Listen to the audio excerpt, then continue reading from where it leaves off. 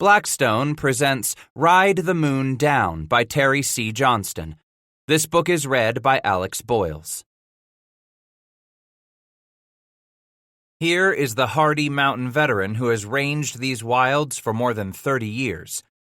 Pecuniary emolument was perhaps his first inducement, but now he is as poor as at first. Reckless of all provision for the future, his great solicitude is to fill up his mental insanity by animal gratification. Here is the man, now past the meridian of his life, who has been in the country from his youth, whose connections and associations with the natives have identified his interests and habits with theirs. Philip Edwards, missionary to Oregon in 1834.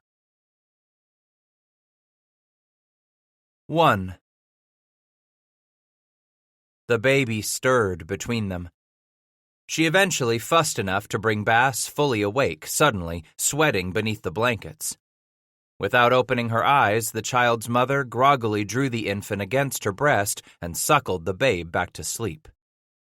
Titus kicked the heavy wool horse blanket off his legs, hearing one of the horses nicker. Not sure which one of the four it was, the trapper sat up quiet as coal cotton, letting the blanket slip from his bare arms as he dragged the rifle from between his knees. Somewhere close, out there in the dark, he heard the low warning rumble past the old dog's throat. Bass hissed, immediately silencing Zeke. Several moments slipped by before he heard another sound from the animals. But for the quiet breathing of mother and the suckling of their daughter, the summer night lay all but silent around their camp at the base of a low ridge. Straining to see the unseeable, Bass glanced overhead to search for the moon in that wide canopy stretching across the treetops. Moonset already come and gone. Nothing left but some puny starshine. As he blinked a third time, his groggy brain finally remembered that his vision wasn't what it had been. For weeks now, that milky cloud covering his left eye was forcing his right to work all the harder. Then his nose suddenly captured something new on the night wind. A smell musky and feral, an odor not all that familiar, just foreign enough that he strained his recollections to put a finger on it. Then off to the side of camp, his ears heard the padding of the dog's big feet as Zeke moved stealthily through the stands of aspen that nearly surrounded this tiny pocket in the foothills he had found for them late yesterday afternoon. And from farther in the darkness came another low, menacing growl. Titus practically jumped out of his skin when she touched him, laying her fingers against his bare arm. He turned to peer back, swallowing hard, that lone eye finding Waits by the water in what dim light seeped over them there beneath the big square of oiled Russian sheeting he had lashed between the trees should the summer sky decide to rain on them through the night. He could hear Zeke moving again, not near so quietly this time, angling farther out from camp. Bass laid a lone finger against her lips, hoping it would tell her enough. Waits nodded slightly and kissed the finger just before he pulled it away and rocked forward onto his knees, slowly standing, smelling, listening. Sure enough, the old dog was in motion, growling off to his right, not where he had heard Zeke a moment before. Yonder, toward the horses at the edge of the gently sloping meadow.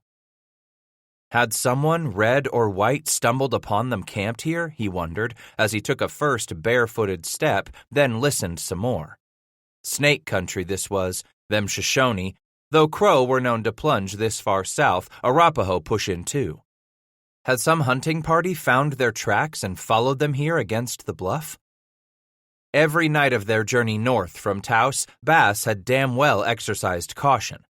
They would stop late of the lengthening afternoons and water their horses, then let them graze a bit while he gathered wood for a small fire he always built directly beneath the wide overhang of some branches to disperse the smoke. Waits nursed the baby, and when her tummy was full, Bass's Crow wife passed the child to him.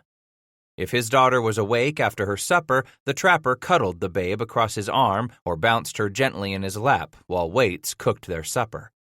But most evenings, the tiny one fell asleep as the warm milk filled her tummy.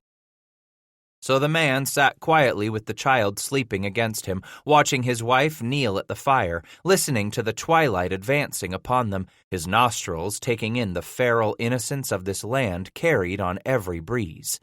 With all the scars, the slashes of knife, those pucker holes from bullets and iron-tipped arrows too, with the frequent visits of pain on his old joints and the dim sight left him in that one eye, even with all those infirmities, this trapper, fondly named Scratch, none the less believed Dame Fortune had embraced him more times than she had shunned him.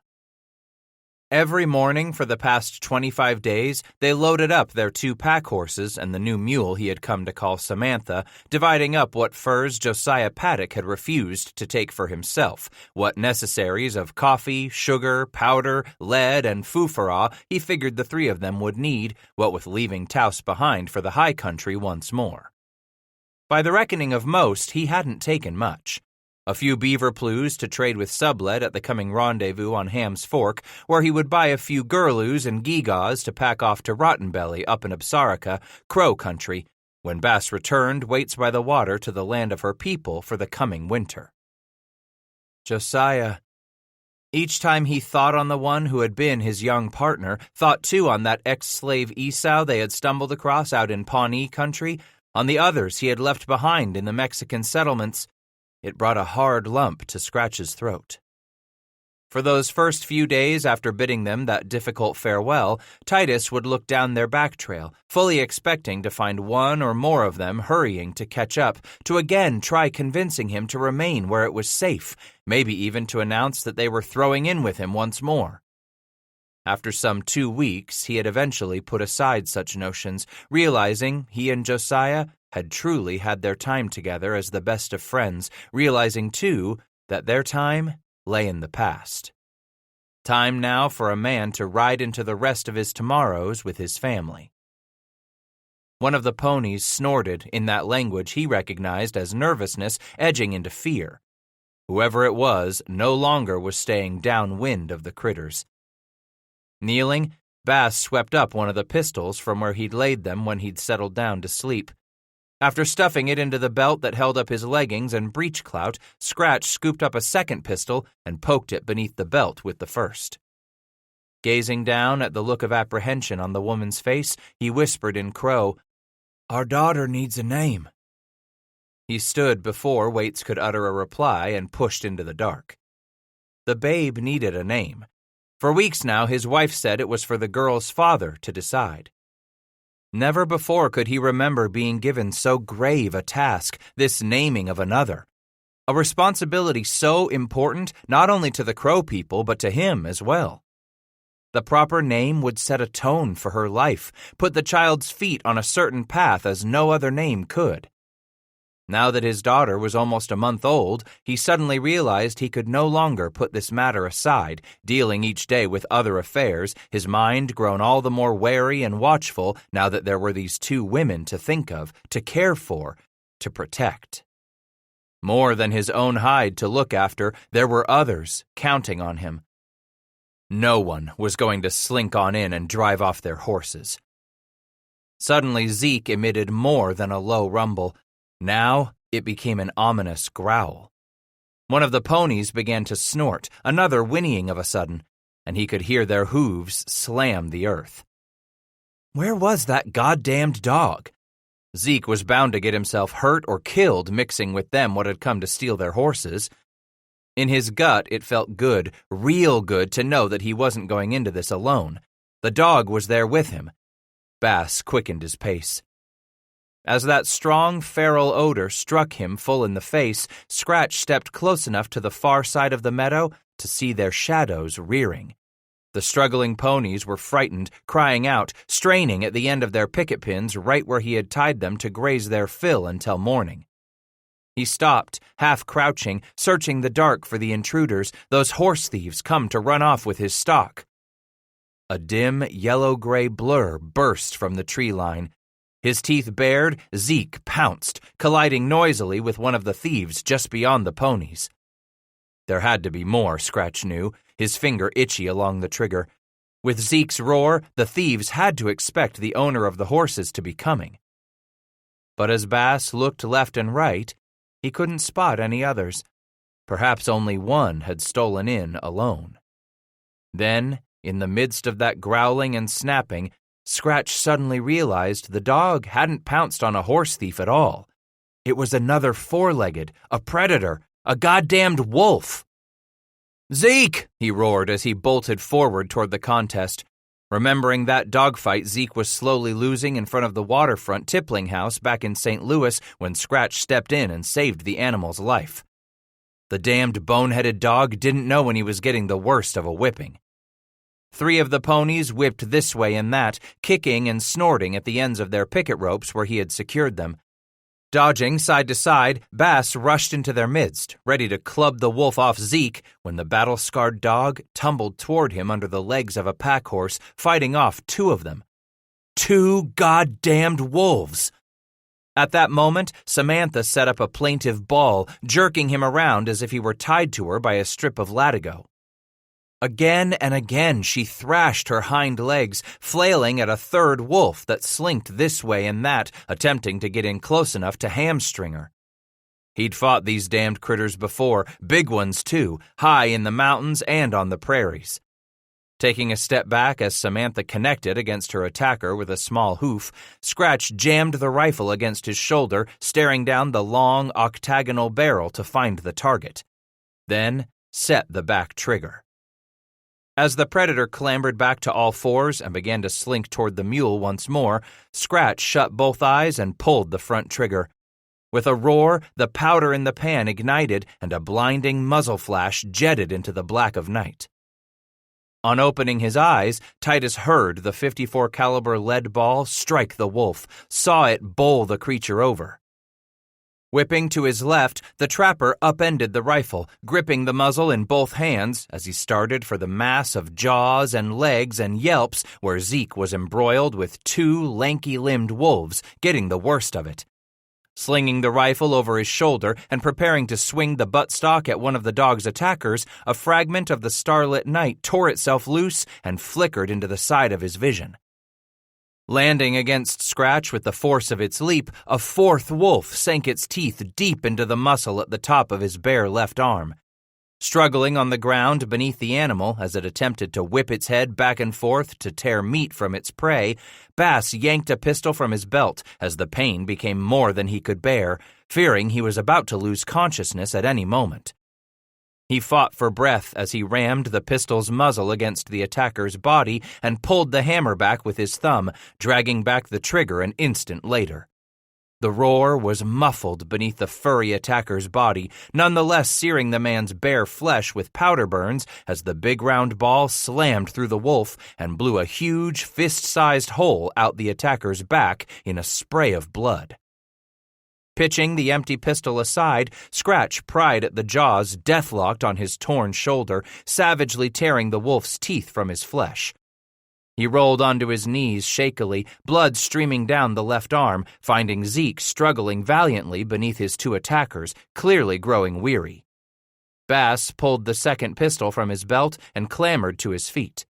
Lunging closer, praying he would not miss, he aimed at the 2 darker forms as they swarmed over their prey. The moment the bullet struck, the wolf yelped and rolled off the dog, all 4 of its legs galloping sidelong for a moment before they stilled in death. The last wolf remained resolutely twisted atop Zeke. The dog had one of the attacker's legs imprisoned in his jaws, but the wolf clamped down on Zeke's throat, thrashing its head side to side in its brutal attempt to tear open its prey, assuring the kill. Rocking down onto his hands, Bass frantically searched the grass for the rifle knocked from his grip, tears of frustration stinging his eyes. By Jehoshaphat, that dog was a fighter to the end. He had known it from the start back there in St. Louis when Zeke hadn't run out of fight, even when he was getting whipped. Scratch's fingers found the rifle, dragged it into both hands as he leaped to his feet, swinging his arms overhead as he rushed forward, yelling a guttural, unintelligible sound that welled up from the pit of him as he lunged toward the wolf and dog. The cool air of that summer night fairly hissed as it was sliced with such force, driving the butt of his long full-stock Derringer flintlock rifle against the wolf's backbone. The creature grunted and yelped, but did not relinquish its hold on Zeke. Yellow eyes glared primally at the man. "You goddamned son of a bitch!" he roared as he flung the rifle overhead again. Driving it down into the attacker a second time, Bass forced the wolf to release its hold on Zeke. Now it staggered around to face the man on 3 legs, that fourth still imprisoned in the dog's jaws. Then, with a powerful snap, the wolf seized Zeke's nose in his teeth, clamping down for that moment it took to compel the dog to release the bloody leg. Whimpering, Zeke pulled free of this last attacker, freeing the wolf to whirl back around. It crouched, its head slung between its front shoulders, snarling at the man. Once more, Scratch brought his rifle back behind his head, stretching that torn flesh in the left shoulder. He was already swinging the moment the wolf left the ground. The rifle collided with the predator less than an arm's span away. With a high-pitched yelp, the wolf tumbled to the ground. Scratch was on him, slamming the rifle's iron butt plate down into the predator's head again, then again. Remembering other thieves of the forest, he flushed with his hatred of their kind. Over and over he brought the rifle up and hurtled it down savagely, finally stopping as he realized he had no idea how long he had been beating the beast's head to pulp. "Zeke," he whispered even before he turned. Staggering toward the dog, Bass knelt beside the big gray animal. Weakly, the dog raised its head, whimpered a bit, then laid its bloody muzzle in Scratch's hand. He quickly ran a hand over the animal's throat, fingers finding warm, sticky blood clotting in the thick hair. Then he dragged his hand over much of the rib cage, the soft underbelly, finding no other wounds to speak of. "Can you get up, boy?" he asked in a hopeful whisper. "Can you?" Patting the dog on the head, Titus stood shakily himself. "Come on now. You can get up, can't you?" God, how his heart ached, not wanting to lose this dog the way he had lost Hannah, the way he lost so many other good friends, the way he almost lost Josiah. "Come on, boy," he urged as if it were a desperate prayer. With a struggle, Zeke dragged his legs under him, thrashed a bit, then lurched upward onto all 4. The dog staggered forward a few steps as Bass crouched, welcoming the animal into his arms. Zeke collapsed again, panting, his breath shallow and ragged. "Good old boy," he cried louder now, his face wet with tears. "We got him, didn't we? Got 'em all." He needed light to look over the dog's wounds. Gazing east, he figured it was nowhere near getting time for dawn. They could light a fire, and he could see to Zeke before packing up and setting out early. Be gone by the time anyone who had spotted their fire could get close. For several minutes, he knelt there stroking the animal as it laid against him, its breath growing more regular. Then he remembered Waits. She would have heard the shots and could well be near out of her mind with fright by now. "We oughtn't go back," he whispered as he bent over, stabbing his arms under the big animal, pulling the dog against him as he staggered to his feet. Its fur was warm and damp against the one arm as he started back toward their shelter in the dark, his bare feet feeling their way through the grass. She was standing there against the trees in front of their blankets, holding a rifle ready as he emerged from the gloom. With a tiny shriek, she dropped the heavy weapon and dashed toward him, throwing her arms around his neck, clinging against Bass and the dog. "He is wounded?" she asked in Crow as she drew back, swiping tears away with both hands. "Yes, but I won't know how bad until I get a fire going." "Your daughter is sleeping," she said as she began to turn. "I will start the fire. You stay with the dog." "That sure as hell is one ugly critter of a dog." From the way the speaker was smiling, Bass could easily see the man meant no harm by his critical judgment. "I take it you're a man what knows his dogs?" Titus asked as he neared the bare-chested white trapper who had stepped out from the trees and willows that lined the south side of Ham's Fork of the Green River, where every shady, cloistered spot was littered with canvas tents, lean-tos, and bowers made of blankets and oiled sheeting. Awful quiet here for a rendezvous, Titus had been thinking, ever since their tiny procession marched off the bluff and made their way into the gently meandering valley. But, after all, it was the middle of a summer afternoon, and a smart man laid out that hottest time of the day. The stranger whistled to the dog and knelt. "He urine?" Bass reined to a halt as Waits came up beside him. "Zeke's his name." Patting and scratching the big dog's head, the man observed, "He been in a scrap of recent, ain't he?" "Protecting our camp from a pack of wolves." The man cupped Zeke's jaw in a hand and peered into the dog's eyes. "Had me a dog not too different than this'n back in the States when I was a growin' lad." Then he sighed. "Likely he's gone under by now. Be real old if he ain't." "My name's Bass, Titus Bass," and Scratch held down his hand to the stranger. "You're a free man, I take it?" the stranger asked as they shook. "Trap on my own hook," he replied. "Then you're likely the bass a feller was looking for, asking if you'd come in when they arrived a week or so back."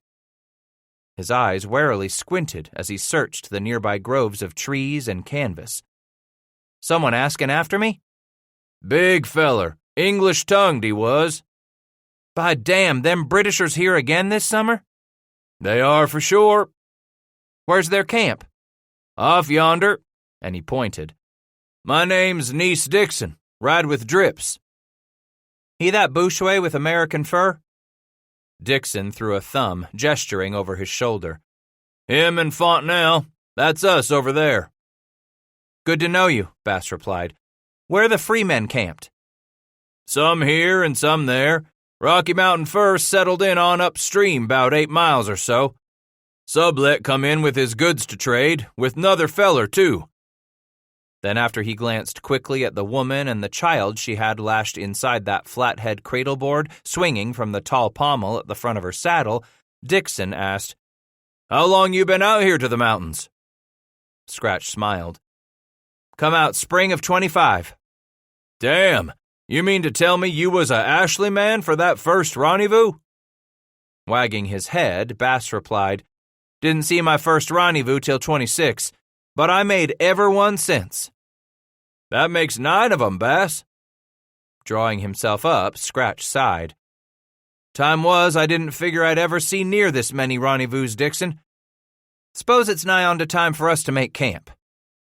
"That sure is a handsome woman," the man declared, backing one step to grab himself a last admiring look at Waits by the water. "I take it she yours?"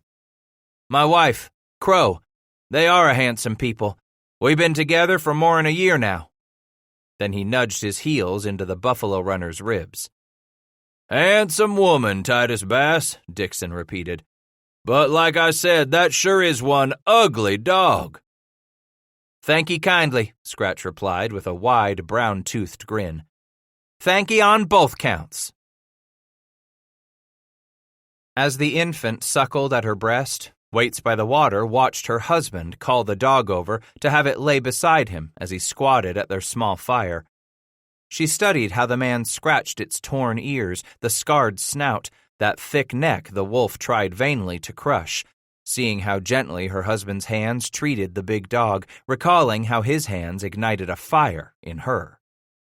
Her husband loved his animals, the buffalo pony and mule, and now this dog, too.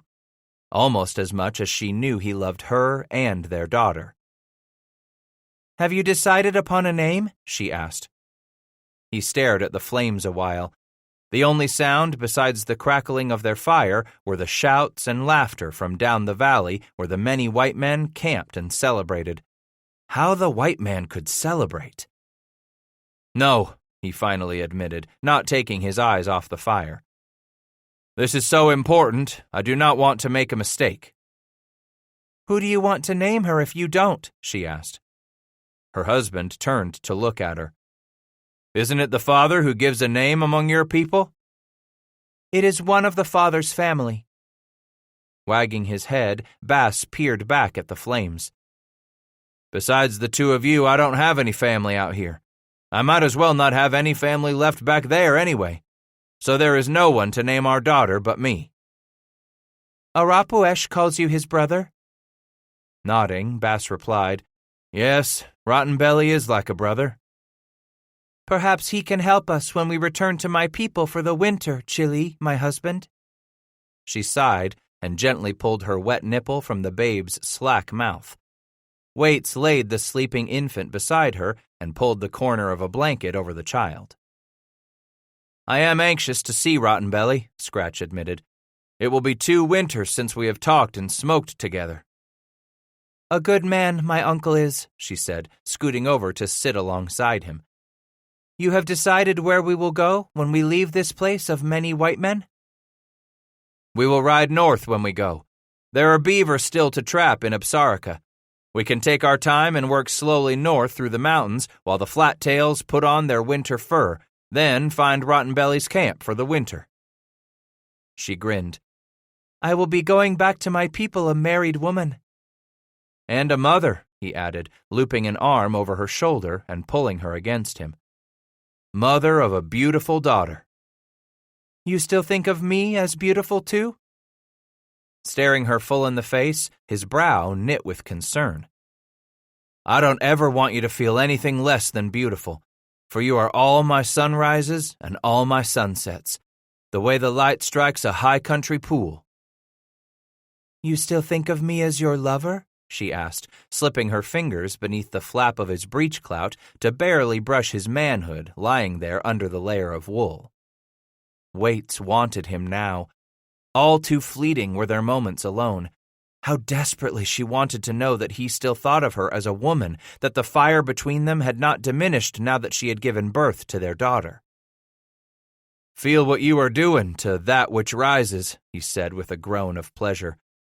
"Then you tell me if I could ever forget you were the lover I've searched for all my life." Strange how it made it hard to breathe each time she felt him stiffen beneath her touch, sensing how her heart started to gallop. Then, too, she always felt a tensing, a teasing flutter, that heated warmth begin down below where she craved him so. Now she snaked her fingers beneath the breechclout and touched his flesh. Just stroking him like this made her grow ready for him. She nestled her head into the crook of his shoulder as his hand probed through the large open sleeve of her dress and found her breast. He found her nipple hardened in anticipation. "How long are you going to do that?" he asked. "Do you want to feel me explode in your hand?" "No," she answered, and pulled her hand away from his quivering flesh, leaning back so that she freed her breast from his hand. Onto her knees she rocked, bending over to yank aside his breechclout there beside the fire pit where she could gaze at the hardness of him. It made her wetter in anticipation as Waits by the water seized both sides of her buckskin dress and yanked it up to her hips as she swiveled herself atop him on her knees. Taking that rigid flesh in one hand, she planted the head of him against her dampness as she guided his other hand back into the wide, loose sleeve of her dress where he could fondle her breast. He responded savagely, imprisoning that firm, milky mound so roughly that she would have cried out in pain had she not already grown accustomed to his all-consuming hunger, his passion when they coupled. Both of them groaned together as she eased down upon his shaft, descending far too slowly for him. Her husband suddenly thrust his hips upward against her, seating himself inside her warmth with a feral grunt of pleasure before he began to sway beneath her. Interlacing her fingers behind his neck, she leaned back to the full length of her arms as he bent forward to bite at one of her breasts through the thin hide of her dress. How she loved to feel the rhythmic bouncing of her breasts as the two of them rocked together, locked as one. But of a sudden he pulled his head away from the breast and yanked at the dress, shoving it up from her hips and over her shoulders as she stretched her arms to the starlit sky where the fireflies of sparks rose beyond the tops of the cottonwood trees. First to one side, then to the other they leaned, struggling to get her dress off her arms and over her head, until he held the rumpled mass in one hand and tossed it toward their bedding. Again she locked her fingers behind his arms as he bent forward to lick at her nipples, first one, then the other. She knew he was lapping at the warm milk that she could sense oozing from them as she neared the peak of her passion. Inside her, he was growing even bigger, ready to explode and fill her with his release.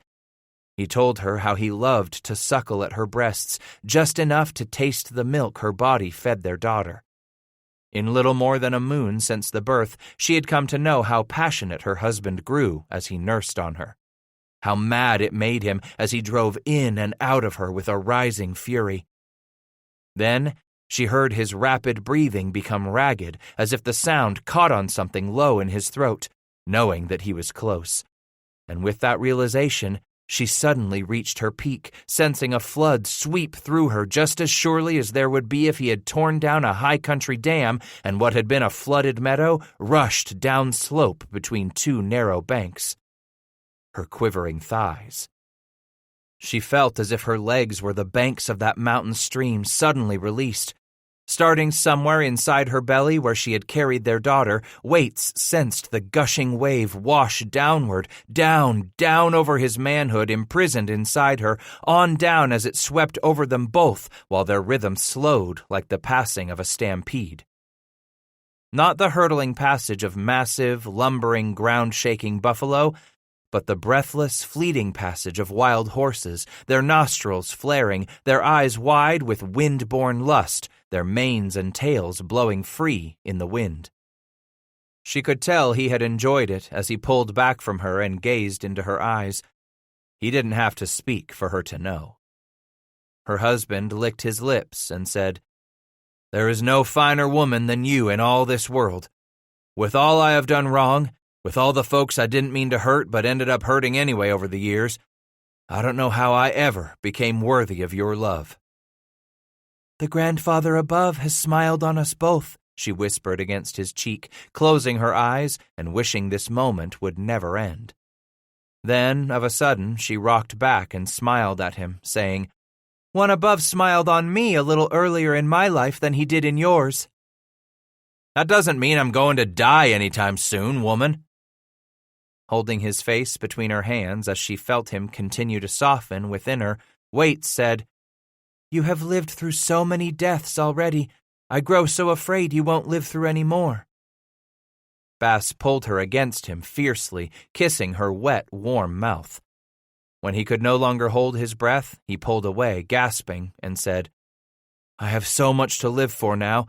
I wouldn't dare go and poke a stick in death's hornet's nest, woman." Resting her cheek against his shoulder, Waits felt guilty that his words gave her so little relief. Finally, she said, "I will consider those words as your vow to me, husband." "You have my promise, till the day we part in death." 2. "Maybe I should catch this strange-looking fish." At her giggle, Bass turned his head to find his wife standing among the willows on the creek bank. "You already caught your fish, woman.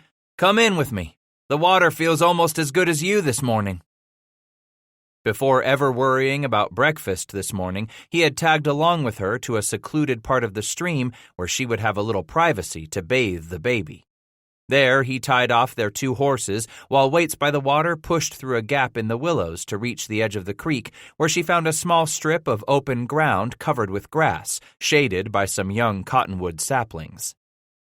As she began to unwind all the swaddling wrapped around the child, he pulled off his grimy calico shirt, moccasins, and leggings, then dropped his breechclout on the bank before tiptoeing into the cool water. Finding it cold enough that morning to make him shiver with those first few steps, Titus finally eased himself beneath the surface until he sat submerged, water lapping up to his shoulders. But he was standing now, scrubbing his skinny legs with creek-bottom sand when she called him an odd-looking fish. Scratch stopped, peered down, studying himself a moment there in the new day's light. "You afraid to come in here and swim with this fish you caught?" "Never did I realize how truly white you are for a white man," she snorted, putting her fingers over her lips to stifle a giggle. Looking down at himself again, Titus had to agree. His legs might see the sun only once a year, come his annual rendezvous scrubbing. From his neck up and his wrists down, the man was tanned brown as a twice-smoked Kentucky ham, but the rest of his skinny, scarred, bony body was about as pale as a translucent winter moon. "Downright stupefying, ain't I?" he said in English as he worked at scrubbing that second leg before settling back into the stream. Waits had finished pulling off all the fouled grass and moss she had packed around the baby's genitals at sundown the night before, and now held the girl just above the surface of the water to gently wash the child's skin. Finally, she laid the infant back on the blankets, patted the child dry, then leaned over to yank up long blades of summer-cured grass from the bank. These clumps of dry stalks she placed under the girl's bottom, packed them between the child's legs, then methodically rewrapped the long sections of cloth, and finally an antelope hide around her daughter's body. Once done with that, Waits by the Water returned the bundled child to the open flaps of the small cradle board as the girl began to fuss. Watching her care for their child there on the bank, Titus smiled, enjoying the round fullness of her rump as it strained against her leather dress, the way her full breasts swayed against the buckskin yoke as she knotted the cradleboard strings. "You comin', woman?" Picking up the cradleboard, then settling cross-legged on the bank, Waits pulled aside the loose dress sleeve and partially exposed a breast, guiding it into the girl's mouth. "As soon as she has eaten some more breakfast." "By the stars, woman, that child eats more than... "More than you?" she interrupted with a big grin. He slapped at the water with one hand. "Seems she's eating most all the time." "That's what babies do, husband. They eat and sleep and mess their cradleboards too." She looked at him a long moment, then gazed up and downstream before she added, "As soon as she is asleep, I'll join you. If no one will see me, I will come in to swim with you." That delicious anticipation was enough to slowly arouse him. Once she had set the cradleboard aside to let the child sleep with her full tummy, Waits quickly yanked off her moccasins. Taking a moment to glance both ways along the creek, she hurriedly pulled her dress over her head and stepped off the bank, sucking in a gush of air as the sudden cold shocked her. "You'll get used to it. Come on over here," he begged. She settled beside him, then turned so that he could pull her back against his chest. There they sat in the middle of the creek as the valley gradually came alive on all sides of them. In the quiet of this early morning, it took little effort to hear sounds drifting from far-off trapper camps and Indian villages, too. Grumbling, hungover men, mothers scolding children in foreign tongues, the whinnying of horses and braying of mules, the crack of axes, and the occasional boom of a rifle against the far bluffs where someone had gone in search of game. Time was he had never seen a rendezvous sunrise unless he was stumbling back to his robes after a long, long night of liquoring and devilment. Many were the summers he drank himself into oblivion, hardly rousing from his stupor to vomit right where he lay, then passing right out again, repeatedly convincing himself he was having a fine time of it. After all, weren't the rest of his friends doing the very same thing day after day until the rendezvous was over and the traders headed east, or at least until he and his friends ran out of money and pelts and it was time to face down their hangovers, time to haul their aching heads back to the high country where they would work up enough plues to pay for another summer spree? The last real drunk he'd given himself was no more than 2 summers before, back to Pierre's Hole in 32. By then, the hangovers had begun to hurt him something terrible. And last year, both he and Josiah took it easy on the whiskey, choosing not to punish the barleycorn that much, what with their both having new wives with them. Wives. Most white folks just wouldn't ever understand, he figured. There'd been no ceremony between him and Waits by the Water. Hell, when he'd ridden off for the Western Sea more than a year and a half ago, Titus had gone to sulking and licking his wounds, figuring her vows of love weren't worth much at all. But come the next spring, there she had been, tagging along with Josiah his own self, clearly intending to find Titus, to show him just how devoted she truly was. No, There had been no civil folks preacher to say the proper words over the two of them as they stood before their families and friends as they did back among the settlements. Such folks in the States would likely mule up their eyes and scrunch their lips in a sneer at the very thought that a man like him and a creature such as Waits could be so much in love that they would privately vow to one another every bit as strong as any white folks' ceremony, promising they would be there until death ultimately parted them. One more reason why he figured he'd made his last trip back east. St. Louis was in the past, and all those white folks, too. Titus figured he wouldn't live long enough to ever want to see settlements again, their sprawl stretching farther and farther west the way they always had. Maybe he wouldn't live long enough to see settlers and wagons, white women and preachers reach the high plains, much less make it to the shining mountains. Why, a mountain man sure as hell oughtn't die afore he had to witness such a goddamned confabulation as that. Damn if it wouldn't likely pull the heart right out of a feller to see all this get ruined with settlers and civilizing. By bloody damn, he prayed there'd still be plenty of wild in the wilderness, enough to last him all the rest of his days. "You are going to see your tall friend this morning?" Waits asked him in a whisper as she gently scrubbed his grimy fingers one by one, scratching at the layers of grease and blood, grit and camp black that had encrusted itself down deep into every knuckle, hardened into dark crescents at the base of every fingernail. "Yes, Gerald," he said in English. "Gerald," she repeated. "Gerald Thornborough," he completed the friend's name with just the proper burr to the last name. "A John Bull Englishman." "That is more of his name?" He chuckled and explained in Crow, "Just Gerald Thornborough. Englishman is where he's from, what he is.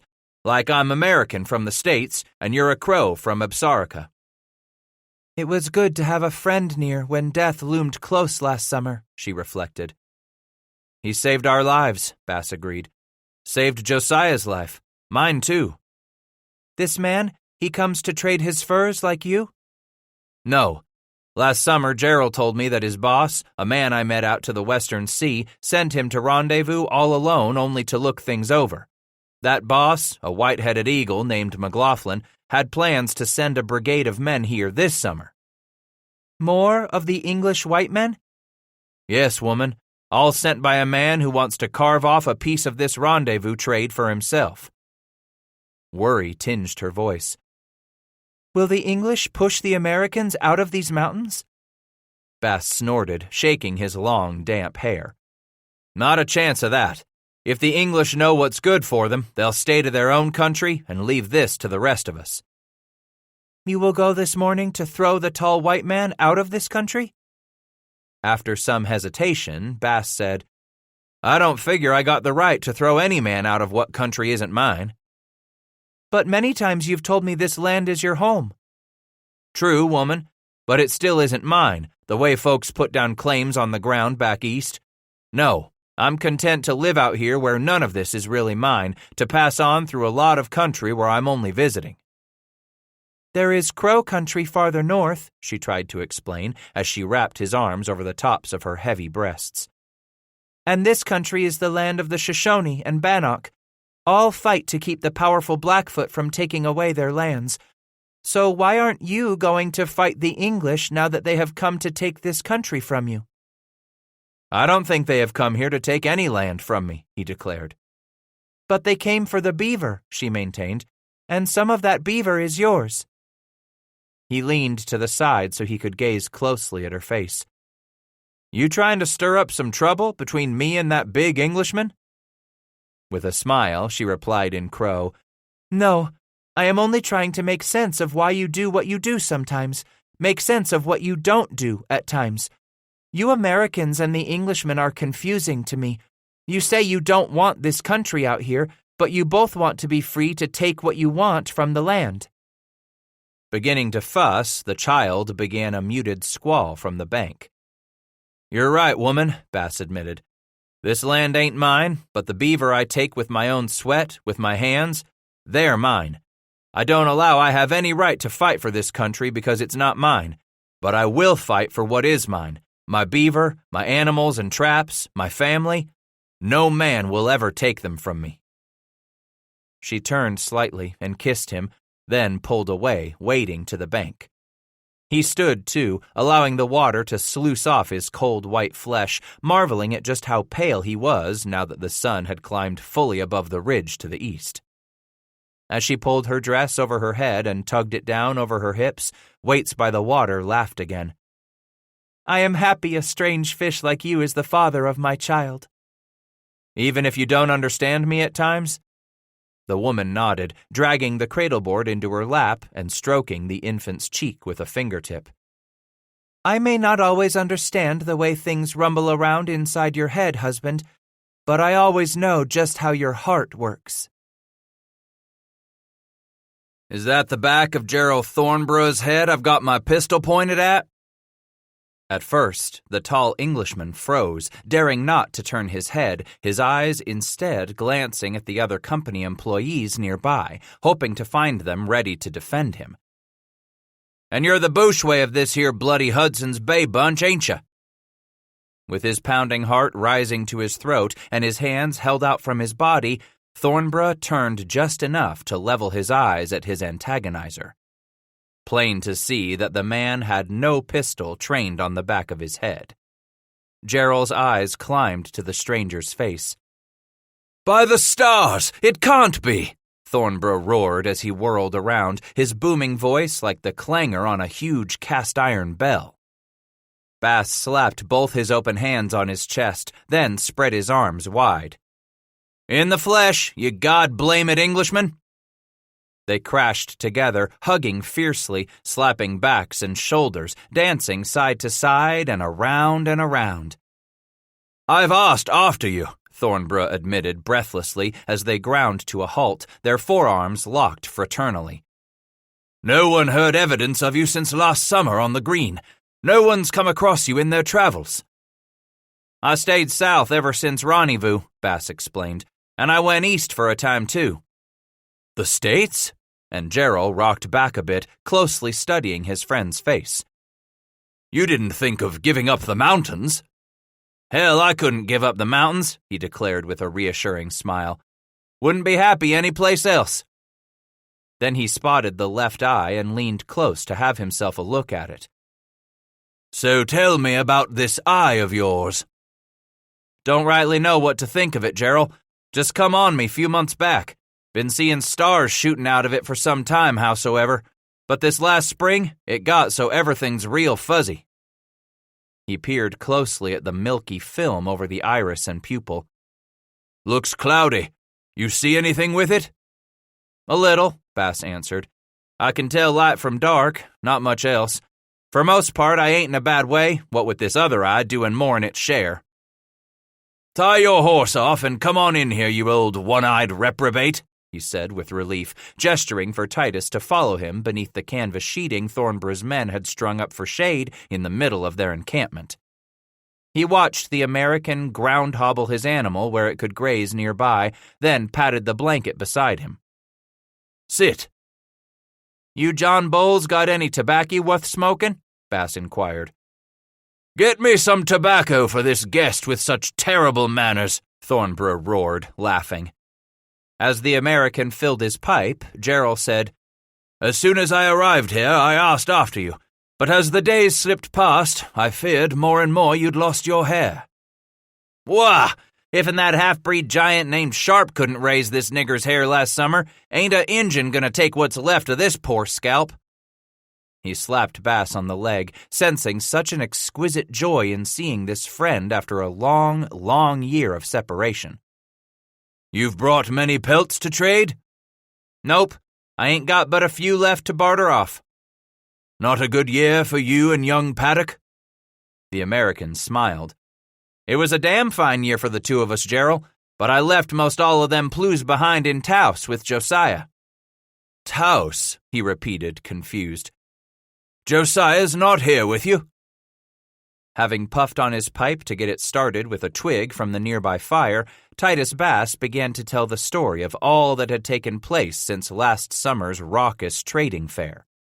From that chase after an old Shoshone friend turned horse thief, through their deadly hunt for an Arapaho war party in the Bayou Salade, onto those Christmas and New Year's celebrations in the little village of San Fernando de Taos, where Scratch had run onto an old friend believed dead.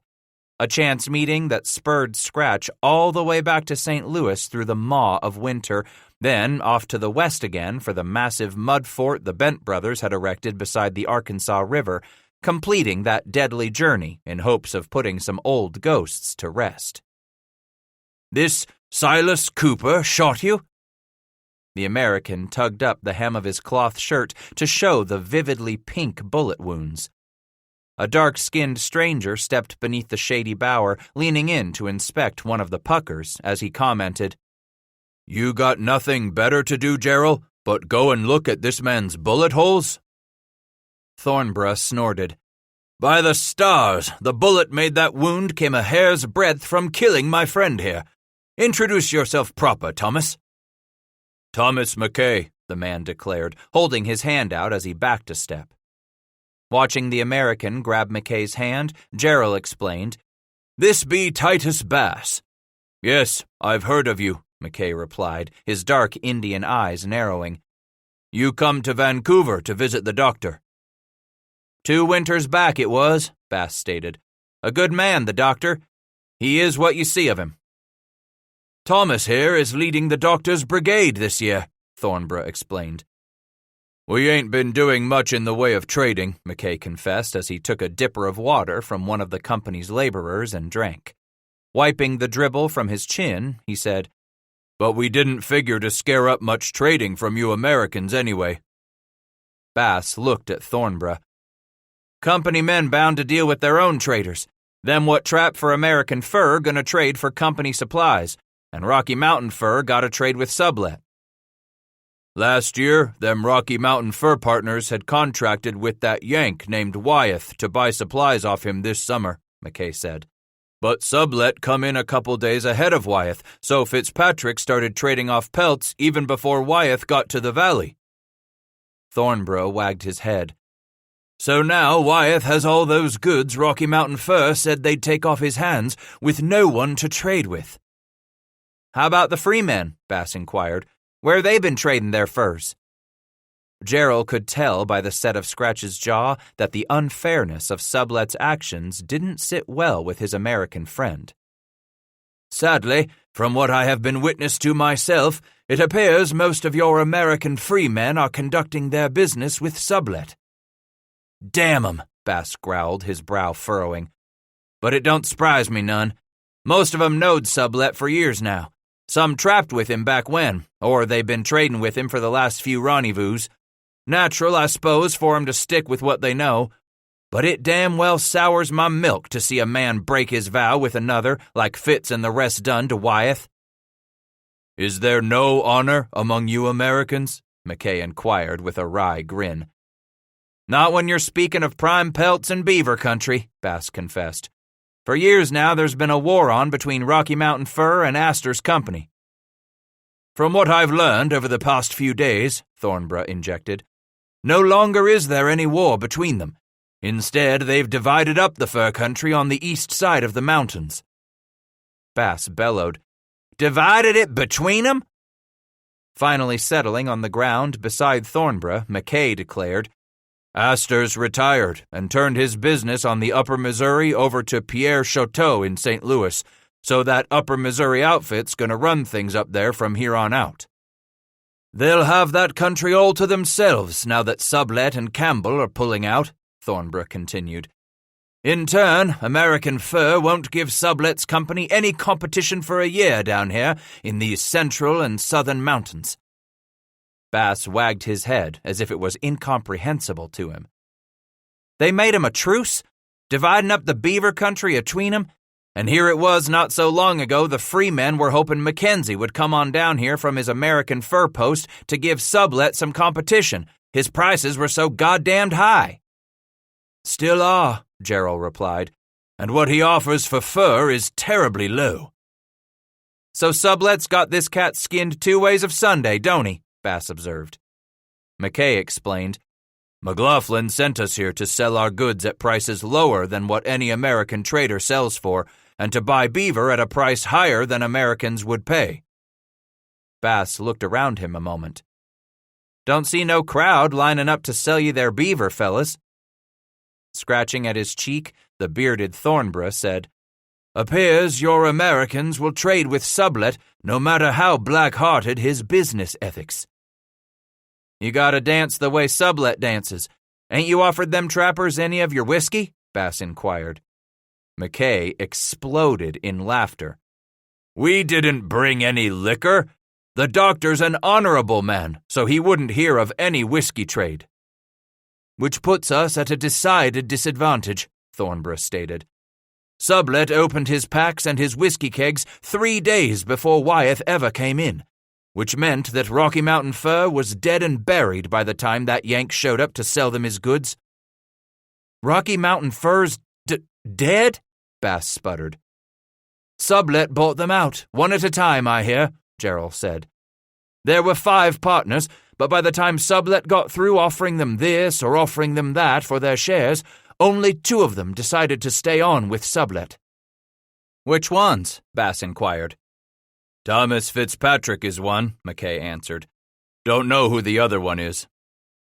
"Rocky Mountain Fur, dead," Bass repeated, staring at the trampled grass. "Hard for that to make sense to me." "So, where's your future lie, Titus Bass?" Gerald asked. "You want to bring your pelts over here and trade with Hudson's Bay?" The American regarded Thornborough a long and thoughtful moment, then admitted, "I figure I owe first crack to the Americans." McKay roared, "You're gonna give in to Sublet's temptations too?" "No," Bass wagged his head. "Feel I oughtn't see what Wyeth's got to offer a man like me what's come in late too, after Sublet's bamboozled all the rest into backing out on their word. What the Yankee can't trade for, I'll be over to see if you can help me out, fellas." Thornborough slapped his hand down on Bass's thigh. "Good man, Titus Bass. Perhaps there is a bit of honor left in a few of you Americans after all." "We still got lots of honor, Gerald," Titus snapped. "A man ain't nothing without his honor. Pulling something so underhanded like that goddamned Sublet done makes all us Americans look bad." By the time Scratch had pushed more than 3 miles downstream that afternoon, what had been a faint, far-off hodgepodge of sounds became the familiar revelry of rendezvous as he drew closer. Down from the bluffs lining both sides of the valley wound small groups of hunters leading pack animals, carcasses of deer, antelope, and elk lashed securely athwart their sturdy backs. In the bottoms, men competed with warriors from the visiting Nez Perce and Flathead camps in horse races, handsome fleet geldings as the champion's prize. Even greater numbers of the trappers stripped down to no more than breech clout and moccasins as they pitted themselves against one another in drunken foot races. Cheered on by foggy-headed companions, the finish line judged by the unsteadiest among them, most of the contests erupted into a drunken brawl as knots of men rolled about in the tall grass. Behind it all arose the periodic boom of rifle fire echoing from the meandering hemline of bluffs where others shot at the mark for a treasured prize or another cup of Sublet's whiskey. Thin, ghostly wisps of gun smoke intertwined to trail lazily on the breezeless air that hot afternoon, its whitish gray captured among the branches of leafy cottonwood and willow. From creekside and meadow alike came the constant din of whoops and hurrahs, loud voices raised in cheer, mingling with a few strident calls made in heat and anger, as men fell to gouging eyes and kneeing groins, urged on by their backers. More than 600 white men, company and free, languished and played, celebrating their survival, toasting their having met the challenge for another year, even though the greater number of them hadn't trapped near enough to pay off the entirety of last year's debt, much less be free to purchase everything needed for the coming season without hanging oneself on the company's hook. 600. Not as many as last year for sure, but still more than had gathered for that high-water mark in Pierre's Hole 2 summers ago. Horses grazed, while some took a dusty roll, freed now for long days when they would not suffer the heavy burdens of the fur trade. a time for saddle sores, cinch ulcers, and herd bites to heal before making that climb to the autumn high country. Off in the distance, through the afternoon's haze, he could make out the tops of the lodgepole swirls, faint fingers of wood smoke still rising from fires tended by the squaws in that camp. Of a sudden, he wondered if that were the Flathead village, and if chance dictated it might be the people Look's Far woman left when she chose to find Josiah, the father of her child. Perhaps he would see before rendezvous played itself out, if only to tell her kin she was safer in that Mexican town on the border of Comanche country than she was living at the edge of the Blackfoot domain. Then again, that band might well be Nez Perce. A man couldn't really tell from this distance, not with all the dust raised by the teeming crowds in the Rocky Mountain fur camp he was about to enter, a veritable town with its streets laid out among the shady trees, the grass trampled by hundreds of feet as groups came and went of some serious purpose. "Got furs to trade with sublet, do you?" Bass reined up, staring down at the face of an old companion. "Elbridge?" "Get down here and shake my paw, Titus Bass." Behind Gray, the others streamed, a handful in all, as Scratch leaped to the ground, dropping Samantha's lead rope.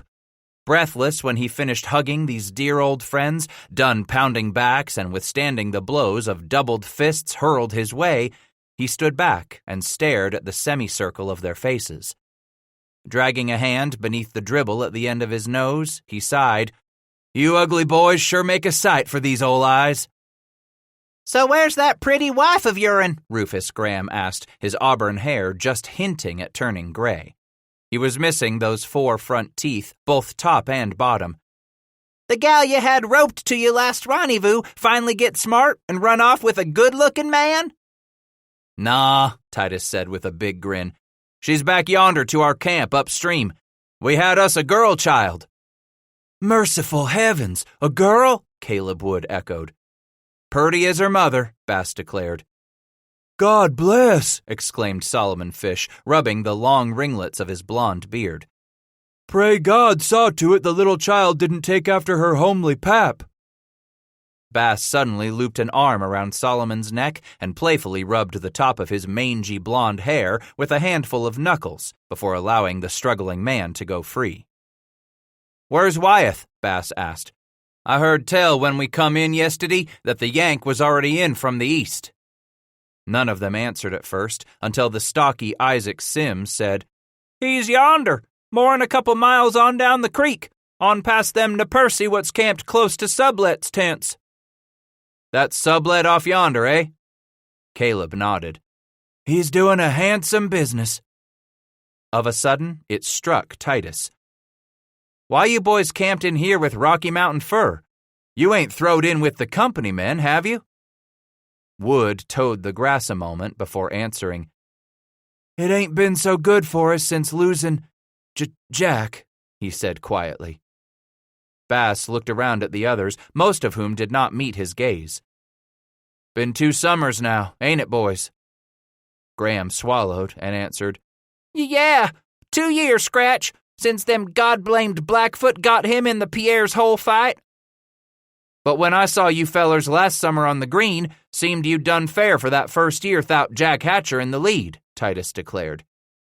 "The more we talked about it last rendezvous," Elbridge explained, "the more we figured we oughtn't try some new country up north when we pulled away from rendezvous." Solemnly, Isaac said, "But a man'd be stupid to ride north without a brigade round him." "So you boys throwed in with one of the outfits, eh?" Bass inquired. "Bridger's it were," Caleb volunteered. "Fitzpatrick was going to the Powder, so we signed on with Bridger." Titus could see it written on their faces, how the toll of losing their leader had marked every man-jack of them. No matter how they had spouted and spumed in protest at Mad Jack Hatcher, not a one of them was leader enough to take the reins and make an outfit of them once again. They were good men, hard-cased and veterans all, but they were followers still. No man could fault them for realizing that before every last one of them lost his hair. "It's a good thing," Scratch told them, "for the Easy Beaver's been took already. To go where the beaver still plays, a man needs to go in goodly numbers. Wise you boys chose to throw in with Bridger's brigade." And he watched how his words visibly struck each one, bringing relief and smiles to eyes and faces. "Where's that Josiah, the young'un you brung with you to the Pierre's Hole fight?" Sims asked. "He was with you last year on the green," Rufus said. Bass sucked down some wind. "Left him in Taos with his wife and boy, along with some trade goods to set up shop." Caleb eyed him. "You figure to be a trader now?" With a wag of his head, Titus answered, "Just Josiah. He'd tempted Lady Fate's fickle hand enough while we rode together. Time was for me to give him his leave." Scratching the beginnings of his pot-belly, Elbridge asked, "Who you riding with come autumn?" "On my own hook, boys." "By jam, just you and the woman?" Isaac inquired. "And our girl." "You oughtn't throw in with us, Scratch," Caleb observed. "That's right," Gray said. "Bridger knows you. He ain't got nothing against a man packing a squaw along." With a shake of his head, Titus quieted their suggestions. "Time's come for me to go it alone. Moseying with a brigade's gonna be the best for most fellas, but there's hard-assed prick-noses like me what are better off on their lonesome. Thanks for the asking. If I was to lay down my traps with any bunch, it'd be you boys, and only you boys." Solomon asked, "Got time for some whiskey?" Titus looked at the five slowly, his eyes narrowing. "You figure this here nigger got stupid in the last year? Course I got time for some whiskey and some stories. Then I oughtn't be on my way to find Wyeth." "But Billy Sublet's got his trade tents just past the bend in the creek," Caleb said. "Hell, he's so close I could throw a rock and likely hit one of his whiskey kegs." "No thanks," Bass said as he turned around and took up both the reins to the horse and Samantha's lead rope. "From what I heard about the underhanded jigger pokey Sublet pulled on Wyeth, I don't care to have nothing more to do with Billy Sublet." "So I suppose you've heard there ain't no more Rocky Mountain fur?" Isaac asked. "But we're still working for Bridger's company," Rufus explained. "From the sounds of things," Bass said, "Fitzpatrick and Bridger can call their company what they want, but Billy Sublet still owns them and calls their tune." Elbridge suddenly placed the flat of his hand against Bass's chest to bring Scratch to a halt. "Then I take it you're a nigger what won't drink none of Billy Sublet's whiskey." Titus thought on it a moment, careful that his face remained gravely pensive. "Is Sublet's whiskey as good and powerful as it ever was?" "Damn right it is," Caleb roared.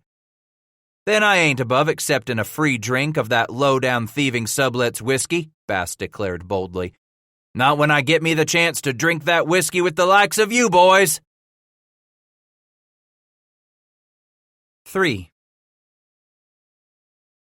As the sun had eased down on Rendezvous that day of revel and reunion, Bass had crawled atop the bare back of the buffalo runner, looped Samantha's lead rope around his hand, and groggily pointed them north. It was twilight before he reached their tiny camp where Waits by the water had a fire going and thick slabs of antelope tenderloin sizzling in his old iron skillet. "You find the trader you went in search of?" "No," he said to her voice at his back as he loosened knots securing those packs he had tied to the back of the mule. Crow words came hard with his thick, swollen tongue that wasn't near as nimble as it had been when he left camp hours ago, so he settled for English. "Ran onto some old friends." She stepped up to him, their daughter straddling one of Waits's hips, clinging like a possum kit to her mother. For a moment she only stared at her husband's eyes, then leaned in close, inches from his face, and sniffed. Bass jerked his head back. "What you doing?" With a tinkle of laughter, Waits replied, "You've been drinking the white man's bilakawitali, the real bad water." "Just because you don't like whiskey don't mean I can't enjoy having some every now and then," he protested slowly, struggling to keep his tongue from getting as tangled as were the knots his fingers fought. "Here," she said, taking his hand and turning him, starting toward their fire. Waits convinced him to settle upon their blanket and robe bedding. "Take our daughter," and she passed the infant down to him. "I'll see to the animals." You're a good woman, he said to her back as she yanked free the first of the ropes and pulled off one of the beaver packs. It was a few moments before he grew aware of his daughter's chatter. There on his lap, she played with her fingers, popped them into her mouth, licked them, then pulled them out and played with them again as she babbled constantly. Struck dumb, he listened with rapt attention, concentrating on the infant as she played and talked and played, her skin turned the color of copper by the fire there at twilight. Why had he never really listened to her until now? Was it the whiskey that had numbed most of his other senses, dulling them so that her chatter somehow pricked his attention? He laughed, and the baby stopped her babble, gazing up at him with widening eyes. In English, he said, "For weeks now I've been wondering what we was going to name you, little one." The moment he finished, she gurgled happily again, which made him laugh once more, causing her, in turn, to stare at him in wonder. "You and me can have us a talk, can't we?" he asked, bouncing her on a thigh. "I talk and laugh just like you, pretty one. So you understand me. And you're going to grow up talking your pap's tongue, long with your mama's tongue, too. Gonna talk happy in both." As soon as his voice drifted off, the infant set right in with her cheery babble. "So when your mama gets mad at me and don't want to talk, or when she don't want to have nothing to do with speaking the white man's tongue I'm trying to teach her, why, you and me can have us all the talk we want." "Talk?" Waits repeated the word in English as she stepped up, then knelt beside him on the blankets. "Yes," he replied in English, and slowly continued in his own language. "We're going to see which one of you learns my tongue first, mama or daughter." "You will teach her to talk the white man's words the way you are teaching me?" He nodded, feeling the fuzziness creep across his forehead there by the warmth of the fire. "I'm hoping she'll want to talk to me when you're angry at something I've done or said." "Do I hurt your feelings when I won't talk to you?" The girl reached out for her mother, so he settled the baby in Waits by the water's lap. "I don't like letting things go," he confessed. "I want to get things settled quick, get shed of those bad feelings soon as we can. Only way to do that is to talk." She brushed the babe's short hair with a palm as she considered that. "Yes," Waits agreed. "When you make me angry with you, I don't want to hurt your feelings because I am so mad I don't know what to say. Now I know that you want me to talk." "That's the only way to... But he lost track of what he had wanted to say. "The white man's real bad water made you forget, husband," she said, then leaned in to kiss his hairy cheek. "No, the whiskey just makes me stupid," he admitted in English. "Better I sleep now." "Sleep," she echoed the English word and reached down to stuff a blanket under his head as he settled back onto the robes. "Like I said, you're a good woman," Bass whispered in English as he closed his eyes. "You, good man," she said the words quietly, haltingly, in her husband's tongue. He smiled and sighed and listened to the baby softly chatter as he sank into sweet oblivion. It was late of the next morning when he awoke, his head tender as a raw wound, his temples thumping louder and louder still as he fought to sit up without his brain sloshing around inside his skull. But at the fire where she was carefully cutting pieces of winter moccasins from a section of smoked buffalo hide, she heard him moving, groaning. In her cradleboard, their daughter was asleep, propped against a bale of beaver hides. Without a word, Waits laid her work aside and kneed up to the fire, pouring coffee into a dented tin cup. "Drink this," she said to him in Crow, holding the cup out between them. Then, as he peered up at her with grateful eyes, Waits spoke in English. "Coffee. For husband's sick head." He tapped his puckered lips with a fingertip. After she leaned over to kiss him, Bass whispered, "What did this old bonehead ever do to deserve such a good woman like you?" After swilling down several pint cups of coffee and gnawing on some flank steak from the antelope carcass they had hanging in a nearby tree, Titus started to feel halfway human again. By early afternoon, the roll of thunder had eased at his temples, and that greasy pitch and heave to his belly had departed. "Do you want my help?" she asked when he brought the mule into camp and dragged over the 2 small bales of beaver he had to trade. "You're a pure delight," he said in English. "Delight?" she repeated. Grinning, "Do you know the word smile?" "Smile, yes," and her whole face lit up. "You make me smile in here," he said using her tongue, tapping his chest. "A big, big smile in here." "To me," she attempted in English as she pulled up the thick, woolly pack saddle pad made from a mountain sheep and lapped it over the mule's back. Minutes later, beneath the painful glare of a summer sun, he encountered a pack train on the move that afternoon, migrating toward him, moving up Ham's Fork. "This here Wyeth's outfit?" he asked as he brought his pony alongside 3 of the horsemen who were wrangling less than a dozen horned cows at the far side of the march. "It is," one answered. "Where's Wyeth?" "At the head yonder," and that second man gestured toward the front of the cavalcade, stirring dust from every hoof into the still, hot air. "Thankee," Bass replied as he kicked heels into the pony and they bolted into a lope, crossing the narrow bottomland that meandered between bare bluffs and the twisting stream. In no time he was standing in the wide cottonwood stirrups, hollering, "Wyeth! Wyeth!" One of the figures ahead turned in the saddle, bringing a hand to his brow as he peered from beneath the brim of his hat. "I'm Wyeth." Slowing his pony to match the pack train's pace, Bass found himself suddenly grown anxious that his afternoon of reunion and celebration had put him 1 day late in trading for what the 3 of them would need through the coming year. The Yanks brigade was clearly on its way. "You pulling out?" he asked of the leader. "Leaving rendezvous?" "Not yet," the man answered. His small eyes in that overly narrow face squinted in the shade beneath his hat brim. "That time will come soon," and he sighed with resignation. "But for now, we're only migrating upstream to find more grass for our stock." "Them cows I seed over there?" Wyeth grinned. "That's what's left of the herd we started with." "You gonna open for trading?" That question plainly startled Wyeth. His eyes blinked in surprise as he appeared to consider his response. Why, there hasn't been anyone wanting to. Not a soul's come to me, our tents, to trade. Suppose I would be willing to trade. Yes. Well, we do have near everything we brought west with us from Missouri to supply Rocky Mountain fur." Wyeth grinned. "Yes, mister, I'll be open for business tomorrow morning after breakfast." With great relief, Bass inquired, "You eat early or late of a morning, Wyeth?" The trader smiled even bigger, the sharply chiseled edges to his lean face easing somewhat with mirth. "I'm one to eat early." Bass held out his hand and shook with the Yankee before he loped away.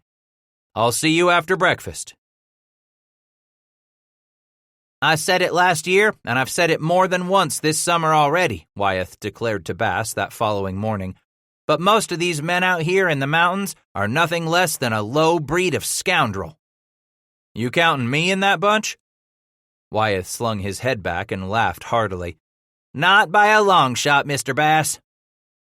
Titus thumbed through some more of the lighter, amber-colored flints. "If'n you had yourself whiskey to trade, I'd be one to give you all my business." "Looking to give yourself a celebration, are you?" Wyeth asked. "And a good-sized headache when you're done, too?"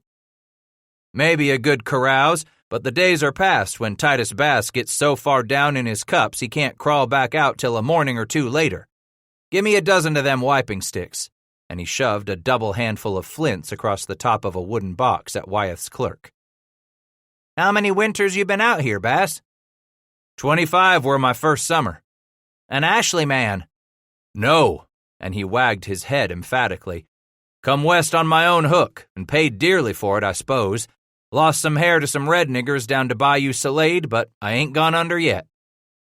Wyeth clucked sadly, then said, "Appears the only ones making any real money out of the mountain fur trade was Ashley, and now Sublet. Damn him, damn him." "Heard how he finagled the Rocky Mountain Fur Boys to break their agreement with you." "Sublet overtook my supply train not far out of the western settlements," Wyeth declared, "and he stayed ahead of me the rest of the way." Knowed the trail better, I'd suppose, Bass stated, as he rubbed a thumb across the edge of a camp axe. I couldn't travel as fast as he with the cattle, Wyeth explained. Started out with more, but what I have left will put to good use eventually. How much for an axe? $250, Wyeth said. Gimme 2. What you figure to do for fur season, Titus said, as he inched down the rows of crates and blankets Wyeth's men had opened and spread across a shady patch of ground beside Ham's Fork, not all that far south of where Bass had camped with his family so that he might stay as far away as he could from the loud and raucous company camps pitched downstream toward Black's Fork. I may send some of the men out. I've been struggling to convince more to sign on with me when I venture into the Snake River country. Beaver country there. Yes, Wyeth exclaimed, beaming. I want to get as far as I can from that country where Sublette and Campbell are building their fort on the Platte. Jehoshaphat, he exclaimed, coming to a stop. Where on the Platte? Mouth of Laramie's Fork, right there on the trail to the mountains. Nodding, Bass said, I know the place. Damn, a fort just east of the mountains. And you know them 2 Bent brothers got theirs down south on the Arkansas. So you're going to trap west of the mountains, eh? I've got these men in my employ and a supply train filled with trade goods, Wyeth explained. I'll put them to work in the Snake country before the end of August, then go on to the mouth of the Columbia. Plan to return to the Snake before winter sets in hard. All the way down the Columbia, Bass repeated. Going to see that white-headed doctor there? No, I'm meeting a ship there. Our enterprise plans to catch enough salmon to fill the belly of that ship before we turn it around for Boston and I turn east to rendezvous with my brigade. I got a friend what's come here with Hudson's Bay, Bass explained. It was him told me about how Sublette dealt you off the bottom of the deck with Rocky Mountain fur. Ah, but Dr. McLaughlin's spies don't realize that I'll be up there on the Columbia real soon to take for myself some of their salmon, Wyeth spouted with glee. Titus ran his thumbnail down a bar of lead. What's your lead going for? $1 the pound? Give me 20 pounds, Bass advised. Tell me, how you figure them Hudson's Bay men are spies? Hell, Wyeth gushed. They couldn't come here expecting to do much business at all. You take a look at their camp? I was there yesterday. See much in the way of trade goods? Wyeth prodded. Anything anywhere close to what I got laid out for you here? Scratch looked it over side to side and had to admit the Yankee was right. Didn't see nowhere near what you got. And you won't, because they didn't bring but enough to make a little show. They aren't here to trade, not really. They come to be McLaughlin's eyes and ears. Ever since Jedediah Smith stumbled into Vancouver, the doctor wants to stay informed of just what Americans will be trapping this side of the mountains in what Hudson's Bay claims is their country. Maybe so, Bass replied, not really wanting to admit that Gerald Thornborough could be there for the unexpressed purpose of spying in the American fur country for McLaughlin. And this was American fur country, no matter what Hudson's Bay believed, no matter what treaty some government fellows had signed their names to in jointly occupying this ground. But if the Central Rockies ever began to run out of beaver, Bass was damned sure the American trapping brigades would push farther and farther west, bumping right up against the British outfits with greater frequency. Mayhaps that would leave the northern rivers for him to trap with little crowding to speak of. Scratch turned to find one of those who had been grading his pelts, now coming up behind Wyeth. What you gonna give me for my beaver? Wyeth took the slip of paper, glanced at it, then stuffed it into the pocket of his canvas breeches. You didn't have much in the way of fur. Already took care of most down to Taos. Didn't leave you with much in the way to outfit you for another year, Wyeth explained. I don't need much. Besides, I got some possibles cached up on the Yallerstone, Bass replied. Then he gestured toward all that he had chosen so far. My plue's gonna cover what's here, and still leave me a little for at least one good whiskey headache? Believe me, Mr. Bass, the Yankee said, for bringing the last of your furs to me instead of taking them to that thief William Sublette, you're going to get yourself a one-day bargain in trade goods, the likes of which you'll never see again. Throughout the rest of that morning, they arm-wrestled on the value of the last of Bass's pelts, then on the price of each and every item Scratch had pulled from the crates and barrels of trade goods. And when it was over, they both could smile and have themselves a drink, toasting their mutual fortunes. "I'll be trapping up in Crow Country," Bass explained, eyeing the number of crates and bales in Wyeth's camp. "My wife's people. If the furs are good up there, I'll stick close to home for spring, too. You gonna haul this whole outfit around, supplying them from your winter camp?" Wyeth stared at the last of his whiskey shimmering in the bottom of his cup a moment, then declared, "I suppose I have no choice, seeing how I've been left with all these trade goods, abandoned by a faithless group of bastards who are refusing to honor their contract with me." "Goddamned shame a man's word ain't wuth near what it used to be," Bass commiserated. "So what does such a man with all these trade goods do, Mr. Bass?" For a minute, he reflected on the possibilities. "I've been out to the Columbia where you said you was going to meet that ship of yourn." "You've been to Vancouver yourself?" "Yep. So I don't figure a savvy nigger would want to build hisself a post anywhere near the white-headed doctor." "McLaughlin," Wyeth said thoughtfully. "Yes, it wouldn't make a lot of sense, would it?" "Mayhaps a man with all this plunder to trade," and Bass swung his free arm in a semicircle to indicate the profusion of goods, "should stake out his own ground." "His own ground?" "Find hisself a spot where he won't have no one near to bump up agin him in business." Wyeth's eyes shone wide and bright. "Yes, yes!" "Some place where he would plop hisself down and be there with his post and his goods for the trappers what wander by," Bass explained, seeing that fire of excitement flicker boldly in the Yankee's eyes. "Some place where that post of his would bring in the friendlies." "The friendlies?" Wyeth drained his cup, setting it aside. "Tribes what cotton up to the white man." "Yes, like the ones here," Wyeth cheered. "Flathead, Nez Perce." "Snake, too." "Why, the Shoshone roam that Snake River country." "Good place as any for a man to be when he's got him a passel of trade goods." Slapping both palms down on the tops of his thighs, the Yankee vaulted to his feet suddenly. "A good place where I'll raise my fort, squarely in the middle, right between the Hudson's Bay at Vancouver on the Columbia and the post Sublette and Campbell are raising at the mouth of Laramie's Fork. God bless you, Titus Bass. God bless you." "What the hell you bless me for?" And he found his cup being filled by the exuberant Yankee. "All is not lost, don't you see?" Wyeth swept up his own cup again, pouring some amber fluid into it from a clay jug. "From the other outfits come here to rendezvous, I've somehow managed to add another 30 men to my brigade, and now I know where to base my operations, by building my own fort squarely in the western country." As for Wyeth, the Yankee did have little choice but to swallow the bone he had been thrown at this turn of life's trail. There truly was no recourse against those who had conspired against him, just as he himself admitted in correspondence written to his financial backers in the East over the last few days, for there is no law here.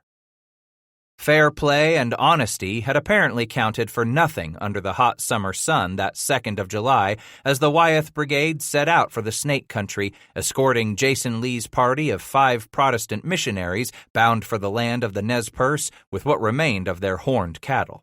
A hungover Bass had finished loading up the last of the goods he had traded from Wyeth that morning as the Boston merchant eagerly prepared to pull out for the West, accompanied by a pair of naturalists he had escorted from St. Louis, Thomas Nuttall, a botanist, and John Kirk Townsend, a Philadelphia ornithologist. Grittily shaking hands with the 2 partners who had done nothing to stop Sublette's underhanded scheming, Wyeth grimly prophesied to Fitzpatrick and Bridger, "You will find that you have only bound yourselves over to receive your supplies at such price as may be inflicted on you, and that all that you will ever make in this country will go to pay for your goods. You will be kept as you have been, a mere slave to catch beaver for others." Upon marching away from that rendezvous in the valley of Ham's Fork, the Yankee tipped his hat and smiled at Sublette and Campbell, those who had done everything in their power to destroy the success of his business enterprises, vicious competitors who, out of some species of curiosity, had come to see him off. To them and the remnants of the Rocky Mountain Fur Company partners, Wyeth vowed, "Gentlemen, I will roll a stone into your garden that you will never be able to get out." His was a threat that would echo even louder across the years to come. The unmerciful August sun stung Bass's eyes with the burn of mud-dauber wasps as he stepped from the cool shelter of the cottonwoods along Ham's Fork to watch the approach of those 18 Frenchmen and half-breeds moseying unhurriedly behind Thomas McKay and Gerald Thornborough. The seething orb had just emerged from the ridges to the east, but already the motionless air felt stifling. "Not a good day for the trail," Titus called out as the ragged column approached. "We better get out while we still have some fat on our bones," Thornborough roared and brought his tall horse to a halt. He swiped a hand down his sweaty face. "Not one of us used to this bloody heat, Scratch." "Figure we can stay and sweat in the shade," McKay declared, "or we can start back to our country." "Where it's cooler," Thornborough interrupted. "And green, too." For a moment, Bass regarded the austere beauty of the burnt sienna bluffs that rimmed the valley, shoved up like massive, mighty shoulders against the pale summer blue of the morning sky. "Green there all the time, ain't it?" "Winter or summer," McKay agreed. "You can keep it," he told them. "I'll stay on here where there's real seasons. Much as I hate the summers, I'd rather have me my seasons." "The snows don't get deep in Oregon country," Thornborough chided as he started to rock out of the saddle. "And the snows don't stay near as long as they do in your mountains." "You ain't got me to worry about moving in with you, Gerald." "If not, will we see you next rendezvous?" He watched the Englishman step up before him. "'Less I've gone under, that's for sartin." "You have all you'll need for another year, my friend?" "Believe I do." "Powder and lead?" "Yep." "Blankets and beads?" "Yes, Gerald," he answered with a smile. "Even got some gurloos and gewgaws off Wyeth in my trading." "That Yank's sure to trouble the company," McKay snarled. "I just know it, Gerald." Thornborough turned back to Bass. "You'll watch what you got left for Hare?" "I got me others to watch over now," Scratch replied. "They're beauties, let me tell you," the tall man exclaimed with admiration. "Good thing the wee one takes after her mother, gorgeous as she is." "Wouldn't do to have a sweet babe like that take after her mud-ugly old man, would it?" And then they stood there, motionless a long moment longer, staring at one another, growing in the unease of knowing the time had come once again. "I said my fare these to you twice afore, Gerald," Bass stabbed the silence between them as the men sweated and the horses stamped in a semicircle around the two of them. "What's that you're trying to say?" "That this may be a fare thee too, but it's also a promise to cross your tracks again." Titus held out his hand between them, but Thornborough shoved it aside roughly and seized the American in both of his massive arms, pulling the smaller, thinner man into a ferocious embrace. At that very moment, Scratch was grateful Gerald nearly squeezed the breath out of his body. For that moment, Thornborough choked off the sob that threatened to overwhelm Titus. When the big Englishman pulled back, their arms outstretched between them, Bass blinked several times, squinting as if troubled with the intense light. But it was the fire of those sudden tears that stung his eyes now. Thornborough inched back another step. "I'll hold you to that promise, Titus Bass, true lord of this great wilderness. If God doesn't take me, and the good doctor so chooses, I'll be back here to your rendezvous next year." "I'll be here, friend. Lay your set to that." And he studied the way the huge man moved as Thornborough turned and stepped back to his horse, taking his reins from McKay, then rose to the saddle. "Give my respects to the doctor." "I will do that," Thornborough agreed as he urged his horse away slowly. "He's a good man, for an Englishman." Gerald bawled with a crack of sudden laughter that split the hot air. "You aren't a bad sort either, not for a wretched American." Then he called out, "Watch your back trail, Gerald." Thornborough turned and smiled hugely with those massive teeth of his like whitewashed pickets surrounding a settlement house. He waved one last time, then twisted back around in the saddle and was swallowed up by the rest of those bringing up the rear of that column. When Bass finally felt the fiery touch of the sun against the side of his face, he reluctantly wheeled about and started for the shade, finding Waits by the water standing in the shadows, the sleeping infant at her shoulder. "It pleases my heart so much that you have such friends as these," she said as he came into the shade. Laying an arm over her shoulder, he turned to watch the small brigade slowly move away, disappearing into the shimmering heat rising in waves from the sunburnt landscape. "First Maker has blessed me with a few good people through all my days," he responded in Crow. "The sort of friends that show me, no matter all the mistakes I made in my life, just how the grandfather still smiles on me." "A man's life is not all horses and battle honors," she said. "In the end, a man's life must count for more than that, husband." "Yes," he agreed, turning with her now, heading back to their bowers as the valley fell quiet once more. "Good friends, and this wonderful woman who has blessed me with a beautiful child." "A child who has no name." "But not for long," he said, squeezing her against him. Breathless, she turned within the yoke of his arm. "Have you chosen a name for our daughter?" "Tonight, when the sun settles to the edge of the earth, we will celebrate for her." 4. It seemed as if the rest of the world held its breath. With the sinking of the sun and the arrival of twilight, that faint afternoon stirring of the air grew still. From the burning cottonwood limbs, a dizzying array of sparks popped free, each dancing firefly swirling upward without torment in its dazzling ascent. The baby talked and talked, more than she ever had, playing with her hands, reaching out for the distant sparks as if to snatch them from the darkening sky. Ever since arriving there at Rendezvous a handful of days ago, she had suddenly taken to chattering, more every day it seemed. A happy, cheering babble. This evening, as the baby talked to the sparks and those leaping blue-yellow flames, Titus sat with his daughter on his lap, cradled against him, his back resting against a downed stump, as Waits by the water completed the last of her chores at the edge of the fire, stuffing utensils, root, and leaf spices away in her rawhide bags, then looked over at her husband and sighed. "This has not been an easy day," she admitted. "Why?" "It is hard to wait," the woman confessed, knowing she would finally have a name. "She's always had a name," Bass explained. Waits stared at him a moment more before asking, "What do you mean, our daughter has always had a name?"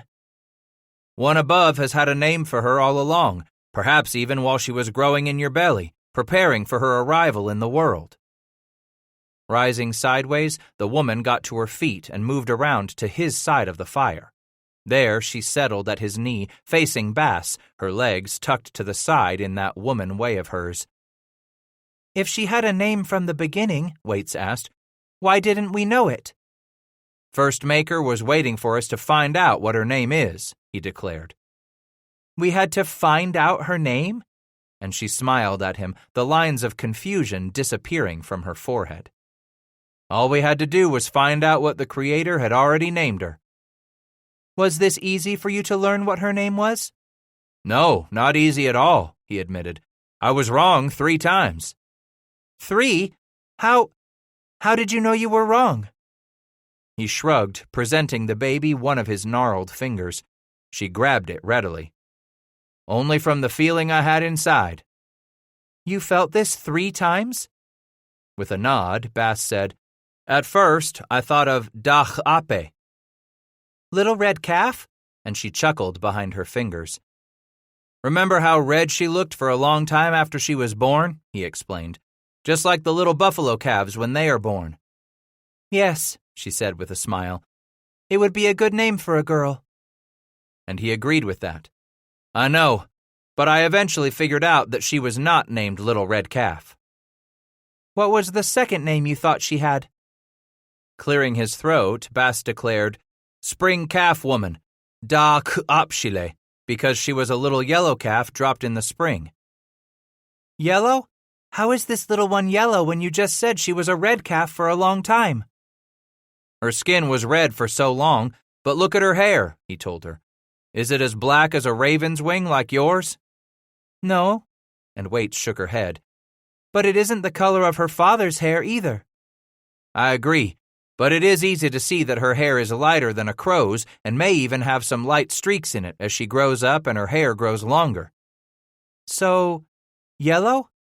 Yes, because my sister and one of my brothers had blonde hair, yellow as riverbank clay. I think I am glad we did not find out her name was Spring Calf Woman, Waits replied thoughtfully. That is far too much to say for a little one. I remember how hard it was for me, how long it took to learn to say all of my name when I was so small. Most parents give little thought to what trouble they may cause their child when they name them, he explained. And I suppose you would say that most parents do not try hard enough to find out what their child is already named? Yes, he responded with glee, pedaling his hands up and down for the baby who had a fierce grip on his 2 index fingers. Waits laid a hand on Bass's knee, took the girl's foot in her other hand, and caressed the tiny toes. What was the third name you wanted to give our daughter before you found out it did not belong to her? Cricket. The happy insect? Yes, and Titus laughed easily, thinking about it again. For the last few weeks coming here, I have listened to her as she began to make sounds. Sounds? Just sounds, but most times they were happy sounds. I was reminded of a tiny cricket hiding somewhere under our blankets or in my beaver hides, chirping so cheery and happy. She echoed the name as if trying it out. Cricket. But at dawn this morning, after you fed her and she did not go right back to sleep, he explained quickly, I had the feeling that Cricket was not her name. Something told me. Grandfather above told you. Yes, he replied. And as she sat in her cradleboard watching you and looking at me too, talking to us like we understood everything she was trying so hard to say, the Creator finally agreed that I had found our daughter's name. After 3 others, you are sure this is the one? Yes, Wah, he answered, using the Crow word for wife. I discovered the name she has had all along. So, Aksawachi, she addressed him as a father, are you going to tell me just what this little person of ours is named? I think you should bring me my pipe and tobacco, he suggested. She clambered to her feet and knelt among the rawhide parfleshes and satchels. See? Waits proudly held up the small clay pipe. I know where you keep this safe. There's some new tobacco I traded for, laying there in that new blanket we now have for the baby. Waits pulled back the folds of the thick wool blanket, fingering it a moment. She will stay warm this winter. Gonna be colder in Crow country than you were down in Taos while I was gone. Pulling apart the crumpled sheet of waxed paper, Waits selected one of the twisted carrots of tobacco, then refolded the rest and stuffed it back beneath the layers of that new blanket. No, husband. I was colder there in Taos than I will be this winter among my own people because I did not have you with me. He sensed a stab of remorse, recalling the wrenching conflict he had suffered after deciding to leave his pregnant wife behind while he attempted a midwinter pilgrimage to hunt down some old friends in St. Louis. No more should you fear, for we will spend the rest of our winters together, Wah.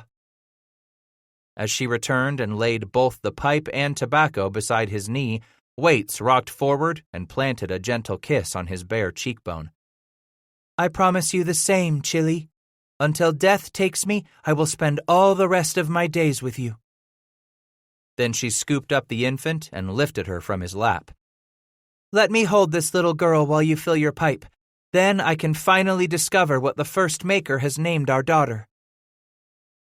From the narrow tail of that twist of dried tobacco he had traded from Nathaniel Wyeth, Bass crumpled a little of the dark leaf between a thumb and finger, dropping each pinch into the bowl of his clay pipe. Although fragile, these pipes had long been a staple of barter between the white man and the red, going back some 200 years. While they might break if a man did not carefully pack his pipe among his possibles, they were extremely cheap.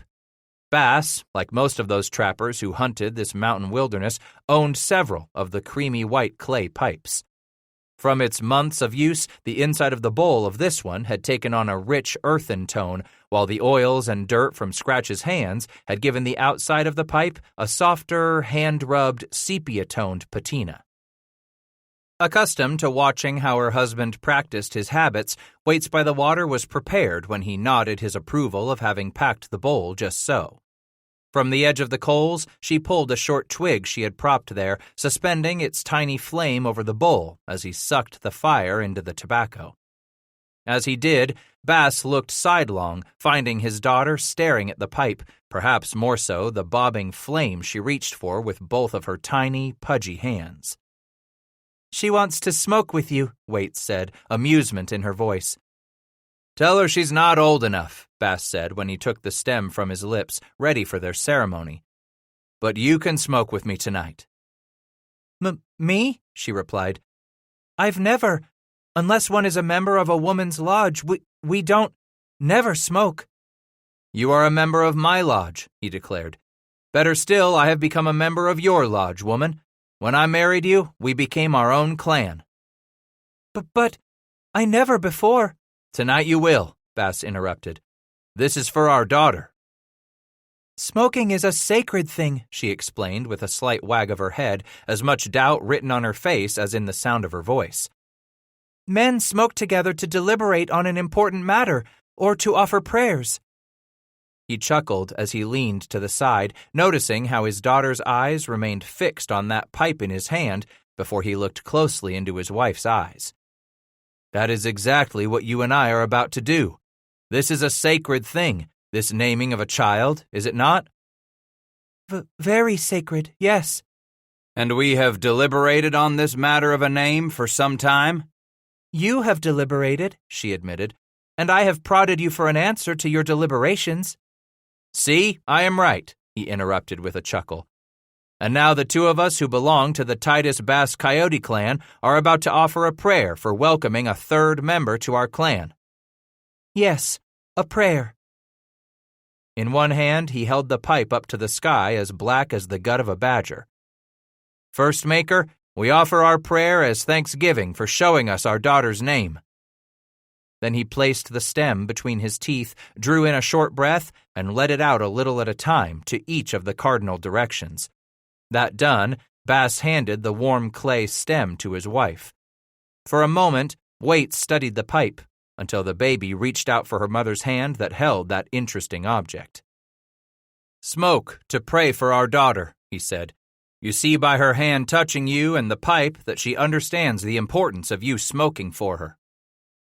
Slowly, the woman pulled her hand away from the baby's tiny fingers, placing the stem against her lips. "Don't draw in much," he advised. "Just a little. I don't think the spirits will mind if you smoke only a little.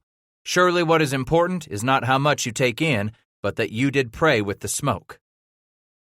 Waits wrinkled her nose at the bitter taste as soon as she drew some smoke into her mouth. This she quickly expelled in one direction. Then followed suit with 3 more short puffs to finish her circuit of the directions as the child in her lap began to fuss. "She wants that pipe," Bass said as his wife handed it back to him. "Or she wants your attention." "When will I learn what her name has been all this time?" she asked, licking her lips and tasting the strong tobacco. "Patience, my wife." Then he raised the pipe to the sky again. "Grandfather above, we offer this prayer to ask that you guide our steps in protecting this child as she grows." Once more he smoked, exhaling 4 light puffs to the 4 directions, then watched as Waits again completed the offering of her prayer as the baby began to fuss, kicking her legs and balling her fists as she flailed her tiny arms. Quickly, Waits handed the pipe back to Titus. "Now she wants only my attention." With a smile, Scratch said, "Take her clothes off." "That isn't what is going to make her happy." "As we offer our daughter to the grandfather," he explained, "she should be as naked as the day she came to be with us."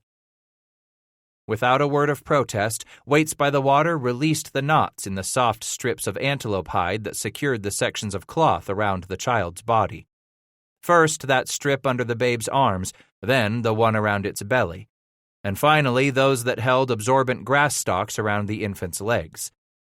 With a dry scrap of wool, Waits quickly wiped her daughter's bare bottom, then handed the squirming bundle over to Bass.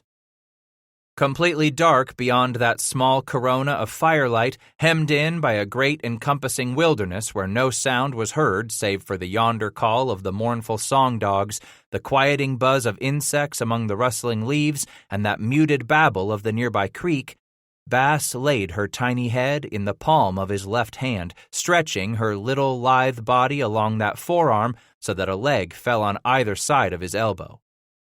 With the fingertips of his right hand, he gently caressed her forehead, cheeks, and under her chin, slowly soothing the fussy child, quieting her. Down each arm he lightly rubbed, fingertips pressing softly as he progressed. When he looked up at Waits, he found admiration in his wife's beautiful black cherry eyes. Then he gazed down at his daughter once more and continued massaging her plump little body while he whispered to her the nonsense that makes no difference to an infant who knows only that she is the center of her own universe at that moment. Down each hip and on down each leg, Titus didn't finish until he had gently rubbed every small toe. He raised her head and kissed the tiny brow, watching the babe's wide, wondering eyes roll upward as he lowered his hairy face toward her. Then Bass clutched the infant in his two strong hands and slowly raised her above his head until his arms were outstretched. She began to squirm again, her legs kicking, arms pumping, fists flailing in discontent, a little brown-skinned ball of anger at the end of his arms, held here against the black sky in the fire's light, her flesh lit red as Mexican copper. "We honor this gift you have given the two of us, First Maker," he said now.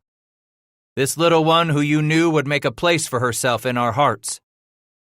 Slowly, the baby slowed her legs' gyrations, quieted her fussing. "You gave this little one her name at the very beginning, even from the start of time, and you have waited for us to discover her name for ourselves." The child cooed, reaching for those sparks that spiraled upward from the flames leaping inches from Bass's knees. Then he realized his daughter was no longer trying to catch the daring, dancing sparks. Instead, she reached for those twinkling bits of light just beyond her reach, those stars flung against the blackened backdrop. "Help us protect her, to raise her right, strong, and straight. Help us to teach her to know you," he said, feeling the first tear spill from his brimming eyes. The infant was talking again, not chattering at her father, but babbling at those flecks of light in the sky above her, just beyond her reach. "We know she is our child for only a short time, Grandfather. We know you have been so kind to part with her while she comes to us for a short time. Help us both to see that she walks the right trail, and help us to make her happy." At the end of his arms, the babe stretched out her arms again and again, flexing her tiny, pudgy fingers, trying to scoop up the glittering specks of brilliant light as her happy, constant chatter grew all the bolder. "So you have told me her name," Bass said, both eyes streaming now as he gazed upon his daughter. "We ask your blessings on this child who will be called Magpie." Quickly he looked over at his wife. Tears suddenly spilled from her eyes too as she brought the fingertips of both hands to her lips, smiling and sobbing at the same time. Waits nodded to him, then looked at their daughter there above them both in the copper firelight. Past the happy sob clogging her throat, Waits by the water pushed the word, "Magpie." "Magpie," Bass repeated as he lowered the babe into his wife's arms. "This little talking one called Magpie has come to be with us for a while." As they followed Ham's Fork down to its mouth to depart the valley, Bass had kept his pony close to Waits's horse. The rendezvous site was crowded with coyotes, a few lanky-legged wolves, and flocks of big-winged, wrinkle-necked buzzards flapping and cawing out of the sky all around them. Zeke strained at the length of rope tied round his neck, yanking on the strong hand that restrained him as Titus led them east. "Easy, boy, easy." From far and wide, what had called in those predators was the stench. Those streamside camps, once filled with over 600 white men along with some 3 times that many Indians, was making for quite a feast of carrion. Several snarling wolves or angry flapping, snapping vultures clustered around every butchered carcass or gut pile left behind. So bold had these predators become with their feasting that the sound of the horses' approach did not drive off the four-legged and birds, much less the sight of those horses and humans as Scratch took his family past the refuse of each of Rocky Mountain Fur's progressive camps, Wyeth's camp, and finally what had been American Fur's camp, where Ham's Fork poured into Black's Fork. It was good, he thought, so good to leave that place where so many had crowded together with all their noise. That place of grass trampled beneath so many moccasins and hooves, what grass hadn't been cropped and chewed by the thousands of horses. But given a winter to lie fallow beneath the snows of this high, arid country, those meadows along the creek would cloak themselves in a thick coat of green come spring's torrents. How much he had been looking forward to their return to Absarica. All the memories flooded together as they crossed the Green and made for the southern end of the Wind River Mountains, where they climbed up the west side of the southern pass and crossed over to the Sweetwater before striking due north for the Poposha, following it as they rose into the eastern slopes of the mountains. For several weeks they leisurely clung to the high country, working their way north by west through the rugged Wind River Range until they reached the country where the passes either carried them west to Davy Jackson's Hole or north into the forbidding fastness of the hulking Absarica Range. Instead, they turned southeast around the end of those mighty hills and made for the Owl Mountains.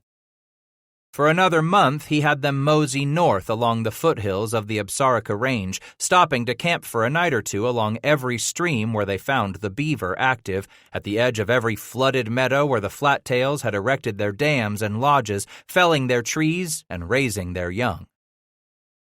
Before leaving camp for his trap lines each morning, Bass freshly primed a pair of smoothbore fusils and their 2 extra rifles, along with a brace of pistols, leaving them propped here and there against their shelter or astride beaver packs, somewhere easily within her reach. Besides those usual chores of tending to the baby's needs, bringing in firewood, making repairs to moccasins and clothing, or preparing meals for her ravenous husband, Waits by the Water again proved herself an invaluable campkeeper by expertly fleshing every beaver hide he dragged in, cleaning it of fat and excess connective tissue after Scratch pulled the heavy green hide off the carcass at streamside. Last fall in the Bayou Salade, he had taught her how to lash the green hide inside a large willow hoop, threading a long rawhide wang round and round as she stretched the beaver skin to dry. At most camps, they snuffed their fire by twilight and warily slept out the night in a darkness that made those autumn nights feel all the colder.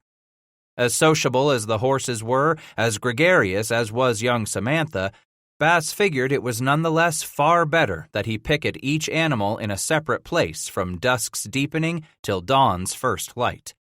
If some thieving redskins happened to stumble across them, far better was it to lose one or two than to have the whole bunch driven off together. Better to count those horses' ribs than to count their tracks. As soon as Magpie was sleeping soundly on the far side of her mother, lying close at hand for those times when the child awoke hungry during the night, and Waits by the Water was nestled beneath their blankets, Titus always slipped quietly into the frosty darkness. One by one he made the rounds, checking on the horses, then the mule, before bringing the buffalo pony with the spotted rump right into camp. Dropping a loop of rawhide rope around its head, Scratch played out the rest of the rope as he settled back among the blankets and robes with his wife and child. After tucking the end of the rope securely beneath his belt, the trapper could finally close his eyes, assured that he would be jolted awake with the pony's slightest tug on the rawhide rope as it grazed through the night.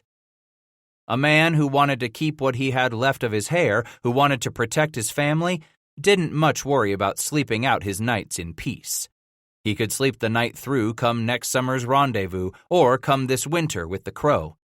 No man long in tooth, be he white or red, ever let a little thing like some lost sleep nettle him. Better to awaken after a few hours of sleep in fits and starts than not awaken at all. If it wasn't Magpie fussing with an empty belly, or Samantha snorting to announce she had just winded some nocturnal animal like a raccoon, skunk, or porcupine that awakened him, most times the trapper would come to, suddenly aware of some seminal change in the night sounds drifting around their camp, even if it were nothing more than the rustle of an owl's wings as it prowled on the hunt through the branches overhead, or a change in the wind's pitch as it soughed on down the valley below them. Season after season, the senses of those who hadn't gone under became honed more finely, polished to clarity, become virtually instinctual. Too many times in these last 9 years he had simply reacted, not given the luxury of a moment to plan, to consider and reflect on what course to take. Here he was, alive after so many had tried to kill him, simply because Bass had absorbed the virtual wildness of this wilderness. The way of those beasts around him, that survival of the quickest, the most wary, those most cunning. He had survived in this wilderness where lesser men were swallowed up simply because he had become wild enough to reach across that gulf between man and beast. They had autumn beaver, a damned good start on what prime pelts he'd trap come spring. Maybe even do this winter what he hadn't done in recent years, slip off for days at a time and search out those high country meadows and dammed streams where the beaver were laying out their winter safely burrowed in their lodges. A man could bust open the tops of those lodges, then shoot or spear the big flat-tails he caught inside. But those efforts always left a trapper with furs something less than prime, punctured by a gaping hole or two. Something that would pare down the price of his plues come rendezvous next summer. And with what he had seen of the high cost of necessaries, coupled with the slide in the dollar that a man's beaver could bring, Titus Bass didn't figure he could chance anything else robbing him of what prime he had left among his plues. South of the Yellowstone River, where the Crow would winter, down toward the stinking water around that region the trappers called Coulter's Hell, he was sure he could run onto some creeks and streams fed by warming springs, even those wider rivers where the banks bore plenty of beaver sign plain as paint and the water remained open throughout the cold months. A week of hard work here and a week there, returning to the Crow camp to turn his hides over to his woman, nestle himself down in the robes with her naked, full-breasted warmth for a few days before he would set out again in search of another stretch of winter trapping. Sure sounded like it had the makings of some fine winter doings. He'd revisit his old friends among the Crow, stay off and on with Waits by the Water and his in-laws, but when he got that old itch to be on the tramp again, why, he could pack up a mess of dried meat and pemmican before heading south with Samantha in search of brown gold. "Husband?" she called out, the word catching in her throat. She had seen the smoke a heartbeat before he spotted it. Down the slope to their left, rising among the last few leaves still clinging to those cottonwood branches, faint spirals of wood smoke. Bass imagined he could already smell its fragrance like a wispy perfume on the cold autumn wind gusting along the ground, kicking up icy streamers across the top of the most recent dusting of snow. "They are camped right where we believed we would find them," he said with a smile. "Let's ride on down there and show your family this little girl of ours." 5. Arapuesh was dead. It slapped him with the same brutality he had experienced in losing Ebenezer Zane, Mad Jack Hatcher, even the canny old preacher Asa McCafferty. Rottenbelly simply wasn't the sort who rode off half-cocked, spoiling for a fight, taking stupid chances. No, he had always been a warrior's warrior, a prudent fighter who persisted in considering the odds and planning every detail of the battles he led against the enemy. But the Crow had many enemies, and they were strong. Rottenbelly's mountain band of the Crow required a vigilant defense. For a man like Arapuesh, that meant more than sending his young warriors into battle. It meant leading them himself. Rottenbelly had been killed in battle against the Blackfoot. Waits by the Water's parents welcomed them into their lodge that first night of celebration and homecoming. Grandmother and grandfather could not take their eyes and hands off little Magpie, playing and talking with the child until she grew hungry and ready for bed. Across the fire, Bass did his best to join in with their talk from time to time, but for the most part he sat silent, staring at the flames, listening to the crackle of wood and the wolfish wind howling without the buffalo hide walls. He wondered on Rottenbelly's spirit, where it was on its journey. Would he have already reached the end of that long star road to spend out the rest of eternity with the likes of Zane, Hatcher, and McCafferty, even with all of those Arapuesh himself had killed in battle? That first night he awoke, fitful and damp. Slipping from beneath the blankets, Bass sat up in the dull red glow of the coals in the fire pit where he laid some small pieces of wood and watched the low flames till dawn when Magpie stirred, awakening her mother. "I must go away for a few days." "We only arrived," she said, lifting the baby to her breast. On the far side of the lodge, her parents stirred. The old couple sat up, but remained silent in the dim light, curious. Waits stared at her husband's gray face, his sleepless red eyes, trying so hard to read something there that would allow her to understand. With his empty hands gesturing futilely before him, Bass said, "I must do something." "Give yourself a few days to rest," she pleaded. "You have worked so hard, been on the move ever since we left the place where all the white men gather." Wagging his head in despair, Titus tried to explain. "I am torn. I do not want to leave you and Magpie, but something tells me I must be alone with this terrible news we were given last night." "Is this your heart crying out in hurt for he who has died?" she asked, referring to the departed without speaking his name. Staring into the fire pit, he admitted, "Yes, I must go away to mourn for him." "Stay and mourn for him here," she begged, patting the blankets beside her. "Ever since last summer, his people have mourned for him in his own camp. It is good to shed the tears among others." He crabbed closer to her, leaning against her shoulder. "My grief comes easy." His wife's parents stirred. Her father, Whistler, left their blankets to scoot next to the fire. His black hair had only recently begun to show the iron of his considerable winters. He said, "Mourning does not belong only to women." Crane, her mother, added, "Tears should never frighten a strong man." With her free arm, Waits by the water pulled Bass's brow against her cheek. "My father speaks good words. Your tears tell me you are a strong man, strong enough to show how much you miss he who has died." "I raised my daughter to show her heart," Whistler said, "but she must realize that we all grieve in our own way. If you believe you must ride into the hills to mourn, then that is where your spirit calls you to go." Waits tried to speak for a moment, but ultimately admitted she was not going to convince her husband that he should stay. "I will miss you. Hurry back to us." She turned away quickly, a gesture that tugged plaintively at his heart. Scratch knew she hoped to hide her face, those sad eyes from him. He watched her back as she settled upon their blankets and gathered the baby to her breast. He laid a hand on her shoulder and said, "I have lost so many in my life. Friends, I don't want to lose you, lose even your love."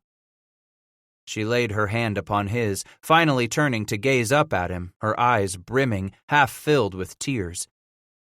"When you left our camp 2 winters ago," Waits by the water said, her voice no more than a choking whisper, "when you went away, angry at me, I realized I never wanted to know that pain again. I don't want to hurt, and when you went east to follow the trail of those who had cheated you, I vowed I would never let you leave me again. I promised myself that I would always go with you."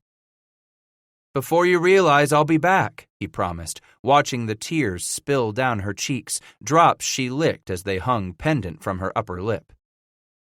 "I know," she whispered and squeezed his hand. "You must go to mourn the loss of another friend." As his wife finished nursing Magpie, Titus Bass hurriedly lashed a blanket inside a single robe. He made certain he took a little tobacco and his own clay pipe, stuffing them deep into his possibles bag with his flint and steel. Seeing that his horn was filled with powder and his shooting pouch weighed down with lead balls, Scratch stepped outside into the early light as Zeke leaped to all fours there beside the door. "Come on, boy," he whispered to the dog as he knelt, scratching its ears, gazing into the animal's attentive eyes. "Let's go fetch up Samantha." With the mule, man and dog hurried back from the tiny corral where he had confined their stock. After cinching the riding saddle around her, he lashed his bedding behind the cantle, then ducked back inside the lodge. "I want you to take my pipe," Whistler pleaded as he stepped up to the white man. "I smoked it when I grieved for my brother's death. Now I want you to take it into the hills with you so you can offer your grief with it." Eventually, he took the pipe from Whistler's hand suspended between them. "By giving me your pipe, you do me a great honor."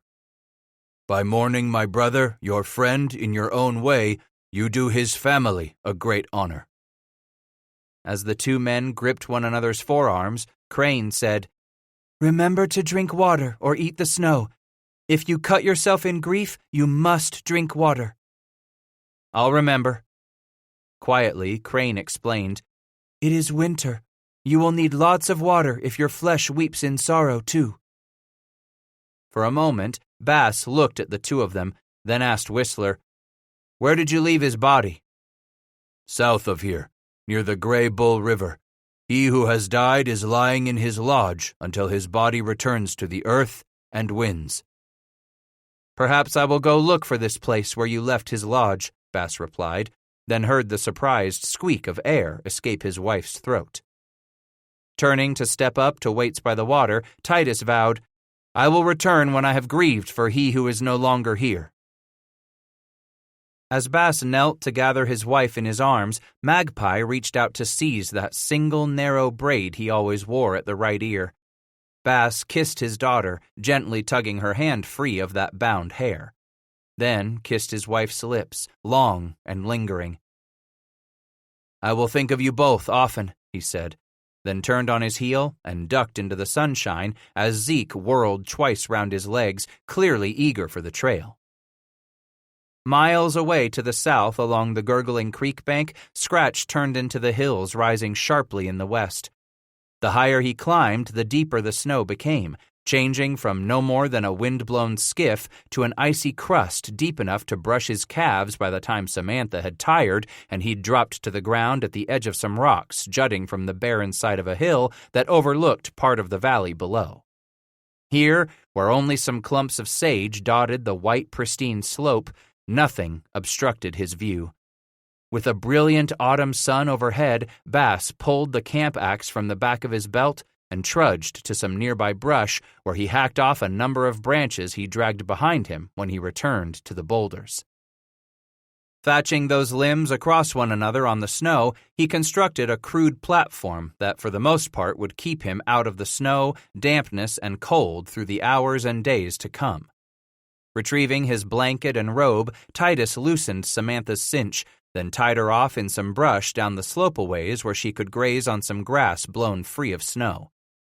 He was winded by the time he and the dog made the slippery climb back to his perch, where he spread out the robe across the small platform, fur side up.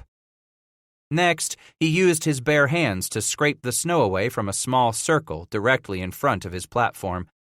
Zeke inched forward, sniffing with intense curiosity at that patch of earth Bass was clearing. "Go on," he told the dog.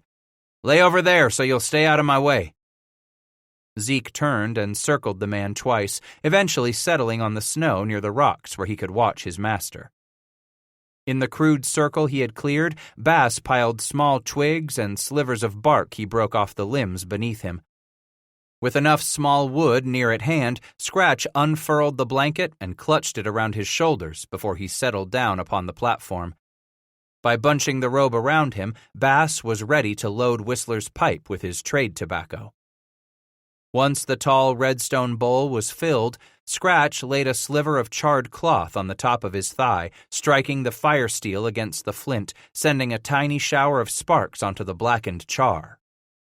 Quickly laying the cloth with its glowing ember over the top of the bowl, Titus sucked steadily on the stem, drawing the fire into the tobacco and smoke across his tongue, sinking deep into his lungs. Then he pulled the glowing char from the top of the bowl, laying it on a small piece of pithy wood. Blowing on the ember, he quickly ignited the dry pith. With it smoking readily, Bass stuffed the wood beneath the center of the fire pit he had cleared in the snow and laid several of the smallest twigs over the smoky embers. Leaning to the side to blow across the pith, the dead twigs suddenly burst into flame. He added more, larger twigs, then leaned back and sucked on the pipe. With the smoke held momentarily in his lungs, Bass gazed out across the valley. On his left sat the sere bluffs and red-hued rimrock marking the valley of the Yellowstone. Off to his right rose the great bulk of the Absaraka Range, and before him in the mid-distance sat the Pryor Mountains. This had been Rottenbelly's country, a land held by the might of an able chief at the head of a powerful people. As the sun continued to crawl toward mid-sky, Titus smoked the last of the tobacco in that pipe bowl, with each long puff recalling some memory of he who had died, both good times and tragic. Remembering how Arapuesh had told visitors that this land of Absaraka was in the right place, not too cold and not too warm, not so far east onto the plains that the crow could not gather in the cool shadows of the mountains. Remembering how the chief had stepped into the middle of his people's grief and fury, offering 2 white men the challenge of bringing back the hair of a 3rd white trapper, the hair of a murderer. Arapuesh, who winters ago had accepted Bass as a brother. This man, Rottenbelly, who had adopted Josiah Paddock as one of his own relations. When the pipe went out, Titus turned the bowl over and tapped it against the heel of his hand, knocking the ash and blackened dollop into the tiny fire before him. With a twig, he scraped some of the growing mound of ash to the edge of the snow he had cleared from the bare ground. Setting the pipe aside on the robe, Bass dragged the coyote fur hat, then untied the faded blue of the silk bandana from his head, laying both by Whistler's pipe. Now that his naked skull was exposed to the winter sky, he carefully scooped up a little of the warm ash into both hands. Slowly, he dumped the ashes on top of his head, using both hands to smear their warmth through his hair, rubbing it across that pale patch of bone. Reaching around to his back, Bass pulled free the long, much-used skinning knife from its sheath. Seizing that narrow braid he wore at his right ear, he dragged the blade of his knife across the middle of the braid, hacking it free. After flinging it into the flames at his knee, Scratch grabbed a handful of his long, graying hair, sawing it loose, then tossing it into the fire where the strands sizzled and smoked, choking the cold breeze with its terrible stench. Clump by clump, he continued to work around the base of his head, crudely chopping off his curly hair until what remained hung just above his shoulders in ragged, uneven tatters, most of it choked with ash.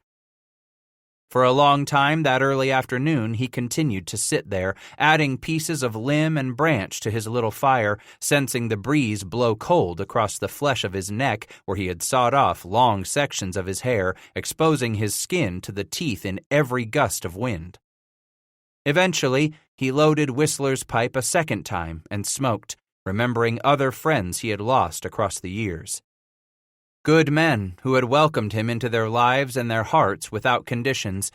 Men who had become a part of Bass's life, friends now become the chinking in so many of his memories. Old friends who had loved their life and their freedom as much as Scratch loved his. Puff by puff, he drew the strong, stinging tobacco into his lungs, then slowly exhaled as the breeze whipped the smoke away while he offered up his remembrances like a prayer. One by one, he asked each of those who were gone to look down upon him now and in the months and years to come. Strange, he thought, but when he was a youngster back on the Ohio after running away from home, he had always believed life was bound to get easier the older he became. Then, he managed to collide with the wrong women, females who discovered his weakness, his need, and what unerring devotion he offered them, women who took and took until they left him behind. Certain that wisdom had come after every broken heart, Bass instead found a newer, deeper hurt with each new love. Instead of life growing easier, he discovered that life offered him no simple answers, no respite from the painful learning as he was knocked about. How innocent he had been in earlier years to believe that as he put mistakes behind him, he would find life all the easier. But for every woman who had scarred him, for every misstep he had made in life, there nonetheless had been a good friend who stood at his shoulder. Those faces were monuments to the seasons of his life, men who had remained steadfastly loyal through shining times and walks with death. And now he had lost another. Quickly, Titus tugged at the bottom of his long buckskin shirt, dragging it over his head and from each arm. Yanking back the sleeves of his faded woolen underwear as the cold wind startled his bare flesh, Scratch gently dragged the knife's blade across the back of his forearm. Then a second narrow slash close beside that first, just beginning to bead and ooze with blood. Then a third, a fourth, and more he cut, slicing a series of slashes on down that forearm before he repeated the process on the other arm. "He was the greatest of all Crow chiefs," Bass whispered with a sigh, feeling the cold wind bite along the oozy wounds as he turned to glance at the dog. "Now he's gone." Bass set the knife aside to stare at the tops of the far hills across the valley. "You are a man who understands that there is no use in lingering in this life when one's time has gone," he remembered Arapuesh declaring when Bass and Josiah were about to set out on McCafferty's trail after Asa had murdered the chief's wife. "Why should a man linger, like the wildflower in spring holding on to hope of passing the heat of summer and the cold of the coming winter? Only the earth and sky are everlasting." "So many," he whispered now. "So many it makes a man feel he ain't got friends left." "It is men that must die," Arapuesh's voice reverberated in Bass's head. "Our old age is a curse." Sensing the burn of tears, Titus said, "Times like this, I feel older'n I really am, and I feel any more years is a goddamned curse. Living without them what's gone is a hard thing. Too hard." Again, Rottenbelly's words whispered in his head, "And death in battle is a blessing for those who have seen our many winters." In the death of a great chief, Crow tradition dictated that the band mourn across 4 days. The entire camp would grieve any man killed by an enemy, but especially a beloved chief like Rottenbelly, felled as he was in battle with their most hated enemies. That first day of public grieving, the chief's lodge had been painted with wide, horizontal red stripes. Inside, where no fire would ever burn again, the body was cleaned, dressed in his finest war regalia, then laid on a low 4-pole platform. In his hands was placed a fan of eagle feathers, and his chest was bared to the spirits. There the body rested while his people expressed their utter sorrow at his death, their unrequited anger at the Blackfoot who had killed their leader. Across those nights and days, Rottenbelly's warrior society conducted elaborate ceremonies in his honor. The Otter clan saw to it that the dead man's treasured war totems lay beside his body and assured that his face and bare chest were painted red. For hours they beat drums throughout the camp. Wailing, mourners pierced the skin at their knees, others pierced their arms to draw blood. Some jabbed sharp rocks against their foreheads, making themselves bleed. For 4 days, a somber pall fell over the entire camp. Then, on the morning of the 5th day, the Crow had torn down their own lodges, abandoning the site on the Gray Bull River and leaving the chief's lodge to decay with the elements through the coming seasons. While the dead man's relations would continue to grieve in their own way, the rest of the band went on with its life, and a new leader stepped to the fore. From time to time, as the sun sank from mid-sky and disappeared in the west this cold day of his own private mourning, Bass left his perch to scour both sides of the bluff for deadfall poking from the crust of snow, wood he could drag back to his fire pit. After each short trip, he found he needed to rest longer and longer, sucking on more and more of the icy snow as he heaved for breath. Once he was ready, Scratch clambered to his feet and trudged off again. Exhausted, he returned from what he knew would be his last trip as twilight darkened the sky and threw the land into irretrievable shadow with night's approach. "Come here, boy," he called, patting the edge of the crude lattice platform beside him. Zeke eagerly lunged up through the snow, then went to his belly at his master's knee, laying his jaw on Bass's thigh where he knew he would receive a good scratching. "I'm glad you come along, old fella. You'd been a mess for her back there in camp if I'd left you behind. Got yourself in the way but good staying underfoot. Better the woman didn't have you whining and moaning after I left." He watched the first stars come out before he grew too tired to watch any longer. Bass banked more wood against the fire, then rearranged the robe and blanket on the platform that kept him out of the snow. "Lay here, Zeke," he instructed, patting the robe. The dog came up, turned about, and nested right next to him. Then Scratch pulled the other half of the robe and that heavy wool blanket over them both. Laying his cheek down on his elbow, Bass closed his eyes, listening to the distant sounds of that cold winter night, an utter silence so huge and vast that he felt himself swallowed whole by the open sky above them. He tried to imagine what she was doing right then, if Waits by the Water had Magpie on her knee as she helped her mother prepare supper, or if the baby was sleeping, perhaps even talking more than ever. He wondered if his wife was thinking of him right at that moment. Surely she was, for that had to be the reason his thoughts had turned instantly to her.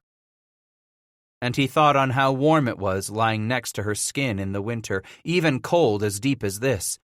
It saddened him to think of all those winter nights Arapuesh had endured after his wife was murdered, knowing how hard it would be for him to endure 2 long winters without Waits by the Water.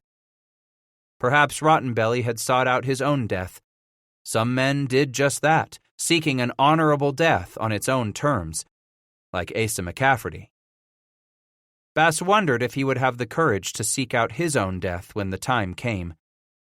Then he thought on his woman and their child, knowing because of them he now shared the promise of life. The dog lay warm against him, breathing slowly. As the 7 sisters rose in the northeast, low along the horizon that first night of early winter, Bass dreamed of sunlit high-country ponds and the slap of beaver tails on still water, the spring breeze rustling those new leaves budding on the quakies, and the merry trickle of Magpie's laughter. Dreamed with the pleasure of his wife's lips on his, and that joy of crossing into a span of country where he knew he was the first man ever to set foot, as if it were the day after God had created it all, made that world just for him. There was little choice but for Scratch to put out the call, asking warriors to join him in making a raid deep into Blackfoot country. In those first days following Bass's return to the village, Whistler not only readily offered to go along on the journey, but volunteered to spread the call. "I will be your pipe-bearer," declared the man not all that much older than Titus. "That means you are the one who will take responsibility for asking others to join you?" "Yes," Whistler explained. "I will carry the pipe throughout the village and ask all who wish to join us in this blood journey to bring tobacco to our lodge." "And you'll smoke the tobacco of those you decide will go with us?" "We will smoke their tobacco, offering our prayers for a successful venture." Bass felt humbled at this honor. "Whistler makes me proud, agreeing to act as pipe-bearer on this war trail led by a white man." "You are a son-in-law who gives me honor," the warrior protested. "The loss of my older brother and my own selfish mourning blinded me to what must be done for my brother's memory. Now you have returned to us after many seasons, and you have mourned as my people grieve, cutting your hair and drawing your own blood. You offer to ride into the land of the enemy to take revenge in the name of the one who is no longer here." "He who has died was a good friend," Bass explained. "For such a friend who treated me like his brother, I am without honor if I do not go in search of Blackfoot scalps in his name." After 4 nights in the hills beside his little fire, with only Samantha and Zeke for company as the sun rose, climbed, and fell each day, as the stars wheeled overhead each night, it was such a sweet homecoming to lie next to Waits by the water, to tell her how he had yearned for her closeness as he endured those days of isolation, eating snow and the dried meat he had packed along, moving from that rocky point on the brow of the hill only to gather more wood he lashed on the mule's back twice each day, first with the sun's rising so he would have enough for his little fire until dusk, and later as the sun began its tumble into the west so he had what he needed to keep his fire going through the long winter night. Darkness spent dreaming of his wife and Magpie, slumber troubled with frightening memories and terrifying visions that awoke him in the cold and the blackness to lay more wood on the struggling flames. Clutching the old dog against him beneath the buffalo robe, Scratch sorted through the dizzying glimpses of blood and loneliness, those confusing and blurred images of violence, despair, and loss. Each time the haunts visited him, he somehow managed to drift off again, reminding himself that he would never be frightened for himself, fearing only for those he loved. Strikes in Camp was the first to volunteer. This tall, haughty warrior had reacted with violent jealousy when Arapuesh chose Scratch and Josiah to go in search of McCafferty.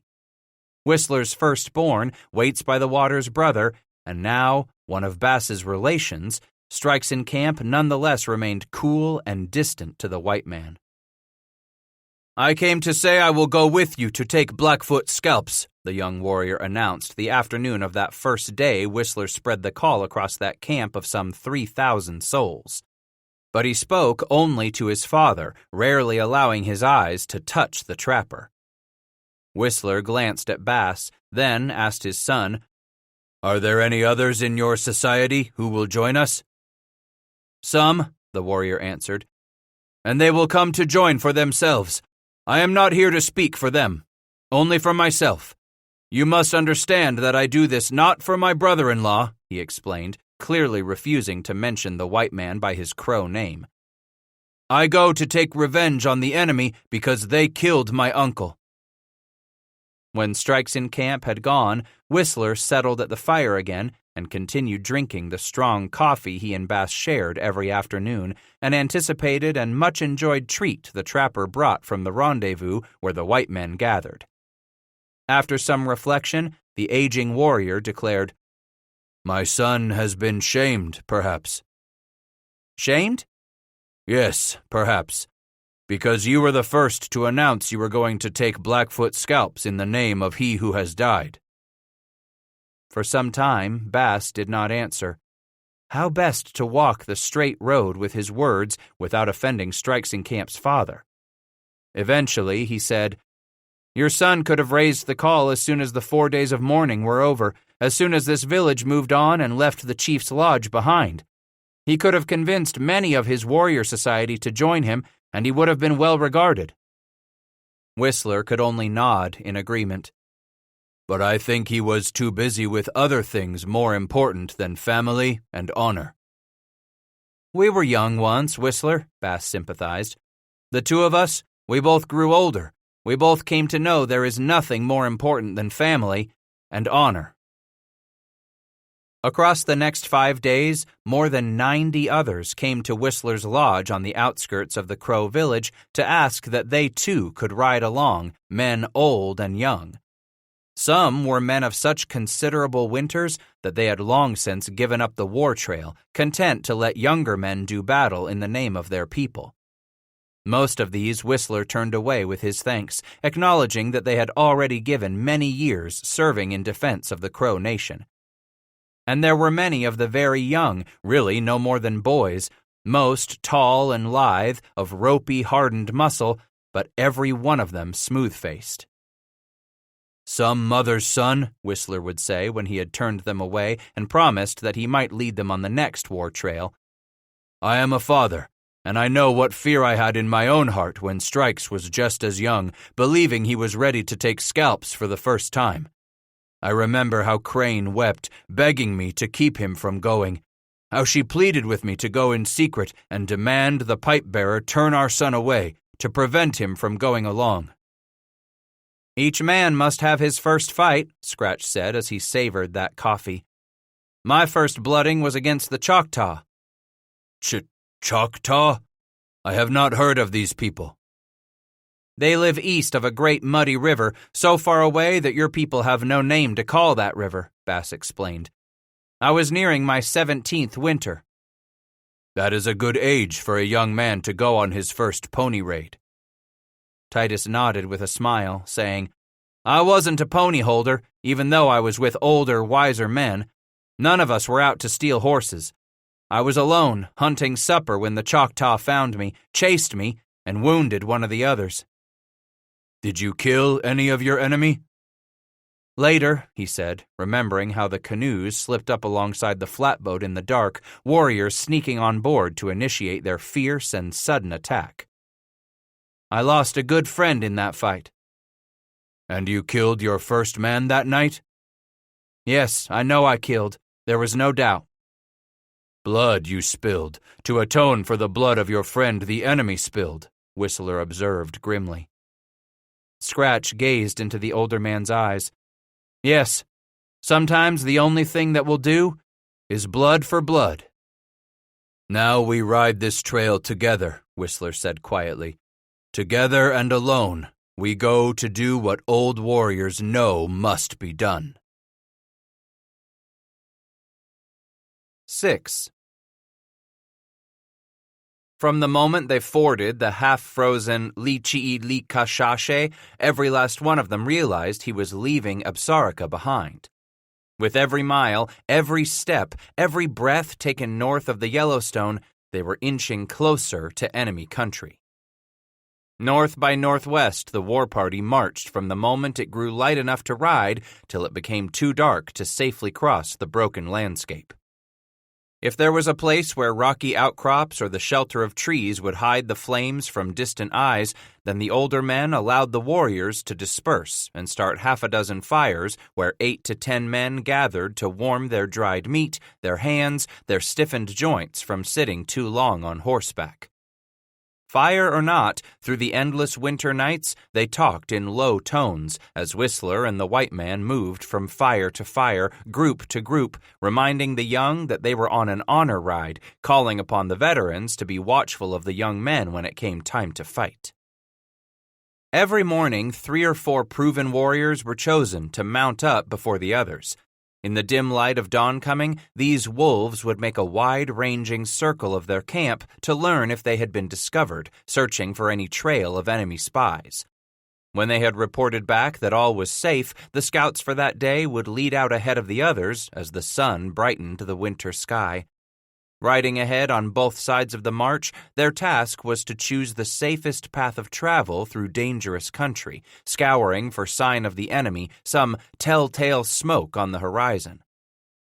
Day after day they trudged farther and farther north, encountering nothing more than last autumn's fire pits lying cold in old camps. Ahead, they watched the clouds boil around the snowy peaks of 2 mountain ranges, then struck the south bank of the Musselshell.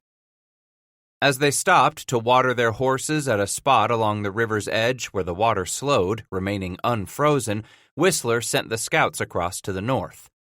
He said, We follow the Bishuchashe toward its headwaters and cross to the far side of those mountains. From there, we should see the Ashisi. What your people call the Big River? Scratch asked. I have heard it flows north for a long way, Whistler explained, as they started across the Musselshell with the rest. Then it turns east, through the land of the Assiniboine and the Arikara, before it curves south at the land of the Hidatsa, and finally enters the country of the Lakota. From what you describe, that must be what my people call the Missouri. Missouri. The older man slowly tried the word out on his tongue. Good, Bass said. The Missouri. I lived beside that river for many winters, more winters than I should have, before I broke free. Whistler smiled. This Ashisi is a good river this far north, before it goes far to the south where it enters the land of the white man. But on the other side of this Missouri, we must hold tight to our hair." With a grin, Bass said, "Many Blackfoot wantin' our scalps, eh?" Whistler glanced at the top of the white man's head. "But this is nothing new for you, son-in-law." "No," Bass replied, as their horses slogged onto the north bank of the Musselshell and shook themselves like big dogs. "More times than I can count, these Blackfoot have tried to take what I have left for hair." Around the fires that last night before they reached the Missouri, the older warriors, those contemporaries of Rottenbelly and Whistler, spoke of Arapuesh. Not only did they speak in reverent tones for one who had died, but they recalled the departed chief's sharp, cutting sense of humor, the youthful jokester he had been in years long gone. And they talked of his many war deeds. Not content merely to defend Crow land from encroachment, Arapuesh was constantly organizing war parties to venture into enemy territory on pony or scalp raids. East toward the land of the Lakota, southeast to steal from the Arapaho and Cheyenne, southwest to sneak into Bannock country, and there was always the northern land of the Blackfoot. "He who is no longer with us made himself very popular among our people many long years ago by bringing back so many enemy horses," Whistler explained to the curious young men come along on their first war trail. Another old warrior, Turns Plenty, spoke. "Very rarely did he lose a scalp to the enemy." "Every young man wanted to ride with him," Whistler observed. "If a man steals the easiest horses," Strikes in Camp said, "then he never has to worry about fighting the enemy." Biting his tongue for some moments, Whistler glared at his impudent son, then said, "Your uncle often showed he was as good a war leader as he was good at stealing horses." Yellowtail agreed. "He who is dead always chose the best men, put them on the best ponies, made them carry the best weapons, so his war parties would be ready to fight for their lives if necessary." Whistler continued, "Those times we rode into enemy land, my older brother always chose at least 2 ways to get out of that country so we could make our escape with the ponies we stole and our hair. He figured out places where we could all meet after we had split up to throw the enemy off our trail." "But if escape did not work," Real Bird declared, "he who has died was ready to turn around and fight. That's when his leadership proved itself, for he had made the effort to choose only the finest warriors with the best weapons." "Like us," Strikes in Camp boasted. Whistler gazed at his son. "Sometimes it is better for a warrior to let others do his bragging for him." "Perhaps it was that way in your day," the young warrior argued, teetering on the edge of disrespect. "But today, with the coming of the white men and the Blackfoot pushing hard against us, I think our people need warriors who aren't afraid to speak for themselves." Whistler opened his mouth to speak, but Bass put his hand on the old warrior's forearm and got his words out first. "A man who speaks too much for himself might find that there isn't anyone else willing to speak for him." Glaring at the white man as if his hatred for Bass was smoldering anew, Strikes in Camp announced to the group, "Perhaps we shall do better in the land of the enemy than he who is not here ever did. Perhaps our deeds will far outshine his." Scratch watched a few of the young heads nod, young faces smile. Then Whistler stepped over to stand beside his son. "Maybe you are right, Strikes in Camp. Who knows? We who are old horses, like Poteani and me, have tired bones, so it's not so easy making war anymore. Perhaps you are right that war is a job best left for the young men." "My father sees the wisdom in my words, does he?" Whistler put a hand on his son's shoulder. "Perhaps. I will trust that you will be there to save my life if an enemy warrior is about to take my scalp." Swelling his chest like a prairie cock, Strikes in Camp said, "I will watch over both of you who are too old to make war, my father and the white man who has married my sister." Moving on around the circle, Whistler stopped behind Bass and Pretty on Top to say, He who is no longer here was never the sort to boast pridefully. Though he had many war honors, he rarely spoke of them before others." Bass added, "He made no big show of all that he had done, never prancing up and down like some young colts out to prove how strong they are." "As I said, white man, I will even save your life since you are married to my sister." "No wonder you don't understand what your father is trying to teach you," Scratch uttered with regret. "Your uncle was so much more a man than you will ever be." "But he was the one who taught me many things," the young man snapped. Whistler shook his head and said, "So why didn't you learn to be more like my brother?" "Because I am going to be a man in my own right," Strikes in Camp spouted. Bass watched Whistler turn and move into the darkness, heading for the nearby fire where another group sat out the long winter night. Looking back at Strikes in Camp, he said, "You have shamed your father with your selfish disrespect." "My family has shamed itself, white man," he snarled. "My sister shames herself by fornicating with you. My mother and father shame themselves because they accept the white man who shamed their daughter into their lodge. Your sister and I are married. By the white man way?" "No, not in the white man's church," Bass reluctantly admitted the truth. "We have promised our hearts to one another." "You white men are like rabbits in heat," the warrior sneered. "You will say anything to our women to get your manhood under their dresses." Scratch found himself bolting to his feet before he realized it, but two sets of hands appeared out of the darkness to stay him. Struggling to free himself, he turned first to the right, finding Turns Plenty holding his arm. On the other side stood Whistler. "He is not angry at you," Whistler explained. "He is more angry at himself." "The white man is a coward," Strikes in Camp said.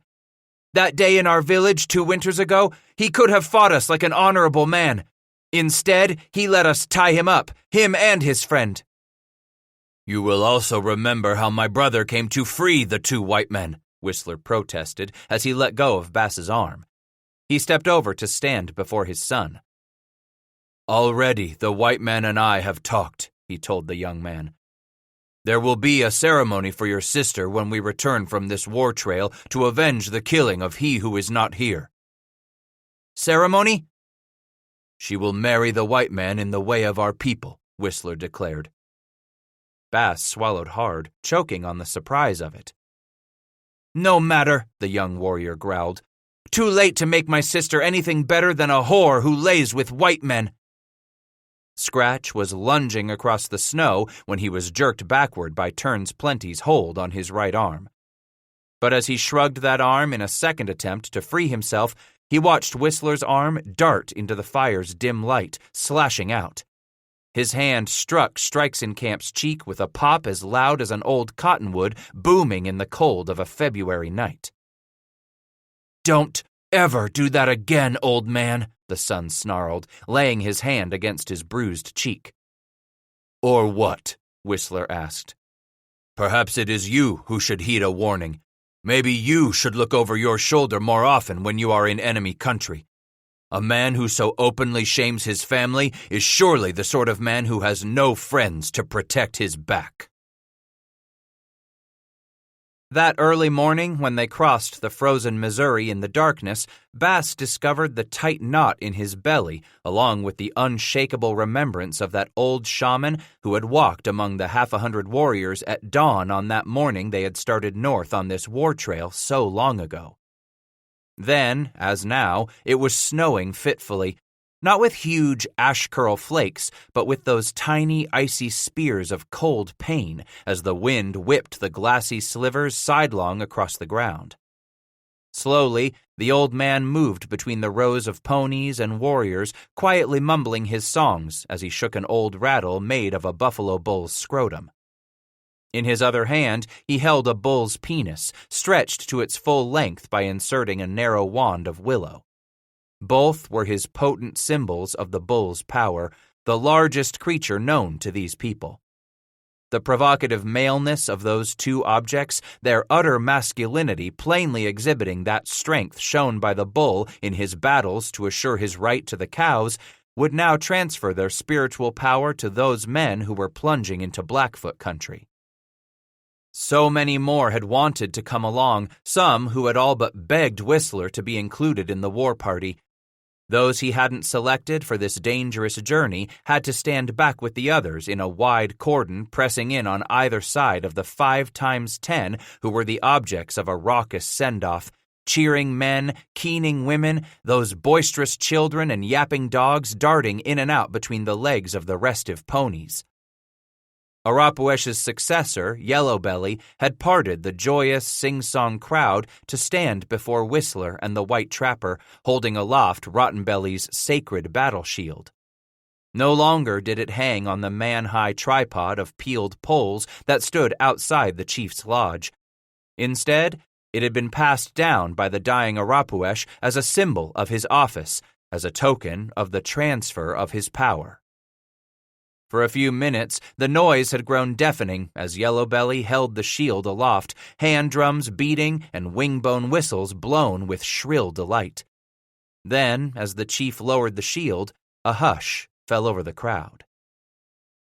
"Before you ride against our enemies," Yellow Belly said, "each of you must touch the shield, touch the power of he who has died."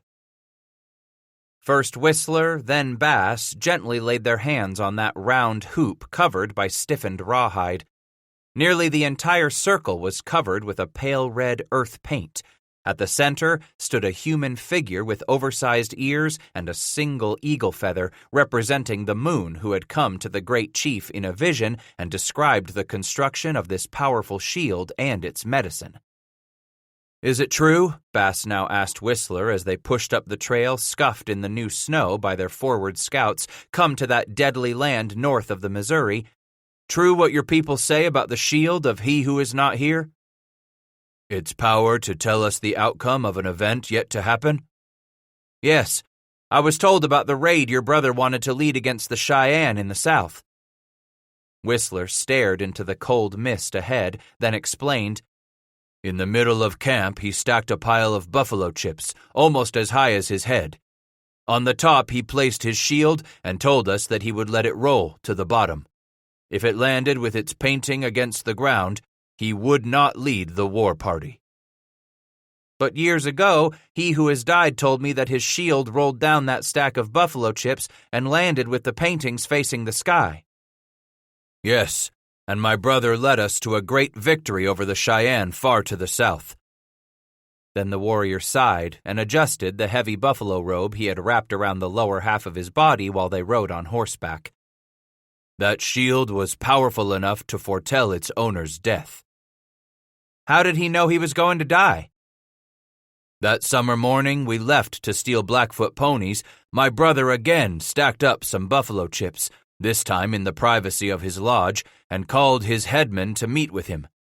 When he laid his shield on top of the pile, he told us that if the shield rose into the air without his touching it, then his medicine had told him he was going to die in battle." Turning slightly in the saddle, Bass stared at Whistler a moment before he asked, "Is that what happened to your brother? To my friend?" "We all saw the shield rise there before he who is no longer with us. No one touched it as it floated as high as the chief's head, and no one spoke until I told my brother he should not lead the horse stealers." "Why didn't he listen to you?" "The one who died said that his death was already foretold," Whistler declared. "He could not call off the raid. He would not allow his people to believe he was anything but brave enough to face his own death." Despite knowing the shield had predicted his death, Arapuesh nonetheless pushed ahead with the raid. And as much as other warriors tried to protect him once they were confronted by superior numbers of the enemy, Rotten Belly did not hang back and let others do his fighting for him. Scratch gazed at Whistler, sensing that this same trait of honor must also course through this younger brother's veins. Suddenly, 2 of the advance scouts bolted out of the trees a half-mile ahead, sprinting back toward the head of the march. They raced their ponies around in a tight circle, then slowed to a walk to explain their excitement. "We have discovered a trail." Whistler asked, "An enemy trail?" "It must be," explained the second scout. "Many riders." "Is it a fresh trail?" asked Yellowtail as he rode up and brought his animal under control. The first scout nodded. "Very little snow in the tracks." "Are they dragging travois behind them?" Scratch asked. "There are a few," the second scout declared. Bass looked at Whistler. "It might be a small band of the enemy." "Women and children, they are our enemies too," Strikes in Camp said. Turning suddenly on the young warrior, Titus asked, "So now you kill women and children too? Does this make you a mighty warrior?" "Those children will grow up to be fighting men and the mothers of warriors. Those women will bear the seeds, giving birth to more of our enemy." "Quiet!" Whistler demanded, clenching a fist in his son's face. The group gathered round them fell silent. "We won't kill the women nor children. Mark my words, a warrior kills only the warriors." "Those women—" This time Whistler drew his hand back, prepared to slap his son across the cheek, but he suddenly stopped his hand inches away. "I should take your weapons and your ponies from you, make you walk back to Absarica." It was so quiet, Bass could hear some of the horses snort in the cold air, the vapor rising from their nostrils like gauzy wreaths as the sky continued to snow. "But I won't do that, Strikes in Camp," Whistler continued. "Not because you are my son, but because you need to learn how a crow makes war on his enemy that is more numerous, an enemy that is stronger." Strikes in Camp glared at that hand Whistler lowered, yet he did not utter a word to his father. "I am the leader of this war party, not my son," Whistler announced. "We are here to revenge the death of my brother, not to stain the honor of our people by killing women and children. No. We will capture those women and children, take them back to our country when we turn around for home. The young ones will grow to become crow, and the bellies of those women will give birth to many crow warriors." The 100 immediately yipped and trilled in triumph with a great ululation of their tongues. Then Whistler turned back to those two scouts, asking, "How far away do you judge the enemy to be?"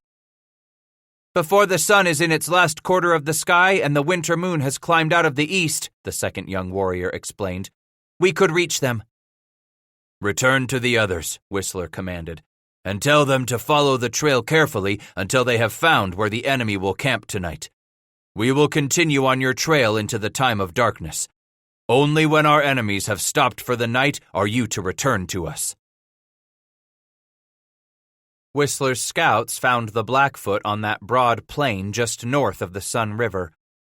As the dimming orb continued its descent toward the horizon, the Crow war party crossed the frozen river, then cut sharply west toward the uneven rim of bare hills that bordered the narrow valley, following the young men who had raced along the back trail to bring up the rest.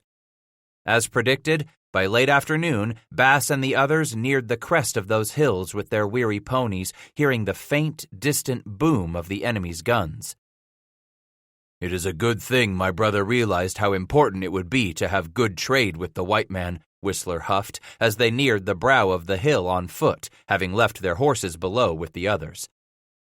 "Powder and lead," Bass agreed, "to fight your enemies."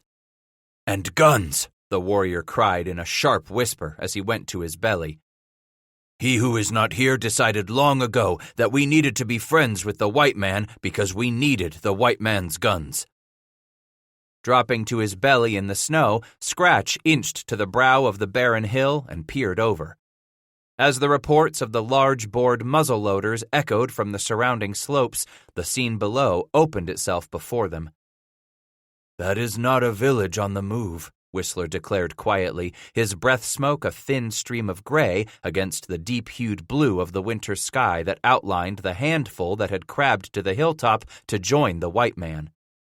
"No, these are hunters," said Pretty on Top. "Men, warriors, and they are delivered into our hands." "But there are some women," Bass warned.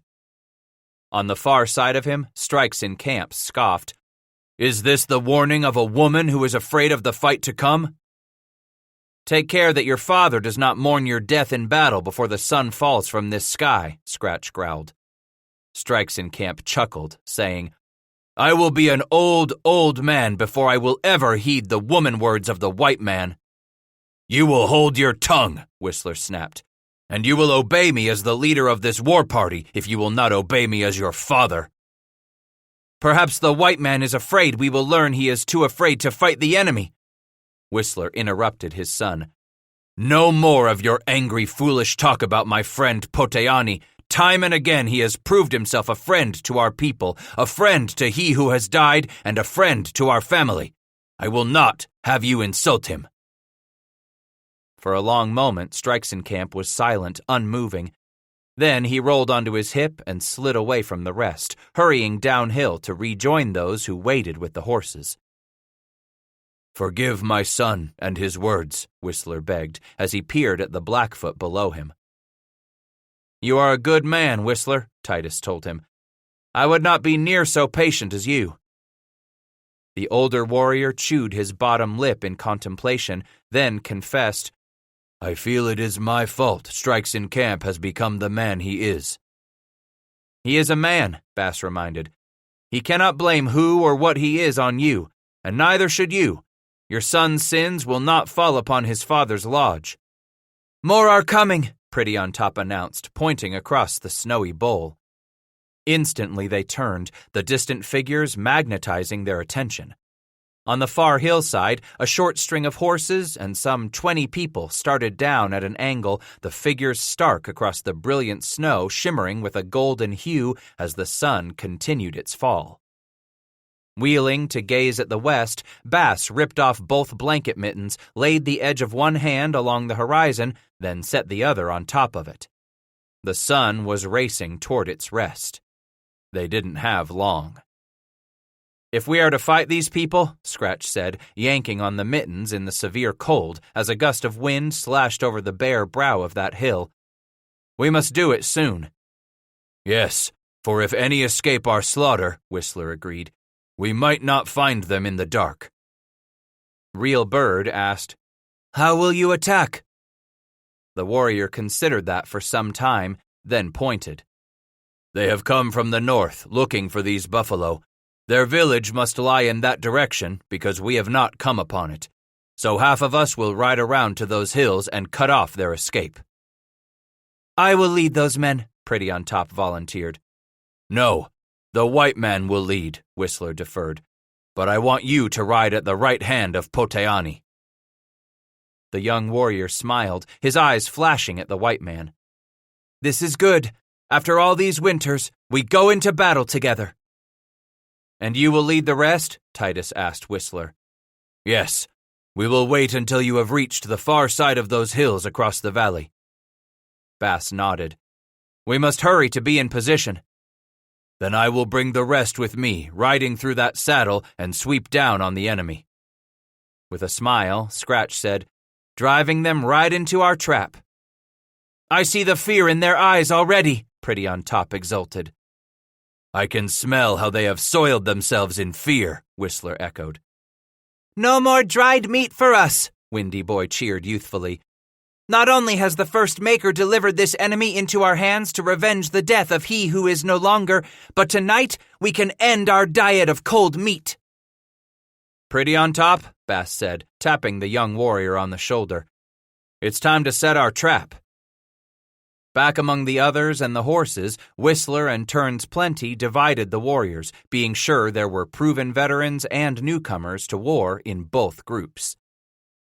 We will do our best to be in position before you ride down on the Blackfoot, Bass assured Whistler as his warriors were mounting up behind him.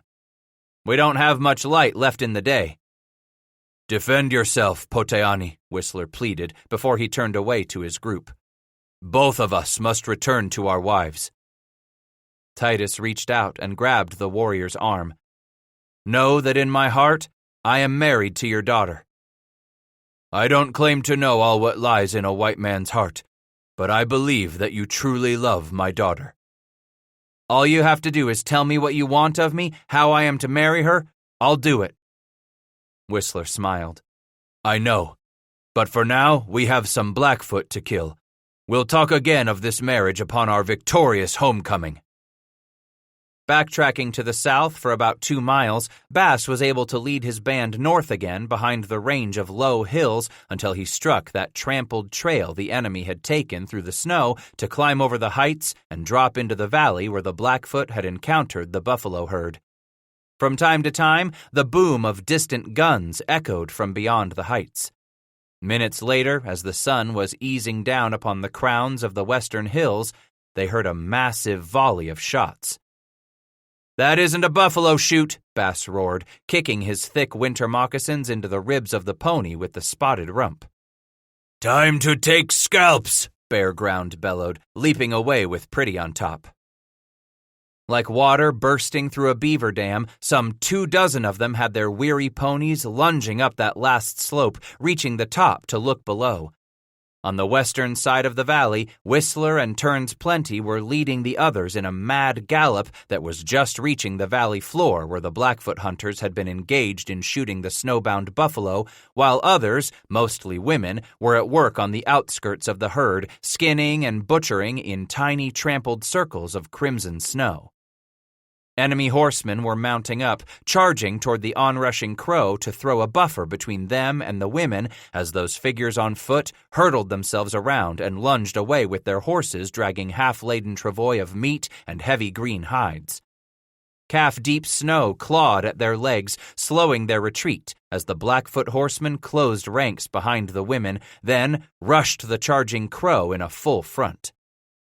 As Scratch and his warriors swept over the brow of the hill, he watched the Blackfoot line collide against Whistler's Crow with a great crash, men yelling and grunting, horses crying out, guns blaring, and handheld weapons clattering. Then, the Blackfoot were behind the Crow lines, several of them yelling to the rest, ordering their comrades to halt and circle around on the rear of the Crow. Just then, the women fleeing from Whistler's men spotted Bass's Crow horsemen fanning out across the northern hillside, realizing they were being attacked from 2 directions. With a howl, they dragged to a halt, screaming, turning round and round in fear and confusion. Down the slope Bass's line flowed as it raced toward the women who wailed and cursed the Crow warriors as those horsemen peeled past them in a blur, tearing on down to the valley floor where the buffalo were suddenly turning blindly, lumbering toward the southwest, making for the narrow saddle that allowed them their only escape from the snowy bowl. Behind them, the women shook their knives in their bloody hands, shouting their oaths at the Crow backs. "Perhaps you'll find a wife today," Scratch hollered at Pretty on top. "These Blackfoot love to copulate with brave Crow men." The young warrior laughed. On the far side of him, Windy Boy said, "I saw a pretty one. Maybe I will take her back to my lodge and we can make many Crow babies." Having raced halfway across the trampled snow on the valley floor, Titus realized several of the Crow and Blackfoot riders had been unhorsed in the brutal collision of their lines. In the midst of the butchered buffalo carcasses and the milling, riderless horses, the warriors were crawling out of the snow, whirling about in search of an enemy. Voices rang from the slopes, overwhelmed by the roar of smooth-bore English fusils and American-made trade muskets. Once the weapons were empty, most of the combatants did not stop to reload. Instead, they pitched their empty firearms aside and pulled out a bow, a long-handled war club, a tomahawk, or a knife before they rushed on one of the enemy. Even in the swirling maze of confusion, it was easy for Scratch to pick Crow from Blackfoot, even with both sides bundled in heavy blankets or capotes. The enemy was dressed for winter hunting, while the Crow were painted for war.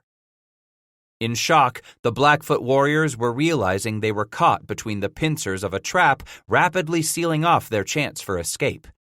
Those still on horseback were forming up, yelling boldly to one another, kicking into a gallop as they started across the snowy ground toward Bass's mounted warriors. If they collided with the Crow line and lunged on past it, they would rejoin the women and the chase would be on. The battle would then be a running fight instead of a decisive victory. "Halt!" Scratch cried, his throat immediately sore in the super dry air. "Halt!"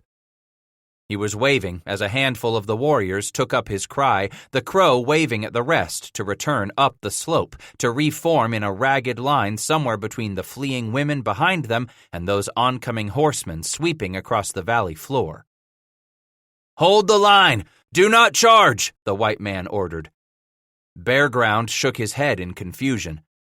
"You want us to stand here while they ride down on us?" "Yes," he demanded. "If they get past any of you, if they break by our line, then they have escaped." "Poteani is right," Pretty on Top yelled. "None of us wants to chase after the enemy. We must stand and fight them here." 7. He saw the fear in their eyes as the Blackfoot raced toward his line, but on their faces was written a stoic anger. Time and again Bass had seen that loathing the Blackfoot held for the white man. No, their hatred for Americans. The tribe put up with the British to the north, endured the Hudson's Bay traders and fur brigades because those white men brought all sorts of useful goods, most especially the guns, powder, and lead. But the Americans traded with every enemy of the Blackfoot. With the arrival of the Americans, the Crow, Shoshone, and Flathead found a supplier of those firearms necessary to even the balance after decades of mountain warfare, while a mighty, well-armed confederation of Blood, Piegan, and Grovant sought to crush its poorer neighbors. In the fading of that afternoon's light, the Blackfoot were discovering that their firearms gave them no advantage if they could not reload them on the run. Caught unaware in the surprise attack, these hunters found they had no choice but to use weapons that would bring them face to face with the Crow. Those Blackfoot closest to Bass suddenly realized there was a white man among their enemy. Just before the lines clashed, some of the warriors yelled to the others, pointing at the lone trapper, singling him out for certain attention. "They don't like you," Pretty on Top shouted beside Bass as his pony pranced, barely under control. Titus growled, "Never worried about what dead men think of me." A half-dozen were converging on the trapper as he poked the trigger finger of his right hand out through a slot cut in the palm of his blanket mitten. As Scratch struggled to calm his own frightened horse, an arrow slapped his leg, painfully pinning the meat of his calf against the animal. The horse sidestepped away from its pain, trying to rear back. Each time it jolted back onto all four hooves, a shockwave of nausea bolted through his stomach. Then the wounded leg popped free, and he was able to swing it up, clutching the long shaft in his left hand. Snapping it off, he quickly bent down to try pushing the damned thing on out the inside of his calf when a second arrow raked along his rib cage. Staring at the shaft fluttering there in his thick elk-hide coat, he wondered if he'd been punctured. Seizing the arrow in his left mitten, he steeled himself, ready to snap it off against his belly, when he discovered that it had pierced only his coat and buckskin shirt.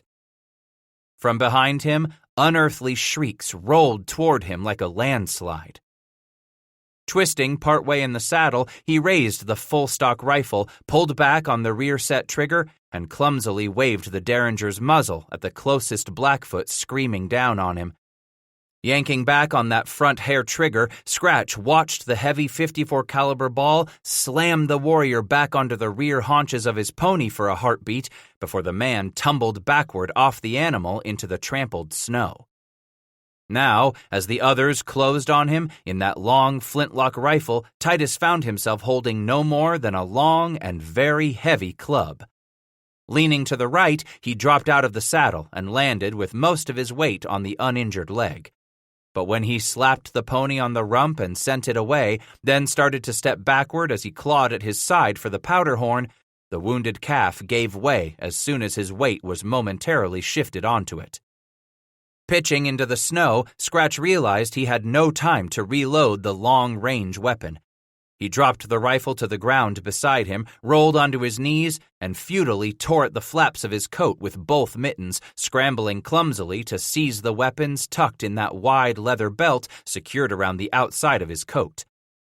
Stuffing each of the mittens under an armpit, he tore them from his hands just before dragging the 2 big pistols from his belt, raking back the hammer on the right one. At that moment, the Blackfoot collided with the 2 ends of the Crow line, smashing into those 2 horns of the crescent. Scratch took aim at a target closing on him, a round-faced warrior wearing a blanket cap and swinging a stone war club with a long elk horn handle. That first pistol ball struck the warrior under the armpit, spinning him so violently he struggled vainly to clutch at the pony's mane as the animal clattered past and the man bounced loose. 10 yards behind Bass, the warrior spun to the ground, tumbling across the snow. More shrieking yanked Scratch about to find another warrior with his bow strung, its arrow drawn back against its string to form a sharp, 2-sided V. Swapping the pistols, Bass ripped the hammer back and pulled the trigger, an instant after the string snapped forward. Flinging himself backward, Bass fell into the snow as the arrow slammed into the icy crust between his knees. For a heartbeat, he stared at the quiver of the shaft and its fletching, then jerked up to find the bowman on top of him, slashing out with the bow. Twisting to the side out of its way, Titus watched the warrior coming off the pony, flying spread-eagled through the air, that bow at the end of one outstretched arm. He slammed into the white man, driving the air from their lungs as Scratch rolled them over, throwing his arm behind him to find his knife. Instead, his fingers struck the frosty head of the belt axe. The muscular Blackfoot grabbed the white man's throat with one hand, his fingers closing around the windpipe as the warrior began to flail at the white man's head with the bow in blinding flashes. Dragging the axe into his hand, Titus swung wildly, eventually slamming the side of the blade against the warrior's head. In bringing his arm back for another blow, he twisted the tomahawk in his hand. This time, the blade sank deep, splattering hot blood and brain matter into Bass's face. He had to unlock the dead man's legs from his before he could struggle to his knees and wrench up the first of the pistols. With some of the Blackfoot retreating back down the hill into the flat where more of their number were fighting furiously against the trap that had closed around them, some of those who were dismounted were taking cover behind the huge buffalo carcasses rising like dark, hairy boulders against the bloody snow. With that first pistol reloaded and stuffed into his belt, Bass lunged across the Indian's body to scoop up the second pistol. After blowing snow from the pan, he reloaded it, snapped the frizzen down over the pan again, and jammed it into his belt. Back up the hill a few yards lay the rifle, its barrel buried in the snow right up to the lock's hammer. "White man!" He looked up to find Strikes in camp gleefully reining his pony to a halt nearby. The young warrior asked, "Where is your horse, white man?" "I fight better on foot," Bass growled. "Forget your firearms," Strike snarled. "Come with me and fight the enemy close today. Come fight like a real man." With a wild laugh, the warrior spun his horse around savagely, kicking it in the ribs as he shot back down the slope toward the hottest of the fighting. By then, Pretty on Top and the others had driven the Blackfoot back, throwing them against the warriors Whistler and Turns Plenty led. They had the Blackfoot surrounded. On the hillside above him, the women were screaming, keening, crying out to their men. Surrounded by the enemy, goaded by their women, the Blackfoot could only be made bold by their desperate straits, or stupid, willing to grasp at any chance before they died. One of them was about to do just that. Near the center of that buffalo killing field, the Blackfoot warrior stood, waving his smooth-bore fusil at the end of his arm, his mouth a wide O as he hollered at the rest who were beginning to withdraw from the shelter of their buffalo carcasses and stream toward their leader. It reminded Scratch of a black cloud of sparrows as they dipped this way, then that, low in the sky overhead. Suddenly, the leader took off, his warriors strung out on either side of him, racing for the hills. In an instant, Bass could see that they really weren't making for the distant slope. Instead, they were sprinting for the weakest part of the Crow line, where Strikes in camp and a handful of others were all that stood between the Blackfoot and escape. On the far side of the valley, Scratch could tell that Whistler saw things taking shape at the same moment. The old warrior was yelling and waving even as he started his pony loping to head off the enemy. Bass was already on his way down the hillside, whistling in the cold air, licking his lips to whistle again for the pony, which raised its head and started his way. Instead of waiting for the others, instead of slowly backing up the slope to delay the clash, Strikes in Camp taunted his fellow warriors into joining him in a headlong dash toward the Blackfoot spearhead coming their way. Near the bottom ground, the enemy swept around the half-dozen crow, swallowing them whole the way a mountain lion swallowed a deer mouse in one bite. The Crow warriors disappeared beneath a roiling mass of arms and weapons, dragged one by one from their horses. Whistler and the others were closing in on the slaughter as some of the Blackfoot broke from the 6 unhorsed crow and lunged up the slope to make their escape. The older warrior waved at the enemy seeking to flee, sending more than 10 of his fighters to seal off any chance of escape. Then Whistler continued into the fray to save his son and the others. Dragging himself atop the pony as the injured calf cried out in pain, Scratch slapped the rifle's buttstock against its rear flank to put it into a gallop as they raced across the bottom, weaving through the bloody buffalo carcasses. As more crow reached the scene, the Blackfoot spread out to meet the charge the way a pebble dropped into a still pond would radiate widening rings around it. Bodies struggled on the ground at the center of the melee, Blackfoot finishing off the 6 crow. Into that contest, Whistler plunged on horseback, swinging a long war club first on one side of his horse, then on the other, as he desperately cut himself a swath through the enemy to reach his son. Bass was starting to rein up when he saw that Blackfoot leader who had rallied his warriors leap to the side, coming into the open. The short fusil he had been waving was now shoved against his shoulder and aimed at Whistler. Smoke puffed from the muzzle. Even as the low boom rang out, Bass watched the impact jerk Whistler up straight, his war club tumbling from his hand as he fought to stay atop the horse. With both hands, he clawed for the single horsehair rein he had dropped. In desperation, both hands knotted themselves into the pony's mane as it pranced round and round in a tight circle, more Blackfoot closing in on the war party leader. Scratch drove his pony over 2, then a 3rd warrior, spinning them aside, crushing one beneath the runner's hooves as he lunged to reach the injured Whistler. Reaching the scene as a pair of the enemy on foot were clawing at the wounded horseman, attempting to yank Whistler off the back of his frightened horse, Scratch pulled the loaded pistol free, aimed, and fired at a narrow back. The enemy warrior nearly crumpled in half backward as he spilled into the snow beneath the pony's hooves. Reining aside, Scratch swung the empty pistol, smashing its barrel against a second warrior's head with the loud crack of a heavy maul striking tight-grained Kentucky hickory. The warrior stumbled backward, wheeling round to gaze up at the white horseman as he collapsed across a jumble of legs and arms as others wrestled in the snow. "Go!" Bass ordered Whistler. "Get to the hillside!" I can't hold on," he said weakly, beginning to sink off the side of his pony. "Get to the hillside," Scratch repeated. "Don't let go until you are at the top of that hill." Then the white man slapped the back of the pony with the pistol's long barrel, making it leap away. He watched Whistler clutching both his arms around the horse's neck as it bounded through the milling warriors. Shiny blood streamed down the crow's leg, slicking a huge dark patch that ran down the pony's side as it raced up the gradual slope, away from the fighting. A few yards away, the crow were just striking the Blackfoot who had swallowed up Strikes in Camp and his companions. The 6 were nowhere to be seen. Titus figured they were likely dead already as he jabbed heels into his pony's ribs and loped toward the bitter hand-to-hand fighting as the Blackfoot suddenly turned from mauling the few to preparing to meet the many. Racing in at an angle, Bass reached the enemy just as the crow clattered into the Blackfoot formation.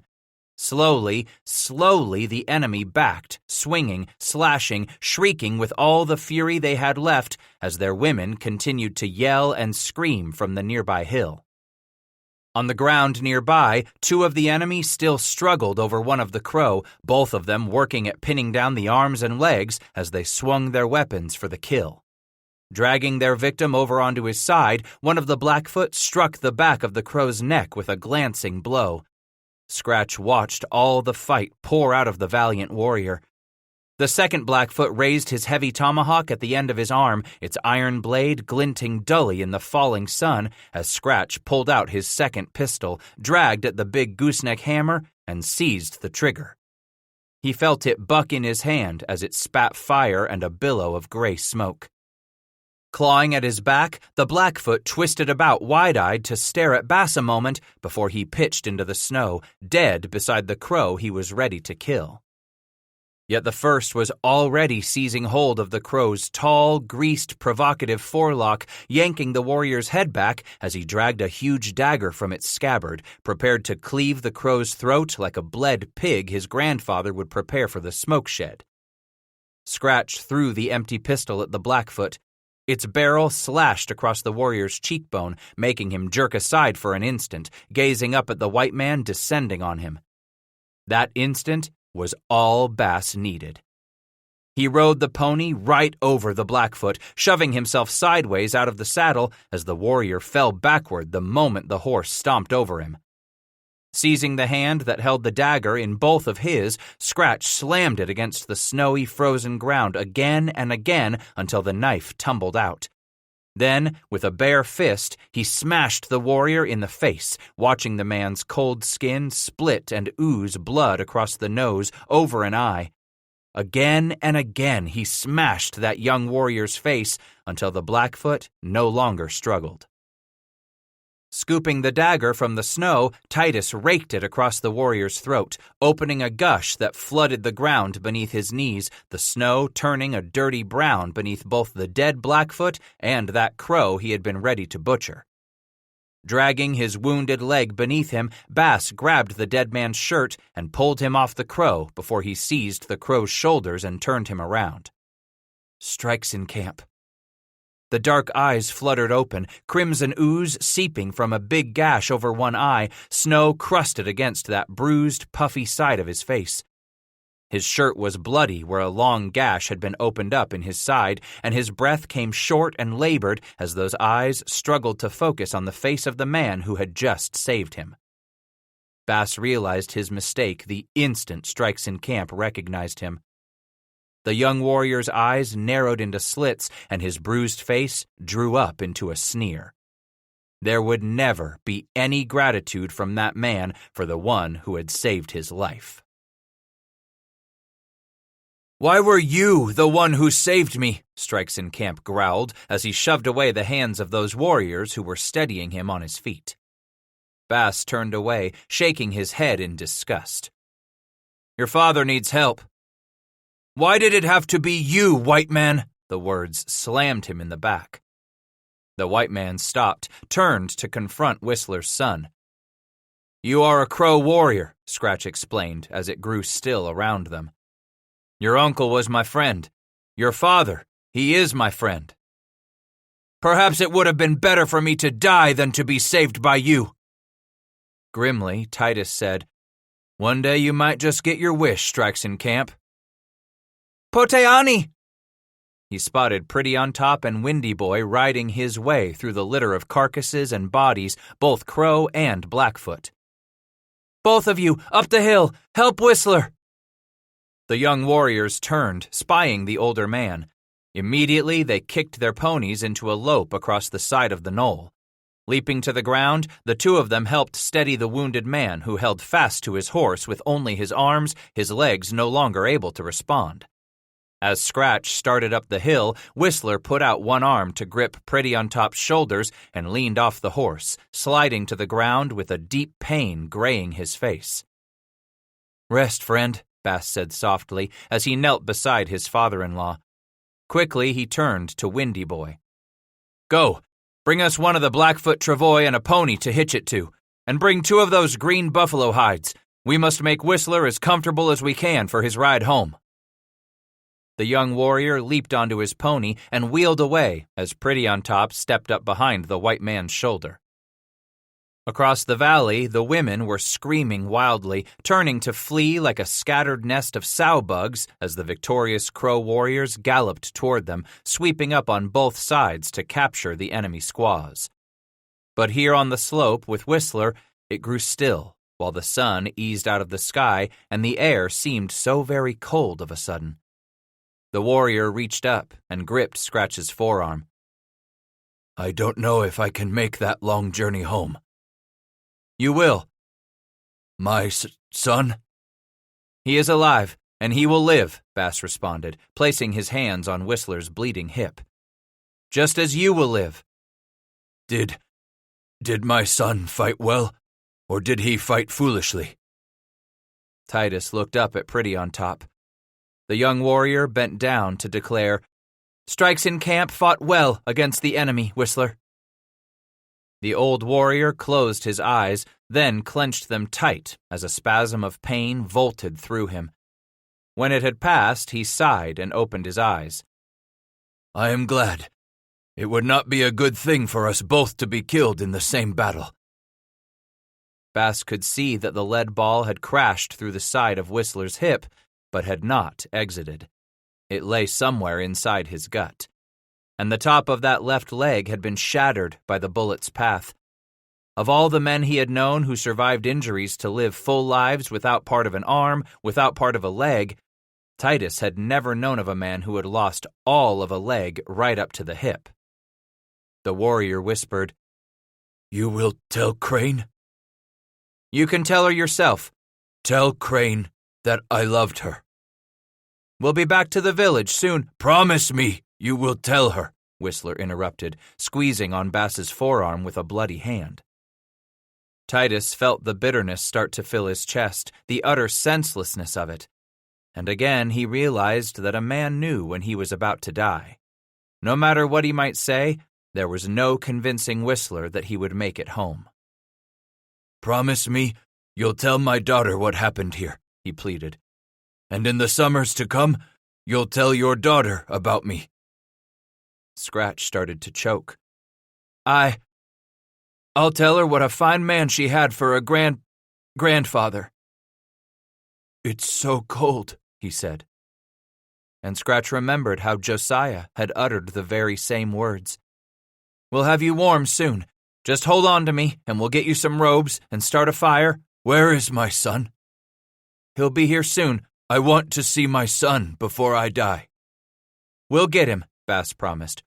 "Now you just do your best not to fall asleep yet." "But I am tired," Whistler confessed. "So very tired." "A man should be tired. It was a long journey you led us on," Scratch said, turning quickly to see more than a dozen others coming up the side of the slope toward them. He could feel the sting of those first tears. "And a mighty battle you took us into." "Wait, I find it hard to see you, Poteani." "I'm right here, Whistler." The warrior sighed again, the death rattle in his chest. "I hear your voice, but I do not see you so well anymore. But there, just ahead of me. Wait, I see the green hills."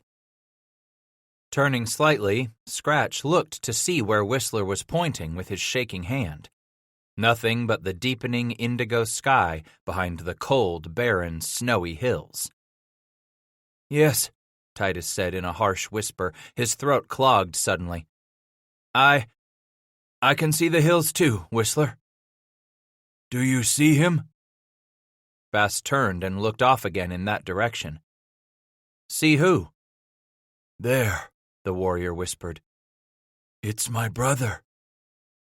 "You see Suddenly he caught himself in saying the dead man's name, realizing the grim significance of that vision. "You can see he who is no longer with us?" Whistler lowered the hand he had been using to point into the distance. "And he has seen me, too. He is waving to me. My brother, he is walking this way. He is coming for me." Whistler had died during that long, cold, cold night. By the time Strikes in camp came up the slope to where his father lay, Whistler was unable to speak, but he must have recognized the sound of his son's voice. They touched hands, gripping one another while the warriors parted and allowed Windy Boy and Pretty on Top to bring the travois close. On the far side of that range of hills where they had first spotted the enemy, the Crow war party chose a place for their camp where they built their fires, roasted some of the meat the Blackfoot had dropped in the valley, and put a guard around the 11 captured squaws. 5 were tied together and 6 were tied in a second group. Except for the quiet sobbing, the low-pitched keening of those women, it was a quiet, subdued camp. Little was said the next morning as Turns Plenty ordered that the rest of the enemy horses be rounded up, that more of the travois be brought in with the green hides on them, along with more of the hump ribs and fleece from those buffalo the Blackfoot hunters had killed. They would be going home with the squaws as their prisoners, with the enemy's ponies and more than 30 fresh hides, but also dragging with them the bodies of 11 Crow dead. The war party found their village south of the Yellowstone, hard under the Pryor Mountains.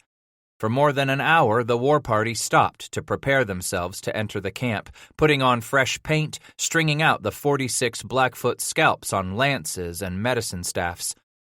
While the others were eager to push ahead, Bass chose to hang back among those who were dragging the 11 bodies behind their ponies. From one of the older warriors, he borrowed some red paint, smearing it on his face.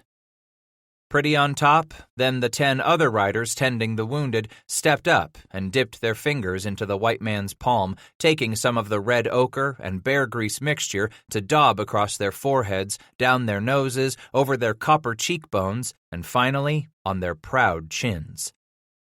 While Turns Plenty led the others into the village, Bass and the 11 brought up the rear of the procession with their war dead. As the column neared the outskirts of camp, women and children poured out to yell and cheer, trilling their tongues in celebration to see so many enemy horses and those robes. Then, the first of the women realized she was not finding her loved one among those riders. She had not spotted a familiar face. Then another, and another, and more. Those eerie, bone-grating wails began as the squaws took to sobbing, the children to crying for lost fathers or uncles or brothers. Solemnly, the 11 entered the camp where more than 3,000 Crow had formed along the route. Now, the crowds parted as the travois rumbled slowly through their midst. On both sides of the procession, women flung themselves on the ground, wrenching at their hair, wailing to the skies, crying so piteously it made the hair stand at the back of Bass's neck where the cold wind tousled the ragged ends of the curly hair he had chopped off in mourning. As the last man in the march, Scratch desperately searched the throng for Waits by the water, fearing more than anything that she would not see him and immediately suspect that he was among the 11 dead. Looking for her face in the crowd, any young woman wrapped in a blanket and holding an infant, eager to spot the lodge of Whistler and Crane. Of a sudden, he spotted her. Relief washed over him as he raised his arm to signal. She saw him, then stepped closer to her mother. At Crane's other shoulder stood Strikes in Camp, supporting his mother as the travois bearing the dead started past. Crane clamped a hand against her mouth as if attempting to stifle her cry, to swallow down her grief. Strikes in Camp bent to say something to his mother just before Crane started toward one of the travois, her feet leaden, almost refusing to move. Suddenly, she crumbled there on the muddy snow, all the strength flushed out of her. Waits and Strikes in Camp knelt beside their mother as Bass leaped to the ground, sprinted the last few yards to the woman's side. The trapper turned to Waits as he started to scoop his arms beneath the small woman. "I can carry her to the lodge if you will lead."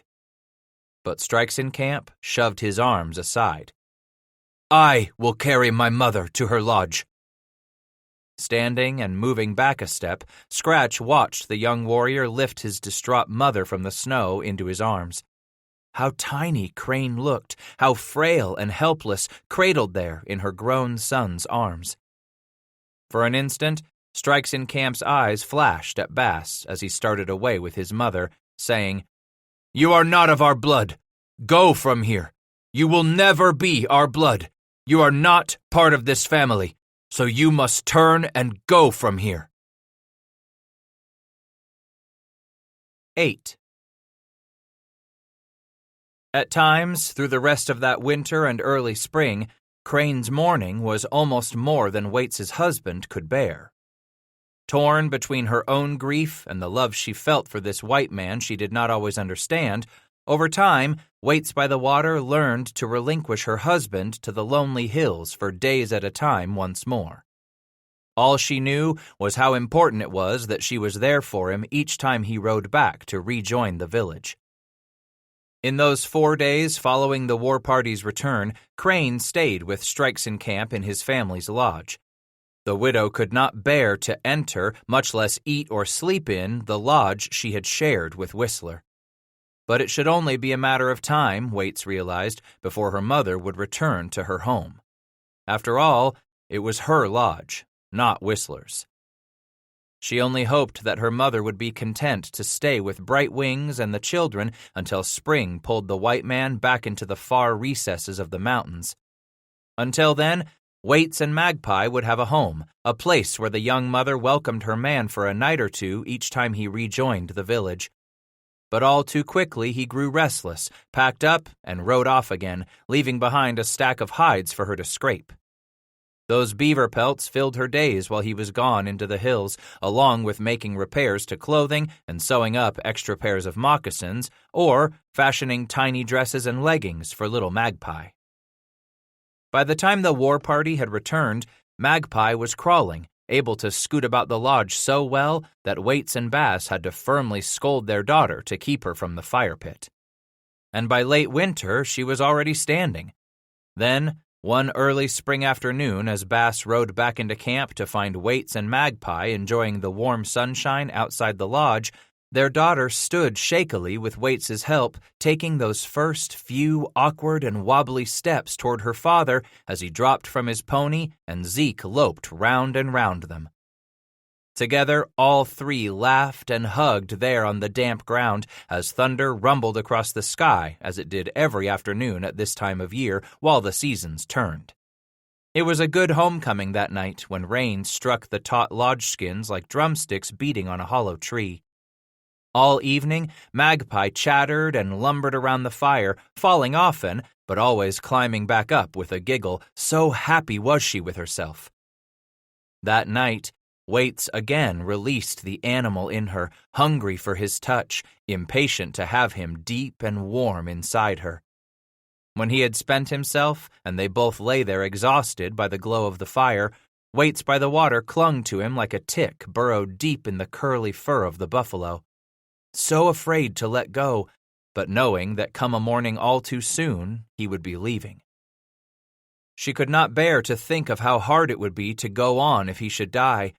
As much as she tried, Waits was less than successful in squeezing out those thoughts of life after her man's death, the way Crane now existed without her husband. Would she, too, go through each day as if made cold to her marrow, feeling small, having no desire to eat, little need to sleep, hardly speaking to anyone, staring off at the hills and beginning to cry for no more reason than a sudden, painful remembrance? Each time Bass left them to ride off for some distant stream, Waits by the Water found it harder and harder to wait. To know exactly where her man was going on a hunt, or to steal ponies, or perhaps to raise some scalps, that was one thing. But not to know where her man was headed when he went in search of the beaver? That was something so altogether different. What if her husband was killed by an enemy and his body was left where he had died? What if his pony fell and crushed him and he had to lie there in agony until he drew his last breath? Or what if he was attacked by one of the mountain predators that might scatter his bones? She would not know where he was, how he had died, where to find his body before the wolves, a mountain lion, or a great silver-haired bear would tear his body apart. This separation was far more excruciating than when she had waited for Bass and her father to return from Blackfoot country. Each time he left to disappear in his hunt for the beaver, she had no idea of her husband's fate until he chose to return to the village with more pelts. Would she be a widow? Would Magpie be raised without her father? Late that spring, she decided it was far better that the two of them no longer stay behind when he left for the lonely places. "We are going with you when you leave," she bravely told him this cold, damp night as clouds scudded across that patch of starry sky they could see when they gazed up at the place where Crane's lodgepoles were joined in a great inverted cone. "It would take so much time to gather. Everything we own is packed," she explained. "Only our blankets and these robes. We've done it before. With our ponies, we can carry it all." "Yes," and he grinned at her. "We have done it before. I was planning to do some work trimming the pony's hooves." "Then we can go with you?" His face turned gray with sudden concern. "What of Magpie?" She rolled onto an elbow, raised herself up, then gazed down at him as her breasts gently brushed the skin of his chest. "Your daughter already rides in the saddle with me." "How long has she been doing this?" he asked with a grin. "Long enough." Bass smiled at her. "So behind my back, you women have made ready to take to the long trail?" She bobbed her head enthusiastically, afraid to tell him just how much she was wanting to leave the Crow village, needing to flee the daily reminder of her mourning mother, afraid to let him know just how much she needed to be with him, no longer able to let him go. "Promise me, husband. Promise that you will never leave me, never leave us behind with the Crow when you go to trap the beaver." For a long time he peered into her eyes. "That is what you want? You don't want me to leave you behind with your people?" She shut her eyes a moment. "I don't belong here anymore," then opened them, gazing into him. "You are my people now." "So you want to go where I go from now on?" "Yes," she admitted in a small voice, looking away. Then looked back at him again suddenly, saying strongly, "Promise me that you will never leave me a widow like my father did." He stroked her high cheekbones with his rough hands, then eventually said, "I promise you, woman. If it is what you want, you and Magpie will be at my side wherever I go." "The rest of it, the most important, tell me the rest of your promise to me," she instructed breathlessly. "And I promise never to make you a widow." Laying her head against his chest, Waits by the water listened to his breathing, listened to his heart beating for a long time, slowly realizing that she had just made him give a vow no man could keep. "Strangers are coming!" At that first announcement, Bass shot to his feet, dropping the crude iron files he had been using to trim the animal's hooves, and leaped atop his pony's back. They raced into the village toward the sound of the excitement. A large crowd was gathering on the outskirts of camp, some of the people pointing to a dozen riders slowly making their way up the valley toward the Crow village, leading a handful of pack horses. Waits by the water spotted him, waved her husband over. "Are they white men?" Shaking his head, Bass studied the horsemen and said, "They don't ride like white men, no stirrups on their saddles." "But they are coming from the north," she replied. "Perhaps they are enemies who are lost and don't realize they are about to ride into danger." "No, I think these riders have come to do some trading with your people." Within minutes, more than 50 Crow warriors had mounted and were loping toward the strangers.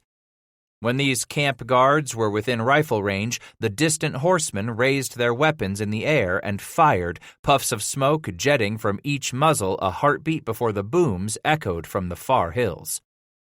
"They come in friendship," Bass declared, laying his arm around her shoulder in relief. No better sign of friendship in this wilderness than for a man to empty his weapon upon approaching a camp.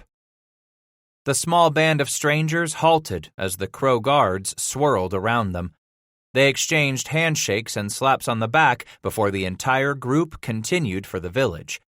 In short order, it was plain to see these riders were not only Indian, but Crow. "Pila chiwilakpake!" a voice exclaimed in recognition as the horsemen approached. But Bass studied the pack horses more than he did the riders. "Appears they've got some trading on their minds." Upon entering the village, the visitors dismounted as the Crow guards turned aside with their ponies. Stopping near the center of the camp circle, the spokesman for the newcomers gestured for quiet before he started to speak. "Friends, fellow Upsaluke," he cried in the Crow tongue, "we bring you good wishes from the river band of Longhair."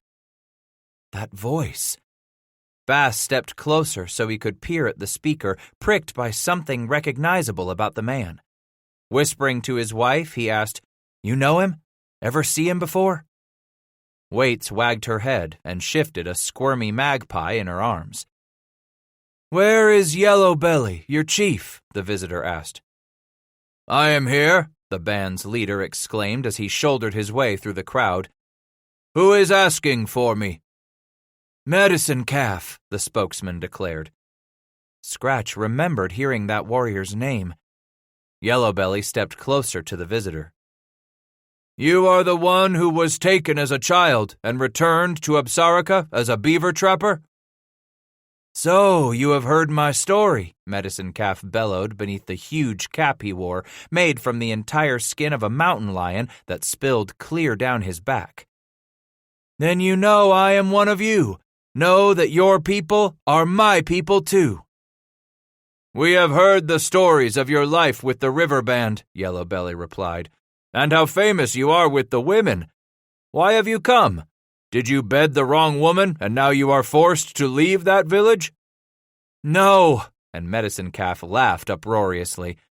Something about that laugh pricked another familiar chord in Bass. "I have come with presents for the chiefs, goods to trade." "To trade?" Realbird asked as he stepped up beside Yellowbelly. "I come here with these presents and goods from the trading post the white man calls Cass at the mouth of the Esox Puata Cheashise." Strikes in Camp shoved his way forward to ask, "Why did the white man send you?" "I work for him," Medicine Calf answered truthfully. Turning to his wife, Bass said, "Now that's something a mite peculiar. A Crow warrior working for the white trader?" The visitor continued, "The trader pays me money to see that the Crow bring their furs to his post." Titus touched his wife's arm and whispered, "Wait for me here." Then he parted the crowd and started for the visitor, saying loudly in English, "Who does this goddamned trader work for?" Medicine Calf wheeled in surprise at the question, his eyes narrowing to a squint in his dark-skinned face. In English, he said, "I figured it had to be a white man asking just such a God-blamed question. Ain't no Absarake gonna know our tongue near that good. Trader hired me. He works for American Fur." Suddenly, the English-speaking Crow stopped talking, holding his breath as Bass drew near. "By the stars, yeah, you're the one called Scratch, ain't you?" Now it was Titus's turn to be dumbstruck. He stopped, peered the stranger up and down twice, trying his best to recognize something about this warrior called Medicine Calf. "Where the hell do you know me from?" "Shit, Scratch," the newcomer bellowed as he started for Bass, some of his bewildered Crow companions stepping back. "I knowed you from your first rendezvous." Now Titus was confused as hell. "Never met me no Crow early as that." "But you knowed me," the spokesman exclaimed, stopping right in front of the trapper. "You was riding with 3 fellas. Not a one of 'em liked negras." That hit Scratch like a lightning jolt. This Medicine Calf claimed to know him back of a time when he was riding with Silas Cooper's bunch. Cocking his head to the side warily, Titus asked, "How the blazes you know that?" Holding out his hand, Medicine Calf said, "Hell, it's me, Scratch. I'm Jim Beckwith. Don't you remember me?" "Beckwith?" The mulatto lunged a step closer and snagged Bass's right hand in his, then pumped mightily. "One and the same, you old dog." "Jehoshaphat, I ain't seed you in— By damned, I did hear tell at rendezvous you was took prisoner by some Crow what thought you was their long-lost son." The mulatto slapped his chest. "That's me." Bass pulled Beckwith against him firmly, pounding the mulatto on the back several times before he stood back and took it all in again. "If'n you don't look like some crow dandy all gussied up." "Ain't I purty, Scratch?" "So what's this consarn 'bout you working for some trader?" "Name's Tulloch," Beckwith explained. "Trapped way back of the early days, but now he's gone to work for American Fur. Has this post down on the Yellowstone near the mouth of the Bighorn." "You come here for him, did you?" Beckwith nodded. "Don't do much trapping no more. Say, with you being so handy with this here band, you think you could get all the headmen and chiefs together round noon so I can tell 'em about the good prices Tulloch's going to give 'em on their furs?" "You come to stir up some business for them American fur men?" With a shrug, Beckwith confessed, "Hell, coon, I'm an American fur man my own self." "Easier'n wading in cold streams, ain't it?" "Got me a passel of crow wives, too," and he grinned. "They been keeping this child's pulse stropped on winter nights. Why, I even go out to steal ponies and take scalps with the rest of 'em." "Sounds to me Jim Beckwith's took right to the blanket." The mulatto smiled broadly, then asked, "Ain't you, Scratch?" "Nah." The skin between Beckwith's eyebrows furrowed. "But ain't that why you're living here 'mong these are crow? Ain't you got a mess of crow wives fighting to climb on your wiping stick every night?" "Just one, Jim," he said, "and I ain't gone to the blanket at all. Why, we're fixin' to light out for the high country 'nother day or so." "Damn, finding you here, I just naturally had you figured for making life easy after all them years you been scratching round for beaver." "Plain to see how you're took to the crow yourself." "So afore you make for the hills, won't you help me get these chiefs sat down for some palaver about their furs and Fort Cass?" "I suppose I could," Titus agreed, seeing no harm. "There's sure to be something in it for you, old friend." And Beckwith took a step back, motioning to the pack horses being held by the Crow men who had accompanied him from the trading post. Turning to Yellowbelly and those leaders gathered behind him, Bass grandly slapped a hand on Beckwith's shoulder. "The medicine calf speaks good white man talk to me, but he wants to speak from the heart as a Crow. He comes here asking for a council with the chiefs to talk about bringing your furs to the white man's post." Later that evening, when Titus returned from the afternoon conference where Beckwith passed out good things to eat, beads and tobacco, cloth and powder, Waits by the Water asked him, "How long till the white men gather to trade their beaver?" "Not for more than 3 moons," he said, settling back in the blankets and patting the robe beside him. As she slipped her dress over her head, Scratch felt his eagerness stir, sure to overwhelm him. Hungrily, he pulled her face down so he could kiss her mouth. "Good," she sighed, nestling her head against his chest, curling up beside him to scratch the small patch of graying hair in the middle of his chest. "Then we have lots of time to lay our traps in all those streams flowing down from the foothills as we ride south for that great camp of the white men." Stroking her fragrant hair for a few minutes as he stared into the distance, Titus finally answered, "Before we do, I think we ought go to the mouth of the Bighorn." "Why should we go east, husband? Did the medicine calf tell you there were more beaver there than in the mountains south of us this spring?" "No," Titus answered, brushing his fingers along the curve of her breast until he felt the nipple. His touch quickly made it rigid. "Some time back I heard talk of a new post on the Bighorn. I didn't figure it for the truth, not this far south of the Missouri." "Yes, some of our men learned of the new post a long time ago." Bass could tell she was beginning to experience that tingle of excitement starting to spiderweb its way across her flesh as he continued to caress the engorged breast to tantalize that hardened nipple. "Have any of your men gone there?" "Yes, a few. But the river crow where Medicine Calf lives, they travel to this post to trade many times." "If the trader has powder and guns to fight off the Blackfeet, then I'm sure the crow will do a lot of trapping. We'll take all their furs there for even more powder and guns." Her fingers tiptoed down his belly until she found his flesh and began to stroke it gently with her fingers. Bass wondered if she wanted him to grow as desperate for her as she must be for him.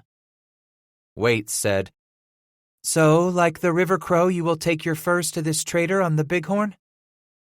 "I figure we'll wait to trade until rendezvous," he confessed, as he felt his hardened flesh warm dramatically with her touch. "But I am still very curious to see for myself just how strong and powerful this fur company has become here in these mountains where once only the free man reigned." "Why should this bother you, husband? You are not a man who goes where the company says, like this medicine calf." "You know I never will be." "Then you are a truly free man, and you should not let this trading post concern you." "No," he answered with a sudden gust of exuberant laughter, no longer able to endure the delicious anticipation. He rolled her over on her back and positioned himself between her legs. "I could never truly be a free man again, not when you hold my heart captive."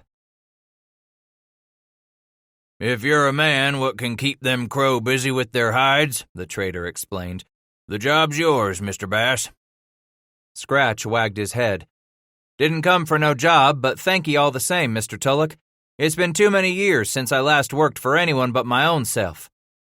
He peered around at the crates and canvas-wrapped bundles piled across the earthen floor. "Sides, with you packing up your goods, I'd say you're fixin' to leave this country."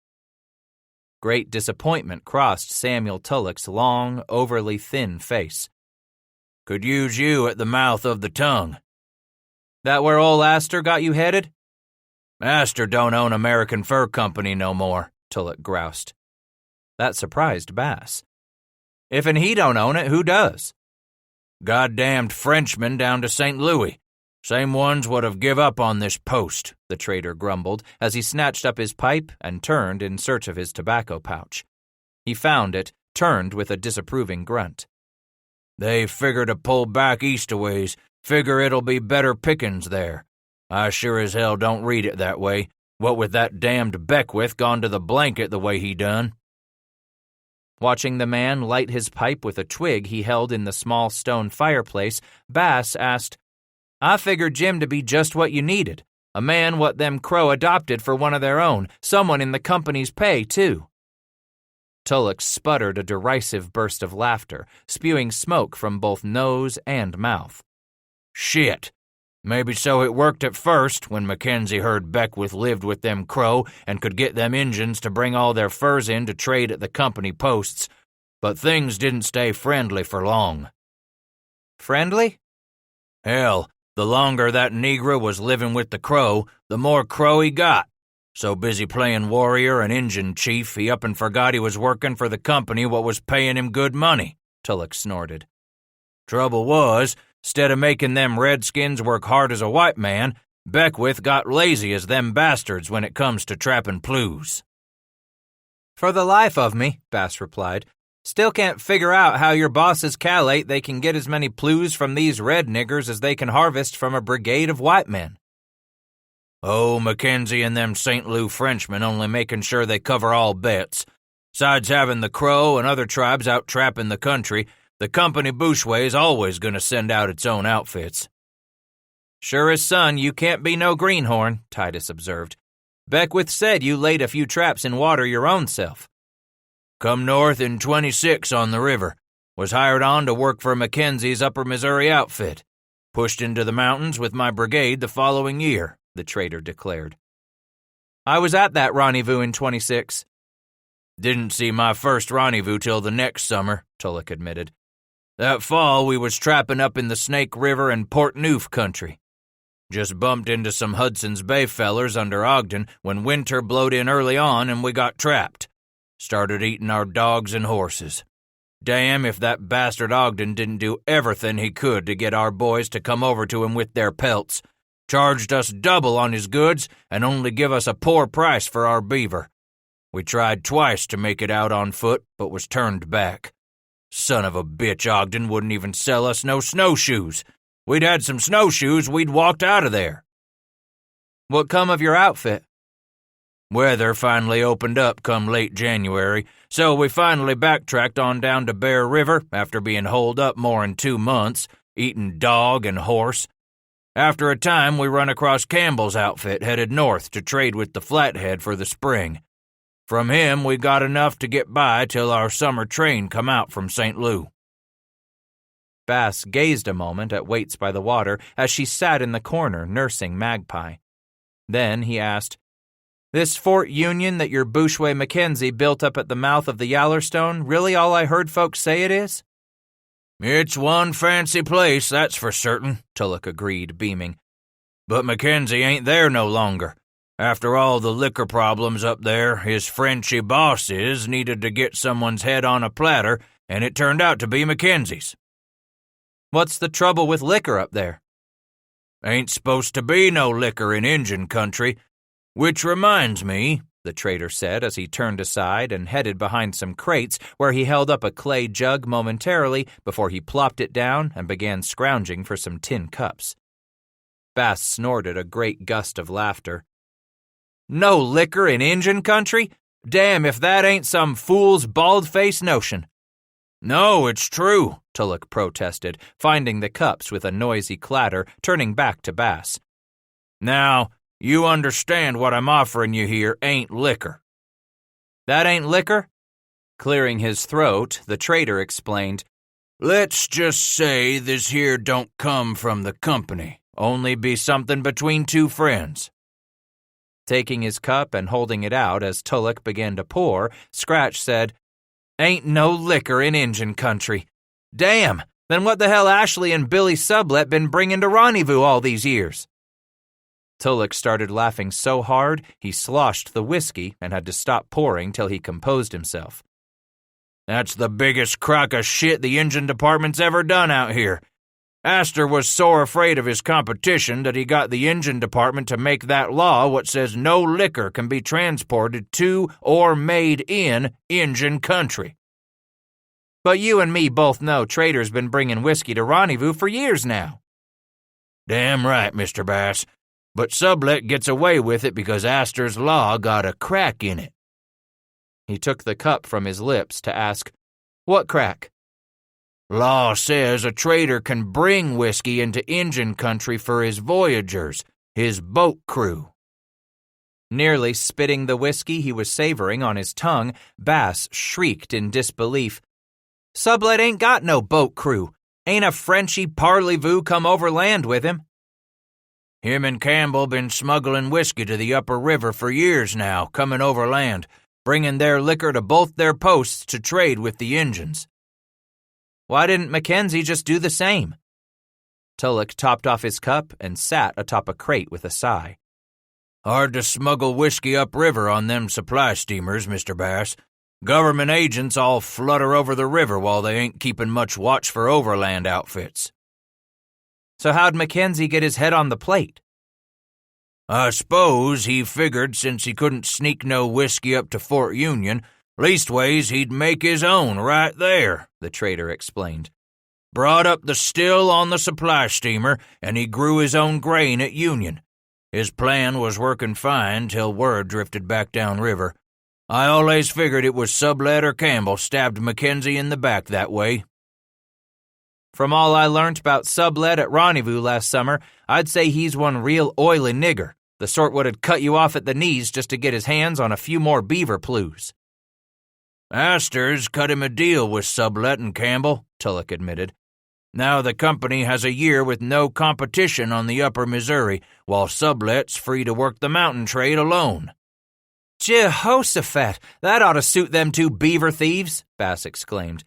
"What's to become of the trade now that Sublet drove Astor and Mackenzie out of the business and got all the Rendezvous trade to themselves, while the Frenchies gonna run their business right from their posts way up here on the rivers? Damn if the whole lot of you don't got a free man hamstrung 2 ways of Sunday." "Like I said, maybe so you should think about coming to work for me," Tulloch said, grinning wryly. Scratch held up his tin cup. "Like hell I will, Tulloch. Your whiskey may be good, but Titus Bass ain't never been a man to get cozy with honeyfugglers like Sublet or your parlez-vous bosses." "Face it, Fellas like you gonna be doing business with Sublet, or you're dealing with American fur, one or the other, the trader warned. Maybe a nigger like me needs to take his pelts off down to Taos or Santa Fe. What? Roared Tulloch. And have them Mexicans take half your plues for Mexican taxes? You think you're being savvy riding all the way down there to trade your furs off? Shrugging, Titus asked, What's a man to do when you Americans is driving up the price of trade goods and stomping down what my pelts bring? I suppose a man like you fights till he realizes he can't fight no more. Bass stared at his whiskey for some time, watching its pale amber color shimmer in the light of the 3 flickering oil lamps Tulloch had lit. Then he looked at Waits, how she clutched their daughter across her lap as the child lay sleeping, her tummy warm and full. Damn you all, Scratch said with quiet dignity as he held up his cup in toast. I may have to trade with your kind at Rendezvous, but I don't have to become one of you. True, not yet, Tulloch admitted. There's still some old throwbacks like you around. Always will be, Bass claimed, taking another sip. Maybe, maybe not, the trader argued. Look what happened to Rocky Mountain fur. Reluctantly, Titus had to agree. Yeah, Sublet killed them too, didn't he? Your bushways come in and scooped up the pieces. Fitzpatrick, and Bridger hisself working for the company, Tulloch bellowed. Can you believe that'd ever come to pass? Why, I figure the company hamstrung Fitz and Gabe so bad they was bamboozled into leading them company brigades. No matter, for them 2 niggers is still trapping beaver, by damned. So here's to them niggers what are hanging on to the mountain trade with their fingernails. And Tulloch raised his cup. Bass clinked his tin against the trader's. By bloody damn, here's to the sort what'll never give up the high country. To hell with all your trading posts while there's still flat-tails in the mountains. 9. Waits by the water watched in rapt fascination as the blood oozed out of the wound in the trapper's back, where another white man delicately worked the point of his honed knife. Surely the one wielding that instrument must be some sort of shaman, if for no other reason than the trapper he was cutting on sat there so calmly, without the slightest movement nor flinch, as the bloody knife scraped deeper and deeper into his upper back. There must be some magic that kept this terrible, painful ordeal from hurting. From time to time, she glanced up at her husband to gauge his thoughts by the wondrous expression on his face as they stood among those hundreds of awestruck trappers and gaping Indians who stared transfixed, witnessing what truly had to be a powerful magic. I've had arrows pushed and pounded right out of me, Bass whispered to her as that bare-backed trapper wrapped his whitened knuckles around a tent pole 2 others held upright for him. But I never have seen anything like what's being done to of Gabe right now. Waits repeated with growing proficiency in her English. Gabe? Bridger. Jim Bridger. Bridger, she echoed, then asked him in her tongue, You know Bridger? Known him a long time. Good a man as they come, the sort I'd want at my back in a hard scrape. Is this magic? This shaman cuts on Bridger and it doesn't hurt? She inquired, picking Magpie up from the ground to put the girl astraddle her hip. Nah, he answered. Bridger's just taking it bravely. Look there at his teeth. See how he's biting down on a thick chunk of rawhide real hard? So the cutter is not a medicine man among the whites? With a grin, Titus brushed a little of Magpie's brownish hair from the girl's eyes. Yes, the cutter's a medicine man, a shaman who does his work with knives, sometimes mixing up potions to drink like a crow medicine man will do. Still confused, she asked, No magic? He chuckled softly as he took Magpie from her arms and hoisted the girl onto his shoulders, where she settled high above the attentive crowd. No magic, just Bridger's cast-iron will.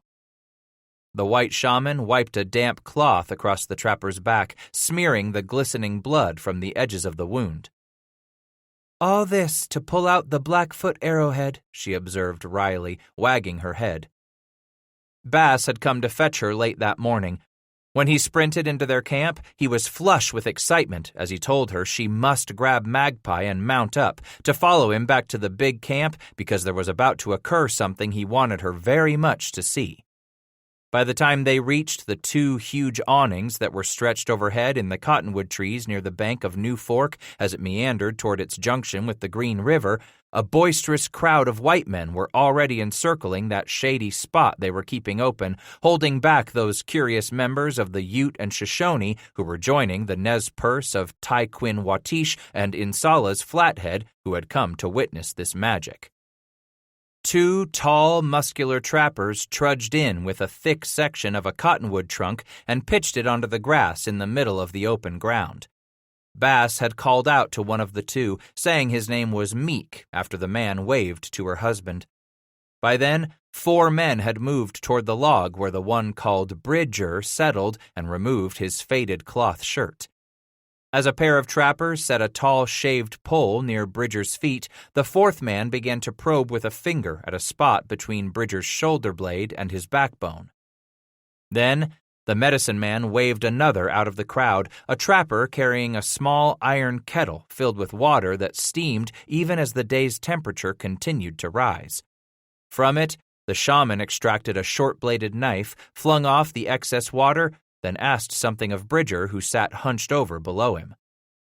When the trapper shoved that piece of rawhide between his teeth, then gripped both hands around the tent pole, the medicine man laid the point of his knife against a particular spot on Bridger's back and made his first cut, a gesture that caused every one of the hundreds of onlookers to fall silent at that very instant, the entire circle of them craning their necks forward. From time to time, the medicine man and the trapper shared a few words. Then, the knife continued its work. And now, the medicine man inched around in front of Bridger, kneeling so he could peer closely into the trapper's eyes, and began to speak as his bloody hands appeared to make signs. "What is he signing?" she asked her husband in that expectant hush of the crowd. "He isn't signing," Titus explained. "Just telling Bridger that the arrow point he's digging for is stuck deep, buried in the bone." She swallowed hard, vividly picturing that, having seen enough of the iron arrowheads that had wedged and embedded themselves into the thick bones of the buffalo her people hunted through the seasons. "He says the tip of the arrow is bent, stuck in Bridger's back," Scratch continued. "And Bridger just said he figures that's why they couldn't get the arrowhead out 3 years ago." 3 years, she repeated, transfixed on the medicine man's hands as he crooked a finger, describing something to the trapper. "The medicine man is telling Bridger it's going to be even harder to get the arrowhead out than he first thought." "Why?" She gazed up to pat her daughter's hand before she stared back at the doctor, who was getting to his feet and returning to his work at the trapper's back. "Can't think of the Crow words for it, but there's some new bone what's growed around the arrowhead," he explained, stabbing a single finger on one hand between 2 other tight fingers to show her. Waits nodded in understanding. 3 years the bone has grown around the arrow, yes." With Bridger chomping his teeth on the chunk of rawhide as never before, the medicine man pressed on with his cutting, delicately working the tip of his knife down and around the wound that was freely flowing now. Then, by slicing sideways and prying slightly, after agonizing minutes of torture, the medicine man pulled from the wound a dark, glistening object he immediately held up at the end of his arm. Her husband and the others instantly hooted and hollered, screeched and whistled as Bridger shuddered, huffing deeply after he spit out the thick slab of rawhide. He grumbled at the medicine man, who stepped to the trapper's knee and handed the bloody object to the bleeding man. "God damn if that ain't some," Bridger commented quietly, as if much of his strength had just been tested. "Damn right," the one named Meek roared as he lunged over to slap the medicine man on the back, then held up the shaman's bloody arm while the trappers went wild again with their whooping and shrill Indian calls. "That was about as slick as warm buff tallow," her husband bellowed at those old friends of his who stood nearby, these trappers he had traveled the high places with in years gone by before he had chosen to journey the mountains and plains with her. Now he turned to her quickly, chuckling, his eyes filled with wonder, his face lit with exuberance as he said, "A friend just told me that medicine man is named Whitman. He's one who reads the Book of God." "A holy man, yes," she said, finding it made perfect sense for a true holy man to possess such remarkable healing powers. Among her people, the spiritual men healed the physical body. Bass whispered to her, "The knife cutter just told Bridger he is amazed the arrowhead didn't cause more trouble in the last 3 winters, but Bridger claimed his back only hurt when the winter cold was deep and long." "Just as your wounds hurt you a little more with every winter?" "As long as I have your fire to warm me, woman, I'll never mind the coming winters," he told her, gathering weights beneath his arm. As she gazed up to smile at Magpie, 4 of her husband's old friends pierced the crowd that was breaking up and stopped around them. She recognized a few of those words they spoke back and forth as the white man looked upon Magpie with smiles of admiration, touching the girl's dusty feet or rubbing her bare arm as they cooed at her and jabbered with her husband. Bass slipped the child from his shoulders and saddled her on his hip. Cupping her chin in his hand, he asked Magpie in Crow, "You want to come with me to visit my friends?" Then it sounded as if he asked the same thing in the white man's tongue. "I don't think she understands me," Bass sighed. "One day soon she will understand what we say," Waits explained, taking the child into her arms. She watched her husband turn away and dig among his things in search of something. "And when she gets older, I hope she will know just how special she is to learn 2 languages while she is still a child." From a rawhide pouch, Titus pulled a greasy deck of cards tied with a narrow wang cut from his legging fringe and said, "With these, sweet woman, I just might win something extra from my old friends in a game of chance." "Chance? Like the game of hand my people play?" "Just like it," and he bent to kiss her. "Wish me your luck so I can bring back a present for you and one for little Magpie, too." "Just bring yourself back, husband," she said with laughter lighting her eyes, "and I will give you a present beneath the blankets tonight." He kissed her again. "Do you realize how special you are, to let your husband go off to gamble with his friends?"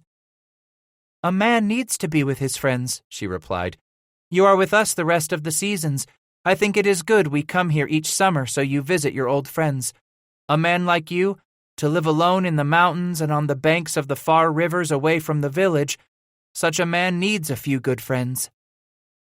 For a moment, her husband sighed, his eyes looking over the 4 white men who stood around them.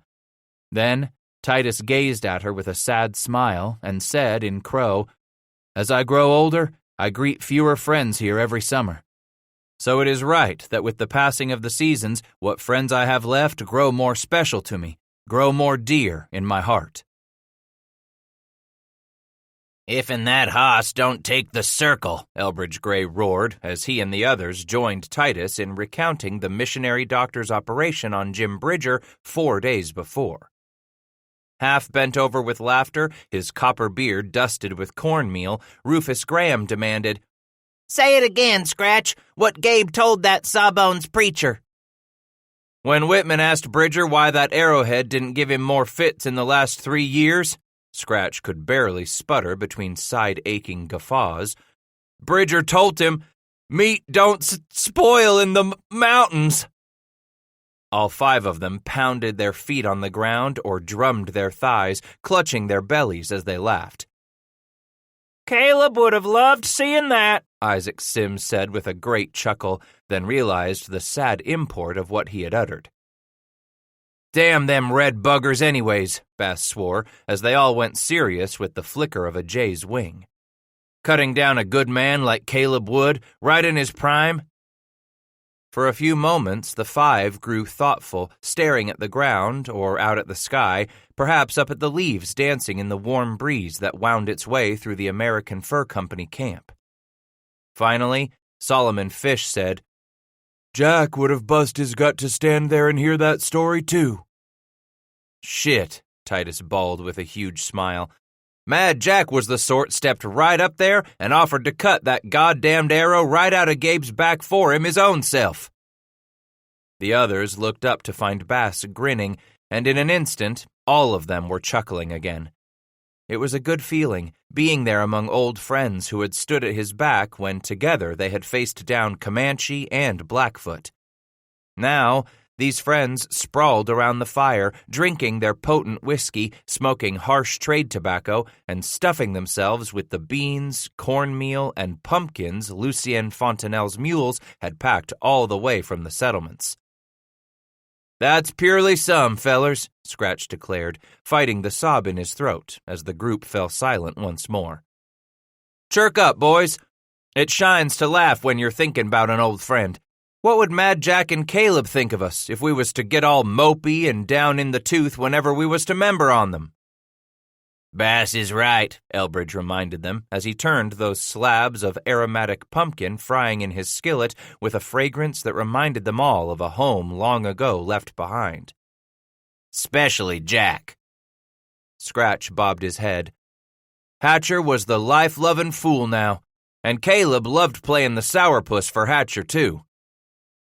"Ain't that the saint's truth?" Isaac agreed, wiping more of the dark yellow-brown streaks of tobacco juice into his pale whitish beard. "When Jack was gone and Caleb took over this bunch, why, that's when Caleb started getting a funny bone hisself."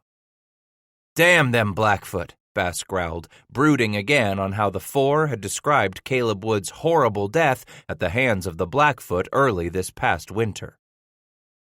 Ever since Scratch had thrown in with Jack Hatcher's bunch back in the summer of 27, one by one they had been whittled away. First by Rocky Mountain tick fever, then two had decided they would fare better hanging back to Taos with their Mexican wives, and finally, their last two leaders had fallen to the enemy. Hatcher in the Pierre's Hole fight, and now Wood had gone under as Bridger's brigade hacked its way back out of Blackfoot country. Where they had once been 10, now there were but 4. And as much as they had hoped their lot would improve by throwing in with Bridger's men seasons ago, things hadn't gotten any better at all. "Damn good thing Jack ain't around to see what's become of the mountains," Solomon grumbled. He swiped at his hatchet of a nose dotted with huge pores forever blackened with fire soot and dirt. "Trader's got us crumped over a barrel with his high prices," Scratch groaned. "And our beaver ain't ever gonna be worth much anymore," Rufus added with a faint whistle between those 4 missing teeth. "Time was we free men was the princes in this land," Elbridge declared beneath that big bulb of a nose scored with tiny blue veins. "But now we're so poor we're barely hanging on with our toenails."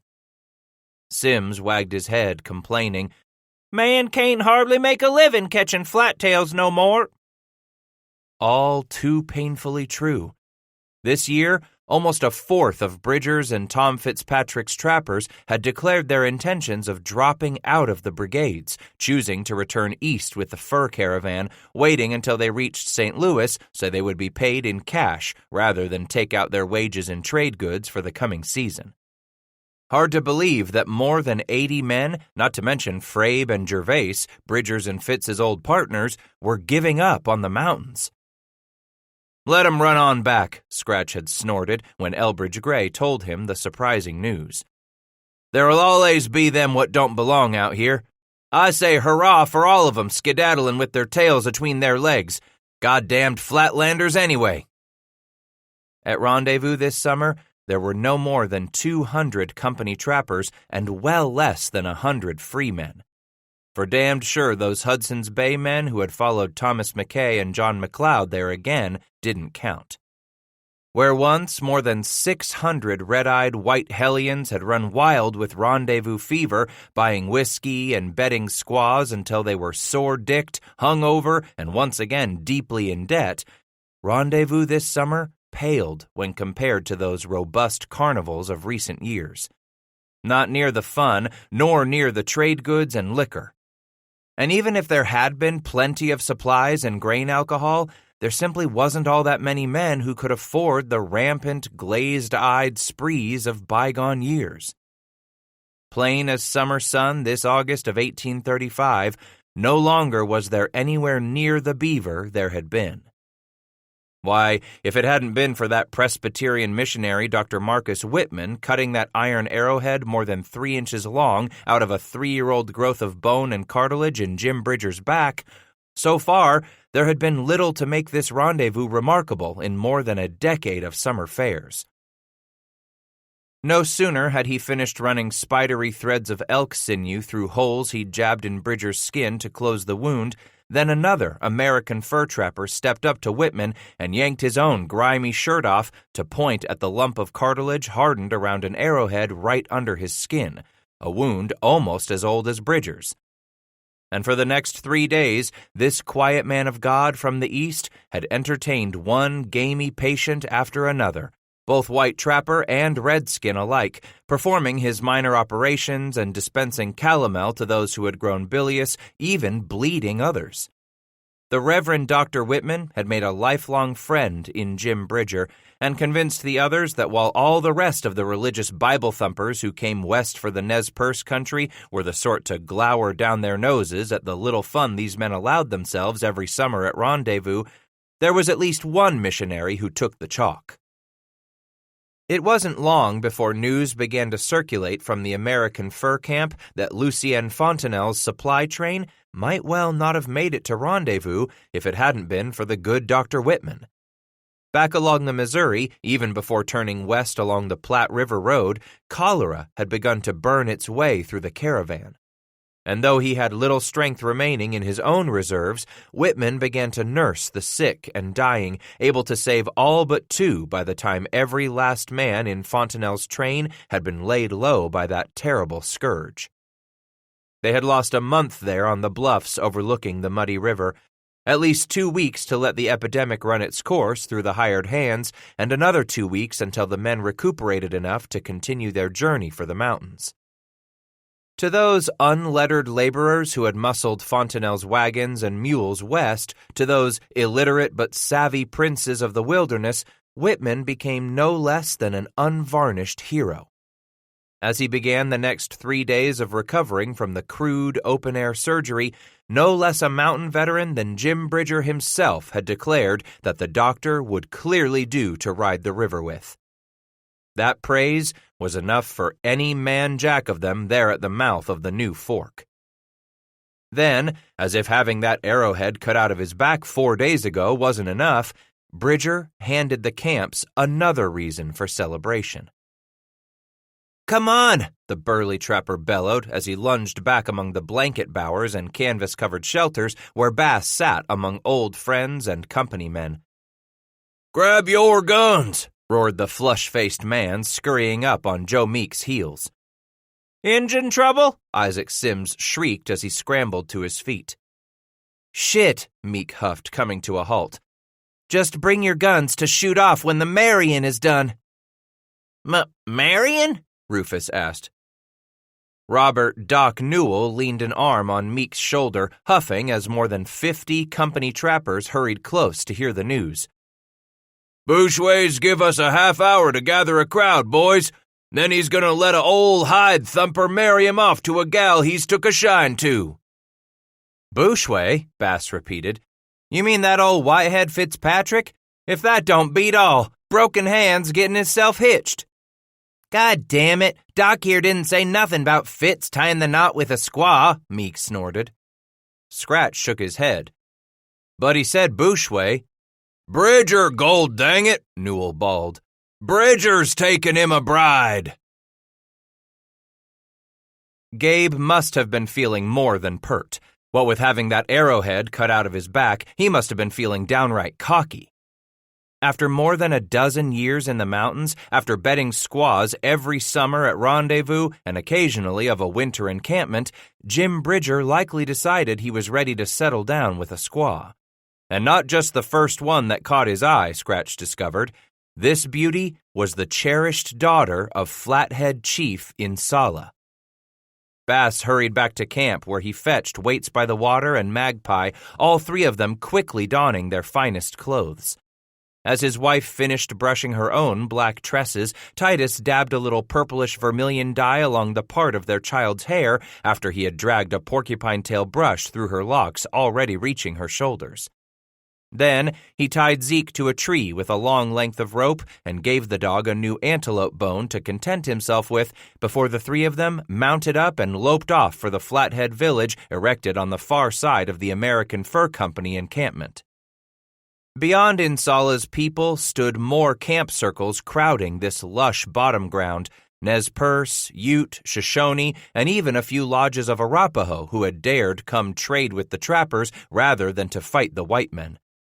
More than 1,000 Indians all told, and most of them were streaming into the Flathead village with close to 200 of the company trappers who were singing a variety of discordant songs, pounding on brass pots and iron kettles, one man even blowing reedily through an out-of-tune clarinet, while several men dragged air through concertinas and others sawed catgut bows across the strings of their violins, as the many processions threaded their way toward the center of the camp like throbbing spokes on a wagon wheel.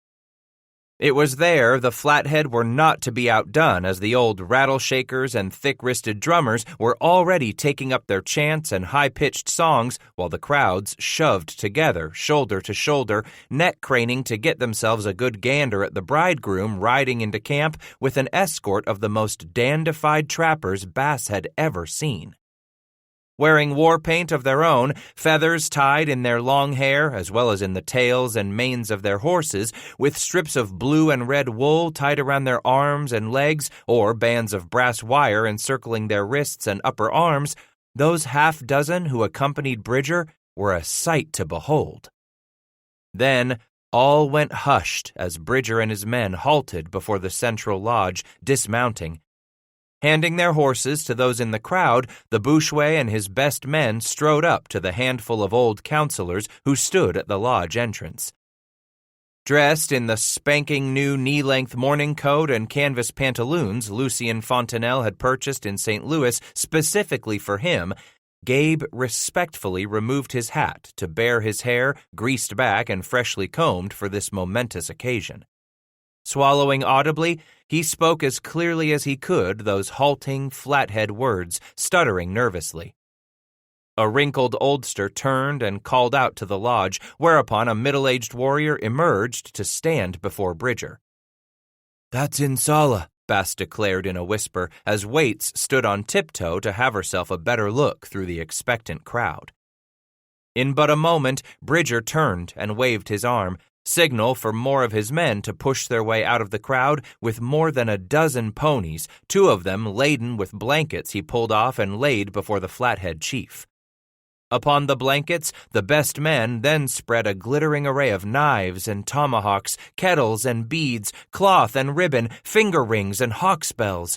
Packets of vermilion and indigo ink joined the rest as Bridger stepped back, gestured across his gifts, then crossed his arms and waited ceremonially for the chief's answer.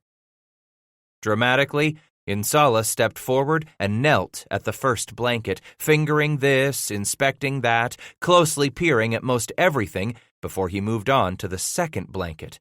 Slowly, thoughtfully studying it all while the crowd murmured quietly, the hundreds upon hundreds of witnesses waiting in the bright summer sun, as the chief decided if the gifts were enough compensation for this sale of his daughter. Eventually, the old warrior stood and moved over to stop inches from Bridger, gazing into the white man's eye as Gabe dropped his arms to his side and gulped, clearly showing his anxiety, his face bright with sweat. Suddenly, Insala raised his arms and brought his hands down on Bridger's shoulders 4 times as the Flathead people set up a huge roar, laughing and cheering, women keening while the drums began thumping again. While Bridger grew wide-eyed, the chief quickly turned and pointed to his lodge door, calling out in his tongue. As one of the old counselors pulled aside the flap, a head emerged, just as the crowd fell silent once more. In that noiseless pause, the chief's beautiful daughter came to stand beside her father, a red-striped white trade blanket folded over her left arm. Taking it from the bride's arm, Insala nudged Bridger a step closer to the shy young woman. Then, the chief unfurled the blanket so he could wrap it around his daughter and her new husband. Taking hold of Bridger's wrist, Insala stuffed 2 corners of the blanket into the trapper's hand so the white man held the blanket around himself and his new bride. Then, the chief suddenly raised both of his arms into the air and shouted.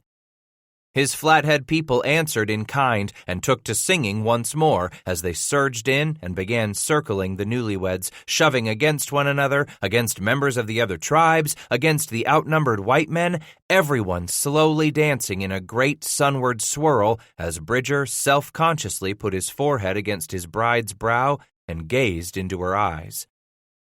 "By damn," Scratch exclaimed to his friends nearby as they all craned their necks for a good look through the throbbing, dancing, celebrating masses.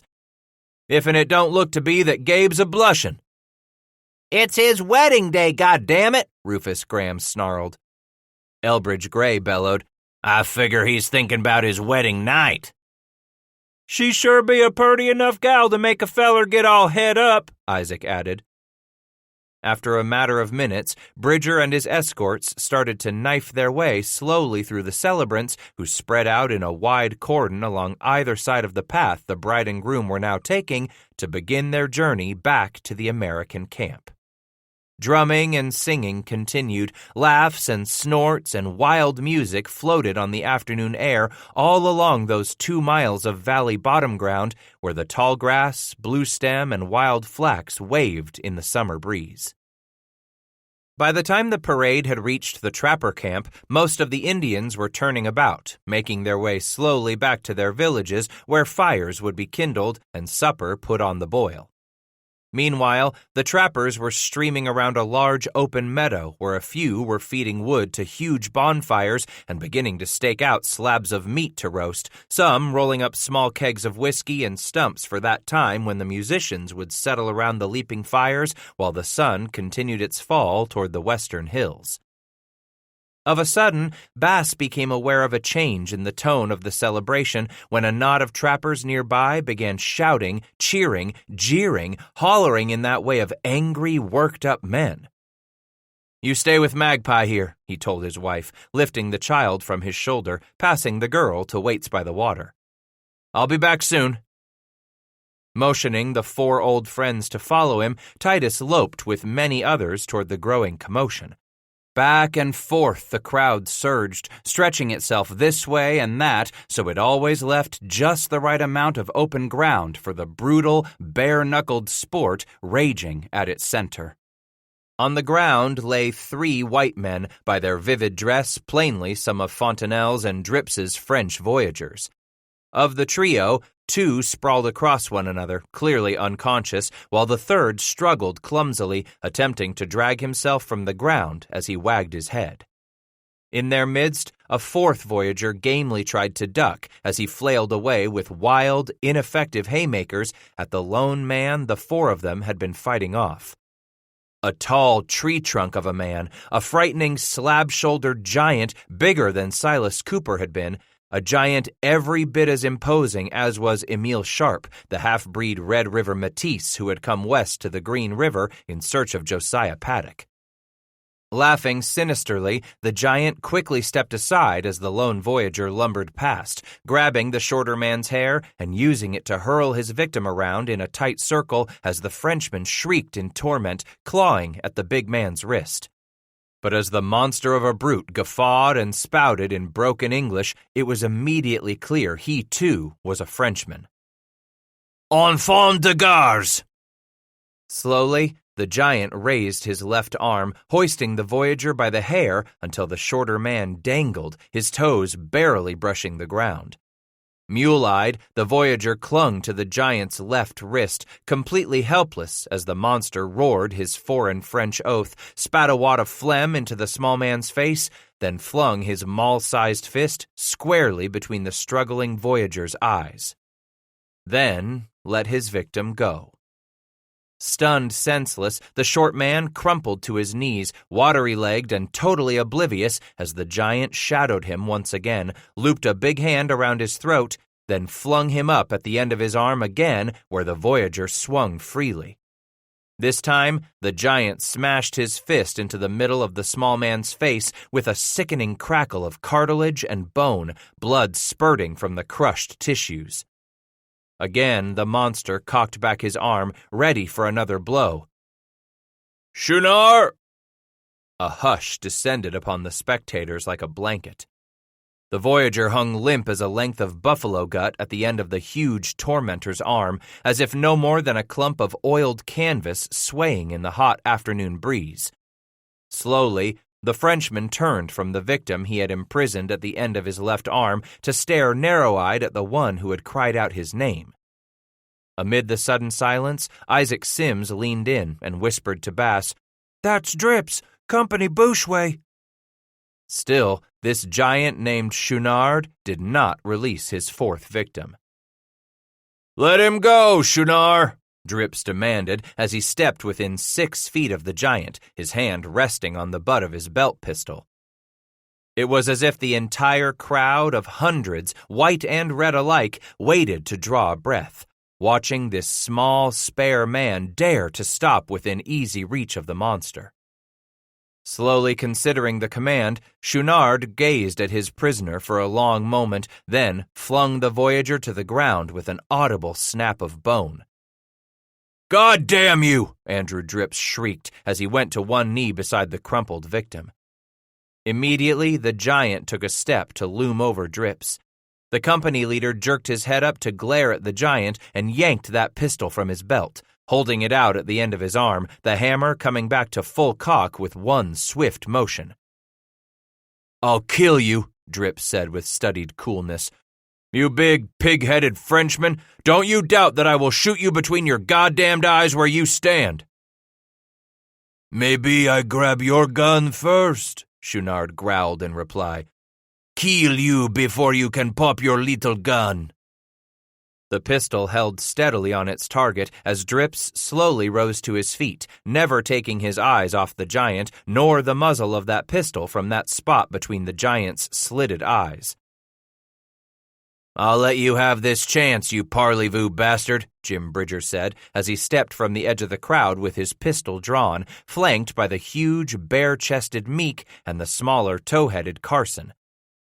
"You so much as move, Torst Drips, I'll drop you." "Looky here," Meek said on the far side of Bridger, wagging the end of his short-barreled smoothbore. "This here's what I call a camp clearer, you son of a bitch, loaded with a good handful of drop shot. I touch this or trigger, and it'll cut you in half." "That's right," Carson added, his blue eyes flashing with menace. "Then the whole crowd gonna see you piss on yourself while you breathe your last."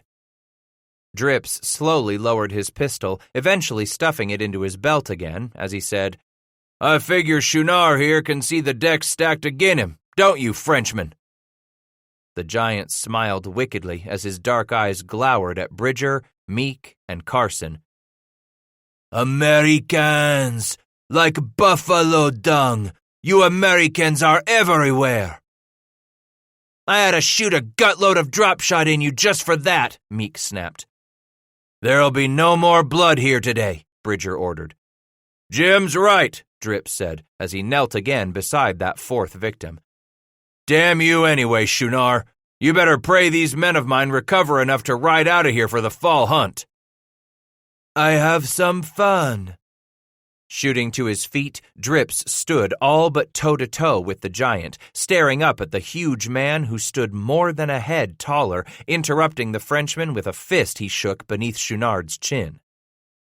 "And I'll kill you if it happens again. I might kill you yet. God damn you, costing me 4 men. Even you aren't worth 4 goddamned men."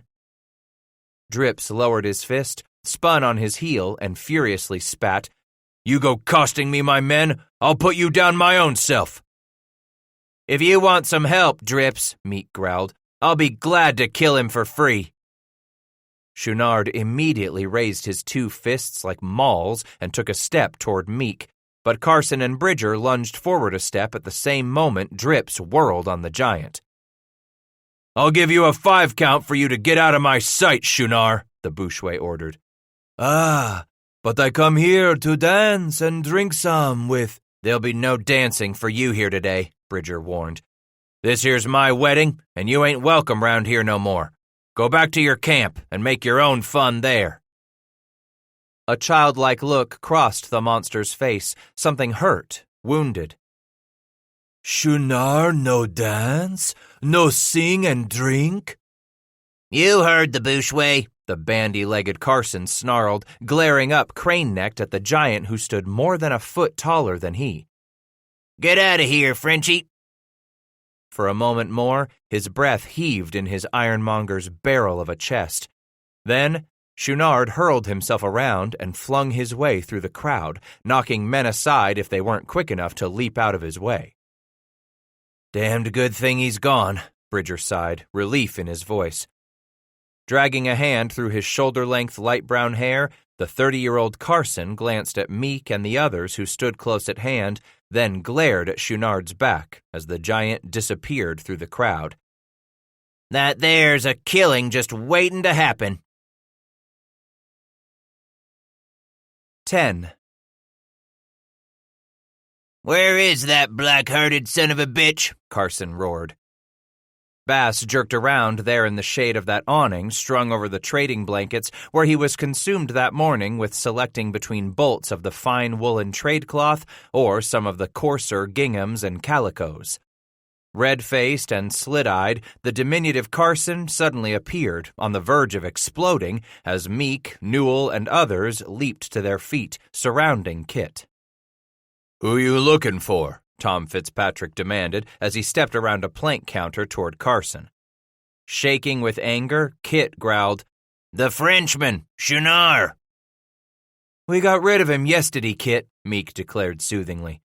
"Run him off," Carson concurred. "But he went and made trouble for hisself in the Rapaho camp." "Rapahos?" Newell repeated. "Where you been sparking that purty squaw?" A dark cloud immediately shadowed the short man's countenance. "When Chouinard left here, the bastard went down by the crick, close by the Rapaho camp. He laid a wait there for dark to come, watching for grass singing." "She the squaw you had your eye on?" Meek asked. "He figured to catch her in the brush," Carson declared, then went on to explain the rest of the story. After breakfast that morning, he had decided it was about time for him to take himself a wife, just like Bushway Bridger had done the day before. After all, Kit reasoned, he had been in the mountains 4 years already, and a man could do with a good helpmate. So, he had taken account of all that he possessed and what credit he could wrangle out of the company clerks, then packed it all aboard 2 ponies he led over to the Arapaho village. "She had to know I'd be coming," Carson told them. "I could see it in her eyes ever since them Rops come into rendezvous. The gal knowed I had my eye on her, too. Already I've been over to smoke twice with her pa." "But you don't speak no Rapaho," Meek hollered. "Don't have to," Carson shut him off. "Plain as sign to the old man I was there for his daughter. After coming 2 times, he sure as hell figured I'd be back with my presents, be back to buy her for my wife." But when Kit had shown up at the lodge with his gifts earlier that morning, the girl's father spurned Carson's offering, angrily signing enough of the story to explain why he and his daughter wanted nothing more to do with white men. The old warrior made it plain enough as he held 2 fingers projecting from his lips to signify the forked tongue of the pale-skinned trappers, then ordered Carson to leave just before he began to sing a war song to his bow and quiver of arrows. Fitzpatrick asked, "What got the 2 of them so damned fractious over white men?" "Chouinard," Carson spat it as if he had just spoken the most vile word in his vocabulary. Meek asked, "What's that horse's ass got to do?" "I told you," Carson barked. "We run him off from here, so that snake-bellied coward went right down to the crick and waited for grass singing to show up for water." For a breathless minute, more than 100 men stood there in absolute silence beneath the morning sun, watching Kit quake in anger, knowing all too well the outcome of that story. "So the Frenchie," Fitzpatrick began, He tried," Carson interrupted. "Her pa signed that Chouinard tore her skirt off, scratched her all over when he throwed her down in the bushes and got hisself ready to poke her. That little gal ain't never had a man afore." "How you know for sure?" Meek inquired. Suddenly glaring at his tall friend, Kit snapped, "Grass singing wears a virgin's horsehair knot," gesturing around his waist, then between his legs to symbolize the knotting of an Arapaho chastity belt. "She showed me herself, Joe, when the big bastard went to grab for his knife so's he could cut her belt off." "She made her play," Bass finished Carson's sentence. Kit looked over at Titus. "That's right, Scratch. Her pa signed that she somehow wriggled away from him like a tadpole, what with Shunar just having him one hand to hold her down." "So for sure he didn't," Fitzpatrick began. "No," Carson answered, staring at the ground in the midst of that swelling crowd. "But my gut tells me he'll try again till one of 'em is dead." "One of 'em?" Bridger asked. "Who you mean?" "Either she's gonna kill him," Kit replied, "or Shunar's gonna kill her." From the catch in the young trapper's voice, Titus thought he understood how Carson must feel, terribly wronged by someone so easy to loathe, so easy to hate. Looking then into the distance over Carson's shoulder, he saw the figures coming. Sure that it had to be, that tall one in the middle, a dozen or more clustered around on either side of him like saplings around the tall oak. Scratch gazed directly at Carson. "So you figure to make sure Shunar don't get that chance to kill the gal?" "She and her pa," Kit explained. "They don't want nothing to do with me, not with no white man now, so this ain't about getting myself a squaw no more." His eyes went cold. "Now, it's about putting a bad animal out of its misery, fellas. It's about killing someone needs killing in a bad way." Pointing with one arm, Scratch pulled a long-barreled smoothbore pistol from his belt with the other hand and announced, "There comes your chance, Kit." Carson jerked around with the rest of the crowd to see Shunar striding up with his hangers-on. Bridger said, "That un's bad as Blackfoot. Big mouth, but he shoots center, too. Best watch him like a snake." Kit whirled back to look at Bass, gazing down at the big pistol. He took it in both hands, snapped back the hammer to half-cock, flipped the frizzen forward, and peered down at the priming powder in the pan. "Thank you, Scratch," he whispered with deep appreciation as he stuffed the loaded weapon into his belt.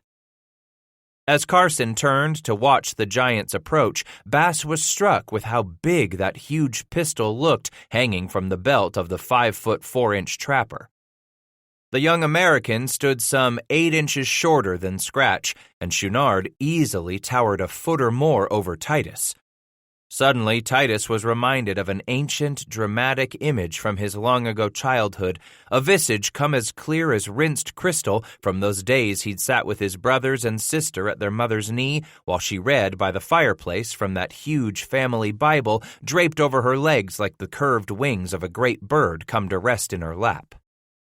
How vivid that image had been to him as a child, visualizing those colorful hills and armies of thousands blackening the valley, tents arrayed for as far as the eye could see as the enemies of Israel sent forth their hero, a giant called Goliath. To meet him there between the lines went a young shepherd boy, the smallest among that army of Israel. Instead of arming himself for battle with a shield and bow or lance, David carried only 3 smooth stones and his leather sling. Americans! The crowd turned as the distant figure hurled the word like a profane slur. Slowly, the Americans stepped to each side like the parting of a flock of wrens when a hawk descends through them. Carson, Meek, and Bass stood at their apex, watching the monster lumber across those last 50 yards. If this duel started close up, Scratch knew Kit didn't stand a snowflake's chance in a boiling spring. He turned to the short man. "You don't have to do this." "Yes, I do, Scratch," Carson cut him off, not taking his eyes from the giant. "I ain't running." From afar, Shunard pounded his chest twice and bellowed, I want Americans to beat. Crunch my teeth on American bones. Spit them out. Around the giant, that motley array of coward voyagers and pork-eating Americans laughed as they came on in their hero's gigantic shadow. From the glistening of the brown molasses pasting the Frenchman's black beard, it was plain to see he'd been punishing the whiskey that morning. But as liquored up as he might be, the brazen Chouinard carried no rifle, had no pistol in sight. "He ain't armed," Carson said. Meek shook his head. "You can't count on that."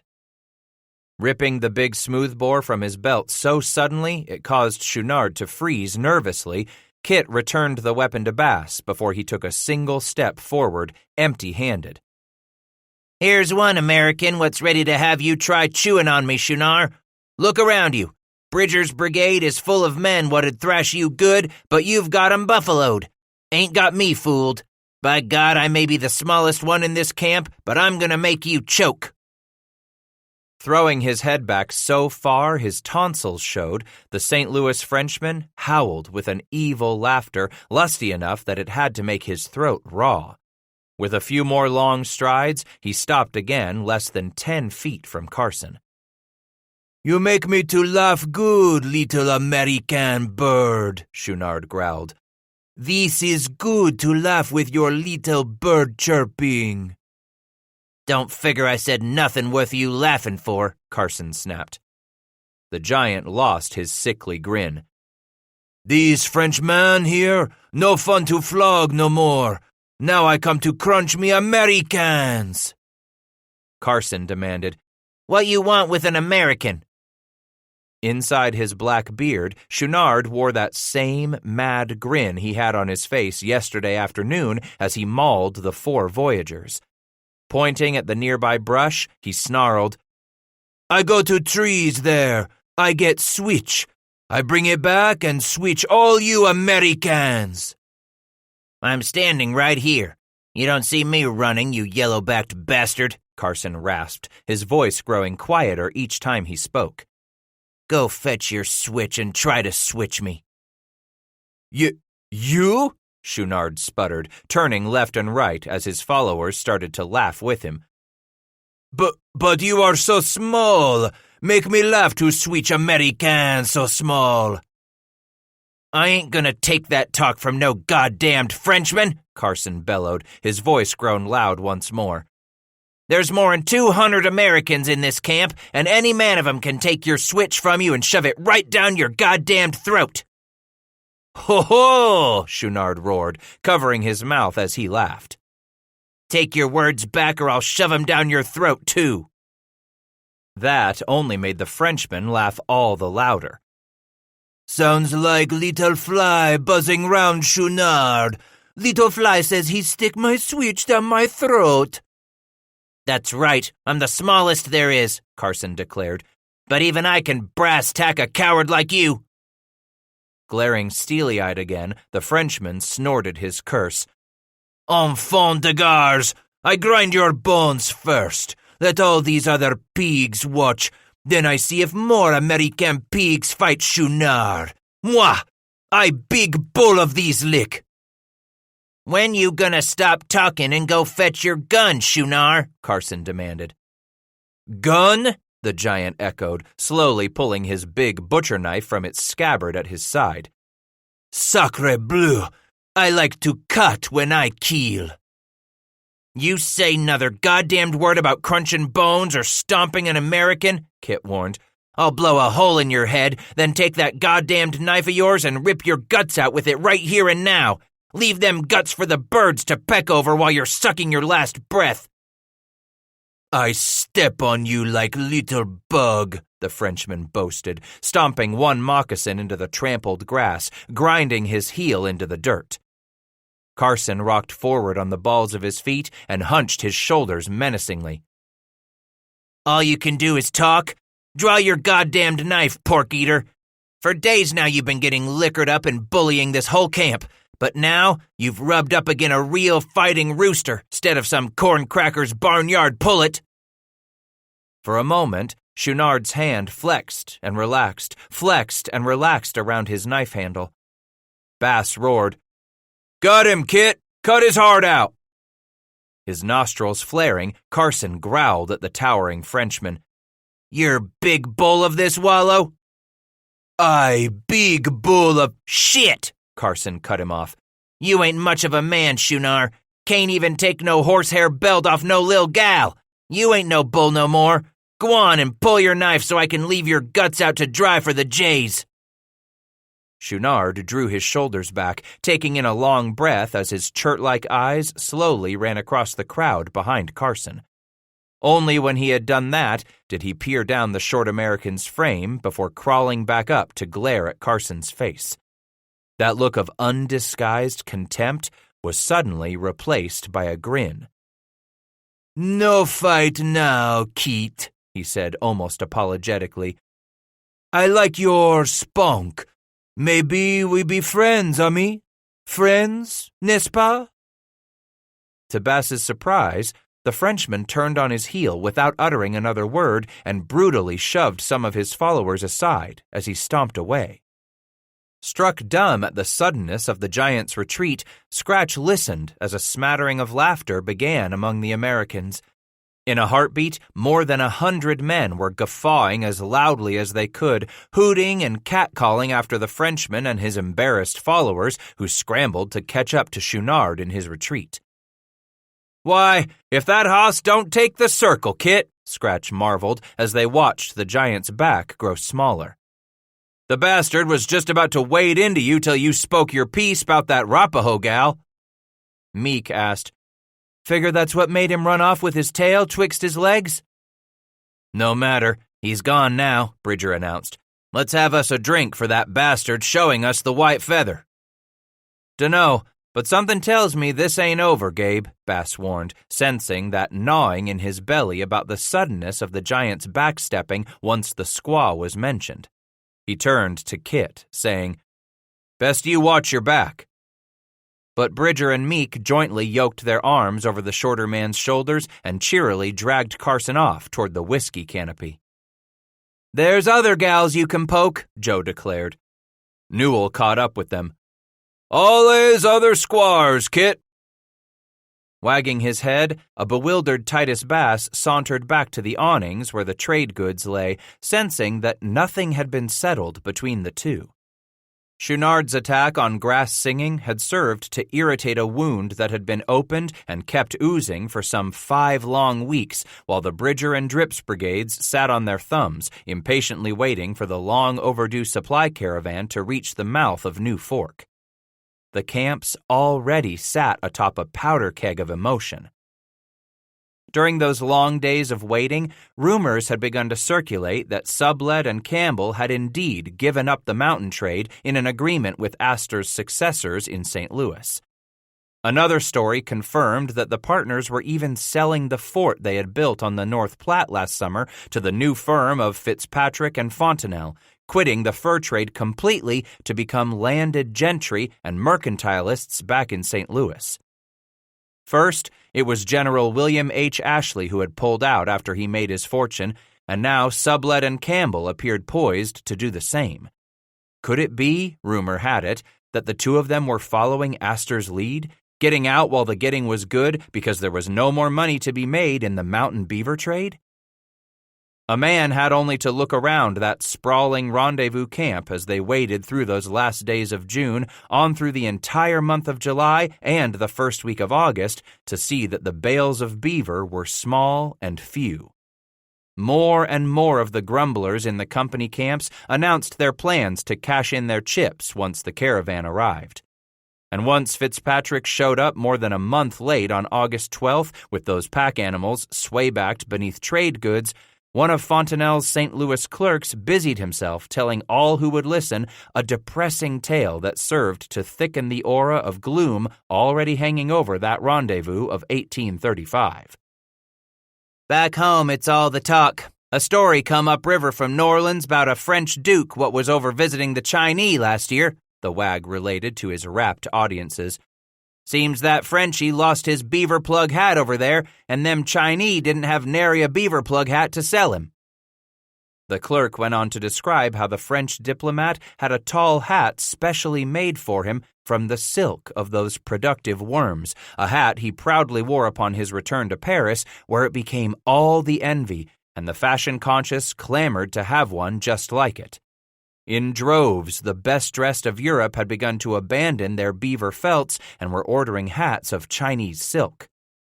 By now, the clerk explained to slack-jawed trappers, this frightening trend was gripping the States. Silk was all the rage. Any half-drunk who cared to give it a thought couldn't help but reckon what was at that moment being scrawled on the wall. If beaver was no longer in demand, then it stood to reason that beaver men were soon to become an endangered species.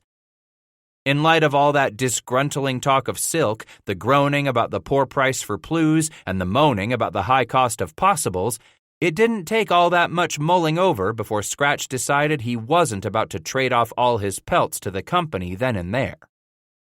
What with the low dollar beaver was bringing, coupled with the exorbitant prices demanded for what trade goods were being offered, he figured instead to hang on to half of his plues he might well end up trading off at that new Fort William raised down on Laramie's Fork. By any reckoning, that post lay closer than Tulloch's new fort going up at the mouth of the Tongue, and much closer than either Taos to the south or Fort Union in the north. There sure as hell had to be somewhere a man could squeeze a better dollar out of his pelts. What with having a family now, why, a man needed to give due consideration to such matters, not as he had done in past summers when he would take what value was given, trade for his possibles and some whiskey at the prices demanded, then disappear for another year. But the more he cogitated on it now in the shade of those awnings, the angrier it made him, realizing that the fur company, the traders, all of those who acted as middlemen to supply this to or do that service for the trappers were lining their palms and stuffing their pockets with fruits harvested through the risks taken by others. Those with the oiliest tongues turned out to be the richest at others' expense. And while he had galloped west many years ago, hoping to leave that obscene inequity behind, with every summer, Bass was coming to realize that the moneyed minority and their lackeys would always find some way to reach out from the settlements and exploit those who called this wilderness home. Beaver had to come back, he told himself as he made his final decisions with more hope than horse sense. Beaver just had to come back. "Run this up and tell me what I owe you," he instructed the clerk after turning back what he hoped would be more than half of the necessaries and shiny presents he had picked out for his woman. "With all this fur of yours, you've got much more credit than these few purchases." "I ain't trading all my furs," he interrupted the man. "Gonna keep some for—" "The Frenchman's coming!" Bass turned at that warning cry, stabbing the hot summer air from beyond the tree line. "Chouinard's coming!" More of them took up the call as Titus swung around, his eyes digging, scratching, searching for Carson as he lamented, "God damn, there's gonna be a fight now." Once more, Bass scanned the trees, finding the giant just emerging a few hundred yards off on horseback. Even at this distance, he could make out the shape of the firearm Chouinard had braced atop his right thigh as his horse loped toward the trading canopies. At the sound of footsteps and loud voices, Scratch turned, finding Carson hurrying past, out of the shade and shadow, to stop in the intense light as clouds continued to scud toward the sun. Behind the Frenchman came a growing crowd of the curious. The shelters poked back in the brush and trees now began to spew many more white men as well as Indians who had been visiting the trapper camps. "Little American!" Even at this distance, they could all hear the bite of Chouinard's voice in the dry, hot air. A wisp of graying cloud brushed the face of the sun, sucking some of the intensity out of the afternoon light. "Get my horse, Doc," Carson ordered without turning. While Newell hurried away, Bass stopped behind the short man, offering his weapon once more. "You want my pistol?" Carson turned slightly, patted the butt of the big pistol he had stuffed into his belt this day. "Got mine, Scratch." 50 yards away now, Chouinard shook the rifle overhead. I kill you, American. The squaw, she is mine. Turning suddenly, Carson snagged a handful of Bridger's shirt. Gabe, if this don't turn out, promise me you'll take my ponies, my plunder, over to that Rapaho camp. What the hell for? Promise me, Kit begged. Give it all to the old man and try to tell him I done what I could to kill this bastard. He ain't gonna kill you. Give me your word, Jim, Carson pleaded. Tell him all white men ain't lying, thieving, snake-tongued bastards. All right, Bridger agreed reluctantly. Keep what you want from my possibles, Kit instructed. It's urine, friend. With a snort from its nostrils, the horse was led up, and Newell quickly passed the reins over its ears as Carson leaped to the saddle. He yanked on the reins, and the animal lunged back against some of the growing crowd. Watch his eyes, Bass shouted above the tumult. Scratch is right, Bridger echoed. The bastard's tricky, so watch his eyes. Thin-lipped with determination, Carson nodded. Them eyes'll tell me when he's gonna shoot. Send him to hell, Kit, Meek bellowed as Carson spun the nervous horse around and shot through the crowd. Bass growled, Make meat out of the nigger. The gathering throng had grown noisy as their numbers swelled. But the moment Carson burst into the meadow atop his horse, an even louder call burst from more than 1,000 throats. "He got a chance, Scratch?" Bridger asked in a whisper. "If'n he gets in there close, I'll lay he's got a chance." Kit began circling off to the right slowly, raising himself in the stirrups so he could instantly spring that way or this. "Shunar, am I the American you're looking for?"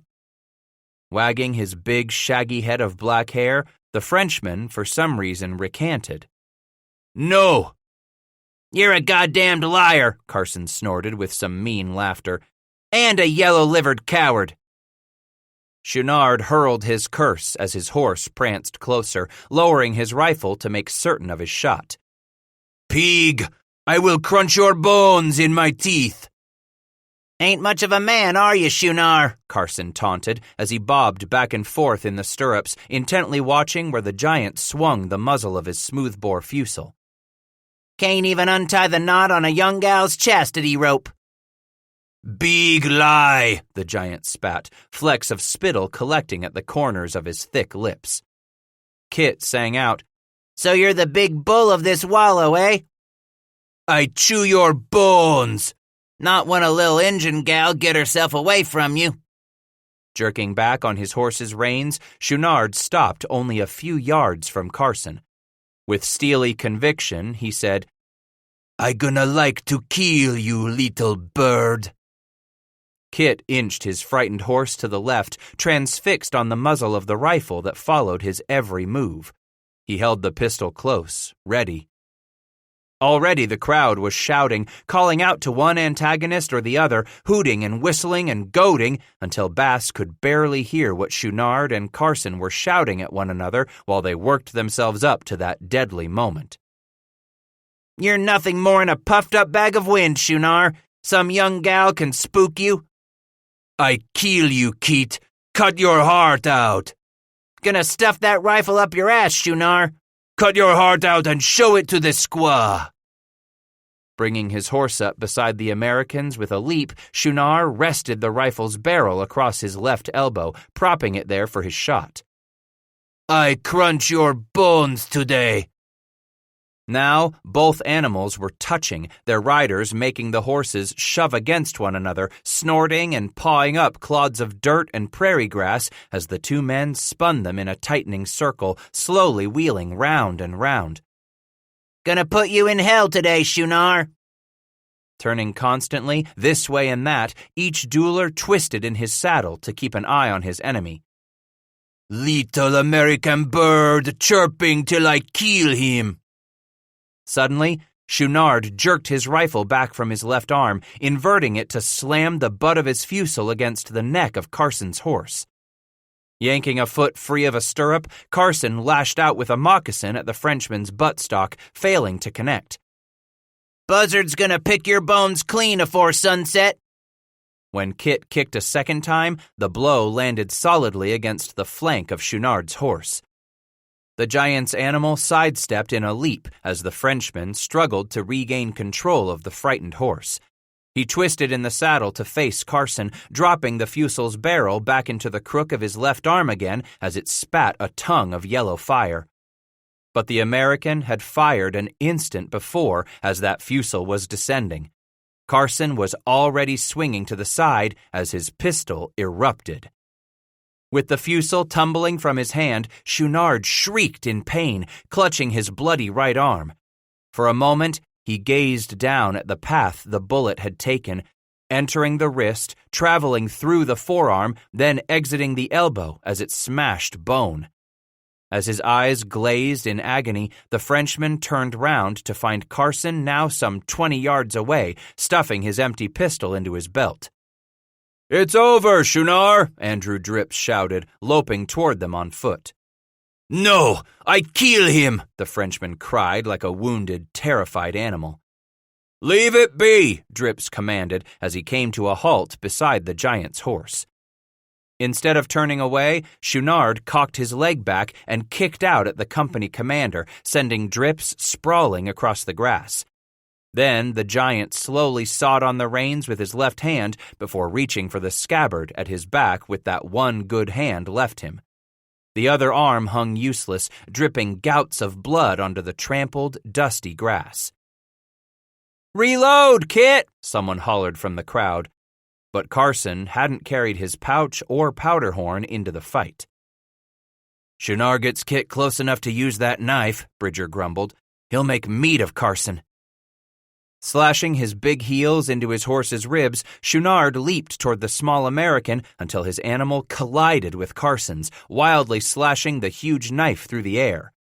Kit was just regaining his balance from that blow when the Frenchman lunged out with that left arm, swinging low enough with the big butcher knife that Carson had to lean backward in the saddle. Back and forth Chouinard slashed at the American, forcing Kit to dodge side to side so fast he could not regain his balance, eventually spilling from the saddle. Pitching headlong into the grass, Carson struggled to yank his foot from the stirrup as Chouinard savagely kicked at the American's prancing horse, hurrying to get around to the other side where Carson hung from the saddle. Terrified, Kit's horse sidestepped again and again, for some miraculous reason keeping itself between Carson and the Frenchman's horse in those frightening seconds as Kit battled to free his foot twisted in the stirrup. He pulled his moccasin free just as the Frenchman sawed his reins in the opposite direction, deciding to spin around the rear of Carson's horse. Kit stood, his right hand scraping at the back of his belt, fingers finding his scabbard empty. Somewhere on the ground nearby lay his knife. But as clouds loomed across the sun, so too the Frenchman loomed over Kit. With a powerful grunt, Chouinard brought his left arm down at the American, who dived between the horse's legs, rolled on a shoulder, then sprang up in a sprint. Bass was already on his way, tearing away from the crowd the moment he realized Carson didn't have a weapon left. "Kit!" Right behind Carson, the giant was goading his horse into a gallop, its hooves thundering like hailstones the size of cotton bolls on a hide teepee. Scratch could see Kit wouldn't have time to reach him before Chouinard would ride Carson down from behind with that knife. Meek yelled, "Behind you!" The moment Kit turned his head to find Chouinard all but on him, Carson stumbled, sprawling in the grass as the Frenchman shot past. The giant reined up, his horse gone stiff-legged as the Frenchman yanked back on the reins. Kit grasshoppered out of the dirt, sprinting toward Bass once more. When Kit was no more than 10 yards away, Scratch hollered, "Now!" in warning and heaved the heavy smoothbore pistol into an arc. Both of Carson's arms came up as he plucked the weapon from the sky, drew the hammer on back from half-cock, and wheeled about in a crouch at the very moment Chouinard raced up, leaning off the side of his horse, attempting to impale the short American on that long knife. But Kit dropped to one knee, gripping the huge pistol with both hands at the end of his outstretched arms, pulling the trigger point blank in the Frenchman's face. the force of that blow driving the giant off the far side of his horse as the huge lead ball entered just below the left eye socket before it flattened to splatter out the back of his immense head an instant later.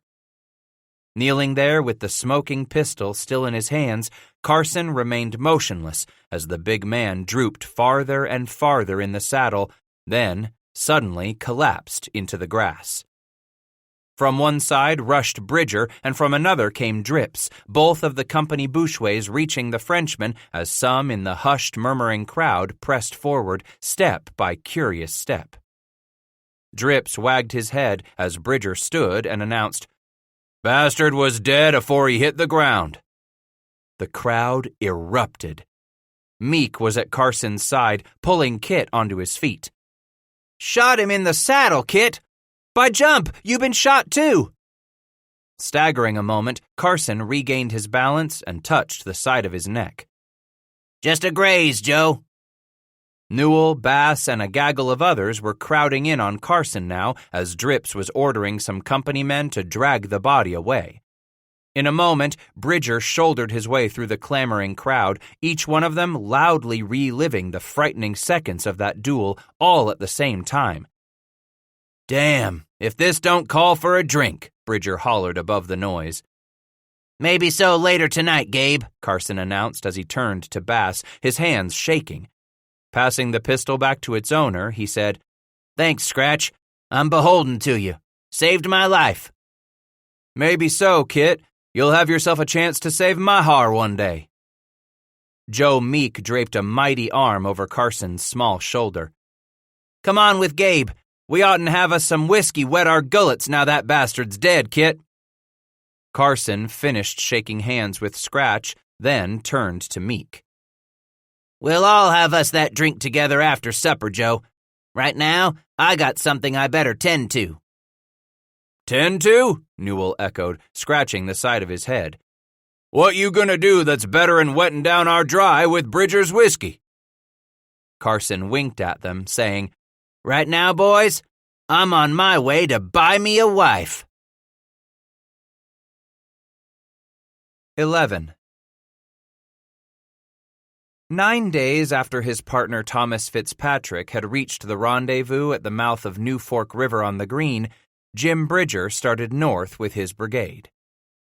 With his 60 men went not only his new wife's family and Insala's band of Flathead, but the Nez Perce who had once again visited the white man's rendezvous in their unremitting hope that a man of God would come to live among them to show them how to earn their eternal reward. After 2 disappointing journeys to the trappers' rendezvous, these Nez Perce were finally returning to their native ground with just such a man and his medicine book. Reverend Samuel Parker. This dour, humorless 56-year-old evangelist had just volunteered to press on into the wilderness while his younger associate, Dr. Marcus Whitman, returned east to enlist more recruits for their mission work among the heathen savages of the Northwest. While Whitman might not approve of all the earthy and raw habits of the mountain trappers, the doctor nonetheless chose not to preach to or condemn them, unlike the bookish and haughty Parker. Extending an uncharacteristic and polite patience to the good reverend, a large number of the unrefined trappers listened attentively as Parker discoursed on their need to immediately abandon those worldly ways he found so deplorable, including how the white men squandered away their hard-won wages in an orgy of whiskey and debauchery, having nothing left to show for their labors than the baubles they purchased for their pagan wives and half-breed children.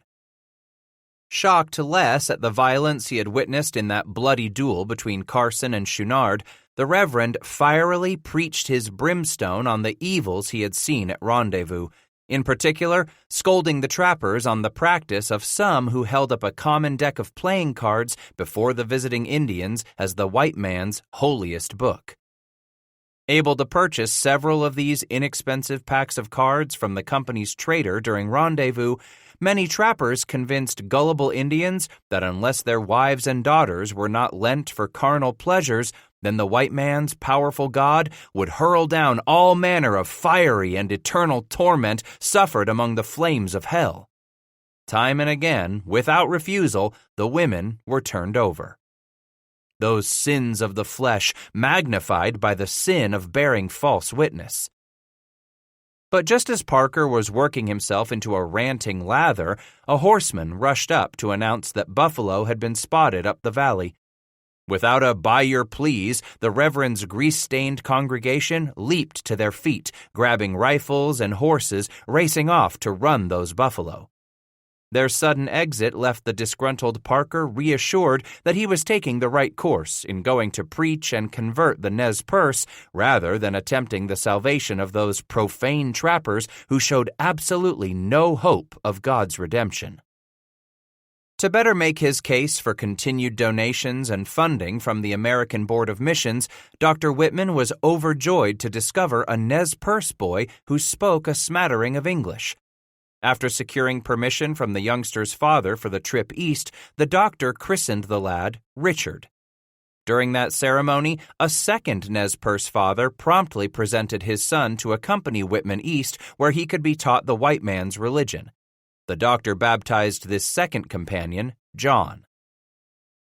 6 days after Bridger's departure for Davy Jackson's Hole with his Flathead family and the rest of the tribe, Fitzpatrick started for Fort Laramie with the company's 50 men, some 200 mules bearing the year's take in beaver, along with some buffalo robes, and more than 80 former employees who were abandoning the mountains. Accompanying them on their journey was the party of scouts and hunters employed by Scottish nobleman Sir William Drummond Stewart. That long snake of men and animals, strung out through the valley and beginning to wind up the hills, made for an impressive leave-taking that late August morning. Gone now was the jubilation that had rocked this fertile bottom ground like a prairie thunderstorm. Some began to realize just how late it was in the season. As far back as any man could remember, the trader's caravan always reached rendezvous anywhere from late June to early July. But this summer's delay translated into 5 lost weeks, weeks the brigades and bands of free trappers weren't able to use in tramping to their fall hunting grounds. Now they would have to labor long and hard to make up for that lost time. With Elbridge Gray and the other 3 already gone with Bridger nearly a week, and with Fitzpatrick just starting east to turn the caravan over to partner Fontenelle, who was recuperating at the company's Fort William, Andrew Drips led his 80-man brigade south by west for the fall hunt among the Uintah and Wasatch Ranges. No man among those white Americans, French voyagers, and half-breeds would leave any record of their travels that winter. No more trace than what any of those bands of free trappers would leave behind on the banks of the New Fork. The cold, black smudge of a string of long-abandoned fire pits and faint moccasin-clad footprints quickly erased by the ever-present autumn wind or buried beneath untold inches of icy snow. No tales of their passing were left for generations yet to come. They might as well have been ghosts chasing down the moon.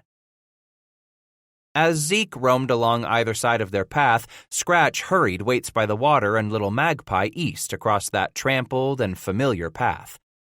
Striking a little south of east, they crossed the Big Sandy, then climbed that barren saddle of the southern pass where they struck the first narrow channel of the Sweetwater which took them east, down to the North Platte.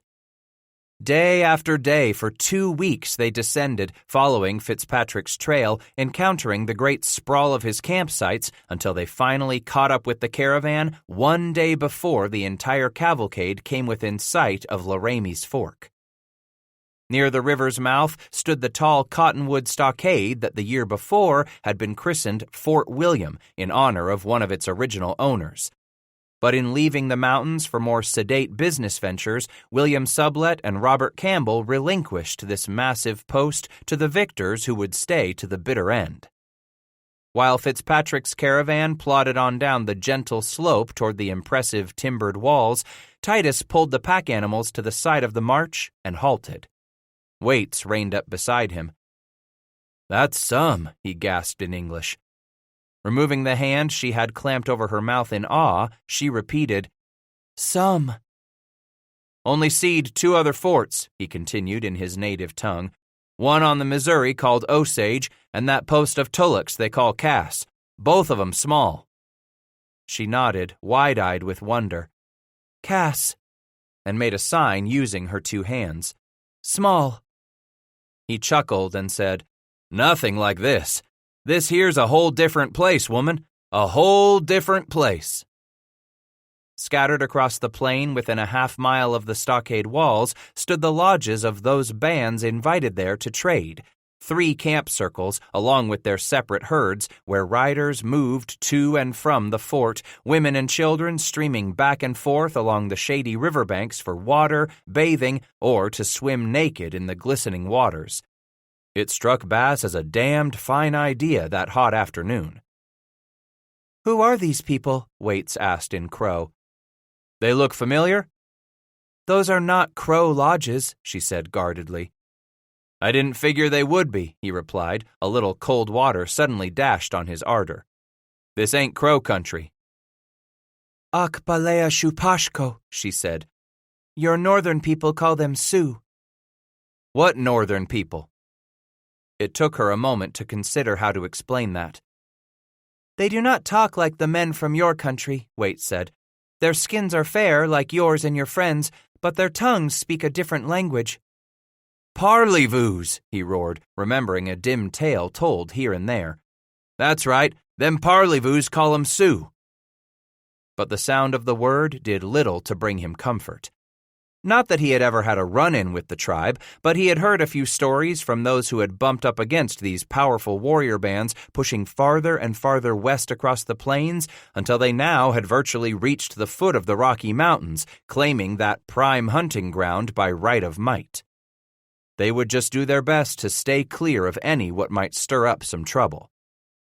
Pointing at a piece of open ground to the southwest of the fort, Waits by the water asked, "What do your people call those boxes with the round white tops and large rosettes on the side?" With the one good eye, Scratch squinted a little into the distance obscured by the summer haze, then chuckled. "We call them wagons. The rosettes turn and roll, hoops called wheels. They carry the wagons." "Do men push them?" "No," he said, and scanned those 6 wagons, finding that not one of them was hooked to a team. Instead, all sat abandoned, motionless on that open bottom ground, their tongues either pointed heavenward or lying hidden among the tall grass. "Horses pull them. Most times 4 horses or more. The people ride, just the way we ride a horse, or your people pull someone on a travois." She nodded, as if beginning to understand. "I see. They are the white man's house that he takes with him, the same way my people move our lodges from camp to camp?" With a grin, he agreed. "Jehoshaphat, but you've got it right." "Got it," she repeated with a wink. As they ambled toward those 15-foot-high palisades, Titus could not remember the last time he had seen that red and white striped flag. A banner every bit this big had flown from the top of the Fort Vancouver flagpole, but he figured he hadn't seen America's flag since reaching St. Louis to track down Silas and Billy more than a year back. With every tug of the wind, the huge flag snapped taut for a moment, allowing him to count another row of stars until he tallied up 24. With each star representing a state, Bass reflected what new states had joined the Union since he had abandoned the settlements back in 25. Craning his neck as they came alongside the walls, he peered up at the huge bastion that hung over the top of the northwest corner. He found another like it constructed at the southeast corner, and midway down the southern wall stood the massive gate where he reined to a halt and gazed up to take in the massive blockhouse perched atop the wall more than 15 feet above them. "Ho!" he called to a face he saw watching from the west window cut in the blockhouse. "Ho yourself!" the shaggy, graying man called down. Pointing at the gaping southern window, Scratch asked, "That your cannon?" "It's a cannon, but it ain't mine," the man replied. "Only here to visit. Come on up and get yourself a good look-see for far and wide." "Holler down and have 'em open up the gate for us," he asked. Hanging partway out the window, the man shook his head. "They ain't gonna open up these gates on account of all them Sioux out there." Bass turned in the saddle to peer once again at all the lodges. "Afraid them Injuns'll rush the fort?" "I suppose they are," the man answered. "Most of 'em belong to a chief named Bull Bear. Campbell invited 'em down from their country north of here to do some trading." "And now these fellers here won't trade with 'em?" "They been trading with them bucks last couple of days," the man declared. "But the company don't let very many come in at one time. No more'n a dozen, I expect." "So how's a man to get in?" "She with you?" the stranger asked. "My wife and our daughter."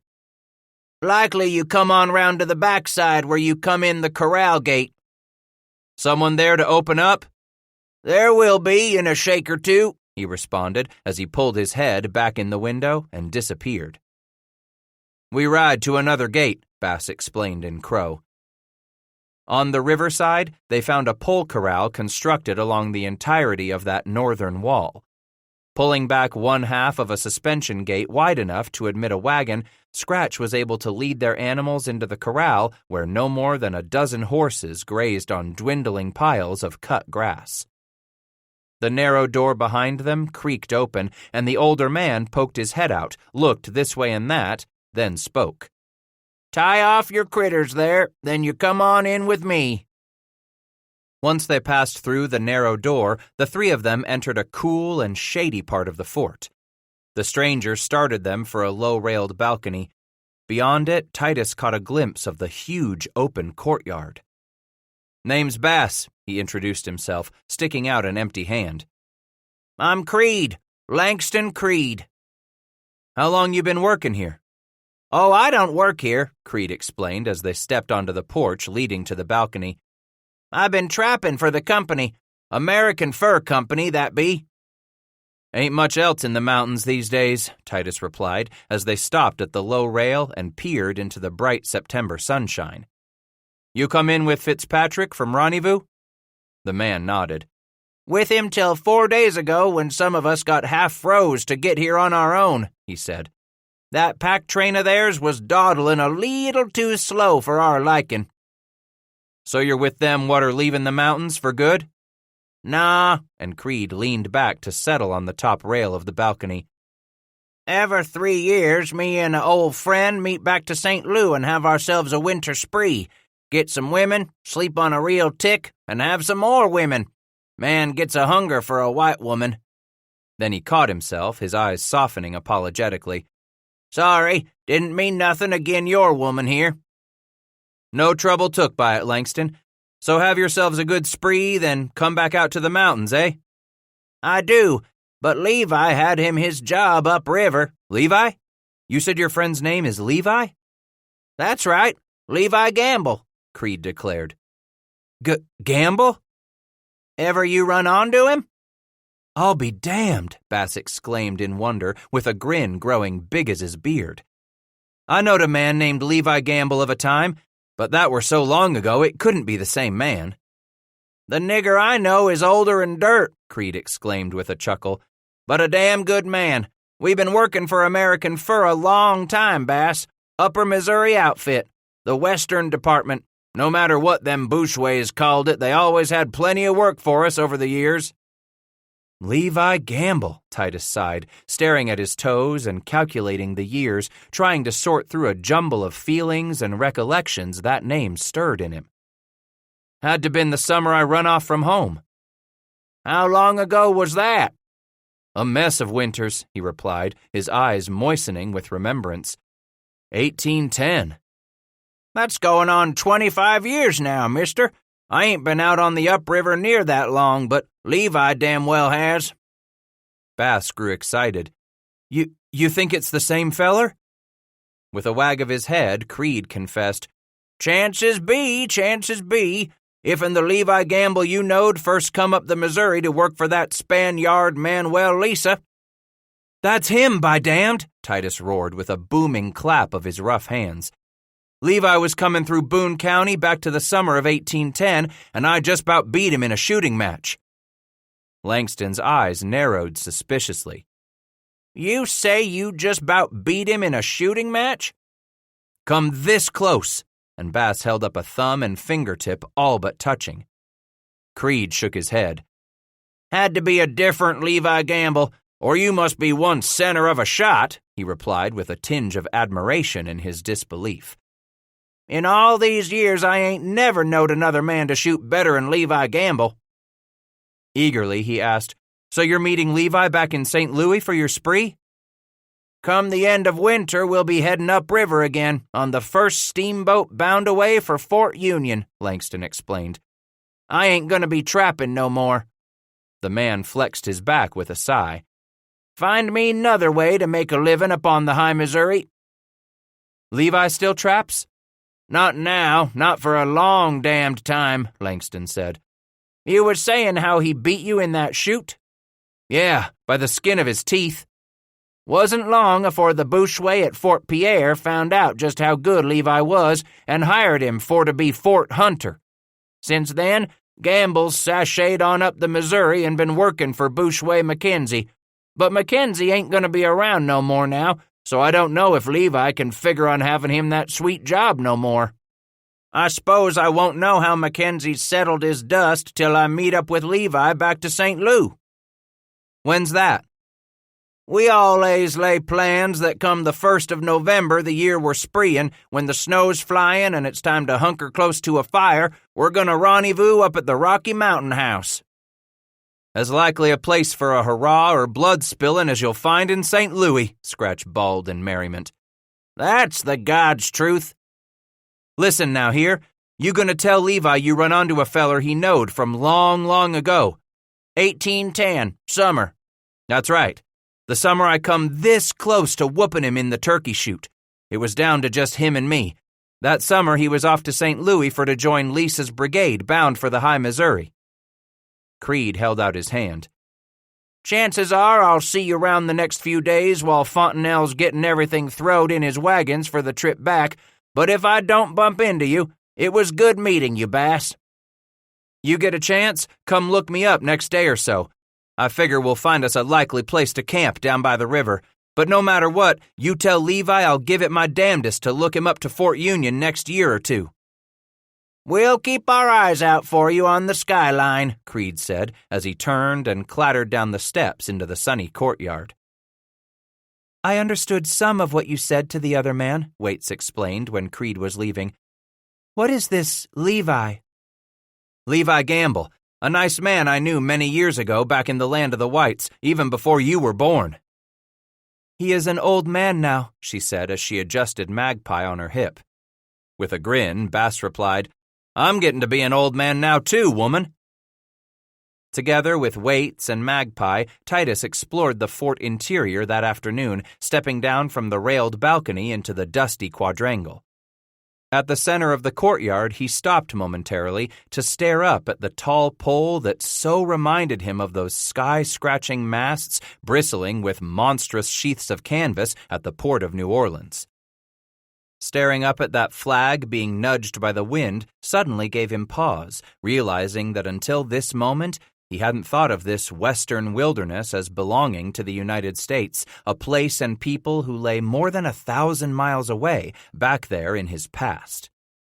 For the first time in more than 10 years, Bass sensed the first pang of regret, not for having left his country behind to flee to this untamed frontier, but regret in reluctantly coming to understand that the civilized, gentrified, pacified country he had abandoned was inexorably creeping west on his heels, slowly swallowing all of what was still, at least for the present, a vast and feral unknown, for this moment known only to his breed.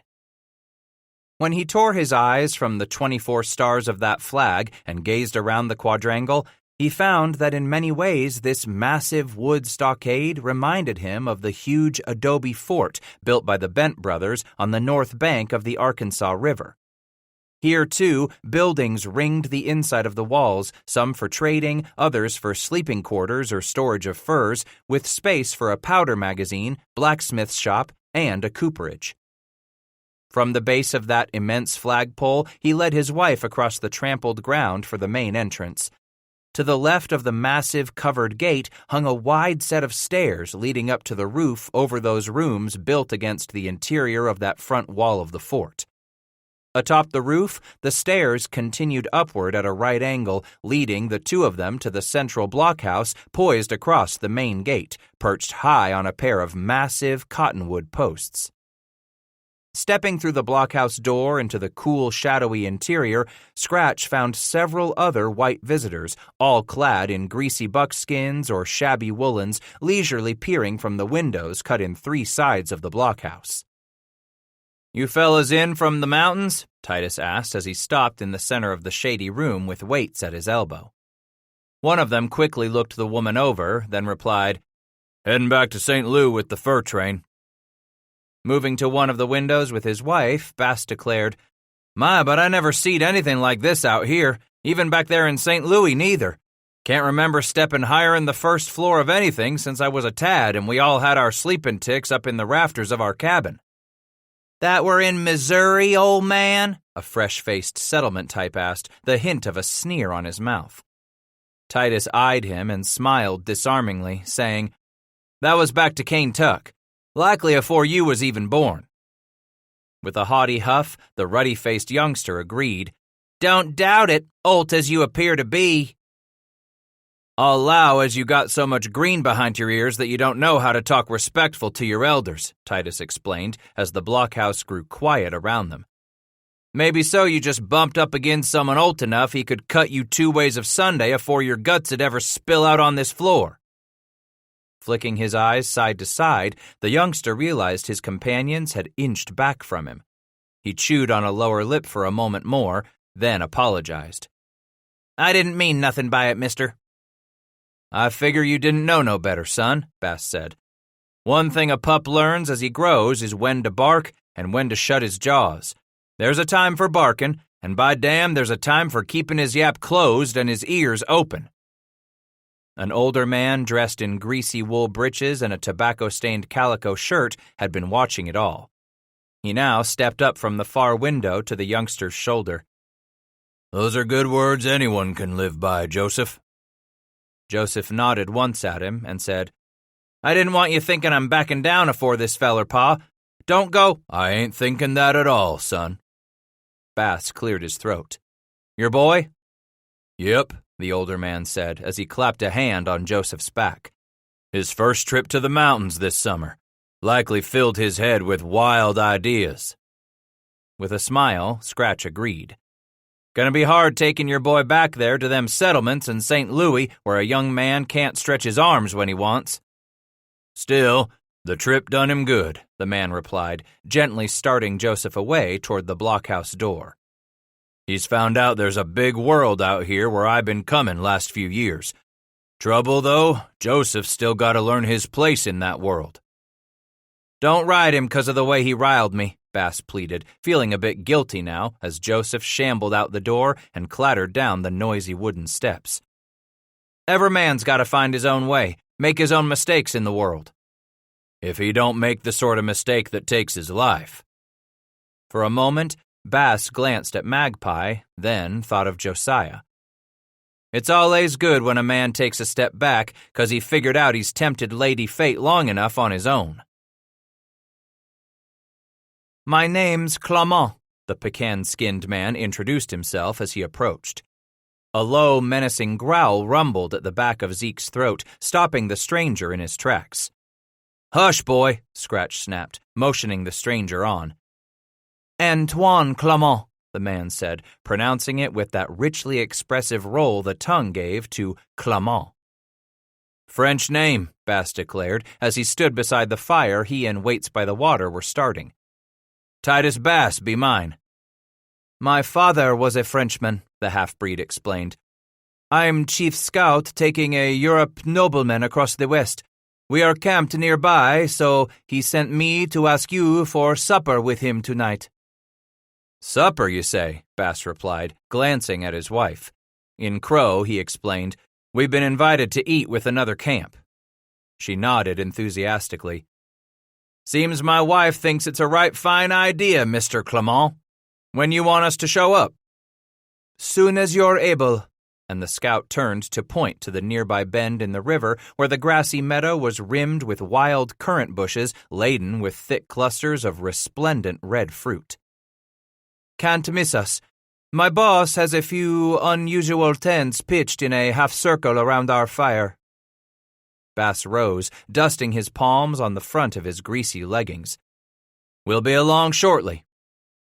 In no more than a matter of minutes did Waits by the Water have herself and Magpie ready to go visiting. After looping a short length of hemp rope around Zeke's neck, the four of them set off into the last of the day's heat as the sun sank upon those dark, timbered heights resting along the western horizon, known to the mountain men as the Black Hills. "Stewart is my name, Mr. Bass," said a slight and shorter man as he stepped away from the big fire to greet them.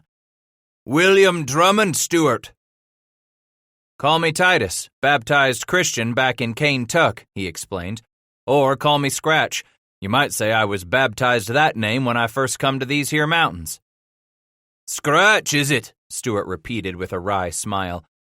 "I believe I've heard your name come up among some of your American compatriots. Perhaps Bridger himself mentioned you." "Me and Gabe go back some," Titus declared. "Run onto him clear back to 26. With a look of warm approval filling his kind eyes, Stewart cast his gaze upon the woman and that young child she clutched against her side. "And this is your wife? What tribe is she? Wait, let me see if I can guess by her clothing." He considered a moment, studying Waits by the Water up and down, then finally wagging his head. "I'm not sure, but suppose she might be Shoshone?" "Nah, she's Crow." "Crow!" Stewart clapped his hands together exuberantly. "I haven't had much acquaintance with the Crow in my travels, even the journey I made through a corner of their country. But come, all of you." He pointed to some ladder-back wooden chairs arranged around the fire. "Let's sit and talk away the evening." Stepping behind one of the chairs, Stewart gripped its back and looked at Waits with a broad smile. "He wants you to sit on it," Bass explained in Crow, unable to come up with a word for chair. "Sit?" "Among the white men, this is how they sit. They have many chairs."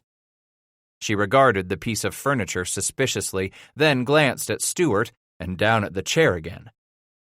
"Why sit on this when they can sit on the ground, can sit on a blanket or robe?" "Don't make much sense, just like a lot the white man does.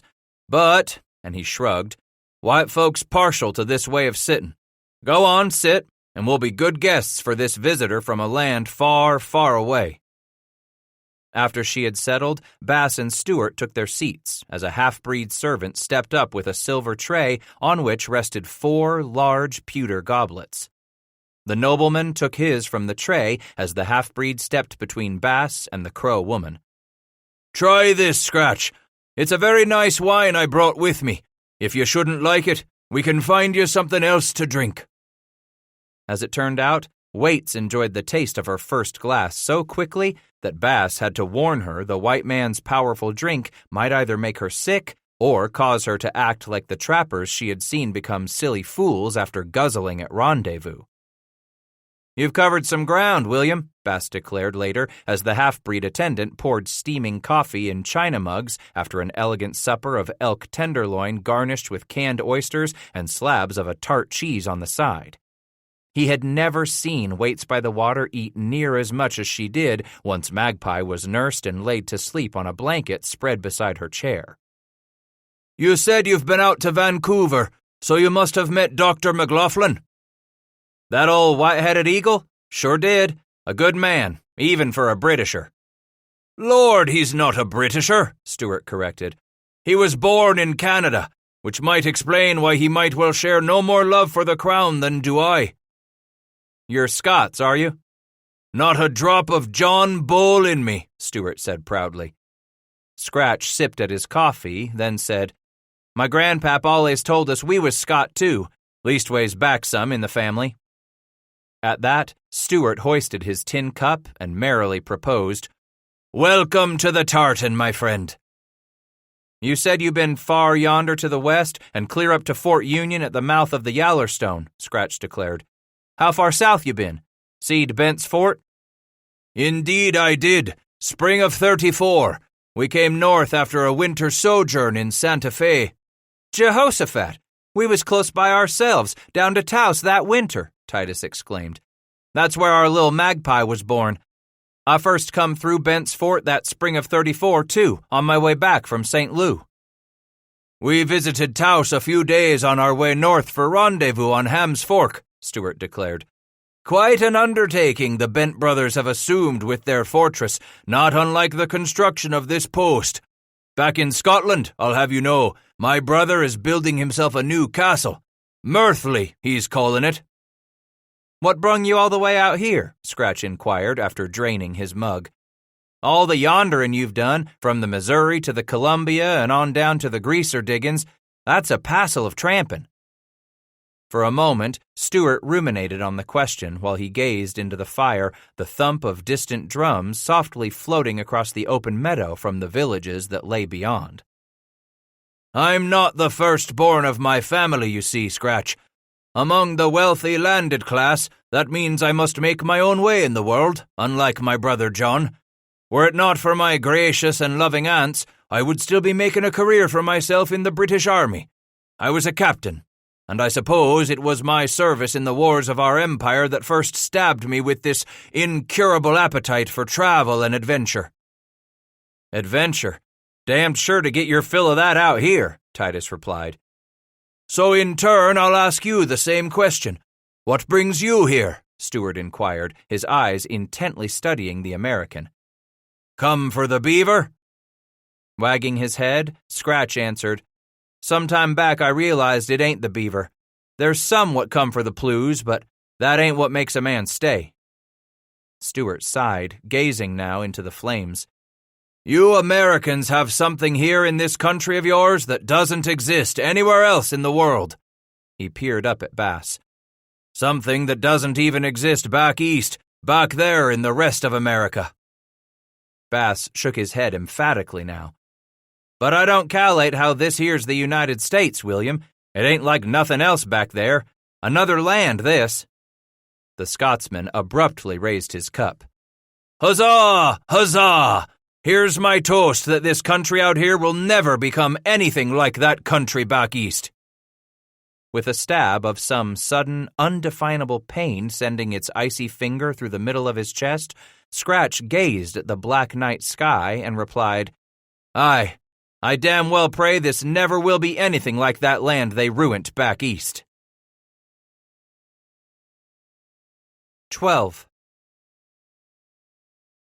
Perhaps it was all for the best that his brother-in-law hated him for his white skin, loathed him because he was not Crow. Bass looked over the party slowly passing by the fort on their way to one of those small clusters of buffalo hide lodges that dotted the south bank of the North Platte. In the lead rode a white trapper resplendent in his leggings and war shirt, the unfurled wings of a black and white magpie adorning his bear hide cap. Behind him, on her own prized pony, rode his first wife. To her right sat a child so young the boy's legs barely reached over the wide back of his small pony. And behind them came a woman who had to be another wife, followed by her own 3 children on their horses. Perhaps a widowed sister of the trapper's first wife. At least 10 or more riders brought up the rear of that slow procession. Old ones and young, male and female both, some goading travois horses with their peeled switches, poles kicking up hot streamers of dust that hung in the still morning air. When a man took an Indian woman for his wife, he married her whole damned family. That meant promising to provide for his new kin. Clearly, that poor trapper had wanted a wife and had ended up with the responsibility of close to 20 of her relatives. Scratch turned to Waits by the water with a grin. I just decided it's a good thing your brother hates me. But Strikes in Camp gives my mother a home, she said. If he is killed, there will be no one but me to care for her now with my father and uncle gone. When that time comes, you and I will see that she is warm, that she has food for her belly, he vowed. My mother will not be a burden on you? He bent and kissed her cheek, then said, I have no others, so your family is my family. We will take care of our own. But you do have family, husband, she reminded him. The daughter who stays among the white men to the east. Yes, He fondly remembered Amanda. "I have a grown daughter. A woman by now. She probably has given me a grandchild or two." "But this child," Waits said, handing Magpie to her father, "she is your daughter too." "How about that?" he said to the little one with a grin as they continued toward the fort gate. "A man old enough to have grandchildren of his own has been blessed by the first Maker with you, my beautiful child. Let's take your mother inside to find something so pretty she can't live without it." Fort William's trading room was a long, narrow affair with a plank counter running down the entire length of it. The company employees reached the area behind that counter through a door that passed into a storeroom. Directly behind the three clerks rose a solid wall of shelves and cubbyholes stuffed with goods and spanning the entire length of the room, a display that extended all the way from the ceiling overhead to the bottom shelf, which served as a second narrow counter about as high as a man's waist. From there down, the wide openings were stuffed with bales of folded blankets, small kegs of powder, along with bolts of coarse and fine cloth. For a moment, the two of them stopped there in the cool shade of that September afternoon while the clerks attended to other visitors. Bass watched his wife's face as her eyes slowly climbed up the extent of the shelves in utter awe of the grand display. She had seen a few of the white man's trade goods laid out in display at the last 3 annual rendezvous they had attended, but most of the items were always kept back in crates and bundles and bales, covered with sheets of canvas to protect them from dust or a fickle summer thunderstorm. Here, everything could be taken in at once, all of it on display right out in the open. Each item lay little more than an arm's length away, just beyond a person's fingertips. Taunting, luring, entirely seductive. Where to begin, he wondered. "Let me see your finger rings and bracelets," Bass replied when a clerk moved over to ask what he could do for the trapper. With a noisy clunk, the young employee dropped a large 3-foot square wooden tray atop the counter. Narrow dividers partitioned the huge tray into sections where lay a glittering array of brass and copper rings, bracelets and necklaces, silver gorgets and dangly earrings, ivory brooches, and other large decorative pins fashioned in the shape of sea serpents, winged dragons, snakes, and peacocks displaying their finest plumage. Slightly breathless, Waits turned to ask her husband, "May I touch them?" "Touch them all you want." "You trading pelts?" inquired the clerk as the woman picked up some earrings to examine. "They're back to our camp," Scratch explained. "When she figures what gewgaws she's took a shine to, I'll have you put 'em back for me so I can go fetch my plews." One by one, Waits chose those items that most caught her fancy. Eventually, she took a step back from the counter and the tray, raising her eyes to her husband with a smile. "These are the prettiest." "You want these?" "For me and for Magpie, yes." Turning to the clerk, Scratch asked, "How much?" Computing the cost, the man announced his total. $40, Bass shrieked. "So what's plew by pound?" $1 a pound for prime." He gulped. "And you dress it down from there?" "It ain't prime, it don't bring $1, the clerk explained. "Damn," he sighed. "Prices ain't no better here than they are to rendezvous." A second clerk stepped up to ask, "You figured to cut yourself a better deal here?" "I did," Bass admitted. "Ain't never seed prices so high, never seed beaver drop so low." "Dollar worth the same here as it is on the upper Missouri," the second man declared. "The company sets what we charge for goods at every post, and they say what we give for furs." "Beavers on a slide," the first clerk said, starting to scoop up the brass, copper, and silver jewelry into one hand. Scratch snagged the man's wrist in his hand. "Hold on, don't put those away just yet. $40, you said?" "Yep." "And $1 a pound for beaver?" The first man repeated, "Be it prime." "Damn if that don't cut deep," Scratch grumbled, staring down at the jewelry spread across a square of black calico dotted with tiny yellow, red, and blue flowers. "You got any buffler robes?" asked the second clerk. "Trade for them too, eh?" Scratch commented. "They're bringing better money than most anything right now," the man explained. Just figured you might have some robes, what with the woman here." "We got robes for damn sure," he told them, "but them robes keep us warm through the winter. Can't sell 'em off." As he started to amble away down the counter toward a man just come through the door, the second clerk advised, "You decide to sell those Injun robes, we'll give you a good $1 on 'em." Pursing his lips with resentment, Bass nudged the jewelry toward the first clerk. There was no way he could bear to see her face, that disappointment in her eyes, if they walked away without that foo-for-ah. "Keep all them shinies for me," he ordered. "I'll be back with enough plues to pay you your $40 afore you can finish your coffee." Returning Waits and Magpie to their camp beside the Laramie River, Bass untied the rawhide ropes looped around one of the last 2 packs of furs. Whacking the dust from them the way his mam used to smack the dirt from their cabin rugs, he quickly sorted the pelts, selecting 20 of his best. They should easily bring more than the $40 it would take to trade for those gewgaws. Returning to the fort alone, he flung the small bundle atop the end of the counter and waited for the clerk to finish with another customer.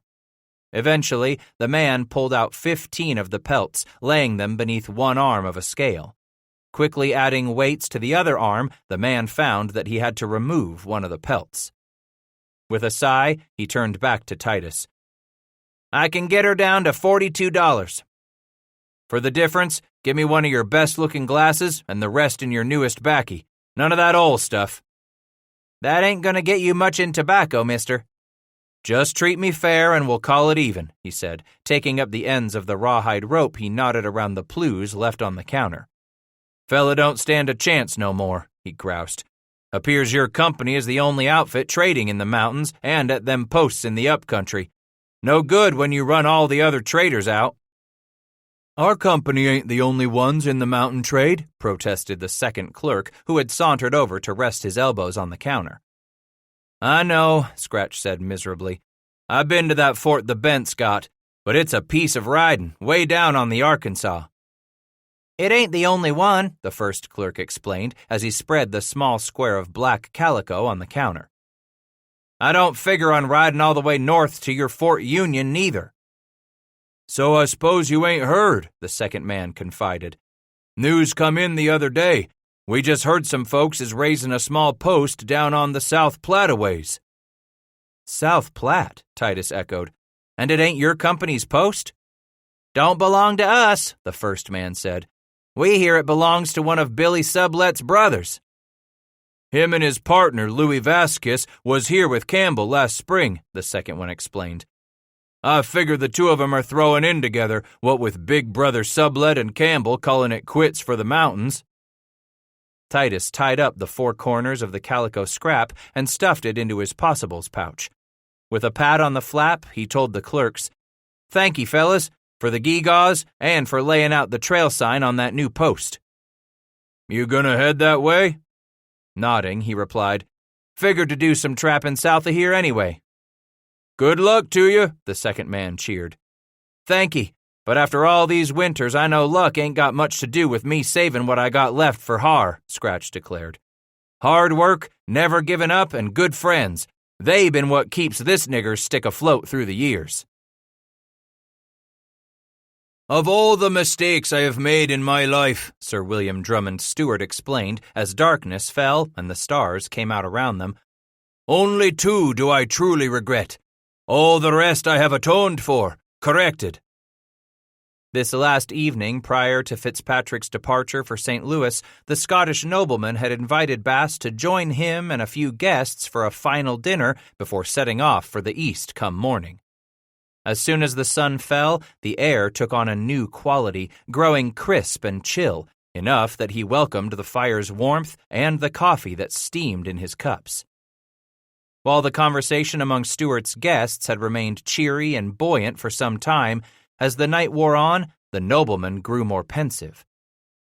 "A child don't get to be our age without making his share of mistakes," Bass reflected, sensing how the host was down in his mind.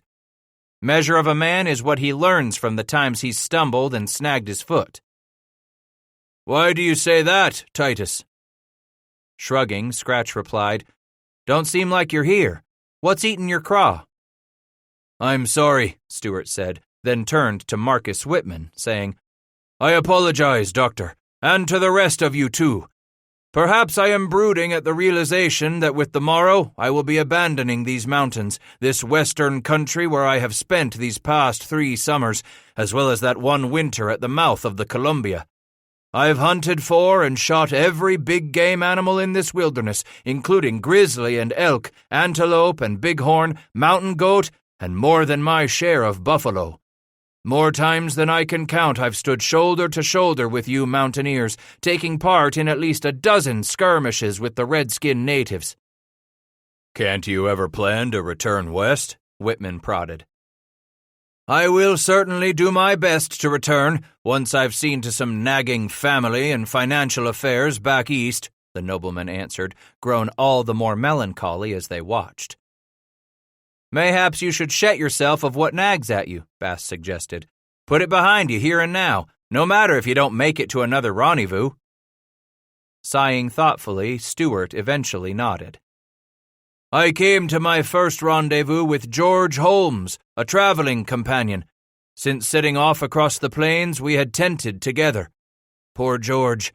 In rendezvous camp, I had arranged a liaison, arranged for a squaw to come to our bower for the night, so I prevailed upon George to sleep elsewhere. Stewart related how Holmes had taken this request for privacy in good humor, carrying his blanket with him to a grassy spot near their bower and lain down to sleep beneath the light of a nearly full moon. Sometime in the deep of early morning darkness, the barking of dogs, shouts of men, and hammer of running feet awoke the nobleman. With a curious crowd, he hurried to the commotion, finding a rabid gray wolf glaring at its victim without showing the slightest fear of the men rushing up. A few feet away sat George Holmes, his face torn and bleeding. Turning to Whitman, Stewart explained, There was nothing our Dr. Harrison could do for poor George but bathe his wounds and bind them up. In the next few days, I couldn't shake the sickness I felt in my soul that I had been the cause of this tragedy. Although Holmes's wounds healed quickly, his normal, light-hearted mood began to worsen. Over the next few weeks, the nobleman explained to his audience, George began to grow more morose and despairing, expressing his certainty that he was bound to die of hydrophobia. It wasn't until weeks later that poor George suffered his most terrifying fit, Stewart declared. He tore off his clothing, ripped out his hair, scratched at his skin as he ran shrieking into the timber. We immediately went in search of, but we never found a trace of him. Not uncommon, Whitman replied. There is nothing anyone can do once the hydrophobia attacks the brain. His eyes begging for sympathy, Stewart said, Never has a day gone by when I haven't reproached myself for that sad, sad night. Like the doctor said, I don't figure you can blame yourself for what the wolf done, Bass declared. And thinking that he should change the subject, he asked, You said you made 2 mistakes. What of the second? For some time, Stewart stared at the flames, then spoke with guarded resignation. I have shot men in the heat of great battles, or I have run them through with my sword, looking them in the eye as I killed by my own hand. But never before have I indirectly done harm to another, much less caused their death. Not only did I bring about the ruin of George Holmes, but with heedless words uttered in the heat of my anger, I as much as pulled the trigger on the gun that killed another. From the corner of his eye, Scratch watched Antoine Clement suddenly turn away and step into the darkness beyond the fire's light, as if he were no longer able to endure his employer's self-inflicted pain.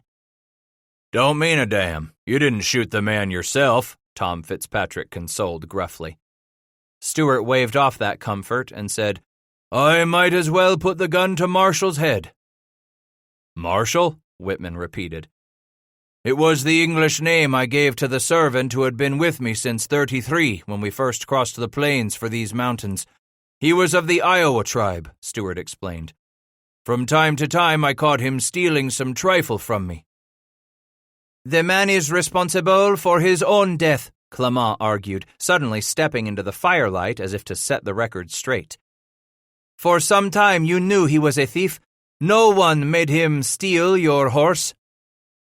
Rising to turn his rump to the flames, the nobleman began his story. "My party was working our way north after a winter in Santa Fe, several days north of Bent's Fort, when Marshall, for some unknown reason, decided that he wanted to steal my prized thoroughbred, Othello."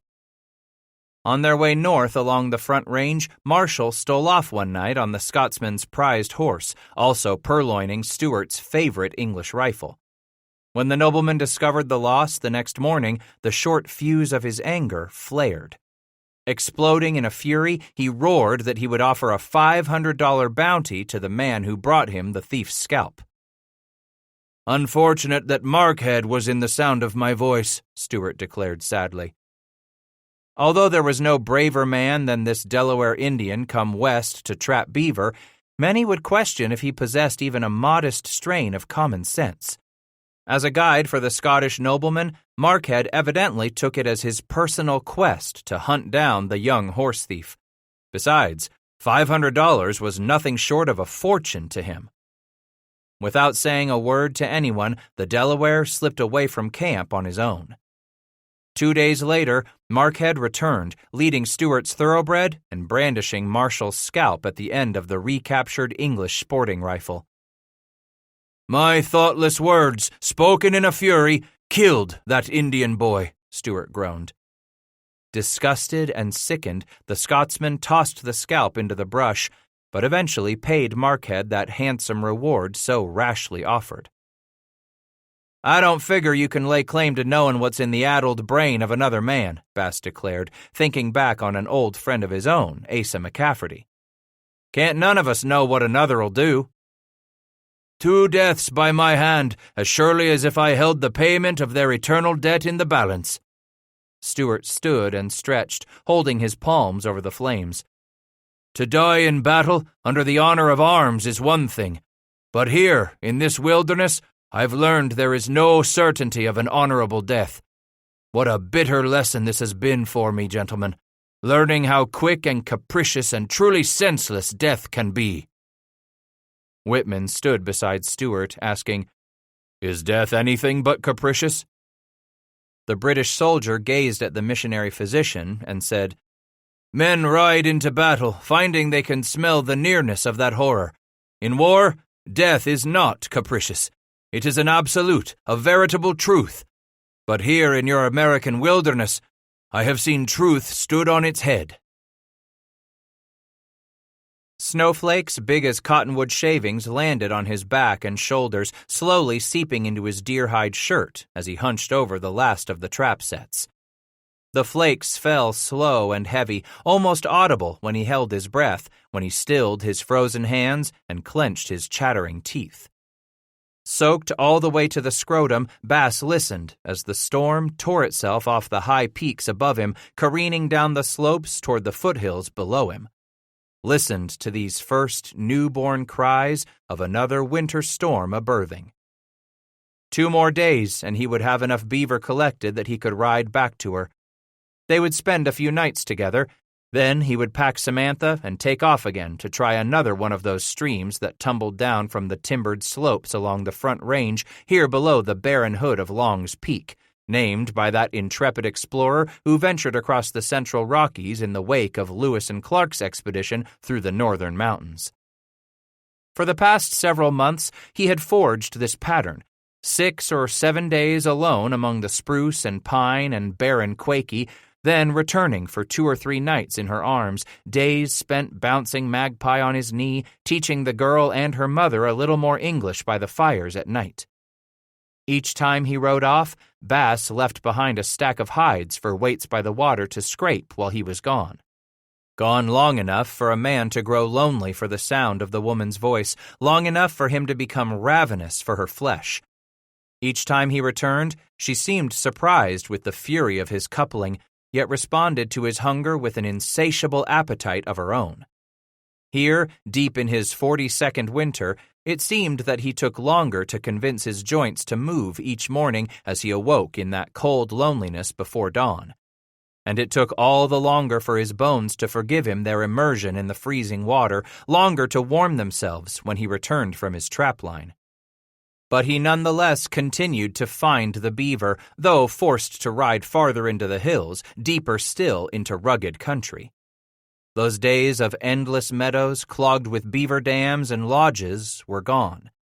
Gone, too, were the huge rodents who yielded pelts so big the mountain men called them blankets. Gone were the days of easy beaver. Now it was enough that a man catch something in a trap every 2 or 3 days.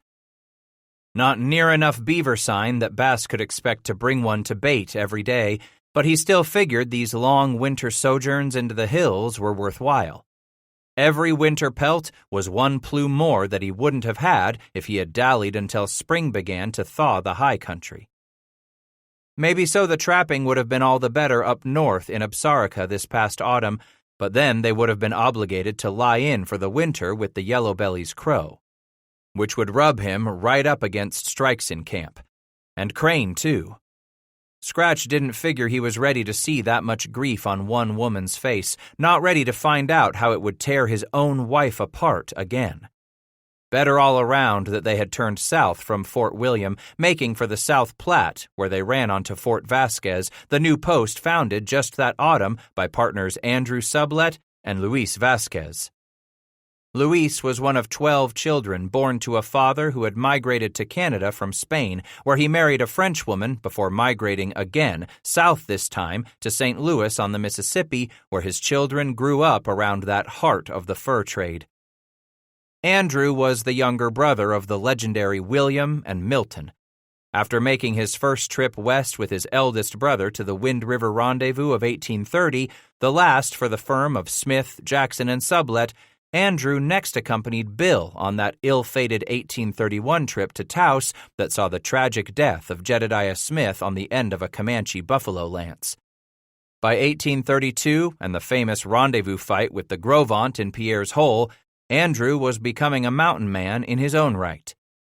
The following year found him pushing upriver with his brother's partner, Robert Campbell, to challenge the might of the American Fur Company on the upper Missouri by establishing some rival posts adjacent to the company's established forts. Their eye-to-eye challenge to Astor's empire quickly bore fruit, and the two competitors agreed to divide the fur company between them. Andrew was chosen to carry the Articles of Agreement, along with all the property the partners were turning over to the company, up the Yellowstone to Fort Cass in the summer of 1834. From the Bighorn, he had pushed south for Independence Rock on the Sweetwater, then on to the North Platte to reach the new post being constructed by his brother and Campbell by the last week of September. Later that fall, when Andrew first met the older Luis Vasquez at Fort William, Sublette and Campbell were already considering their withdrawal from the mountains. Back and forth they discussed their belief that the fur trade had reached its zenith, with profits sure to continue their slide. Eager to step out of his brother's shadow that autumn, Andrew marched south with Vasquez, striking the South Platte, where they constructed a temporary post they christened Fort Convenience, trading for buffalo robes from the Arapaho and some Cheyenne hunting in the area. Then, in late December of 34, excited by the heavy packs of furs and their prospects, the partners set out overland for St. Louis after briefly considering whether or not they should attempt to float the furs downriver in Mackinaw boats. Surely they had proved to themselves that there was a vast potential for raising a post squarely between Fort William to the north and Bent's Fort south on the Arkansas. The future seemed theirs for the taking. By April of 35, Andrew had returned to Fort William with Robert Campbell to assist with the transfer of the post to Fitzpatrick, Bridger, Drips, and Fontenelle. Early in the summer, Luis was back in St. Louis, where they both presented themselves to William Clark, petitioning for a license to trade among the tribes. Returning to the South Platte by late summer, the new partners started on their stockade with the help of a few men hired in St. Louis, struggling to raise enough shelter before the first winter storm rumbled down the slopes of Long's Peak to batter them. Reaching that high ground east of the river, Scratch and Waits by the Water found workers furiously felling trees and dragging those cottonwood timbers back to an open patch of ground where they were raising stockade walls. "Soon as the frost is gone from the ground next spring," explained the stout Vasquez, "we can start making 'dobe bricks, like the Bents done on their fort." Titus told them how he had been to that post on the Arkansas, had seen plenty of adobe construction for himself down in San Fernando de Taos. "You bring your furs here," the thinner Andrew Sublet promised. "Beaver or buffalo, we'll give you top dollar." "You don't go so far away, not down to Bent's," Vasquez said. "Get furs in these hills, trade them here too." "We'll be back," Scratch promised. "Maybe so camp for the winter." After resting nearby for 2 days watching the construction, Bass led his wife and animals across the sandy bottom of the South Platte and pushed into the foothills, where Long's Peak brooded over them for the next 10 weeks as he worked this stream, then another. Gradually pushed down from the high country a little farther day by day, Scratch and Waits by the Water worked feverishly, rising well before first light to wolf down some food before he trudged away into the dark and she began her hide scraping before Magpie awakened. Each night found them working on the hides, cleaning the weapons, making repairs in clothing and adjustments to the square-jawed American traps or those manufactured of Juniata steel. By the middle of December, when the cold had grown serious, they traipsed down from the foothills, returning to the banks of the South Platte to find that the laborers had thrown up enough of a shelter to protect the traders and their goods from winter's furies. Reaching the edge of the prairie at the foot of the mountains where the river meandered north, they chose a spot to camp out the rest of the winter near the new stockade. In a small copse of old cottonwood, they chopped down the saplings they needed and cleared out a clutter of underbrush before erecting their shelters. The smallest protected the beaver pelts he caught, and she grained and stretched. A partially enclosed bower gave her a place to work throughout the day as she cooked and tended to Magpie's needs close by their fire. And on the opposite side of the fire pit sat their sleeping shelter, where they could lash down all the flaps, the better to withstand the passing of each icy gale winter hurled at them. In less than a week, he rode off again, this time on his lonesome. Bass turned once, looking behind to find the child standing hand in hand with her mother. Waits bent to say something, and when she straightened, both of them waved. He knew the woman was crying, probably angry with herself that she could not stop the tears that might frighten Magpie. Back again after 11 days of trapping, he moseyed up to the post one afternoon, hungry for some male conversation. "I don't think much of your big brother," Bass told Andrew Sublet. "He done all he could to ruin the fur trade for other men, and now he's run off back east when the running's good." The handsome 27-year-old failed to protest. Instead, he reluctantly nodded. "I don't agree with all what Billy's done, but I can't figure him for a bad sort." Dryly, Luis Vasquez asked, "All's fair in love and business, eh?" Andrew glared at his partner a moment. "No matter what any man says, Billy made a go of everything he done. So maybe if we're gonna make it out here our own selves, you better savvy we'll need some of Bill's determination to see we don't come out second best." Scratch wagged his head. "How your brother cheated that Yankee fella named Wyeth, same time Billy was throwing your other brother Milton square into the middle of it." "Milt was already in the middle of it," Andrew fumed. "Don't put that underhanded backstabbing on Milt," Bass growled. "I heard the story of how Billy slipped around seeing to it that Rocky Mountain Fur Company refused them supplies they told Wyeth to bring out to Rendezvous. Then your brother Billy made Milt out to be part of all his bamboozling."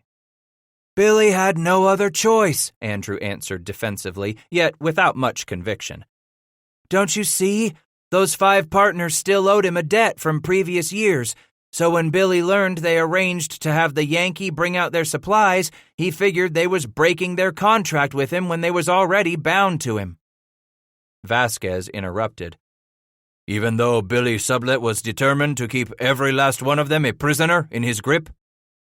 "If Billy was a better businessman than them partners were, so be it," Andrew admitted grudgingly. That strikes center, it does, Bass added. I'll agree that Gabe and Fitz and the rest of 'em, they was better trappers, better men than they was businessmen. Don't you remember, Andrew, how the two of us decided we wasn't going to be the sort of trader your brother was? The Spaniard asked in that tiny trading room where more than a dozen men sat smoking their pipes and drinking coffee to while away a winter afternoon. Billy don't run me, Luis, Andrew vowed. We don't need him no more. Sides, I heard him and Campbell ain't ever coming back to the mountains, Bass said. That's right, Vasquez declared, looking at Scratch evenly. Seems them two are buying up land back in St. Louis. Gonna be country gentlemen. So maybe Andrew's right after all. We ain't gonna worry about Billy Sublet making trouble for anyone out here no more. 13. Each time Scratch returned to Waits by the Water throughout the rest of that winter, bringing in more beaver pelts from the streams and creeks ribboning the nearby slopes, he couldn't help but notice how the ricks of buffalo robes multiplied in the fort's storage house when he rode over to the post for the sound of male voices, some man's talk, or just to hear a bit more English than he could wring out of his wife. And with the mountain man's every visit to the stockade, young Sublet gently prodded Scratch. Ain't you getting a little old to be traipsing off all alone into them snowy hills anymore? Bass's eyes would twinkle, and he'd wink at the older Vasquez when he replied, I ain't so old I can't take care of myself, you pup. Man smart as you, Sublet chided. I would have thought you'd figured out some easier way to make a living. On that, Luis Vasquez would agree. Trapping's got to be some of the meanest work any man can do, Scratch. Hard work never kilt no man I know of, he grumbled over the lip of his tin cup. Every visit, Sublet would say, Don't you figure it's time you quit scratching out a living with your hands and start making your living with your wits? I told you, I ain't fit out to be no trader, Bass told them, a little stronger this third time as they sat out a storm. At the stockade walls, a wolfish wind howled as dawn approached. The sudden sub-freezing gale had come on so fiercely that Scratch abandoned their camp and hurried his wife and daughter through the moaning trees that loomed out of the darkness to reach the walls of the fort. In the last few hours, Waits by the Water and Magpie had slept snugly in a far corner of the trading room behind two bales of buffalo robes while he had dozed fitfully, his back propped against a pack of beaver in another corner. Once Vasquez had awakened, he shoved open the plank door to start some coffee brewing over the fire Scratch kept going in the mud and riverstone fireplace.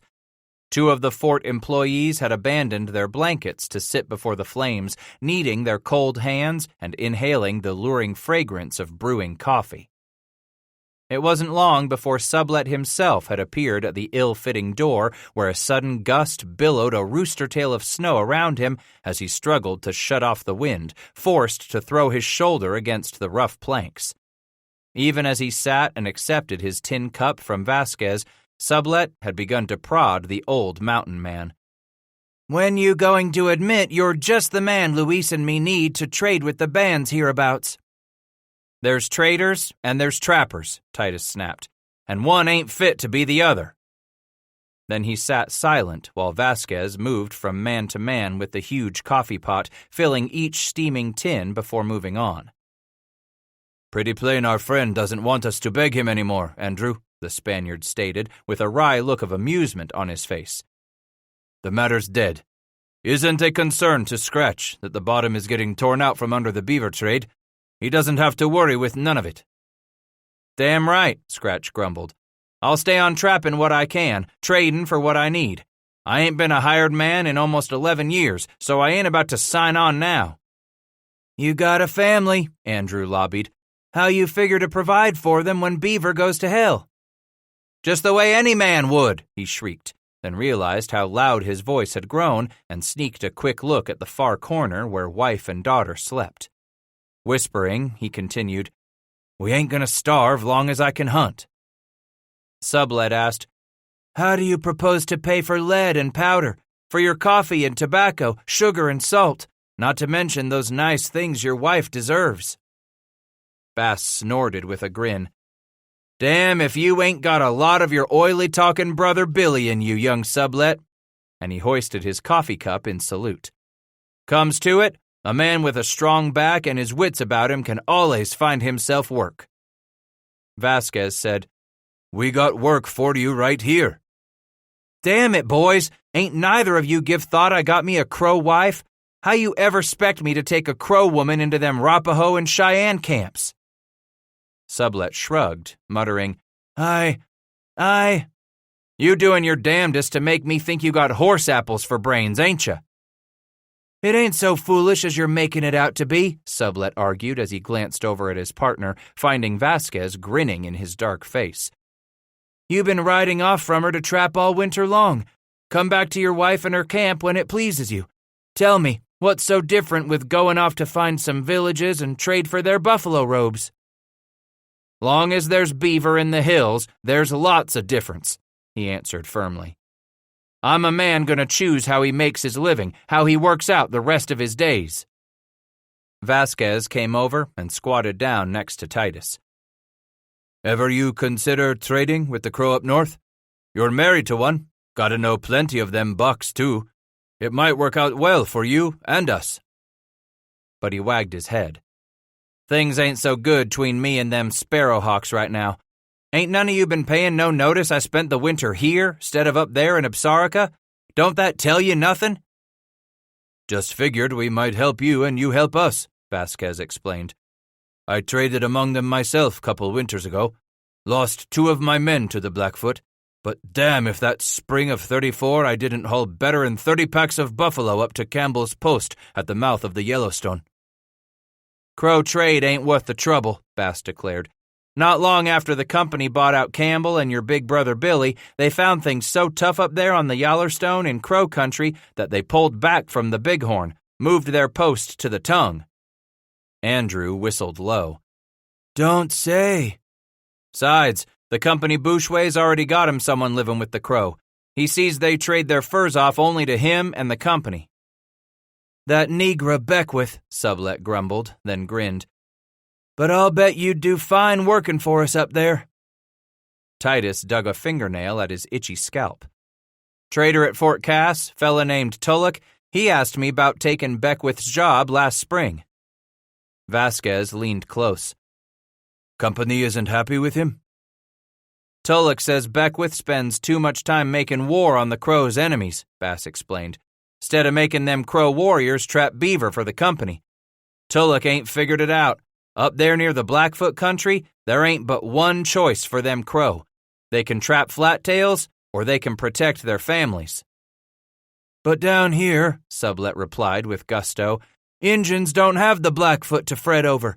You agree to be our trader, you can see that the bands in these parts bring us their furs instead of taking them down to the Arkansas or up to Fort William on the North Platte.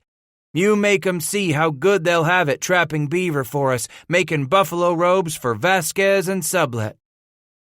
Nah, Scratch answered with a dull echo as he brought his tin cup to his mouth. Waits by the water settled beside him. She kissed his cheek and rested her head against his upper arm. Magpie asleep? He asked her in English. She nodded and spoke in his tongue. Yes, she hungry soon.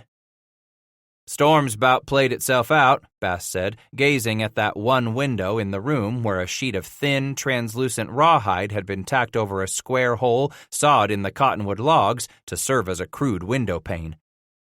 Figured to pack up and move out this morning anyways.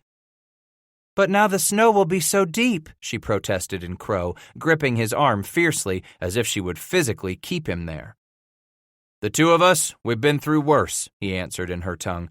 So don't you worry. There's beaver yet, believe me, and I mean to trap my share of it. He set his empty cup down, looking at Sublet and Vasquez. To them, he said in English, I mean to trap my share of what beaver's left, no matter that traders like you don't give me much for my plues no more. With winter retreating up the slopes more each day, Bass was able to push farther into the recesses of that eastern front of the Central Rockies. As the days lengthened and warmed with the arrival of spring, he stayed out longer, visiting their camp on the South Platte for shorter stays.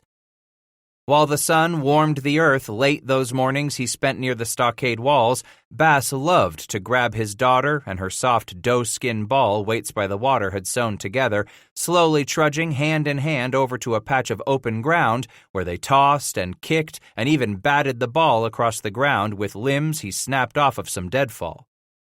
Although she couldn't move all that fast, stumbling and pitching into the new grass more than her share, Magpie nonetheless scrambled back to her feet, laughing, chirping, eager to continue their exhausting play. Without fail, their game always ended with Titus chasing after his daughter, arms waving over his head, fingers crooked claw-like as he bellowed the battle roar of a grizzly, eliciting ear-shattering squeals and giggles from the little one as she peered over her shoulder at the terrible man-beast pursuing her. At the edge of the meadow stood Waits by the Water, always watching, smiling, laughing with them each time either father or daughter spilled, rolling in the cool, wet grass. Day by day, Magpie got better at smacking the ball away from him, better at staying on her feet, better able to dodge and sidestep her father until he would collapse on the ground, huffing from exhaustion while she leaped upon his chest to pull at his long hair or his beard. "Popo play! Popo play!" she would cry in English, unable yet to call him Papa as she tugged at his graying curls as if to drag him to his feet so he could continue their game. "Popo tired, Magpie," he would mimic her pet name for him. "Popo sleep now." Then Titus would shut his eyes to feign sleep until she bent over his face, gently nudging back an eyelid to inspect his condition.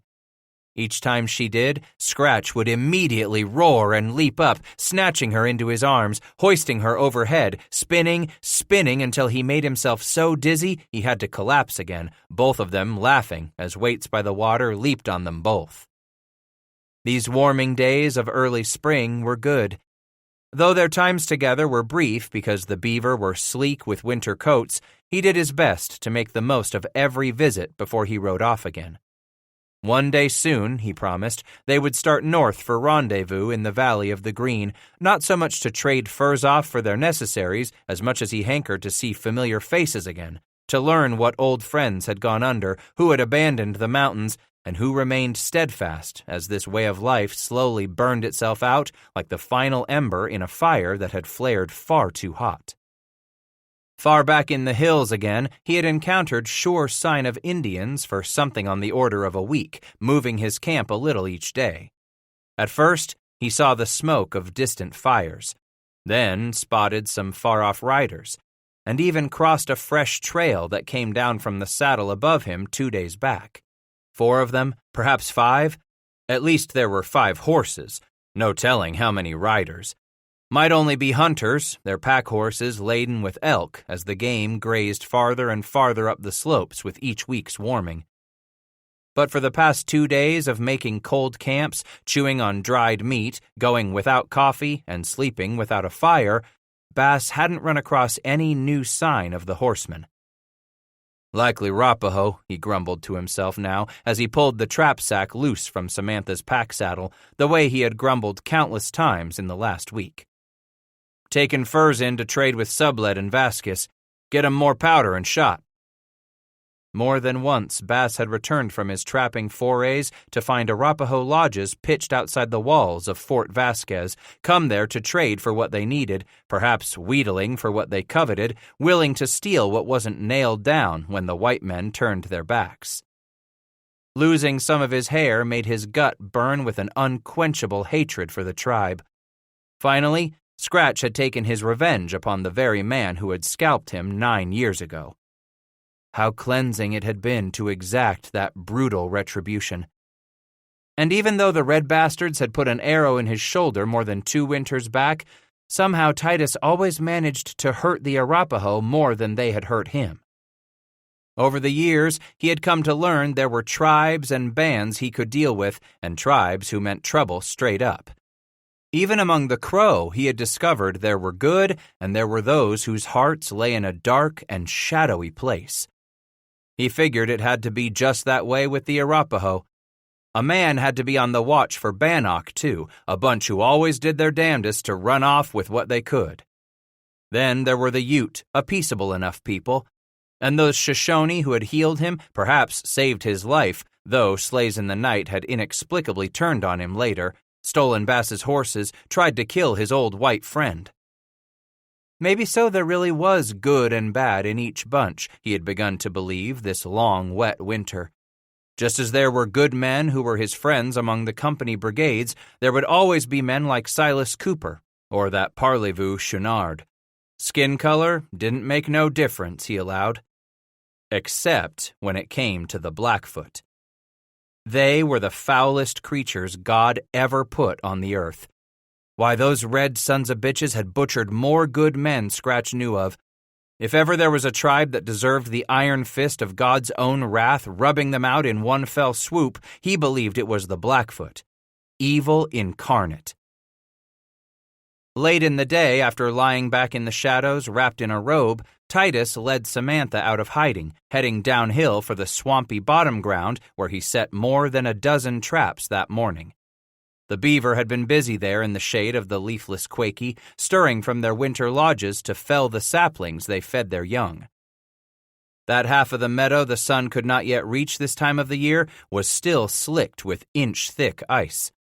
The rest of the clearing warmed enough to become a bog by day, but refroze each night. Now he needed to gather all his traps before returning to camp. Tomorrow, he'd be on his way even higher. What with the way the tiny freshets were feeding every little stream, how so many of them wove together to form gushing creeks that spilled on down the slopes, Titus figured the high country had to be melting. And if the snow was softening, then there surely had to be a way of punching his way back into that country where the beaver slumbered, yet undisturbed. When he pulled up that first trap, Bass found it empty. Into one of the two trap sacks it went, clattering softly as the iron jaws and chain settled against Samantha's side where the deer-hide sack hung suspended from the elkhorn pack saddle. The second clutched a fat, sleek beaver captured in its jaws. Glancing at the sun, he figured he had enough time to skin the animal out there and then. That done, the trap went into the other sack with the green hide he had rolled tightly. On and on he went, collecting at least 2 beaver for every 3 traps he pulled from the water. Samantha's ears came up as she froze. Bass held his breath, stilled his hands over the carcass he was skinning in the cold, damp grass, beginning to slick with ice here as the sun's light continued to fade from the sky. For the longest time he listened, his eyes searching the brush, the trees, always coming back to look at the mule, watching her eyes, her nostrils, until she finally snorted and dipped her head to tear contentedly at the grass. He breathed again, relieved, and went back to trimming the hide from the 2 back legs, then sawed off the huge tail.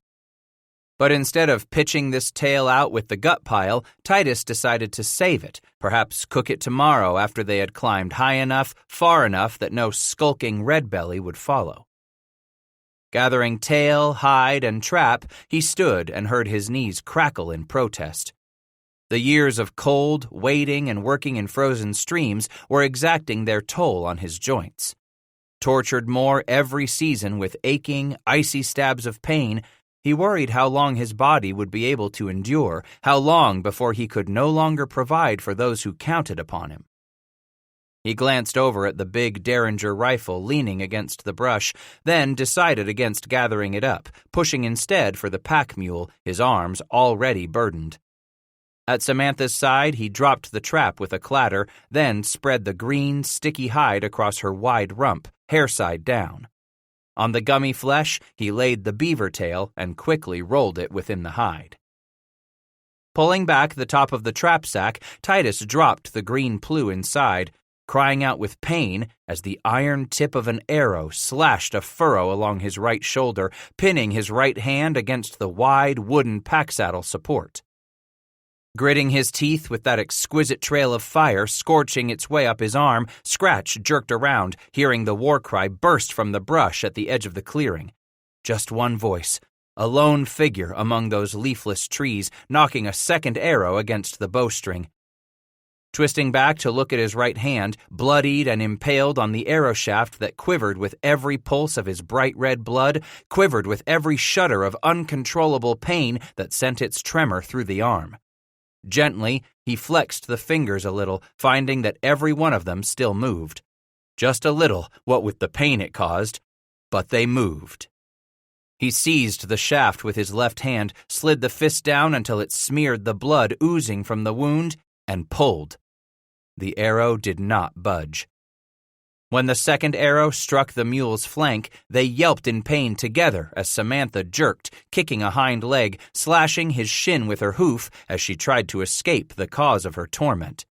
With each buck she made and tremor that shot through her muscles, he grunted anew with his own pain. Behind him, the warrior suddenly screamed again, shouting this time a rhythmic, off-key war song as he jabbed another arrow against the bowstring and brought the weapon up. Slapping the mule, driving his knee up against her belly, Scratch got Samantha turned a quarter circle before she threw her weight back against him, angrily twisting her head around to stare at him with wide, cruel eyes, as if she couldn't understand why he wasn't doing more to ease her pain. The third shaft struck the far side of the pack saddle with such force that it quivered as she lunged in a sidestep against him, knocking his feet out from under him, suspending her master from that shaft buried in the wooden pack saddle frame. Grunting in torment, he scrambled to regain his footing. His wet moccasins slipping on the damp grass, Bass choked down the hot ball his stomach hurled against his tonsils. A wave of icy pain had begun to numb his brain. Scratch's eyes glazed over with stinging tears as he finally planted his feet and stood, instinctively reaching for the belt pistol with his left hand, yanking the weapon free as the mule twisted, shoving him backward so hard he lost his balance again. Pushing himself upright, Titus blinked his eyes clear, finding the warrior dropping his quiver off his shoulder to the ground. At that moment, Bass went dry-mouthed, suddenly hearing the approach of another pony, another voice, this second still disembodied somewhere in the trees behind the first attacker. Narrowing his gaze on that bowman who was straightening after removing the quiver so he could drag a brass-headed tomahawk from the back of his belt, for the first time, Titus realized how the cards were stacked against him. One-handed, with only one shot. And now, a second warrior had appeared back in that dapple of light and shadow among the skinny lodgepole and bone-bare Quakey. The bowman was already in motion, his arm cocked overhead as he sprinted toward the white man and the mule, screaming with guttural bravado over a sure kill. No more than 15 yards between them. Scratch firmly squeezed his sweaty left hand around the pistol butt. 10 yards. But he had to relax that grip to clumsily thumb back the hammer mounted on the right side of the weapon. 5 yards. With the frizzen flush against the pan and the hammer back to full cock, he didn't allow himself the time to hold and aim as he plopped his pistol arm down atop the mule's rump. The warrior dodged to his right, starting to careen around the rear of the mule. Whirling to his left with the target, Scratch pulled the trigger. Samantha shuddered, jerked sideways at the gunshot, prompting another wave of nausea through him as the icy pain flushed clear up to his shoulder the moment she settled back to all four. On the far side of the mule, the bowman skidded to a stop, backed one step, then a second, when he collapsed backward, a dark stain spreading on the left side of his chest. There he thrashed and gurgled a moment before the second attacker emerged from the tree line. Free of the tangle of lodgepole and aspen, the horseman brutally kicked his pony. This second attacker did not wear a war shirt, only a buffalo fur vest that flapped open with the rhythm of the gallop as he brought the forestock of his muzzle-loader down to rest on the crook of his bare left arm, racing toward the open ground where the white man and that mule began to dance in a tight circle. Yelling at Samantha didn't help settle the mule, but it was nonetheless as loud as that Arapaho war cry. Flinging the empty pistol aside, the trapper wrapped his left hand around the shaft and gave it another mighty heave, unable to budge the arrow. He had no weapon but his knife now, His rifle was propped against the distant brush. His camp axe lay a few yards closer among a small pile of float sticks. Both weapons might as well have been on the other side of those peaks for all the good they could do him now. If he couldn't free the arrow from the pack saddle, he had to free his hand. Clenching his teeth, Scratch threw a shoulder into the mule's ribs to turn her, putting Samantha between him and the oncoming horseman for the moment, then snapped the shaft off just above his bleeding hand. He tasted sour, stinging bile as he dragged his right hand up the short section of arrow over the frayed splinters, and it was free. Dragging in a huge breath to push back the warm, liquid unconsciousness he realized was about to overwhelm him, Titus looked at the rifle, saw it was too far, and realized the camp axe lay too far away too. Now that the mule had danced them around part of a tight circle, Bass found himself staring down at the dead warrior. Leaping aside, dodging right, then left as the horseman approached, Titus gave the warrior nothing more than a moving target as he raced by. Once the horseman shot past and was wrenching back on his single rein, Scratch lunged for the dead bowman.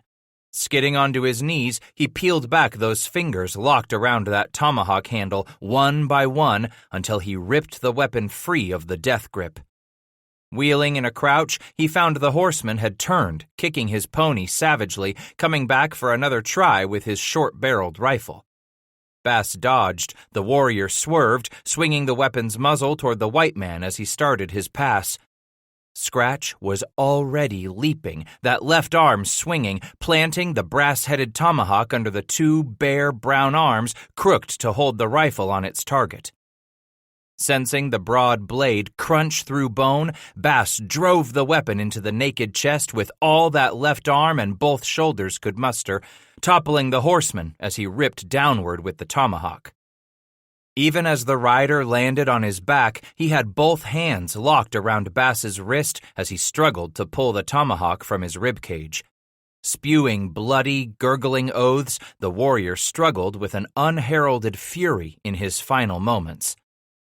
With his strong left arm imprisoned by the enemy, Bass reached at the back of his belt with the injured right hand for his thin-bladed skinning knife, pulled it from the sheath decorated with brass tacks. In that instant, the trapper's knife hung frozen above him. The warrior relaxed his grip on the white man's left wrist, staring transfixed at the weapon poised above him. Driving the blade deep into that notch at the base of the Indian's throat, Scratch yanked and pulled with all his might, savagely tearing back and forth, slashing the windpipe that wheezed with a last rush of air, severing thumb-thick arteries that gushed free those last tremulous pumps of a heart not yet stilled. Hot blood splattered him with such force that he was blinded as he tumbled back from the horseman's body. Landing on his side, Bass heaved for wind. Resting on his right elbow, he dragged his left forearm across his eyes, clearing them of crimson spray.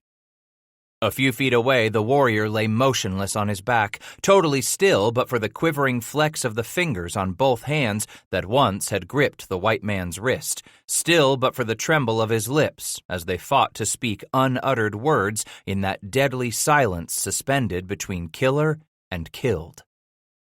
He began to catch his breath, the thunder slowly diminishing in his ears. Staring at the dying man, Scratch grew aware of the breeze quietly nuzzling the branches of the surrounding trees.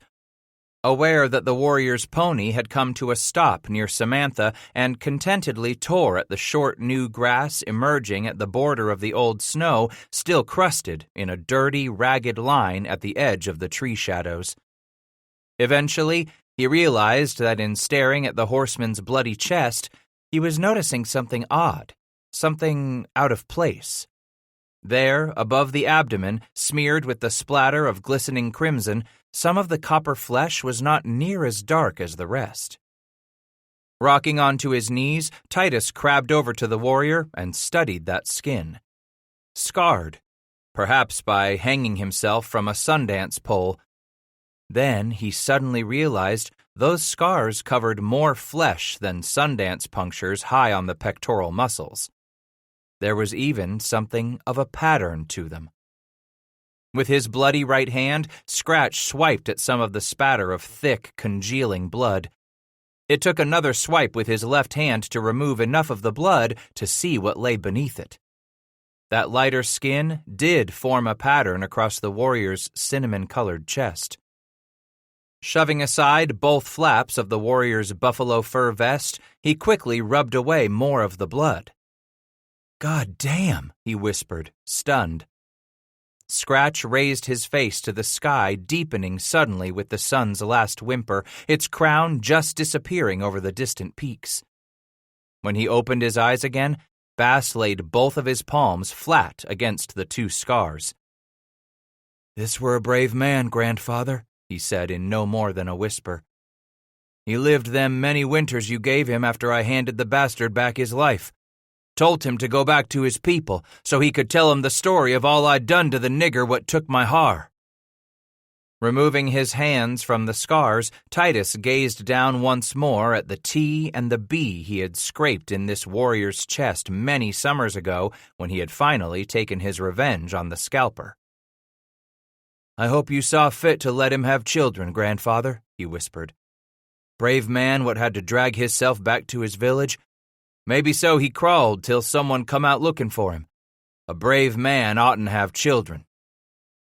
Such a warrior had some mighty powerful medicine. Bass sensed the chill drag its finger down his spine like a drip of ice water. He turned suddenly to look over his shoulder as if he had been warned. Likely more of them. Where there were two, there would be more. And if they didn't start looking for these two dead men tonight, they surely would be coming at first light. From the sign he had run across the last few days, these two might even belong to that hunting party working this side of the mountain. With a shudder he stood, already feeling regret that he would have to endure another night wrapped in his buffalo robe and blanket rather than enjoying the comfort of a small fire. He needed to get back up to the rocks where he had camped, throw everything together, and get as far from there as he could before sunup. The Arapahoe's pony was skittish as he approached, but with its long loop of rein played out on the ground, Scratch was able to bring the animal close and tie it off to Samantha for companionship. Slowly inching alongside the nervous horse, he stopped. Brushing his hand across the half-robe the warrior had draped across the horse's back, the trapper suddenly realized what he had yet to do. "Easy, boy," he whispered as he gently dragged the long section of buffalo hide from the animal's back, turned, and gazed at the line of trees gone to shadow. There in the dusk, he knew he didn't stand a chance finding any of those lodgepole or aspen with limbs big enough, and he sure didn't have time to waste cutting branches and lashing together some lattice to construct a tree scaffold. Besides, he told himself, the others would be coming along tomorrow, and odds were they would undo all that Bass would attempt to do now. Still, he realized he must do what he could do. A brave man deserved a proper burial, especially if he was buried by the man who had killed him. What one warrior did for another. As an inky twilight deepened, in the distance he spotted a tangle of boulders that had torn themselves away from the mountainside above him eons ago. The top of those rocks would have to do. As good a place to offer up the body to the elements as any man could ever want, as good as any brave warrior could ask. As he struggled to lift the body, to hoist it over his shoulder, then onto the back of the pony, Titus found his right hand growing numb, the hot pain diminishing the more he demanded of the hand. After making his first ascent to decide upon the best route to reach the top of the boulders, Bass laid the buffalo hide on the gently arched crown of the highest rock, then returned for the body. Looping the end of his rawhide rope under the dead man's arms, he dragged the body to the bottom of the boulders, then began to climb. As he reached a narrow shelf, he would turn and haul back on the rope, bringing the body up behind him. Once it lay at his feet, Scratch climbed a little higher, then hoisted the warrior too. Higher and higher still until he finally heaved the body onto the edge of that tallest boulder.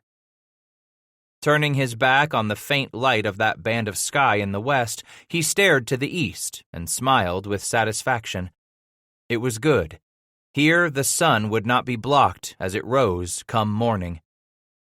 Flipping the buffalo robe fur side up, he stretched it out to its full length, then dragged the body atop the hide so the warrior's feet would point to the east, greeting the morning sun. For a few minutes he remained there, catching his breath while the air grew cold, that last bit of early spring warmth sucked out of the earth with the onrush of night. Finally, Titus started to slide back down, knowing what he had to do. He would gather up the enemy's weapons, strip the first man of any tradable clothing, then search for the second Arapaho pony before he led the two animals and Samantha back to the rocky outcrop where he had pitched his temporary camp. There, he would tie everything onto the mule and ponies, then ride down slope through the night. Maybe the time had come for him to get moving anyway. Wasn't going to be healthy for him to lollygag around this part of the country for some seasons to come. 14. White women? She parroted back the two English words she heard so many of the trappers around her shouting at that moment. Yep, Bass told his wife. They say some white women's gonna be here soon. Waits by the water noticed how his green eyes narrowed with concern as he stared toward the mesa bordering the eastern edge of the river valley. In Crow, she asked, You Americans really do have white women? He looked at her quizzically. Course we do. Mothers and sisters. Only ones what don't grow up to be wives are the ones what become whores. Whores. I never heard that word from your tongue before. A woman what lays with a man for the money he pays her. And he turned his eyes away, staring at the growing bustle of activity as the electrifying news spread. Women who open their legs for men? She asked in her language, still somewhat bewildered.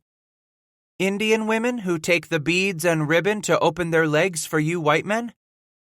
Maybe so, he admitted as he turned back to gaze down at her face.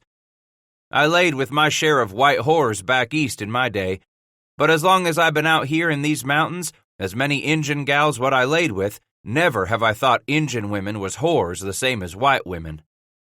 Why not? She interrupted, scratching the top of the dog's head. If I opened my legs for you men so I could get a new knife or some hawksbells, wouldn't I be a whore like your white women? After some thought, he eventually wagged his head. Somehow it don't seem the same to me. Them whores all the time stay where the men come to lay with them.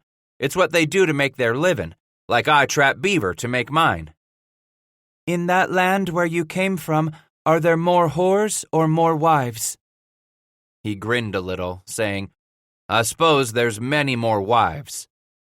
She sighed, grinning herself as she snuggled against him. A long time ago, when I was a young girl and the first white men were coming to visit my people, many of us came to believe that among your people there must not be very many women. Not many, eh? With a nod, Waits explained. We decided you must not have many women where you come from because you white men had such an appetite for our women. Squeezing her shoulder, he replied, There are more'n enough white women back there. I sure as hell knew enough of the worst for me to decide I like Injun gals best. Gazing up at his greenish eyes, Waits felt consoled enough to say, I am glad to hear you tell me this. When I heard the riders shouting that white women were coming, I grew afraid. Afraid? Of what? Afraid that you white men were growing tired of Indian women, so your traders were bringing white women here to lay with you men in trade for your beaver.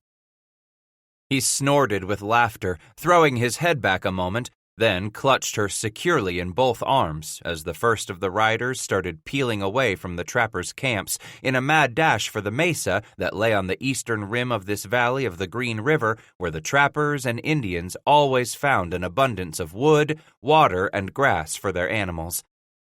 Here at the mouth of Horse Creek, the Green flowed roughly west to east. South along the banks of the creek stood the lodges of two of those four visiting tribes, while west along every twist and bend in the river itself, the company trappers had crowded their camps. I'll lay a year's wages that the women coming to rendezvous ain't whores, woman, he reassured her. If not the sort to lay with men who gave them presents, she decided, then the newcomers had to be wives. At the first noisy announcement from those riders galloping into rendezvous, Waits by the Water had been very scared, believing that with the arrival of these white creatures, the trappers would have their pick, forsaking the Indian women, abandoning their Indian wives. In her people's oral history, it was told the white man first sent horses among the Crow, then sent firearms to the Absarika, followed by bright, shiny, wonderful trade goods. It wasn't long before the white man himself came among them. Each of these arrivals caused volcanic changes for her tribe. So it was natural now that she should convince herself the white man was bringing as many of his women as he had brought horses, or guns, or tin cups and hanks of beads. Understandable that if the white man didn't bring the women there to lie with the trappers at their summer gatherings, then the women would have to be wives. She had imagined a trader caravan chock full of pale-skinned women, enough to provide one partner for every trapper. And some of those white women would likely have hair on their faces, just as the majority of white men she had seen in her life grew hair on their faces. Among the Crow, neither gender grew facial hair. In coming to view beards and mustaches as a characteristic of the white race, it seemed very natural to assume that many of the white man's women would grow the same beards and mustaches on their faces. Still, her greatest concern about that long trader caravan bringing an untold crowd of white women the way it brought a dazzling and innumerable array of trade goods lay in her fear that the white men would abandon their Indian wives, forsake their Indian children, and return to their own kind. Waits by the Water did not want to think of life without Titus. The women are here to marry white men? He answered, Nah, I figure they come with their husbands. Among your people, can one man steal the wife of another? Yes, he answered, then suddenly looked down at her with some alarm. His eyes quickly softened as he must have read the hurt that had to show on her face. But don't you worry about me and them white women. I had near all I could stand of their kind back east. He embraced her fiercely. No white woman ever gonna take me away from you. She gripped him tight, pressing her cheek against his chest, feeling safe there, safe enough to tell him of an old fear. When you left me behind with Rosa 2 winters ago, I was so afraid I would never see you again, she confided, as more shouts reverberated in the distance. I feared you would be killed, and I would be left to live among strangers in a land I did not know. But even more frightening, I was afraid you would stay in that country from where you came. You would find a white woman and forget about your Crow woman. She felt him rub his chin on the top of her head. You are the one I love, he said to her in his halting Crow. Maybe it's only my poor luck, but every white woman I've knowed has been faithless to me, one way or another.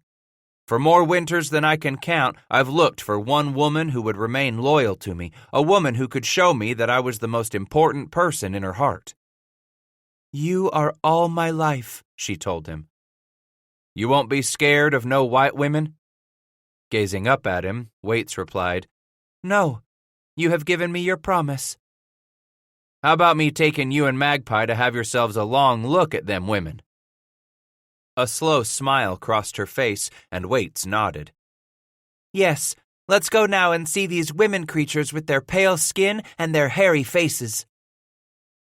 By the time they were saddled up, with Magpie riding behind her father, loping up to that flat mesa across the green, more than 100 mounted trappers were racing for the head of the caravan in the mid-distance. Hundreds of mules and horses, along with many small 2-wheeled objects her husband explained were called carts. As the trappers kicked their horses into a furious charge on the front of the pack train, Waits spotted a new sort of 2-wheeled cart that appeared to be a small box sitting on its wheels, the front of the box laid open so 2 people could control the pair of horses attached to it. All those trapper guns erupted with smoke, and a heartbeat later, she heard the distant weapons boom from the caravan in a ragged order. Then her husband was laughing, harder than he had laughed for some time. "Damn if them pilgrims don't figure those boys are Injuns on the attack," he roared, his eyes moist with tears. "Look at 'em, stopping that pack train and circling them carts right there to make a fight of it." A handful of figures at the head of the march stopped, turned, and were yelling at the pack train. "I'll wager the pilot for that outfit is telling 'em just what a bunch of soft-headed idiots they are, being scairt of them white fellers come riding out, whooping and hawing."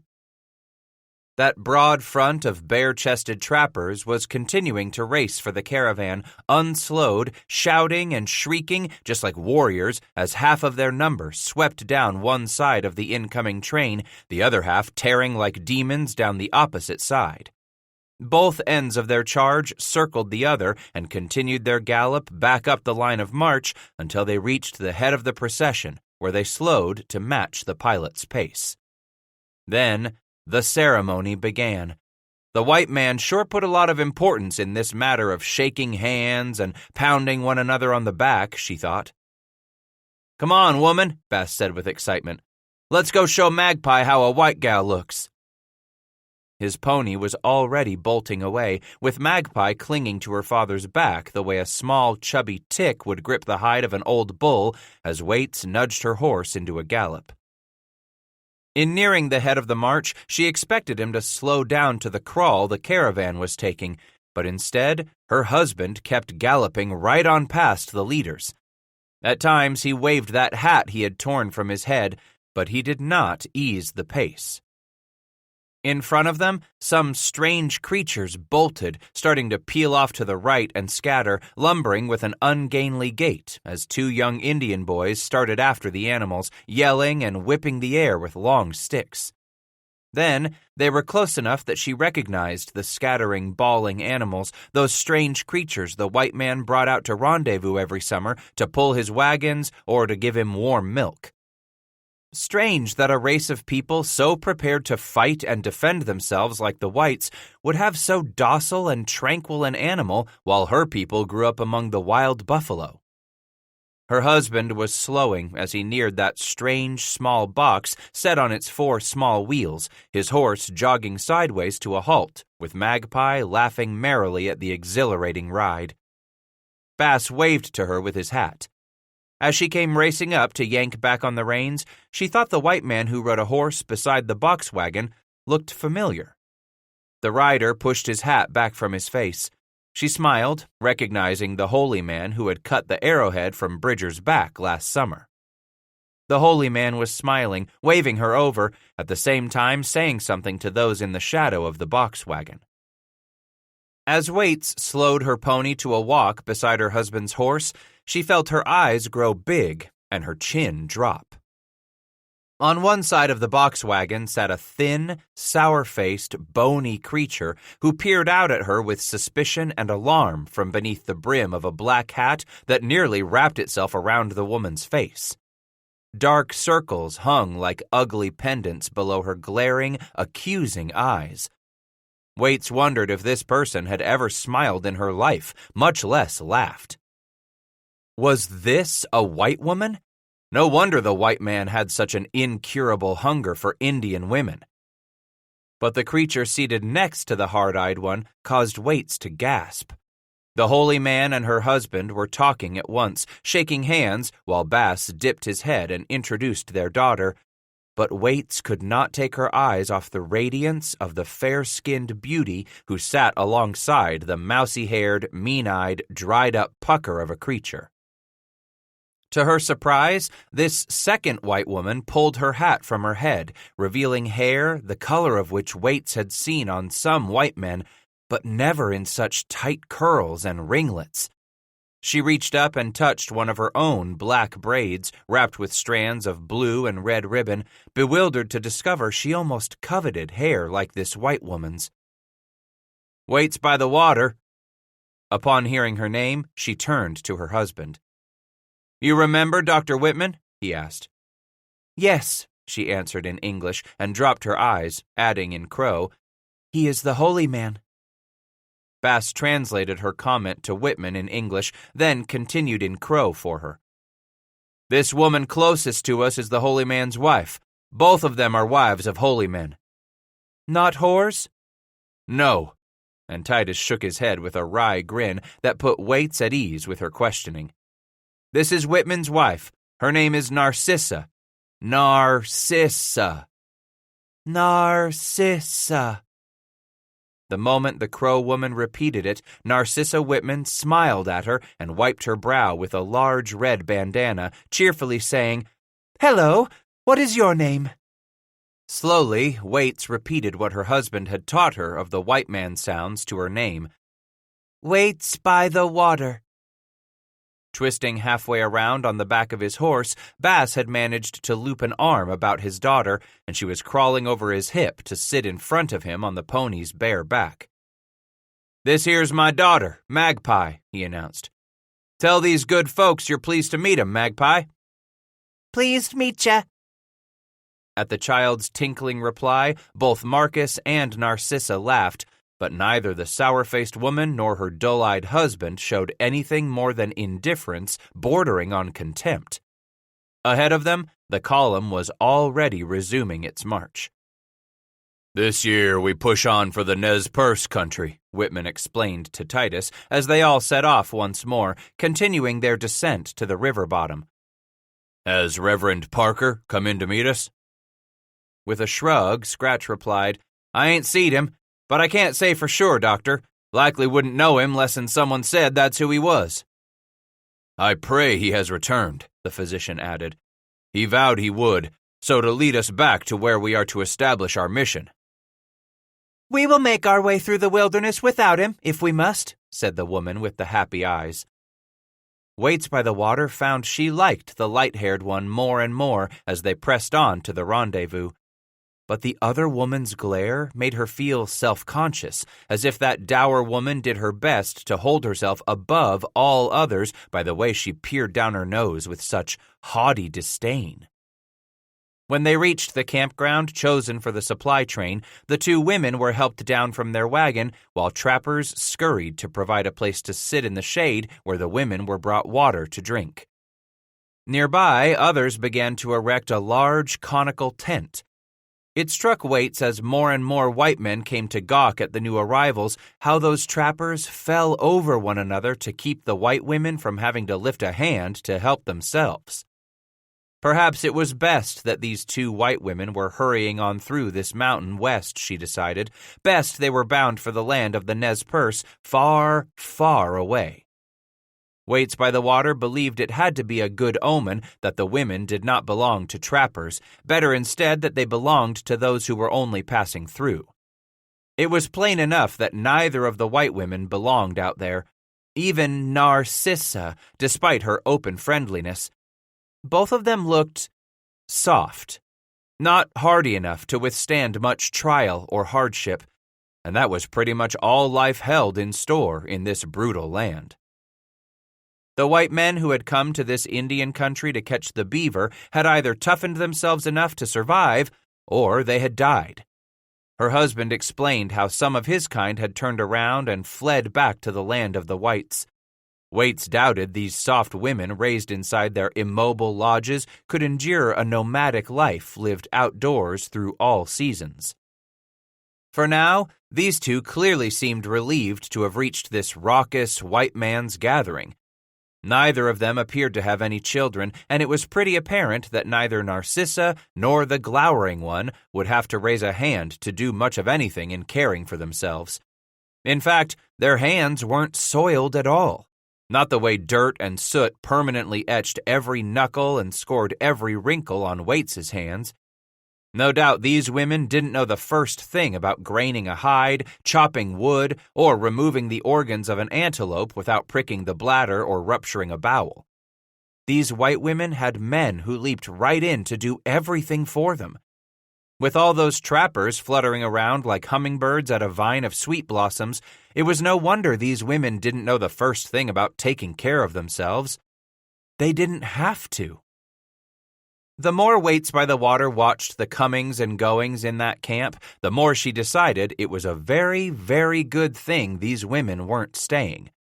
Almost laughable, she thought, how these hardy, coarse men became such different creatures around their white women. Waits contented herself that the women were only passing through. And she hoped the white men would bring no more of these soft creatures to this land. For the first time since Bass could recollect, there were nearly as many free men come to rendezvous as there were company trappers, and a damned sight fewer of both camped this year near the mouth of Horse Creek. Slightly more than 100 Americans had come in with the Bridger and Drips brigades, along with no more than 50 Frenchmen between them. With the supply caravan, Tom Fitzpatrick brought in another 70 hands to wrangle more than 400 horses and pack mules, but the lion's share of those men would be turning right around for the States once the beaver was all bought up. At Fort Laramie, Fitzpatrick had abandoned the long train of wagons, packing everything they couldn't fit into 19 two-wheeled carts onto the backs of their mules for that last leg of the journey over the Southern Pass and on to Green River. Milton Sublette, courageously recovering from the recent amputation of his leg, bounced all the way into rendezvous in one of those carts. Before he slid to the ground, Milt strapped on the cork leg purchased for him in Philadelphia by Hugh Campbell, Robert's brother.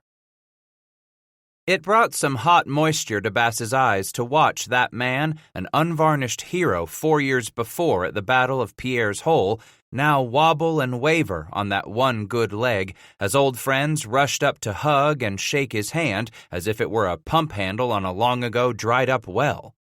Especially the tall, slab-shouldered Joe Meek and his Shoshone wife. Titus remembered the story fondly told of this woman and the two inseparable friends. Seasons ago, Umantucken, the mountain lamb, had married Milton Sublette, known as the Thunderbolt of the Rockies. Back in 32, she and their young child had been with Milt's brigade that summer morning in Pierre's Hole when they chanced to bump into a large band of Blackfoot. Eventually, Sublette's leg refused to heal from an arrow wound his friends claimed was poisoned. Reluctantly deciding to return east to have the infection cared for, not knowing if he would ever return to the mountains, Milt gave his wife over to his best friend, Joe Meek. For the last few years, Joe had cared for this beautiful woman, raising Milt's child as he did his own. Shyly now, the lamb stepped out from behind her new husband and inched up to embrace Sublette. Not one man there mentioned the tears they saw well in Milt's eyes, or the way he bravely snorted and swiped at his nose as the crowd pounded on his back and gawked at his new cork leg. "By damn," Scratch roared. "You ever think you'd have one of your legs make it to hell afore you?" "Shit, don't matter I got only one good leg," Sublette chortled. "I can still outrun the devil hisself." "That's right, Scratch," Bridger agreed. "With you and Meek galloping to keep ahead of the devil, Milt don't have to worry none about running the fastest. He only gotta be fast enough to stay ahead of you." "You figure I'm so slow the devil gonna get his claws in me, eh?" "Damn right he will, Bass," Milton bawled with laughter. "One of these days, mayhaps," Scratch confessed with a grin. "But not till I'm so old and stove up I can't outrun him no more, and all you niggers are already there to greet me." By the following day, Fitzpatrick's hands had fixed up the largest of a handful of squat log structures first erected a short distance from the green by Captain Bonneville's Fur Brigade back in the spring of 1832. Rather than hacking any windows in the crude 18 by 18 foot square, the builders settled for what light streamed between the unchinked timbers or through the only entrance, a 6-foot wide, 2-foot high rectangle laid on its side some 4 feet off the ground. It was through this lone opening that furs were passed in and trade goods handed out, the better to protect against pilfering. For a roof, Fitzpatrick's Frenchmen had stretched some oiled sheeting across the timbers they laid overhead in an attempt to protect the valuable goods from those fickle summer storms known to visit this high valley. All told, more than 1,300 Indians were in the valley to greet the incoming train. The Shoshone and Bannock had camped along Horse Creek, while up the green near Bonneville's fort, both the Flathead and Nez Perce had raised their lodges. Moseying over to have himself a good look at the trade goods Fitzpatrick had packed out from St. Louis, Titus watched the man in fancy buckskins dismount from his showy white mule and walk up to shake hands with Bridger and Drips. Together, the three of them ambled toward the awning where Milt Sublet sat in the shade. "Who's that in them foo-for-ah bushway clothes with all the red wool and blue beads?" Scratch asked of a familiar face who had turned from Bridger's side and was walking his way. "Name's Joshua Pilcher," the tall man said when he stopped beside Bass. "I hear he was on the upper Missouri with Lisa afore Ashley ever come west. When the Spaniard died, Pilcher took over Lisa's company, and they did well till Emell and Jones got butchered by the Blackfoot in '23. Drips and Fontenelle, even one of them Bent brothers, they all worked for Pilcher one time or other. Some time back I heard talk he offered the English up north he'd trap this side of the mountains for the Hudson's Bay." Glaring at Pilcher, Bass grumbled, "On American territory? That'd make him a traitor to his own country and his own kind." "The English turned him down, but a couple years back they made him agent on the upper Missouri for all these Injuns," the big man declared. "That what brung him here?" Scratch demanded. "Something to do with the Injuns out here?" "Nah, says he's come here to buy out Bridger and the rest." "But buy 'em out?" Scratch sputtered in surprise. "With whose plews?" The tall man shrugged. "Sounds like it's St. Louis French money." "Damn if that don't take the circle." Turning to stare up into the younger man's eyes, Titus said, "I seed your face at many a rendezvous, round some fires, over at the trade tents, but I don't recollect I ever caught your name." "Shadrach Sweet," the man replied. "And you're Titus Bass." "How you know me?" Sweet chuckled. "Hell, anyone runs with Jim Bridger's brigade knows who Titus Bass is." "But I ain't never trapped with Gabe." "Don't matter," Sweet replied. "I recollect how we run across you a time or two through the years. Ain't that many of us been out here long as me or you have. Besides, Gabe thinks the world of you. Why, every time he tells that story of you losing your har or how you run onto that red nigger years later, whoo-ee, them tales keep the greenhorns from sucking in a breath." They laughed together. Then Scratch asked, "You figure Fitz got his whiskey kegs open yet?" "I seen him crack 'em my own self," Sweet said. "You think my word be good as plews with Fitz?" "Damn if it wouldn't be better'n most." Bass slapped the tall man on the back. "Then what say you, Shadrach? Let's you and me go have us a drink of that saddle varnish these traders claim is whiskey." Sweet struck him as a gentleman shoved down inside a grizzly bear's body. A little taller than Joe Meek, and so wide of shoulder, too, that Scratch wondered if he could lay a hickory axe handle across that broad beam with no hickory left to hang off at either end. "Just like you, I come to the mountains myself in '25, Bass replied, as one of the clerks poured out the whiskey into a pair of brand-new tin cups. "But I bet you wasn't no 14-year-old pup like I was in '25. Astonished by that admission, Titus asked, "How the hell you hire on with Gen'l Ashley when you was 14? "Just look at me, you cross-eyed idiot," Sweet bellowed with a disarming smile, standing back to spread his arms. "Even as a pup, I was big for my age." "You're still a goddamned pup," Titus growled at the man, who stood a good half-foot taller than he did and nudged something just shy of 300 pounds.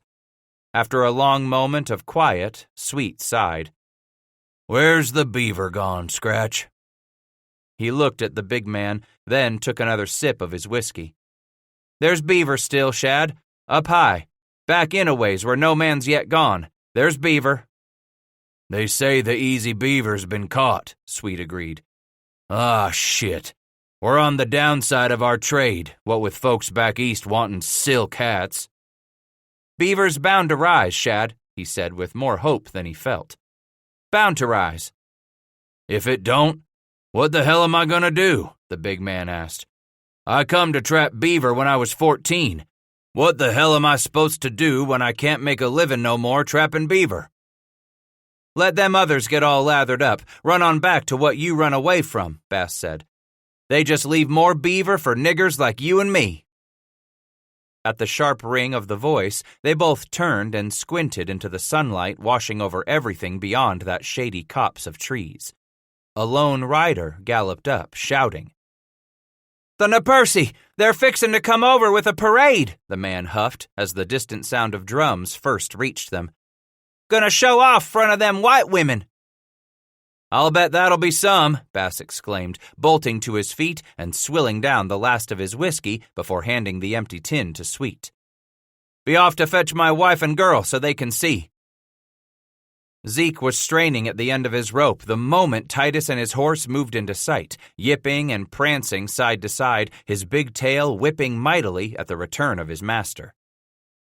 "You're gonna have to see this," Scratch called as he kicked his right leg over and landed on both feet. He knelt as Magpie lumbered up toward him, clenching a well-moistened strip of dried meat she had been sucking on in one hand. He swept her into his arms and turned to his wife. "Come on, get your pony." "Where are we going in such a hurry?" "Bet magpies never seed the Napercy strut like prairie cocks. Likely you ain't either." He positioned the girl in front of the saddle before he stuffed a left foot into the stirrup and swung his leg over, settling her onto his lap as he came down into the saddle. "Here," he said to his daughter, wrapping her tiny hands around the thick latigo leather. "You hold on to the reins with me." Waits came up beside them, leading her pony. When she had leaped onto its bare back, she asked, "Why are the pierced noses making a procession?" "They want to show off for the white women." He watched how that suddenly soured the expression on her face. "For the white women," she repeated. "Now the pierced noses are gone strange in the head for the white women." Titus leaned over and gripped her forearm sympathetically. "Don't think nothing of it. Just wanted you and Magpie to see the show." For a moment, Waits gazed at her daughter's cheerful face, then said, "Yes, let's go see the show these pierced noses put on for the white women." As it turned out, all 4 tribes eagerly joined in the grand procession as it worked its way toward the site where the missionary women were camped. By the time Scratch and Waits dismounted and tied off their ponies, the front ranks of the march were approaching. Having started their ride at the west end of the valley, the Snake and Bannock passed through the Flathead camp, then the Nez Perce village, sweeping up more and more participants until some 400 yelling, chanting, shrieking warriors boiled up and down the sides of the parade column. Stripped, as if for the hunt, they wore no more than their breechclout and moccasins, many painted with vivid colors, tying birds and feathers in their hair, wearing the skullcaps of wolves, badgers, even buffalo upon their heads. Shaking lances strewn with the scalp locks taken from vanquished enemies, the horsemen strutted as proudly as any war hero might. Old men rode stately at the center of the march, singing their battle songs as they beat on hand drums or shook buffalo bladder rattles filled with stream-bottom pebbles. Younger men who had taken no scalps brandished their bows or war clubs or fusils, to which they had tied long strips of red and blue cloth to flutter in the summer breeze.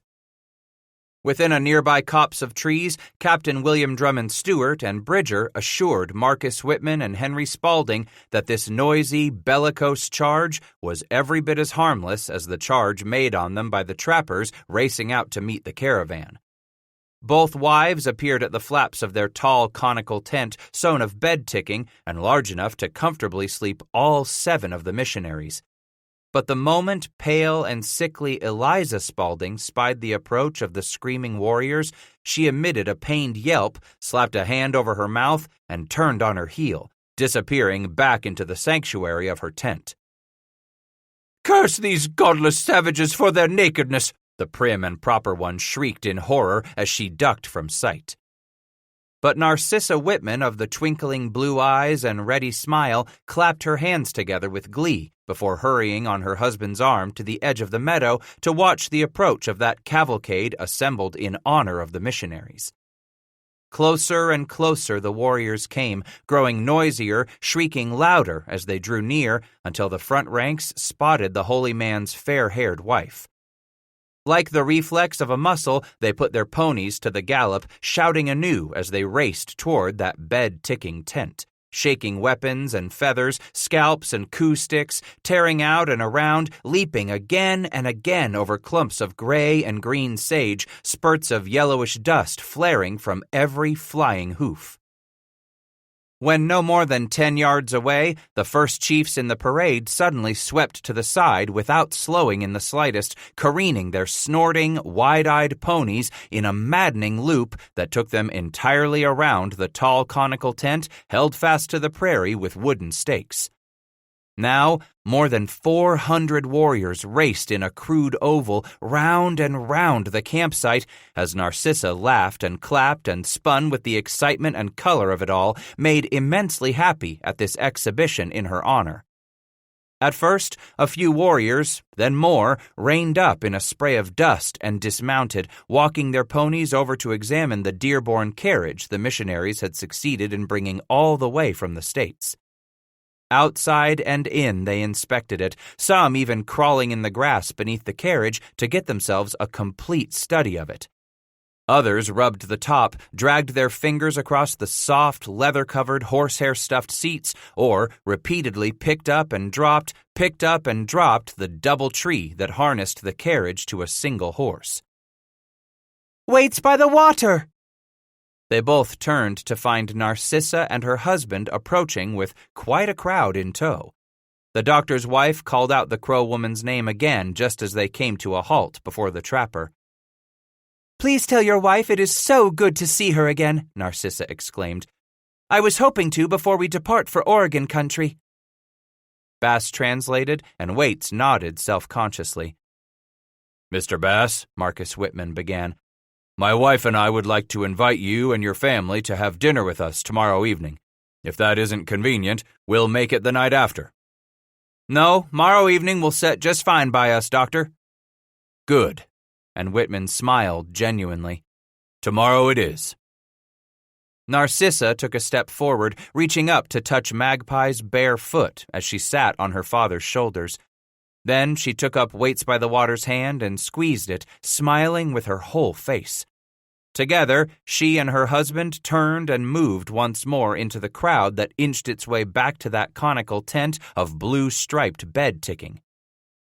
"Tomorrow," Waits repeated after they had started back for their ponies. "Won't it be fun for you and Magpie, too?"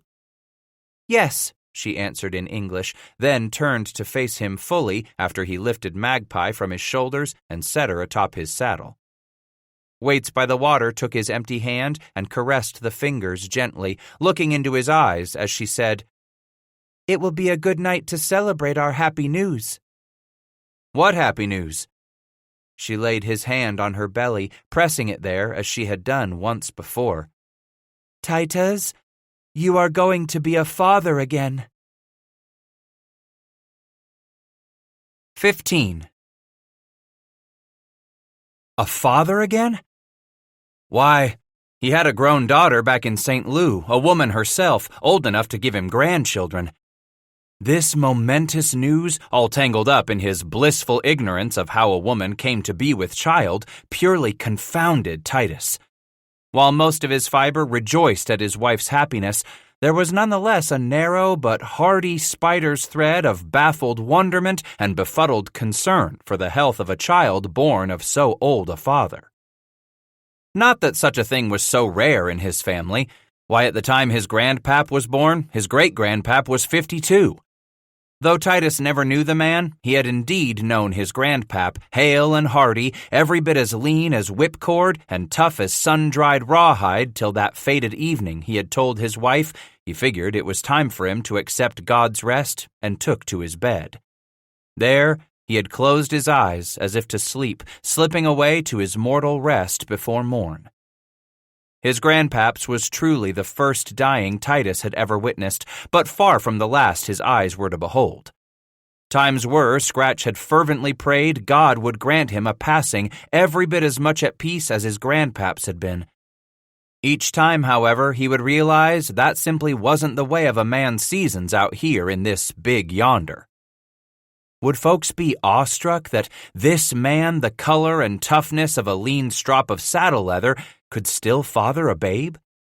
Would a great number of them stare all mule-eyed and wag their heads in judgment, while some would snigger behind their hands when they learned he was going to be a father again?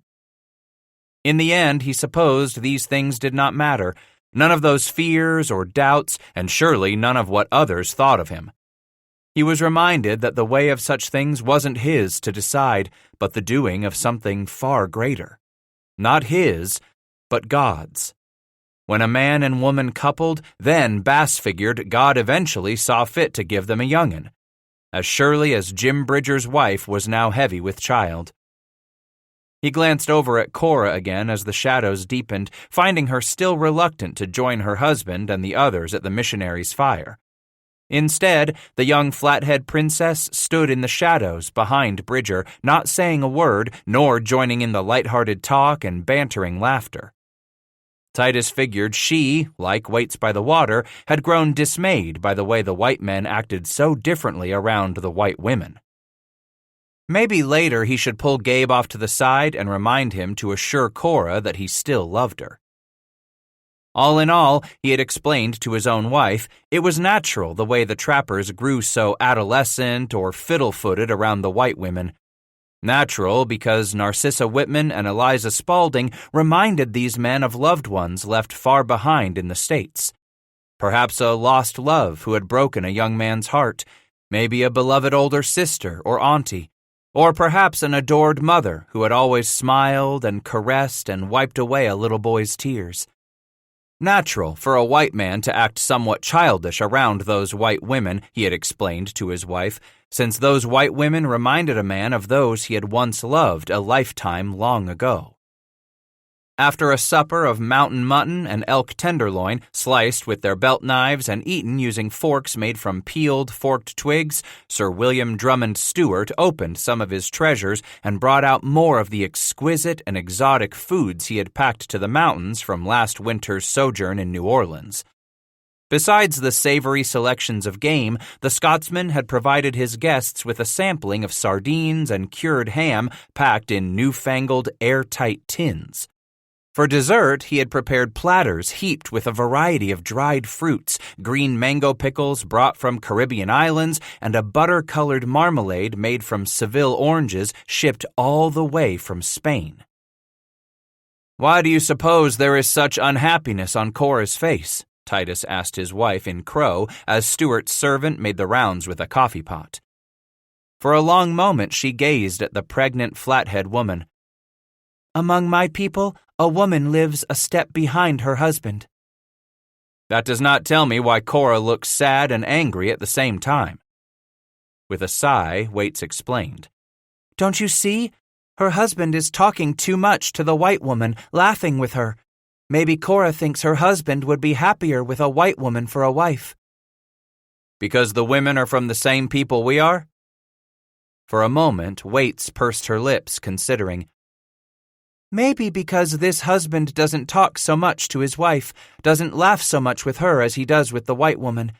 Perhaps Cora thinks there is something only you whites understand, something we wives will never share with our white husbands." "So this fear can hurt a woman's heart?" "Yes," she answered, gazing fully at him as he took the sleeping child from her arms and cradled Magpie in his. "If Cora married one of her own people, they would talk more, maybe even laugh more together too." "Like we laugh?" She smiled. "Yes, like us. But not all white men are like you, Titus." He still found that it tickled him each time she stuck her own English pronunciation of his name at the tail end of all her crow. As he sat there watching the guests, glancing too at the dejected Cora, Scratch figured he couldn't blame the bushways and trappers from fluttering around the woman. Not only was Narcissa Whitman a treat for the eyes, but she did her best to put them at ease around her, from the highest of company partners to the lowliest of skin trappers. It continued to amuse him how, after more than 2 days, these hardened mountaineers who annually bought or traded for squaws with carnal abandon were suddenly acting like bashful little boys or performing like strutting, overconfident adolescents suffering their first schoolhouse crush around Narcissa Whitman. "So did Black Harris tell you all about my petrified forest on your way west, ma'am?" Bridger asked the missionary. Titus grinned and sipped at his coffee, amused to know what was coming. "No, not rightly, Mr. Bridger," Narcissa replied.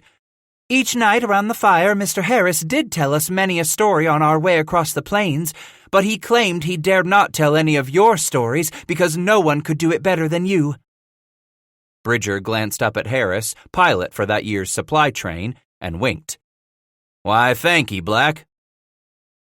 "Go on and tell the lady about your forest, Gabe," Harris instructed.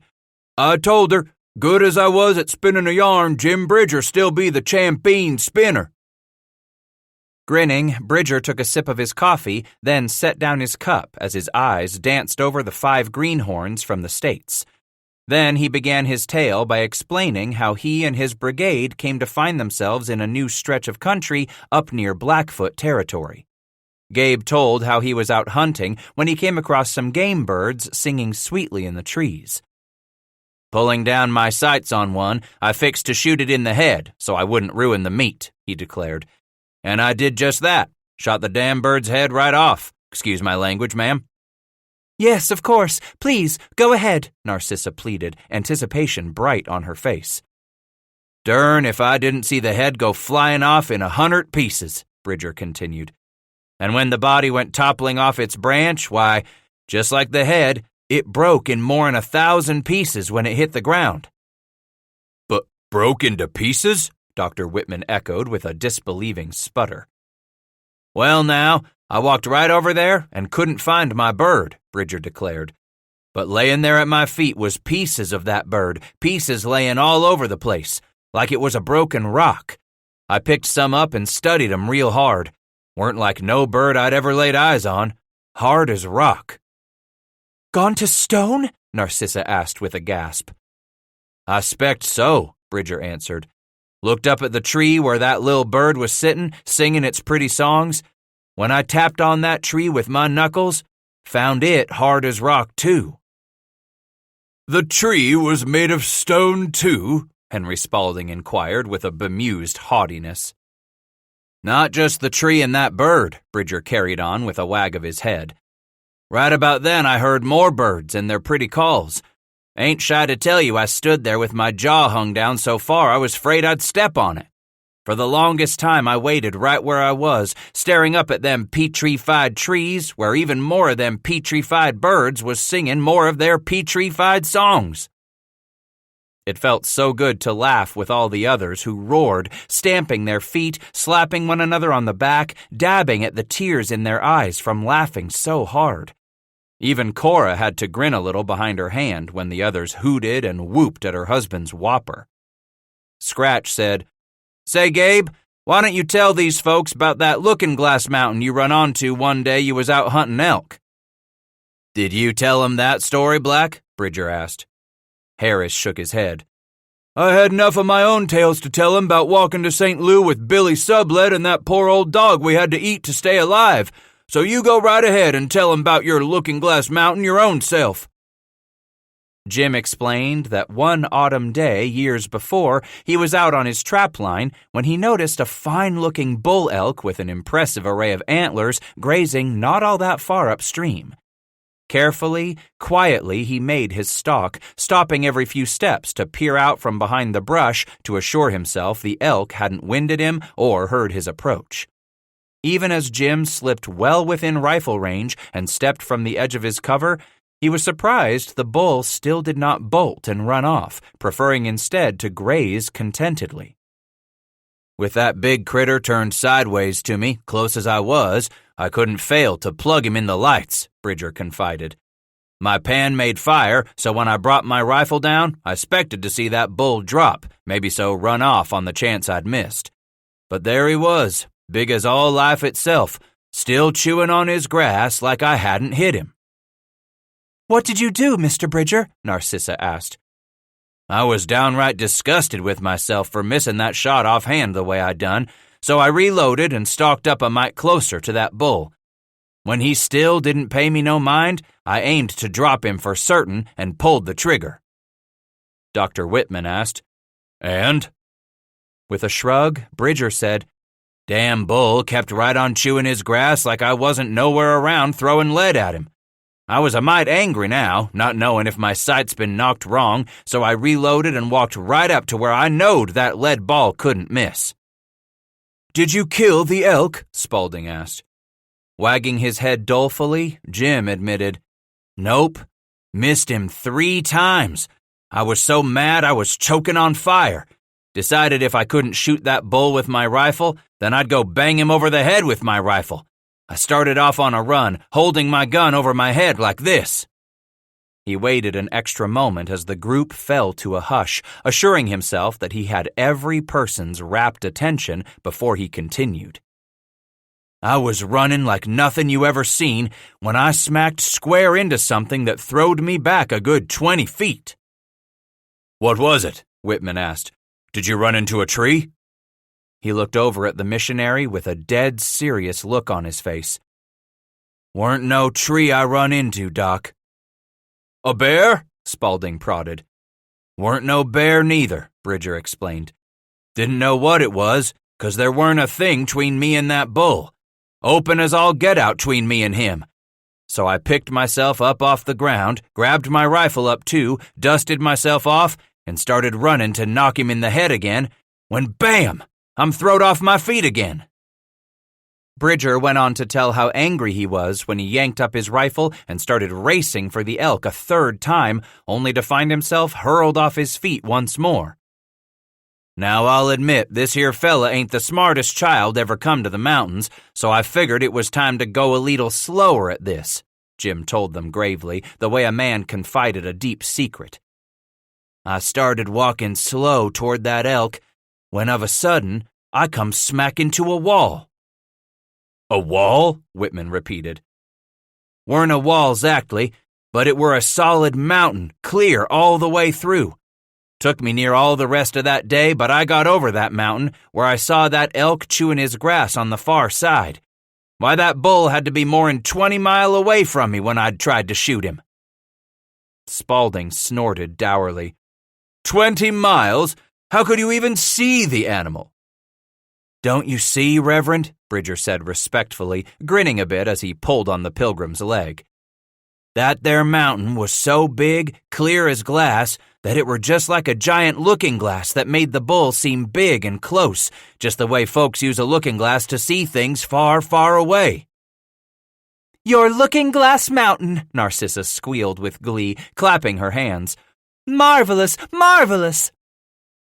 How true, Mrs. Whitman, agreed the tall man in the showy buckskins as he stepped to the edge of the fire pit. Holding out his tin cup, Joshua Pilcher said, Bridger is a consummate storyteller, and one of the finest bushways these mountains have ever seen. I'm sure Jim will join me in proposing a toast now that he and his partners have wrapped up our business and we no longer have to keep our talks under wraps. Why all the secrecy, Joshua? Stewart asked. My benefactors demanded it of me, Pilcher explained. At least until we came to terms, shook hands, and the matter was sealed. Stewart turned to Bridger, asking, What matter, Jim? We sold our company to Joshua's bosses, Bridger confessed. Today. Pratt, Choteau and Company, Pilcher said, but they'll continue to be known as the American Fur Company out here in the mountains. Because they'll be the only American Fur Company out here in the mountains, Tom Fitzpatrick added. So, here's to a united front, Pilcher proposed, lifting his tin cup. One American company to face down the threat of that giant Hudson's Bay Company. Hear, hear, slurred Lucien Fontenelle, clearly inebriated already. Andrew Drips reluctantly nodded and held his cup high as Fitzpatrick stood. Bridger finally got to his feet. The smile that he had worn while he'd been regaling them with his whoppers was fading quickly. In its place, this veteran of the mountains wore a grave expression of defeat. Bass instantly felt a sharp stab of sorrow for the younger man who had made an honorable name for himself after a youthful indiscretion had marred a reputation yet unborn. At 17, Bridger had come upriver with Ashley and Henry. Green as a willow, he had volunteered to stay behind with the badly mauled Hugh Glass, then agreed to abandon the old frontiersman, running off with rifle, pistol, knife, and shooting pouch. But unlike most, who would have made excuses for the wrong they had done, year by year, Bridger put in a yeoman's work protecting those under his care. But no matter the times that Bridger had attempted to better his lot by joining in one partnership after another, Lady Fate steadfastly refused to smile on him. Once again, the fickle dame had turned her face from him. It damn well didn't seem fair, not fair at all. "Here's to success, to our American company," Pilcher repeated, then swilled down the potent libation from his cup. "No," Bass demanded as he stood and held his cup up to Bridger. The others froze. "I won't drink to no bunch of tied-necked bushways back east or the fancy two-faced strutting prairie cocks they send out here to do their thieving for 'em." Pilcher's face went ashen, his eyes dark in that sullen face. "Are you referring to me, sir?" For but a moment, Bass glared at Pilcher. Then he quietly said, "You damn well know I am."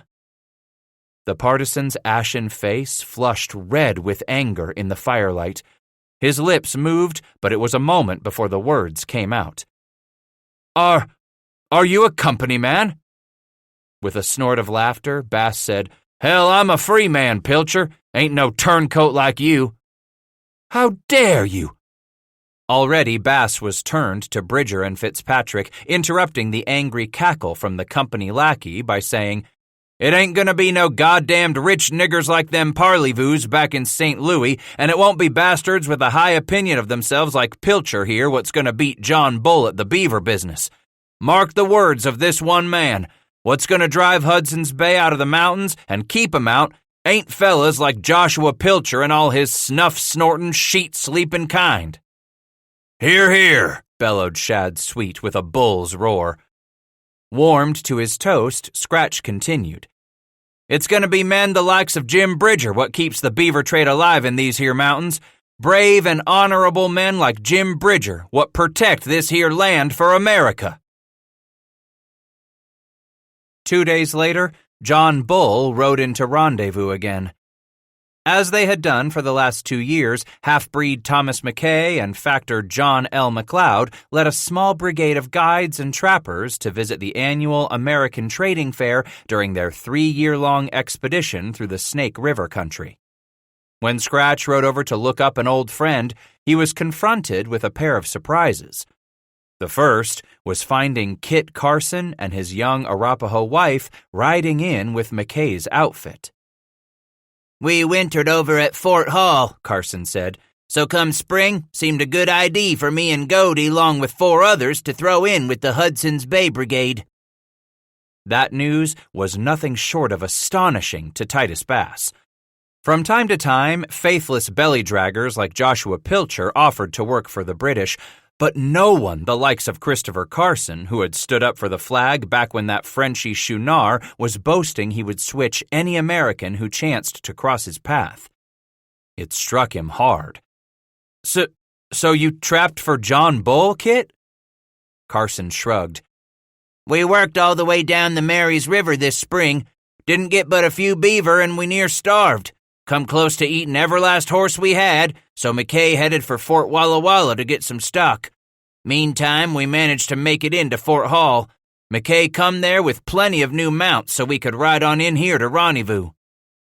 "Damn if that don't take the circle," Bass brooded. "You going over to the Englishers?" "Not that way at all," Thomas McKay said as he stepped up. "Carson doesn't want to go back with us." With a nod and a grin, Kit explained, "I'm gonna look for Bridger, see if Gabe'll have me back. I've had enough of starving in that English country." Just then, the Yankee trader Nathaniel Wyeth approached. He too had just arrived with the Hudson's Bay Brigade that mid-July day. Bass anxiously looked over the brigade dismounting to start dropping packs from their mules. For this second summer in a row, he didn't see the familiar face of his old friend. "I'm asking after Gerald Thornborough," Titus announced as Wyeth came to a stop near McKay and McLeod. Then he saw how the men dropped their eyes, their smiles disappearing as they self-consciously turned away. Scratch swallowed and tried his best to make his words sound cheerful. "That big son of a bitch ain't come to rendezvous again, and here I was, fixin' to get him good and drunk like before." "I'm afraid Gerald's dying a slow and terrible death," disclosed the half-breed McKay, John McLaughlin's stepson. "I looked for him here last summer," Bass explained, his voice starting to quiver. His eyes were already pleading when he asked, "He at Vancouver, where the white-headed doctor can care for him?" McLeod said, "Far as I heard, Thornborough's still at one of our trading houses south of the Columbia where he was taken ill. We all fear it was the arrow that found him in a fight with some renegade Umpqua." "Took an arrow?" Bass said. "A year ago spring," McLeod continued.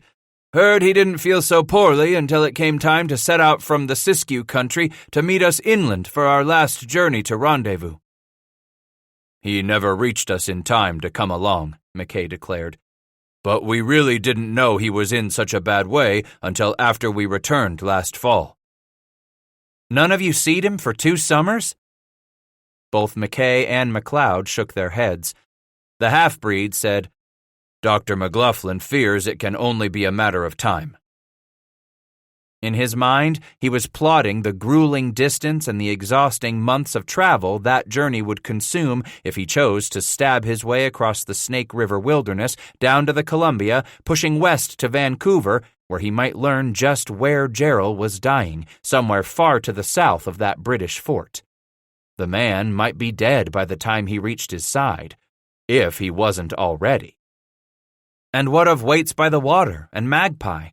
Now that his wife carried another child, he couldn't fathom taking her along on such an exhausting quest. So if he were to go alone, what was he to do with his family? Take them all the way north to Crow Country before he hurried west. As much as he felt compelled to ride to Gerald's side, Titus was pulled in the opposite direction at the same time, realizing he now had stronger loyalties to consider. Unlike that solitary winter's journey to Fort Vancouver in hopes of putting McCafferty's ghost to rest, now Bass was no longer alone in life. He had family, a wife, his daughter, and another child on the way. Weighty responsibilities to the ones he loved. "If I'd want to write Gerald some thoughts, could one of you see my letter'd get to him?" McLeod nodded. "We'll see it's carried back with our annual express." "Are you learned?" Wyeth quietly asked the American trapper. "Can you write your friend that letter?" Scratch pursed his lips, reluctant to admit that shortcoming. Eventually, he shook his head. "Used to write a bit. I can read a mite, but it ain't much. I figure to find someone what can help me." "I'll write your letter for you," the Yankee interrupted enthusiastically. "I'd be in your debt, Nathaniel. Much obliged." He felt an instant and overwhelming gratitude for this man who had been so wronged by William Sublette. "When you're ready, all you have to do is tell me what you want to say to the man, and I'll transcribe it word for word," Wyeth stated. "When would you like to start?" He wagged his head, unsure, then asked, "How long you gonna be here afore you turn back for Fort Hall?" Wyeth smiled with a hint of wistful regret. "The fort is no longer mine. I've sold it to the British. That's how I came to ride in with McLeod and McKay. I plan to head east from here, make Boston by autumn, which means I'll be around until the fur train starts back for St. Louis." "So John Bull drove you out too," Titus said sadly. "Perhaps. But if I am put out of business, then the blame must be squarely laid at the feet of the 2 men who have already fled the mountains for gentler climes and far easier money." "Sublette and Campbell?" McLeod asked. "Yes," Wyeth answered bitterly. But I feel some small measure of pride knowing that those cowardly thieves fled the mountain trade long before business reversals now force me to leave this country. Years ago, when they defrauded me, I vowed I would roll a stone into their garden." When Wyeth paused, Bass said, "And there ain't never been a stone bigger'n the Hudson's Bay Company." The Yankee smiled, gratitude written in his eyes now.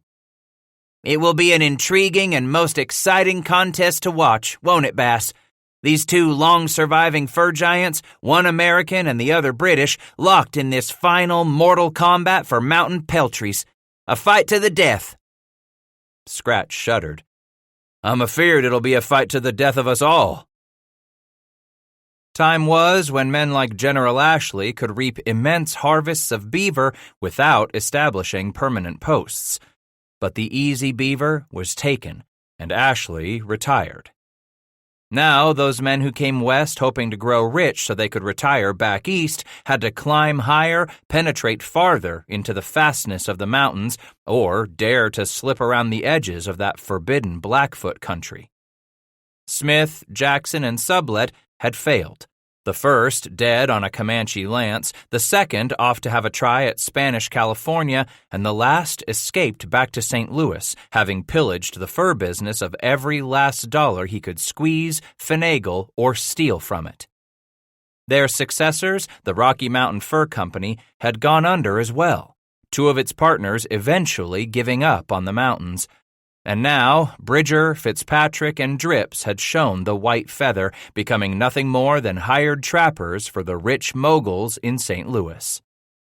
Where once there had been a handful of big companies, along with those small outfits working on a moccasin string, now there remained only one.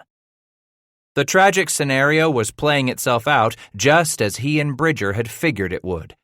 With fewer beaver reaching rendezvous every year and the market for those pelts diminishing with each rendezvous season, what with the price of supplies and trade goods continuing to escalate at the same time, only the biggest company of them all had pockets deep enough to stay in this fight for the Rocky Mountains.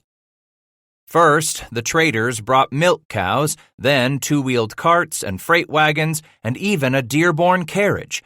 And now, not only were the preachers come to the mountains to deliver their hellfire and sulphurous brimstone sermons, but they'd brought white women along too. What would these mountains come to? Looking back now, Scratch could see how in the last few winters the trade had undergone such dramatic changes that he and Gabe hardly recognized it anymore. Now there were posts and forts sprouting up at the mouth of this river or that, stockades where the company's traders successfully lobbied the surrounding tribes to harvest beaver so they no longer had to rely solely on the labors of white trappers, indentured employee or free man, neither one. Maybe so, these rendezvous were on their way to playing out as the fur was playing out itself. "Boys, I'm minded of that time I first come to the mountains, how I made a tumble mistake," Bridger said the next afternoon at his fire, looking up at Bass and Shad Sweet with such sad eyes. "I 'member looking down at that old wolf, Hugh Glass, his breathing like a death call in his chest, chewed up so bad there weren't a ghost of a chance of him surviving, just a-layin' there beside his own shallow grave in the sand, sure to die." Jim drew in a long sigh and poked among the ashes at the edge of the fire pit. "Maybe so this here business is just like old Glass. It's fixin' to die, run out of time there beside its grave, just hanging on somehow, one breath at a time." "But Glass didn't die that way, Gabe," Shadrach argued. "That's right," Bass agreed. "He went down years later, fighting on the Yallerstone." "Mayhaps you're right, boys," Bridger admitted. "But even old Glass went under, eventual." "You figure the end's coming, Jim?" Sweet asked. Bridger nodded his head. "Take a good look around us, boys. See what Sublette and Campbell and them St. Louis parlez-vous are doing to choke the life out of us. Don't figure it's a question of if the trade's gonna die, only be a question of when." That had set Scratch to brooding down in his mind and dwelling on matters he hadn't given much thought to over the last few years. He just couldn't bring himself to accept that his way of life was changing and would never be the same again, that the way he had lived might actually be dying, never to resurrect itself again. "You one-eyed idiot nigger," he scolded himself sharply late of an afternoon. "You've been half blind to it." All a man really had to do was look around at those gathered for rendezvous to read the sign. If he didn't count in the Frenchmen who trapped for the company and didn't tally up those settlement fellas who came and went with Fitzpatrick's supply caravan, there was a damn sight fewer white men come to rendezvous this summer of '36 than ever before. And even more revealing, for the first time he could remember, there were almost as many free men gathered in the Valley of the Green as there were company trappers. More than anything, that hammered home just how many were giving up and fleeing the mountains. Would this mean the company posts controlled the rivers and the company brigades controlled their chosen territories in the high country? Would these changes now force the last of the free men to trap where they wouldn't run the risk of bumping into the bushways and their hireling skin trappers? How long now had he refused to see what was right before his eyes? This fur business was being slowly strangled. If it wasn't the big, powerful companies that would kill it, then surely the death was coming as the beaver were wiped out. Already there was talk of areas stripped clean, nary a flat-tail to be found. If that didn't sound like a wheezing death rattle in those last gasps of the fur trade, Bass wasn't sure what did. Wasn't a day went by when he didn't walk past some conversation or overhear someone at the trading post talking about the latest dire news straight from the tongues of those St. Louis clerks. "They say for the last 2 years, the first time ever," a wag pontificated before some 24 company trappers, "buffalo robes are selling better than beaver." For top dollar, merchants and middlemen were buying up every last robe brought in from the prairies, no question about it. This, while beaver was moving poorly, no longer regarded with as much favor as the robes. "Them fur buyers back there been seeing how slow this beaver is to sell lately," agreed another clerk. "What with Campbell's brother living in Philadelphia, I'll bet he's the one who's been feeding Billy Sublet all the news of them eastern markets." "Don't know how long this company can afford to keep buying your beaver, boys," a third settlement type pronounced. "Silk is all the go of the day back in the States, and with robes in high demand, beaver don't stand a chance to last much longer." How long had he been refusing to admit that the market wasn't just flat, but on a downhill slide? How long did he have before the fur trade breathed its last? And if he didn't trap no more, just how was a man to go about providing for his family? 16. 6 days after they reached rendezvous, McLeod and McKay turned their brigade around and departed for the northwest. This time, the Hudson's Bay men would be guiding 5 missionaries and their 2 young Indian boys onto the land of the Nez Perce. Scratch and Waits by the Water, like hundreds of whites and Indians, watched the short procession of pack mules, horses, 16 milk cows, and that oddly misplaced Dearborn carriage wind its way out of the valley of the Green River, followed by the Nez Perce village dragging their travois, a huge pony herd bringing up the rear. It made for a noisy, heartfelt farewell from the trappers who turned out for one last look upon those churchwomen, a departure that left behind such an awful silence when the dust clouds eventually disappeared beyond the northern hills. So quiet, Bass could hear the quiet gurgle of Horse Creek along its bed, or Zeke's fitful panting in the oppressive heat, or the buzz of the deer flies that tormented and bit, leaving behind hot, painful welts. So unlike those last few frantic days after Wyeth had introduced McLeod and McKay to the American party. "This must surely be God's answer to our prayers," Marcus Whitman exclaimed. "Praise the Almighty for His blessings." Henry Spaulding concurred. "We've been praying that He would provide us a way to reach the Walla Walla country." "That's where Sir Stuart suggests we settle our mission," Whitman explained. Up the Walla Walla, some 25 miles north of your post, at a place he says the Nez Perce call Wailatpu. A good spot, plenty of ground for your crops and graze for your cattle, John McLeod replied enthusiastically. It's agreed. You can join our brigade when we leave on the 18th. From here, we'll march for the Walla Walla by way of Fort Hall. Thank God, Narcissa cried and clapped for joy. There is one thing I must require, however, McLeod declared more sedately, quickly glancing over the few Americans who happened to be visiting the missionary camp at that moment. If it's about money, Whitman began, I'm afraid we don't have much of any to— This isn't about your money, McLeod interrupted. Only that I must have your guarantee on something before I commit to lead you into Oregon, into Hudson's Bay Company territory. Spaulding's brow knit. A guarantee? We cannot have you encouraging any of these American hunters and trappers to come to the Columbia River to settle, McLeod drew a fine point on it. We do our best to have nothing at all to do with the American fur men, nothing in any fashion. But you've come here to their rendezvous, Whitman observed. The better to see to the nature of the American business on this side of the mountains, McLeod declared. Whitman shook his head.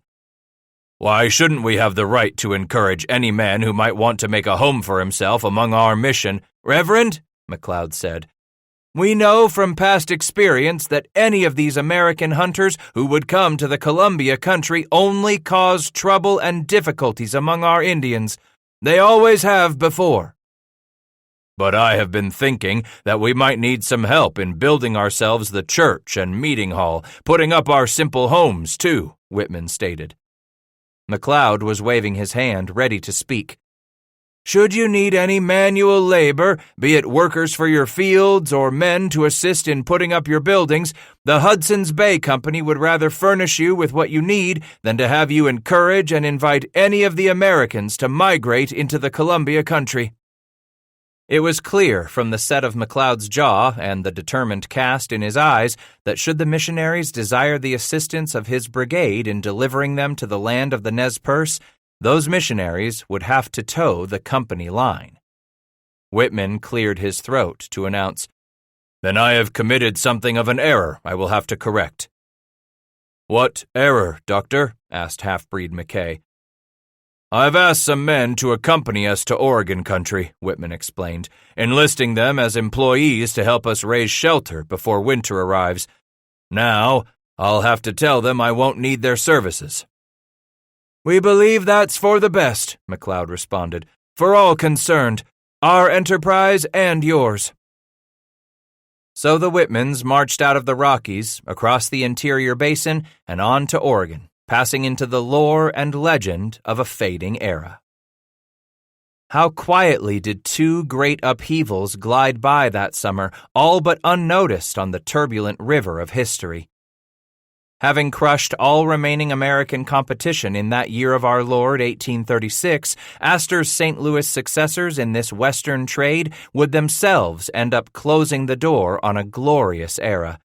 The end of an age had come. Yet at this same July rendezvous, another door had been cracked open, one never to be shut again. White women, wheels, and cows had crossed the southern pass. From here on out, the West would never be the same. Within days of the missionaries' departure, Thomas Fitzpatrick and Milton Sublette packed up their furs and started for the post on Loramie's Fork, now no longer called Fort William, but renamed Fort Lucian when Fontenelle and his partners purchased it from Sublette and Campbell back in '35. While the one-legged Sublette would remain as mayor domo at the post, Fitz would pilot the pack train to St. Louis. With this fur caravan went Nathaniel Wyeth, who carried a pouch of letters written to loved ones back east, most transcribed for those who could neither read nor write. The intrepid Yankee promised to have them in St. Louis by October as he was heading south to Taos by way of Bent's Fort. Bound too for St. Louis and the States were Stuart, the Scottish nobleman, and his guide Antoine Clement. The most significant transaction there on the banks of the Green River was not the trading of furs for sugar and coffee, powder and lead, but that sale of Fontenelle, Fitzpatrick and Company to Joshua Pilcher, agent for Pratt, Choteau and Company. With no more than a whimper, the grand and raucous rivalry that had raged between competing outfits was now a thing of the past. A new American fur company had won the pot. But while those wealthy St. Louis Frenchmen might have defeated their less well-heeled American competitors, Pratt, Choteau and Company still did not have the fur country to themselves. With Hudson's Bay continuing to skulk around the edges, this business of beaver pelts was bound to be not only a competition between two companies, but a sharpening of the rivalry between two countries. While Andrew Drips once again led a small brigade south by west past the Snake River country for the Wasatch and Uintah ranges, Lucien Fontenelle departed with Kit Carson and some 30 men for a fall hunt on the Musselshell, intending to winter on the lower Powder, a favorite with trappers because of its protection from the winter winds and the numbers of buffalo that grazed there throughout the cold months. Due north, where we'll stab our way into the gut of Blackfoot country again. Thus Sweet explained where Bridger's brigade was heading as he held out his hand, preparing to move out at first light that late July morning.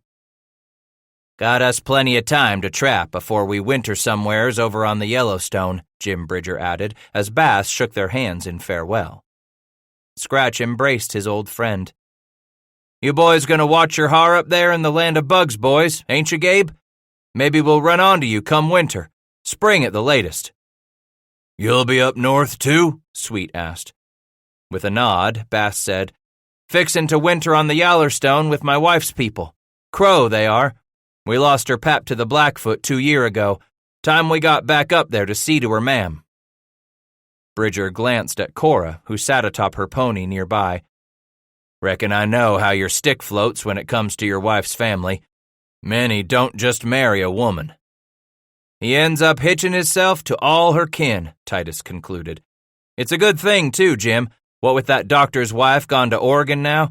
Shiny-eyed gal like that being around just naturally made my woman jealous. Yours, too. What? My Cora? Yep. Reason I know is, my wife had a good talk with me. Worried all sorts of white gals was coming west and I wouldn't want her no more, he explained, watching Bridger turn to stare at Cora. I had me no idea I done anything to make her worry. She's carrying your child now, Gabe. Jim nodded and said, So I made her worry I was going to leave her high and dry with a young'un? Take it from a feller what has one pup and 'nother on the way. Carrying a child makes a woman act like she was bit by the full moon for no reason at all. Best for you just to figure she's going to bawl at nothing, scream at you for nothing, too.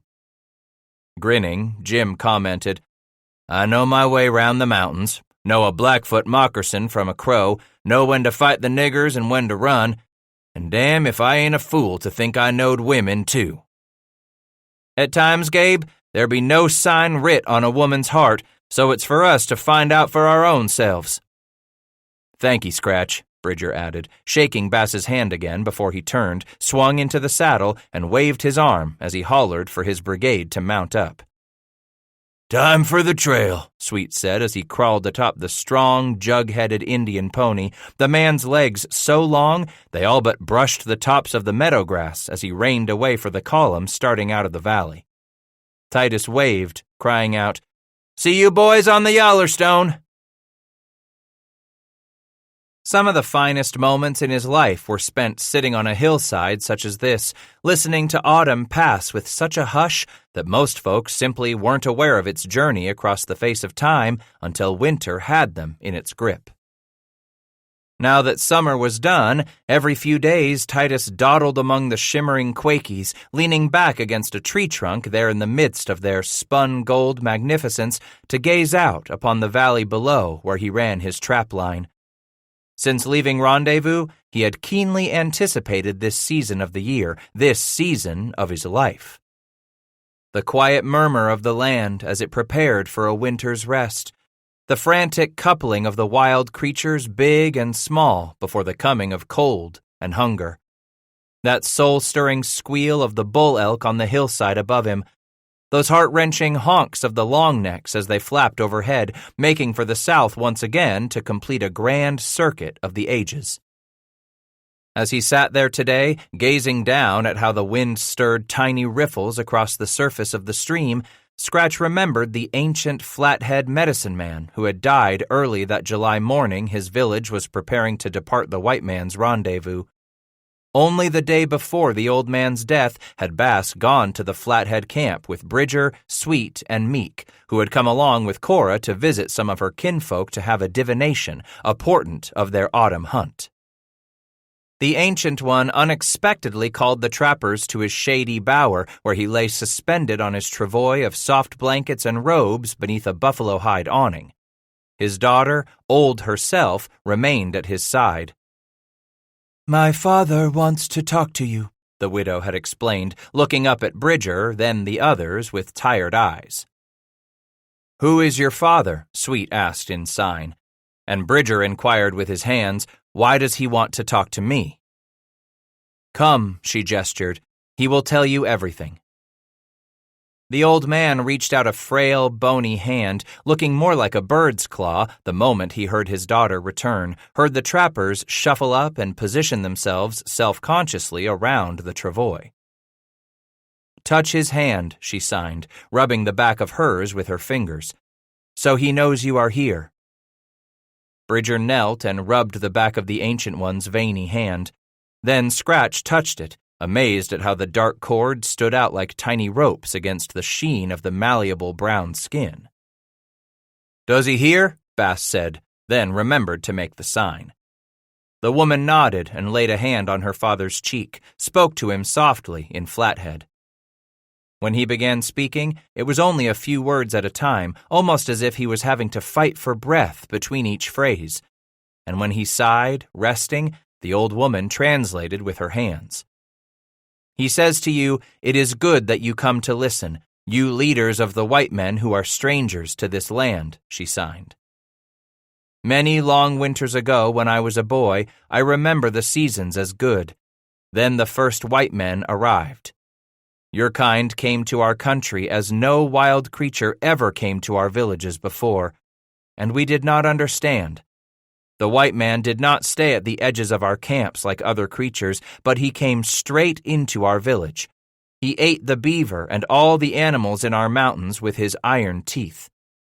Because the white man has such a great appetite for everything in our country, now my grandchildren and great-grandchildren are hungry." While the old woman signed these last words, her ancient father wiped his watery eyes and clutched a tiny tortoiseshell rattle against his chest as if he had finished. Sweet, Bridger, Bass, and Meek began to rise, but the daughter motioned them to remain. "Do not think my father is done. So tired is he with his years, he only needs a little rest now." For a long time, the soft, wrinkled eyelids remained closed in that gray-skinned, skeletal face. Then, just when Scratch was growing restless, the medicine man finally spoke again, in even more of a whisper this time, his voice grown all the weaker. Eventually, the daughter turned her attention from him to the white men and made sign. "If the mountain lion or the great silver bear ever came to our villages the way the white men have, the lion or bear goes down under our arrows and lances. But the eye spirits in my dreams tell me we do not have enough arrows and lances for the many white creatures who have come boldly into our country, you who do not stay on the edges of our camps. My dreams tell me we can never kill all of those wild white creatures who have come to change things forever." "We do not understand," she translated into sign. "Once we were masters in our land. Now we are hungry and afraid. Above us in our skies, the sun has set on our faces. Night has forever fallen across our land. Never again will we ride the moon down." As if she knew he must be thirsty from all the talk, weary from all the effort, the old woman gave her father some water from a horn ladle, then settled at his elbow where she made sign. "He is done. All done what he wants to say to you. Farewell." The next morning, the ancient seer was dead. Chances were good that his last words were spoken to some white men he believed were chiefs among their people. While Meek, Newell, and Sweet had joked with Bridger on their way back to camp about Gabe's being a chief among the trappers, Bass wondered instead why the old man hadn't sent for the rich or the noble, the holy or the powerful among the white bushways and traders, sportsmen, and missionaries camped along the Green River. Perhaps the old man had no desire to talk to the loftier sort who had never truly penetrated to the heart of the mountains. Maybe he wanted more so to speak to those who had trapped and crossed his land, those who had invaded and thereby changed life as his people had known it. Funny, until this moment Scratch hadn't remembered the old rattleshaker. But now, here among the glittering but dying yellow leaves, watching the rhythms of death slowly overcome the seasons of life, he suddenly imagined that the old man and his people were very much like the beaver. Unlike those tiny worms said to spin their threads of silk for hats, the beaver had to be sacrificed for others to reap their harvest. A man took the hide and discarded the rest. The rattleshaker must have figured the trappers had come to his country to take what they wanted in the way of furs and women, discarding everything else when they moved on. Perhaps his people were like the beaver. So the old man's dream began to disturb him in that season of dying before the onset of winter, a terrifying vision of perpetual night that held no hope of a moonset, no prayer that any of them could ride the moon down and bring about the coming of day. This autumn, more than any before, Scratch sensed the cold stab him to the marrow. "What the hell's a man call this God-forsaken place of yours, traitor?" Bass roared as he ushered his wife through the narrow doorway cut into the clay-chinked cottonwood logs and threw his shoulder back against the crude door planks to batten it against the wind. Samuel Tulloch looked up from the floor where he was sorting through some buffalo robes a handful of Crow warriors had brought in. All 6 of them stood to peer at the new arrivals. "That you, Bass?" Tearing the bulky coyote hat from his head, Scratch slapped the fur against the tail of his elk-hide coat, knocking loose a cloud of snowflakes. Despite the best efforts of the stone fireplace at the corner of the small trading room erected there on the north bank of the Yellowstone opposite the mouth of the Tongue River, their every breath was a greasy vapor in the winter air. Tulloch stepped around the warriors and that scatter of robes as Waits by the Water set Magpie on the floor of pounded earth. As soon as she pulled back the deep hood of her blanket capote, 3 of the warriors instantly recognized her. She settled onto a small wooden crate, tearing at the knot in the sash around her waist. Bass held out his hand to the trader. Tulloch shook with him, affectionately laying his frozen club of a left hand on Titus's forearm. "I ain't seen a white face in weeks." "Down to Rendezvous, one of them brigades made plans to spend the winter over on the Powder," Titus explained as he tore open his heavy coat and dragged it from his arms. "Figured they'd been through here afore now on their way to winter camp." Tulloch shook his head and took a step back. With a sigh, the former trapper said, "Good to see a white man every now and then. Likely them company boys come through eventual, if they're in this country. Coffee?" "Some for both of us, thanky." Scratch watched the trader turn and step around the pile of robes, moving behind the group of warriors who had stepped over to chatter with Waits.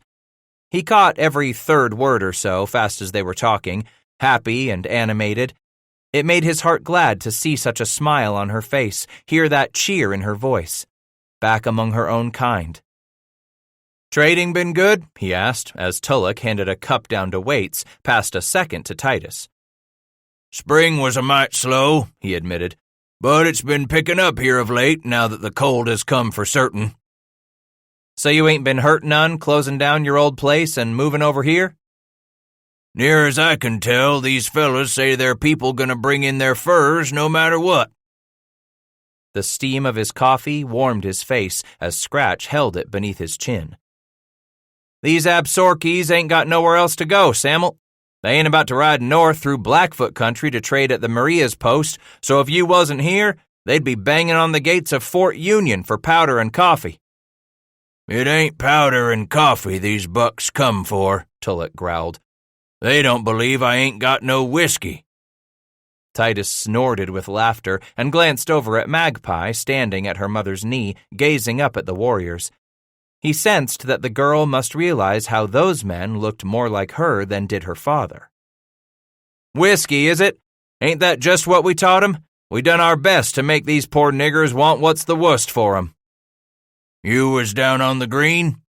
Yup, a hot, dry one too, that was. What's news from Rendezvous? Tulloch asked. Last boat of the year, word down from Union said St. Louis has gone and bought up everything. After sipping at the scalding coffee, Titus declared, Your outfit owns the whole mountains now. It be atween you and Hudson's Bay. The trader patted, then settled back against a stack of folded buffalo robes. Beaver's 'bout done. I ain't give up, Samuel. Gonna ride this horse till it drops dead atween my legs. What brings you here to the Tongue? Tulloch asked. You been trapping nearby? Been up the Rosebud, hung round the Big Bend for a few weeks till I trapped it out and weren't worth the trouble putting my steel in water. We moseyed north for the Yallerstone, aiming to make it down river to Fort Union. Look up an old friend. Who that be? Levi Gamble. You hear of him?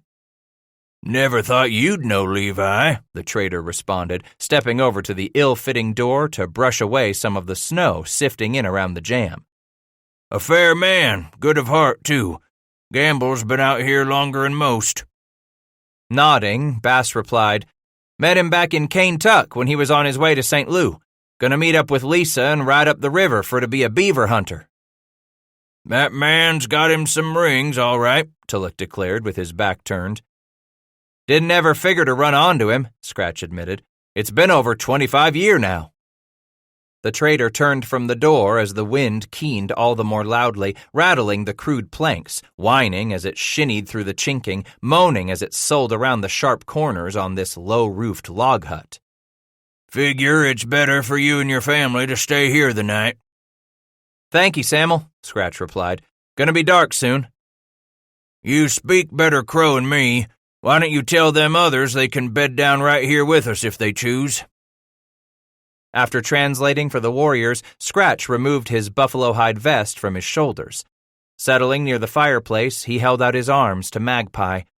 A smile instantly blossomed on her face, her black cherry eyes glowing as she trundled across the uneven floor, tripping once and catching herself before she reached her father's arms, giggling as he smothered her face and neck in kisses. Two of the Crow followed Waits over to the fire and squatted cross-legged on the ground as the woman leaned against Bass's shoulder. You will have another child soon, one of the Crow said, nodding toward Waits's belly. Perhaps it will be a boy. Smiling, Titus patted the rounding belly. Yes, a boy, perhaps. A good thing, this, your wife birthing a boy, the second man commented. He will become a Crow warrior. Scratch took his eyes from the young man and stared at the flames. Better that the boy become a beaver trapper like his father. Just who in hell's asking for Levi Gamble?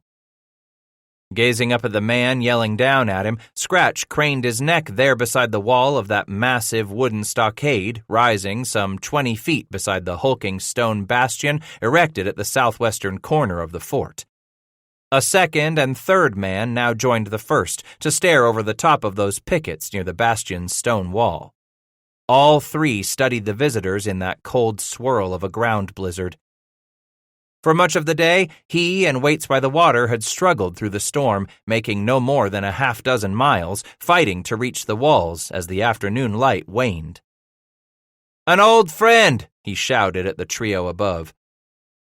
You speak good English, friend, a voice called down, the words all but hurtled away before they reached Bass at the foot of the giant timbers. Better'n any Injun I know can speak English. Well now, I figure you for a white nigger too, Titus growled. My wife and young'un near froze out here, so what say you crawl on down here and let us in afore we can't move no more? Said you was a friend of Levi Gamble's? From a long time ago, he replied. Bass was relieved when he saw the speaker's head disappear. The other two faces peered at him for a few seconds more before they were gone as well.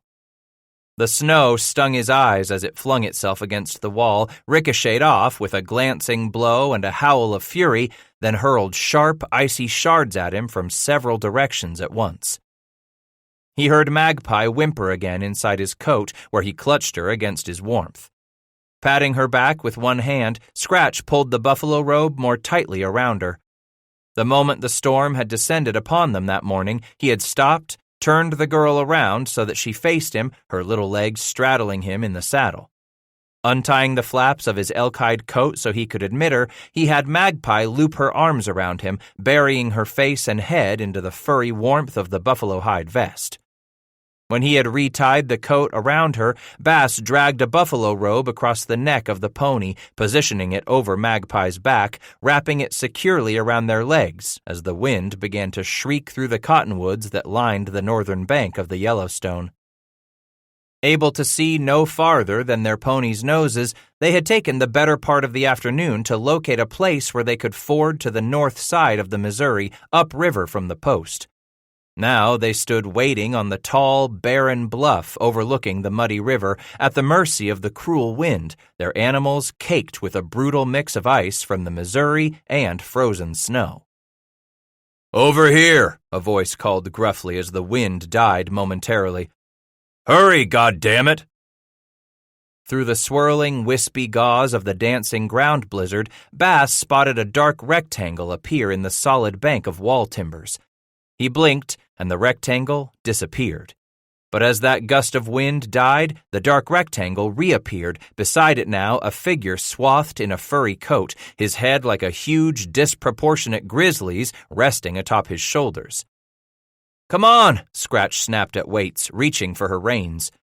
Their head-bent, tail-tucked ponies and Samantha required some extra nudging, heels and yanking both to encourage the animals to move. Near the fur-wrapped figure at the gate, Scratch dropped to the ground with the girl in his arms. "You got a place in there for these here animals?" "How many you got?" the voice grumbled beneath the hood of fur. 6, less'n I take 'em somewhere back down the bank out of the wind, they ain't gonna make it." "Bring 'em in," the man relented. "We'll make room for the night, soon as the storm lets up." "I'll pay for their keep," Bass stuttered, shifting the little girl in his arms when she whimpered with the cold. "That your young'un you got in there, mister?" "My daughter." Beneath the frost-glazed brow of his bear fur cap, the man peered up at the Crow woman now. "You better get them both in here out of this wind." Scratch watched the man reach out and seize the reins to Waits by the Water's pony, removing them from Bass's thick glove. The stranger turned and led the woman's horse into that narrow rectangle, pushing aside the huge gate only wide enough to admit the animal and its rider, who sat hunched over in the howling fury of the storm. Hoisting the small child into his arms, Titus struggled to clutch the buffalo robe around them both as he started forward, tripping on the robe and dropping it. "Magpie?" "Yes, Popo?" she said in English, her voice faint, muffled against his chest. "I'll get you warm soon," he told her as he turned to discover the mule and the other ponies slowly drifting away before the wind, angling from the wall toward the tall fir press, its top completely obscured in the foggy swirl of snow. "Get in here, mister," the stranger bellowed as he reappeared at the gate, waving violently. As a gust of wind died, Bass cried out, "Samantha!" He tried to whistle, but his swollen, bleeding lips would not cooperate.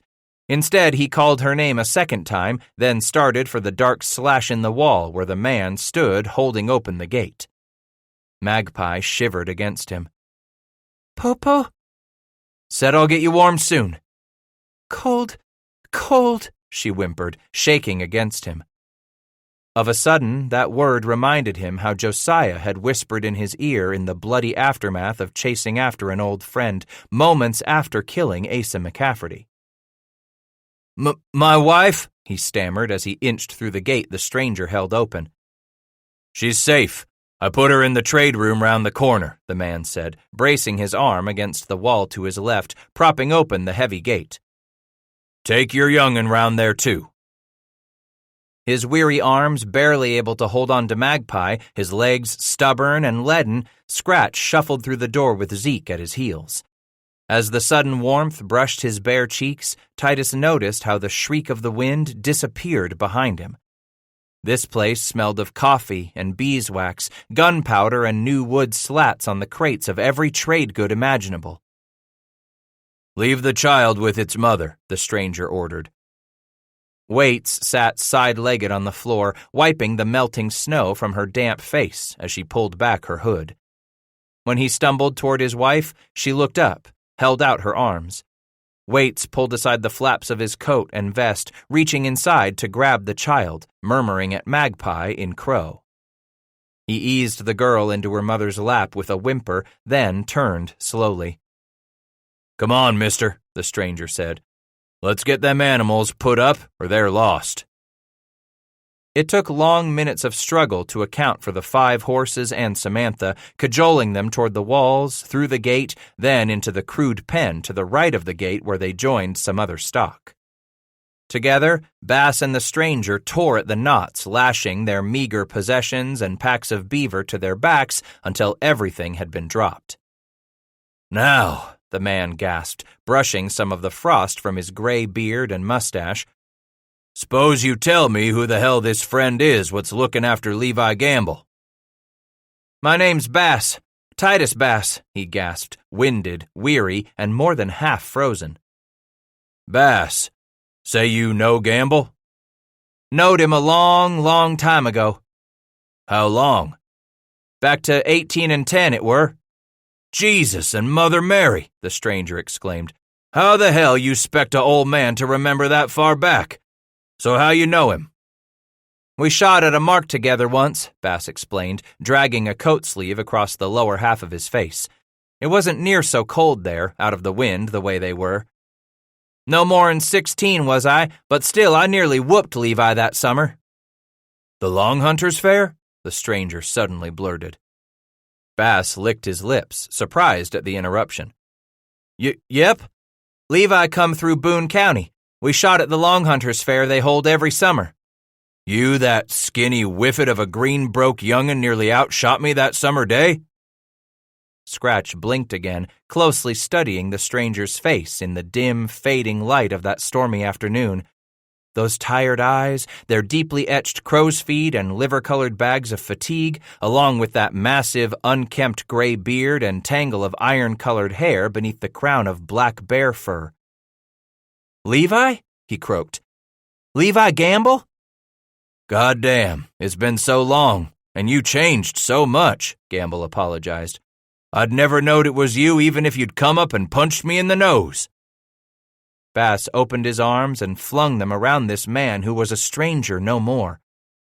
Damn if it ain't good to see a old friend. Gamble flung his arms around Bass, squeezed, then pounded Scratch on the back with both thick mittens. I'll declare, Titus Bass, what the hell took you so goddamned long to look me up?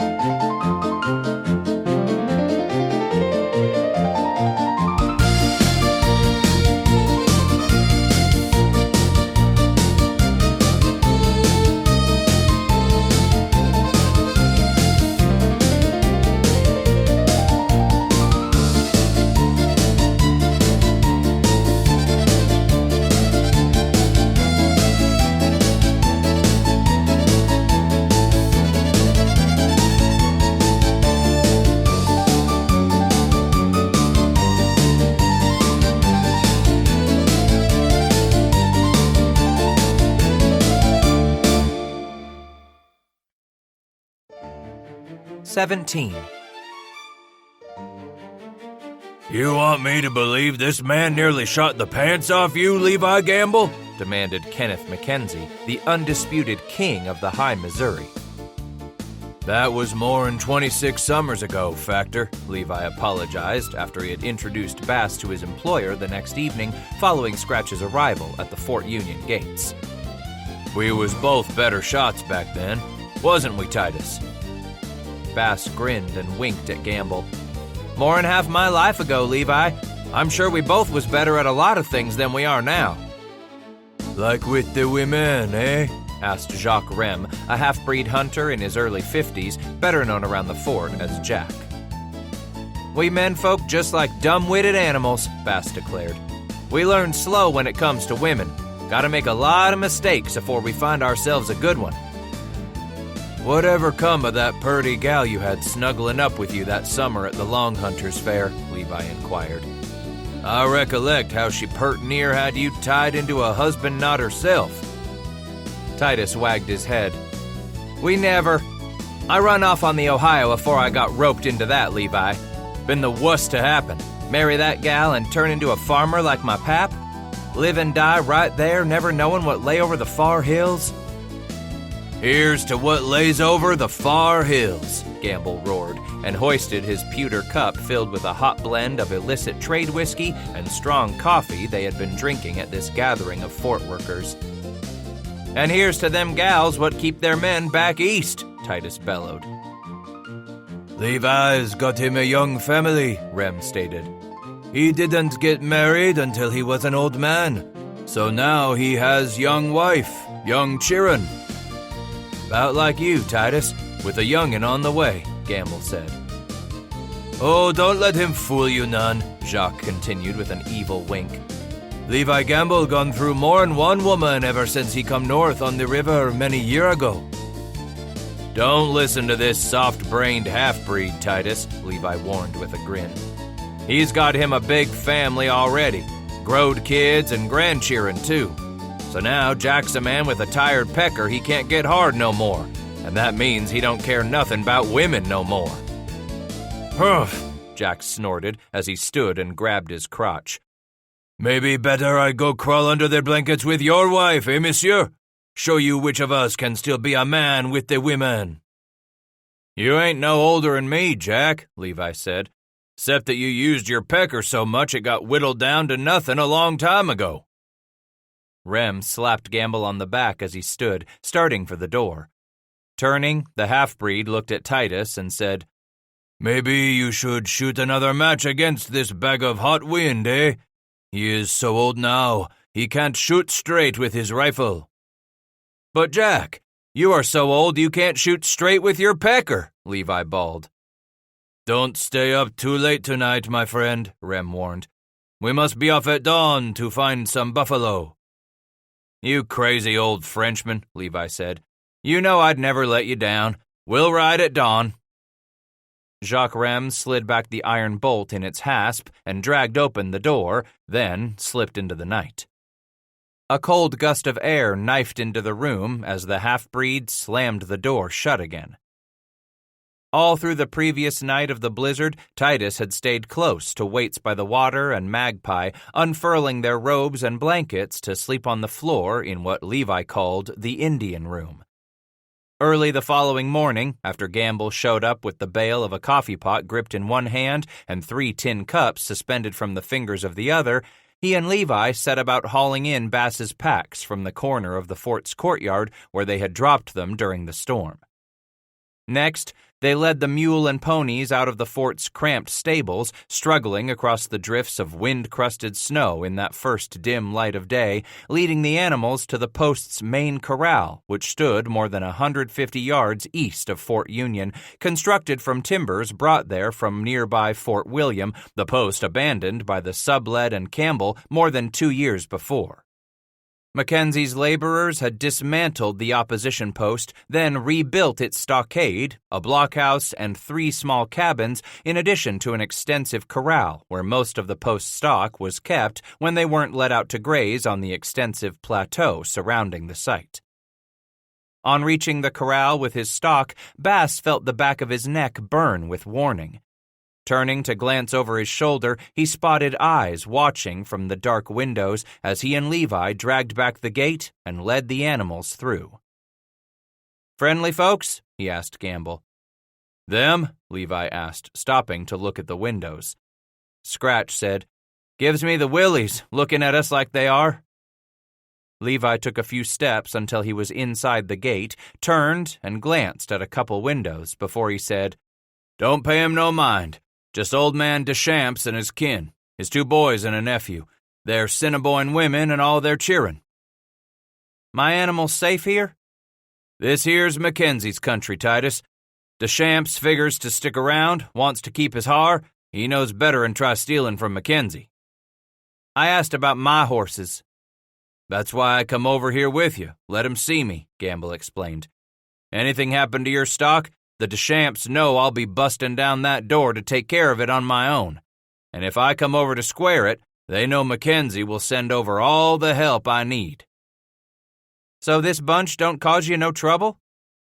"I didn't say that," Levi added grimly, glancing once more at a pair of faces that disappeared from a nearby window when Levi caught them watching him. "But your animal's gonna be safe here. Safe as any of Kenneth Mackenzie's horses." Later that morning, Levi came to fetch Bass and his family from the Indian room, explaining they were invited to bed in with Gamble's family. Just to the east of the flagpole and a 12-pounder cannon in the middle of the compound stood 5 buffalo hide lodges, their smoke flaps blackened by countless fires, snow piled more than 3 feet high in sculpted drifts around their bases. Nearby, to the north of the flagpole, stood the 1-story factor's house where Mackenzie lived, along with his favored clerk, Charles Larpenteur, and Larpenteur's family. At daybreak that morning, after the storm blew through, Mackenzie had most of his 60-some employees out with shovels, clearing icy snow off the pitched roof of his bourgeois house. Next, they moved to clear the snow from the roofs of the storage rooms, apartments, trading stores, stables, and the barracks, all of which huddled under a long roof along the east wall. Finally, they moved on to scrape the roof of the apartment range where the clerks and interpreters, the carpenter, tinsmith, and tailor, as well as seasonal laborers, all lived, another long building that extended most of the length of the west stockade. By evening, all the snow had been swept from the bastions and that massive blockhouse overlooking the main gate, supported on gigantic cottonwood uprights. Just before twilight, most of the deep drifted snow that had swirled into the courtyard had been removed in carts and wheelbarrows muscled from one of the 2 gates where it was dumped onto the prairie. He was ravenous at the end of that long day of constant cold and shoveling, lending his hands to help his hosts.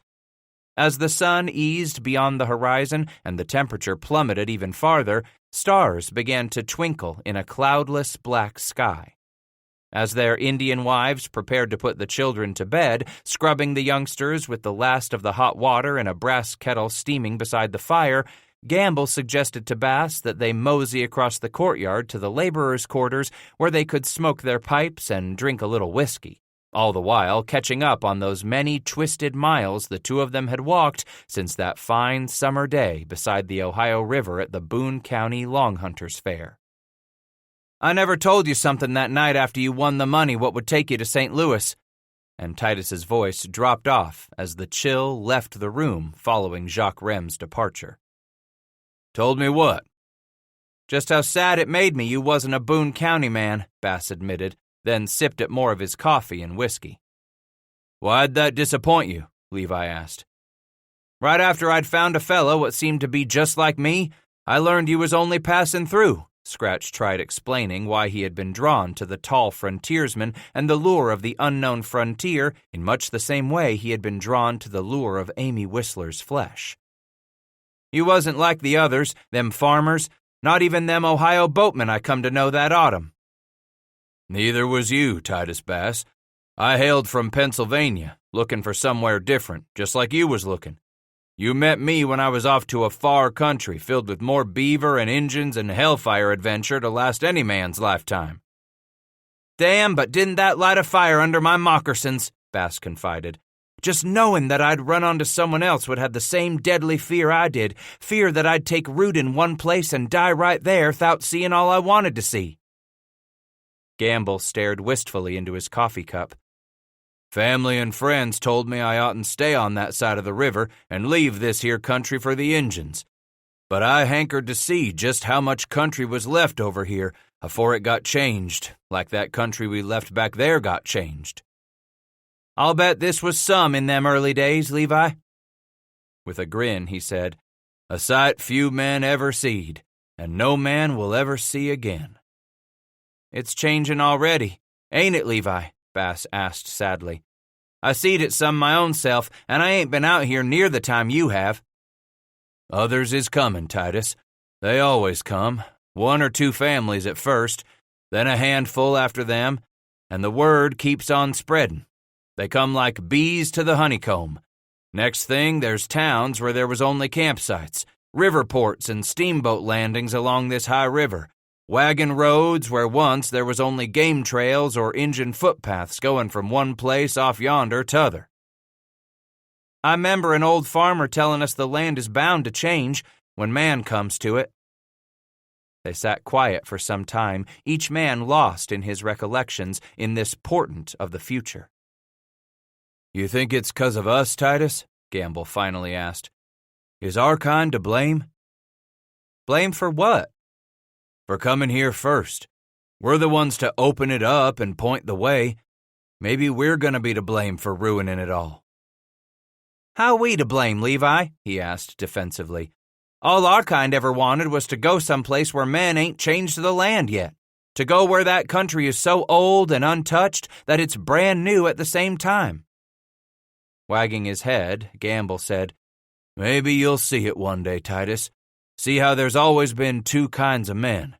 Them few that comes to a place first to discover that new land, and then there's the others who come by the hundreds and hundreds, and even more'n that. They come pouring in like ants once a place has been found, come to settle down. And the few what come first like us, that's when we gotta move on. For a long moment, Bass didn't say anything.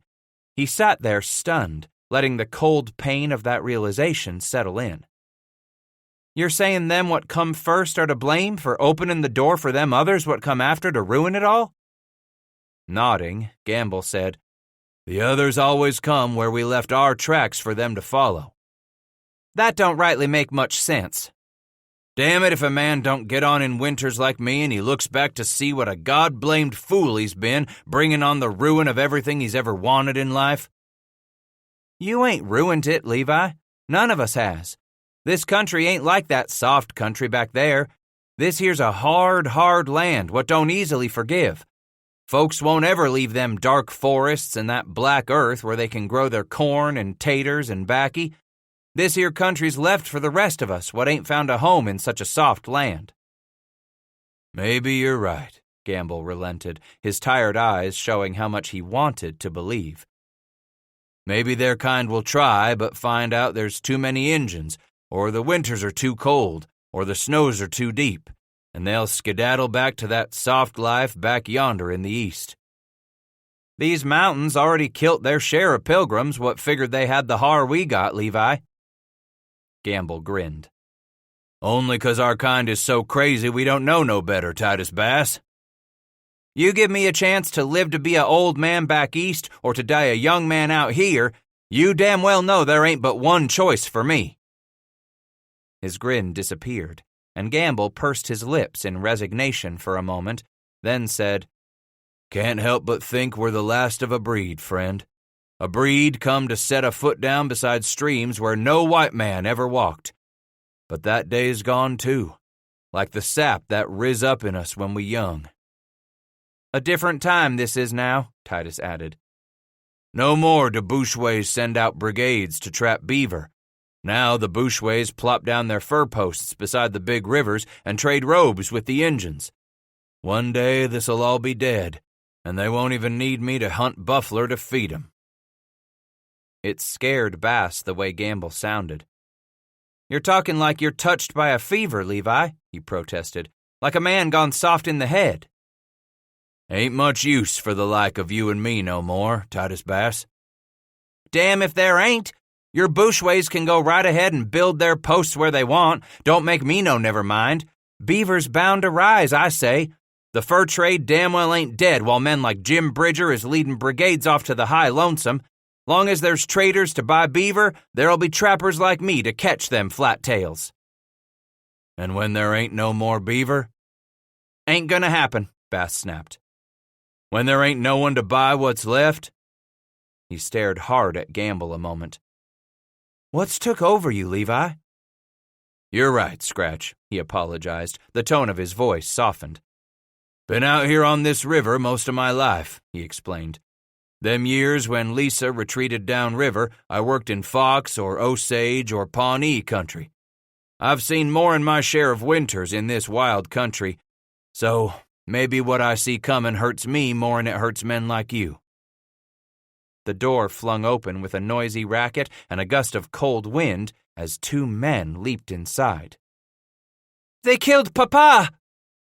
Leaping to his feet, Gamble rushed up to the young man who had spoken. Seizing the front of his blanket capote, Levi demanded, Jack? Someone killed Jack? Out! The young man growled. Around Titus, the rest of the interpreters and clerks had bolted out of their beds, forming a tight crescent surrounding the two young men who stood shaking with fury in the open doorway. Levi demanded, Who, Paul? Tell me who. Who else you think? Paul Rem replied with a snarl. The Deschamps!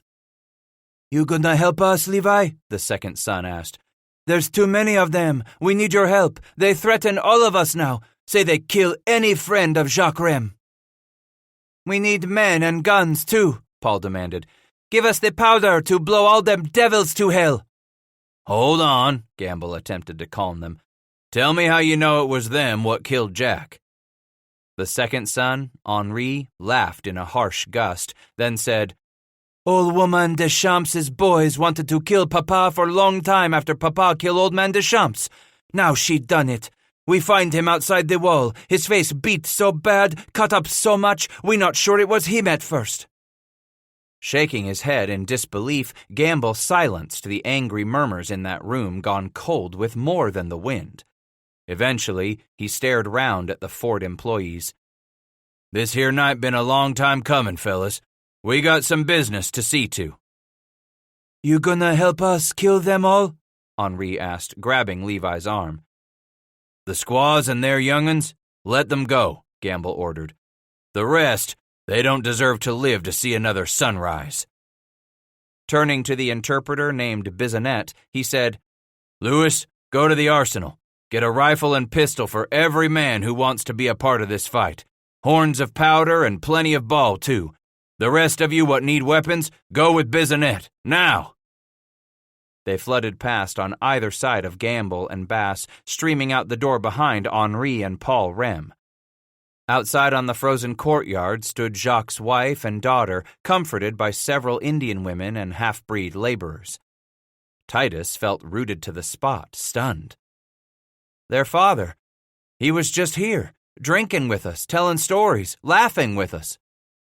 Gamble's eyes glowered as he ground a fist into an open palm. Come with me, Titus. I'm going to tell Mackenzie that Jack's dead, so he knows we're going to burn out that nest of rattlers once and for all. Then we'll go to my lodge and fetch our weapons. Time has come to kill all the rest of Deschamps' evil seed.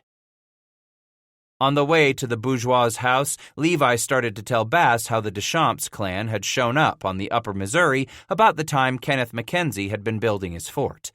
Since then, they had been in the thick of every foul deed: murder, robbery from the post stores, robbing and killing friendly Indians camped nearby, as well as continually committing adultery with one another's wives.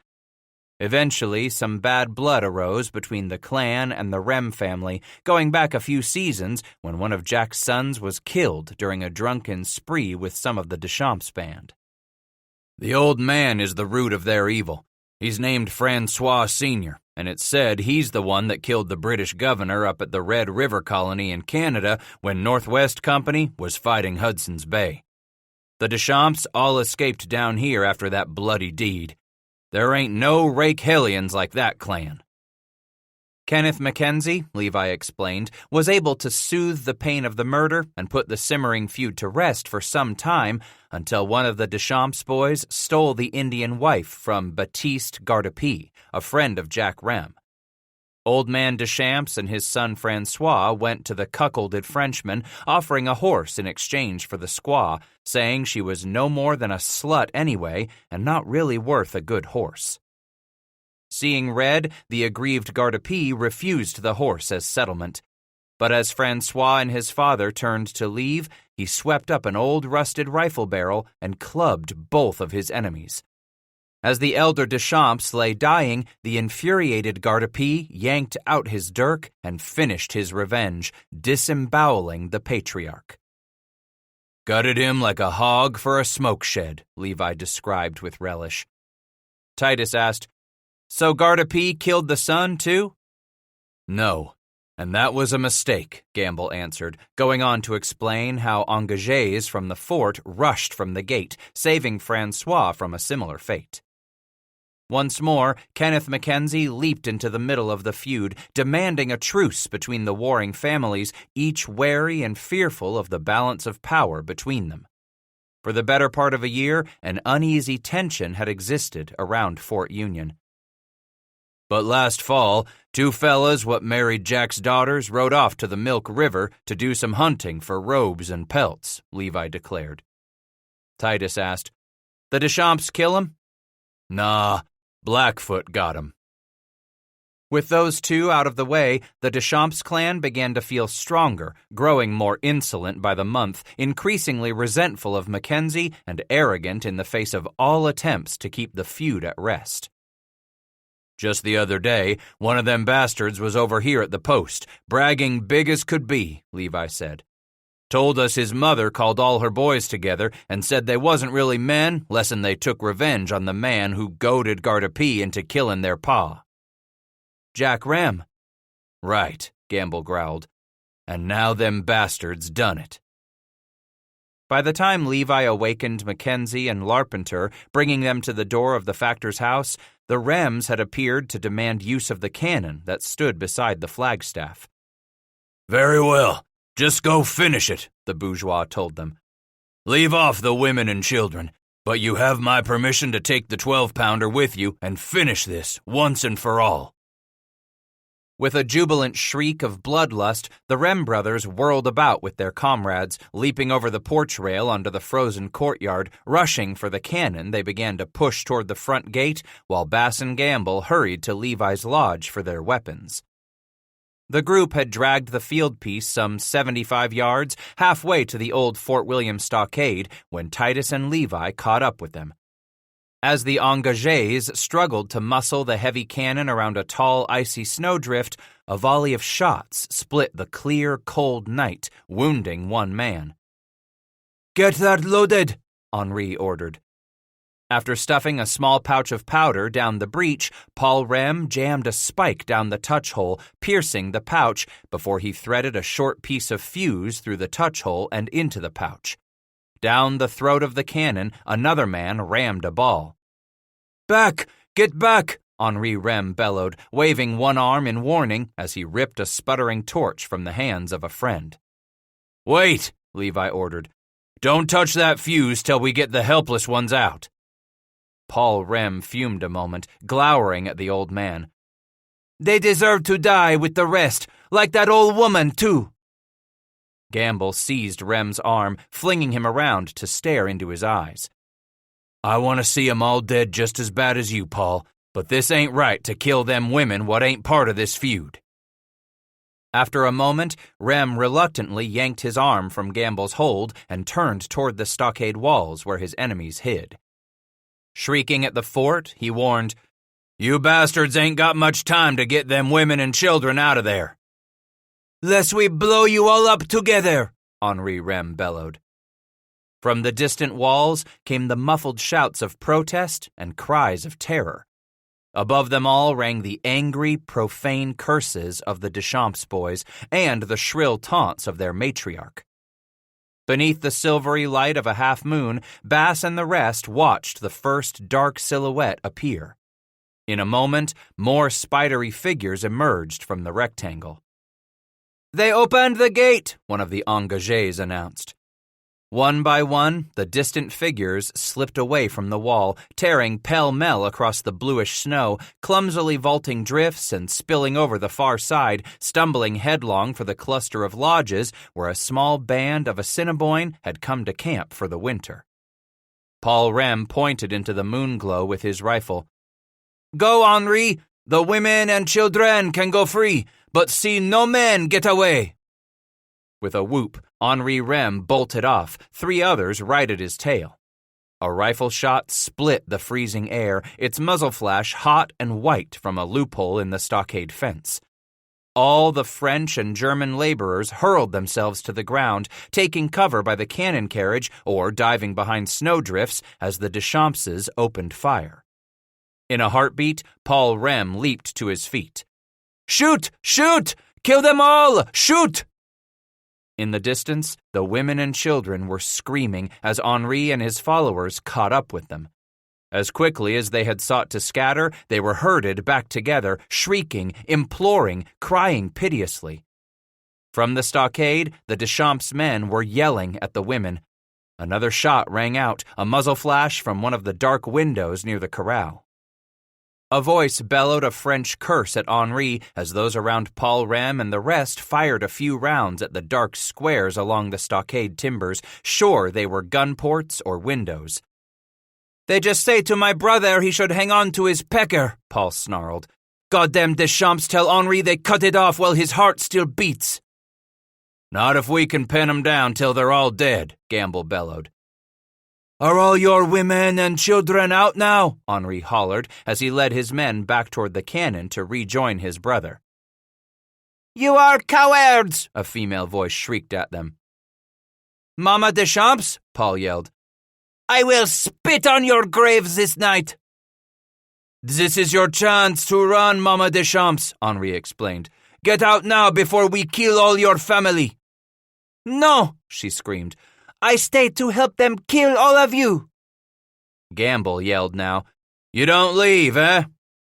"My boys die, I die too, Gamble," she yelled in reply from the darkness of the far stockade. "I watch my boys kill you." Paul shouted, "I am happy Gardepi kill your husband." "Oui," the woman shrieked. "Me happy too. Now I can sleep. My sons have killed your father." "Shoot them!" Henri roared in fury. "Shoot the old she-bitch too!" At that moment, it grew so unearthly quiet that Levi got to his feet. "Listen!" It seemed they all held their breath. Bass put his ears to the breeze, hearing the faint sound of scraping, the piercing of the earth's hard crust with a metal shovel. "That's digging, Levi. They know you're bound to use the cannon." Gamble wheeled, crying, "You gonna shoot that gun, Paul? Do it now!" With a streak of light, the older brother dipped the spitting torch to the fuse, which stuttered as it threw off sparks for a moment before the cannon belched, spewing a muddy yellow tongue of flame into the freezing darkness, enough that they were all blinded momentarily. Titus was just beginning to see again when the hissing ball tore through the stockade wall with a clatter. Inside the main cabin, men hollered and the aging matriarch swore profanely. "May your mother couple with dogs in hell for all eternity," she bawled at the Rem brothers. "Reload the son of a bitch, now!" Gamble ordered. As 3 of the laborers went to swabbing and reloading, the sounds of digging resumed. "We blow down that wall," Henri vowed. "We'll go right on in and finish 'em all." While they were preparing that second charge, a scattering of shots came from the Deschampses. Bass knelt, selecting a black square where he had seen a muzzle flash. He held on it, released half his breath, held until he had about given up hope. Then, the moment that far opening lit up with another bright flash, Scratch squeezed the trigger. The ball struck bone and flesh with a loud, unmistakable smack accompanied by a shrill cry. The 12-pounder roared a second time, then shots from the stockade, with more guns firing back at the Deschampses. "Levi, They got any other way out? Titus asked. Maybe we oughtn't be sure they don't try sneaking out the back of the corral where we can't see 'em. Running in a crouch around the far side of those drifts the wind had sculpted near the river bluff, both Bass and Gamble managed to slip right up to the southeast corner of the corral without being spotted. Inside, the animals were already frightened, milling anxiously with the nearby gunfire, all the shouting and screams. In the distance, the cannon roared a third time, followed by shrieks and moans from the stockade, more curses from the Rem forces.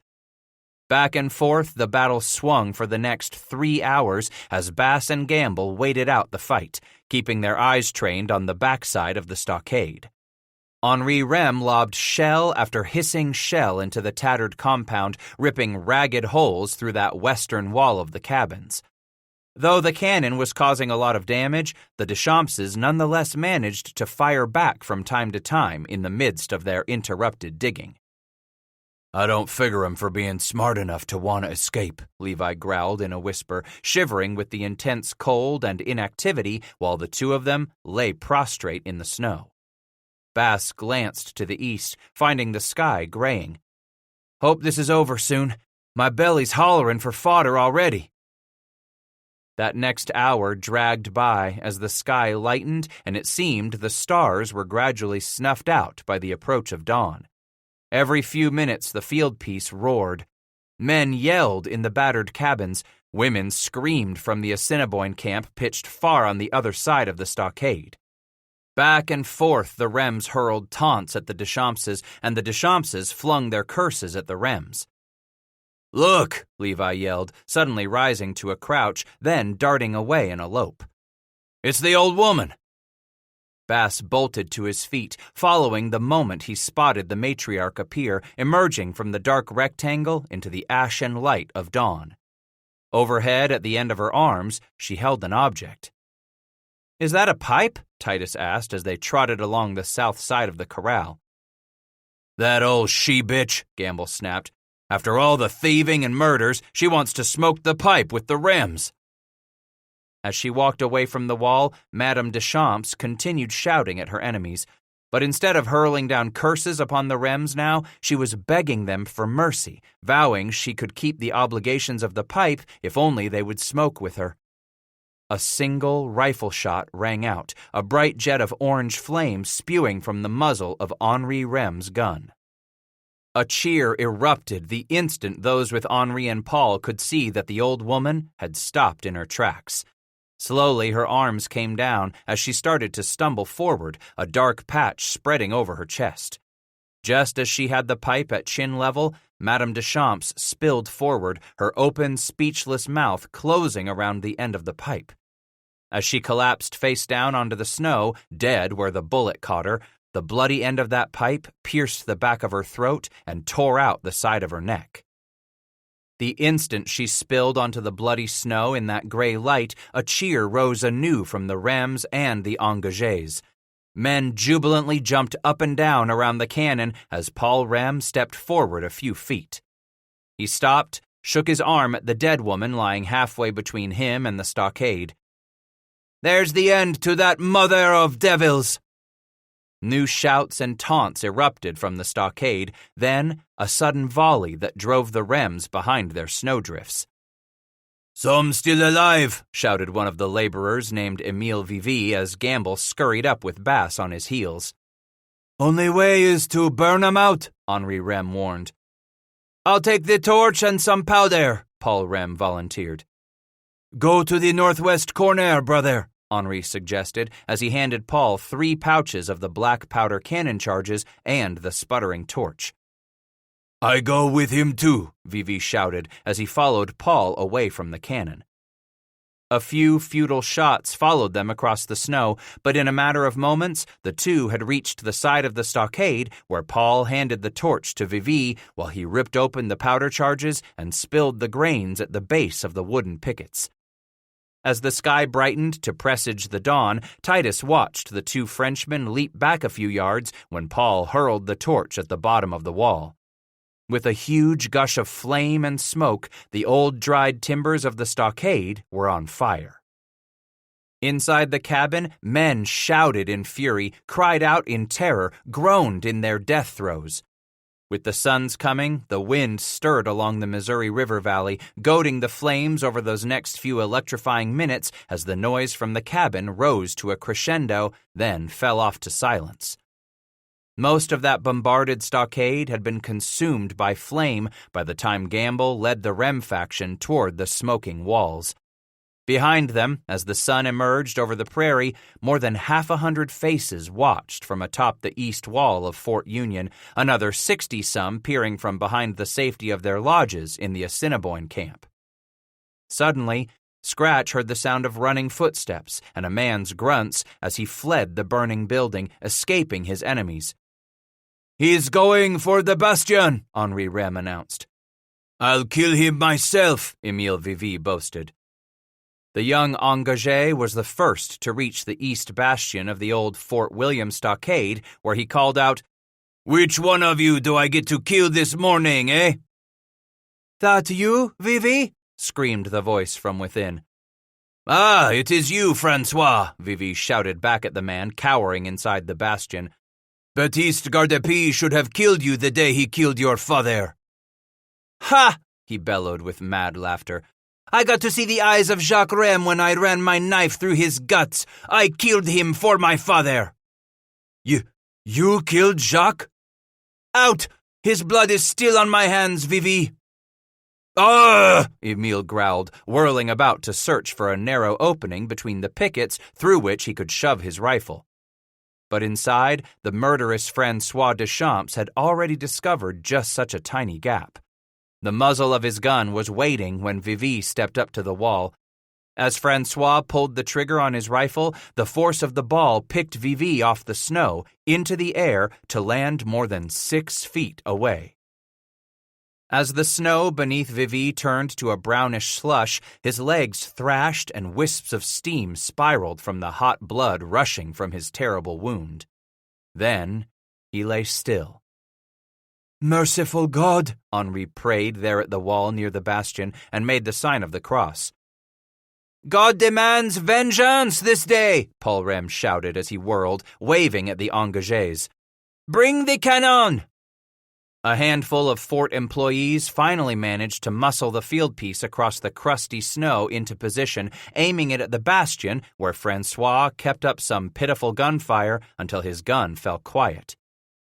"The bastard's out of ball or powder," Bass announced. "No matter. He must die with the rest," Henri growled.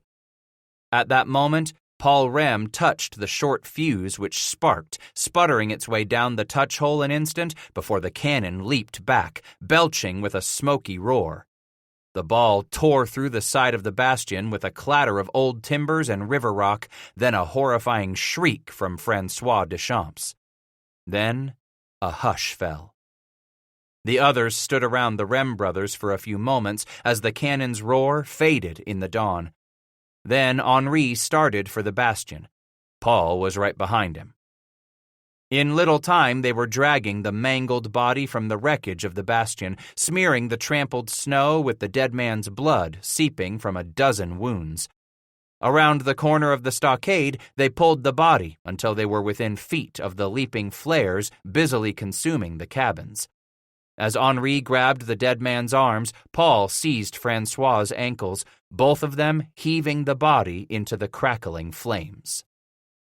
"Now bring that old she-bitch over here," Henri Rem demanded, his voice shrill with retribution and bloodlust.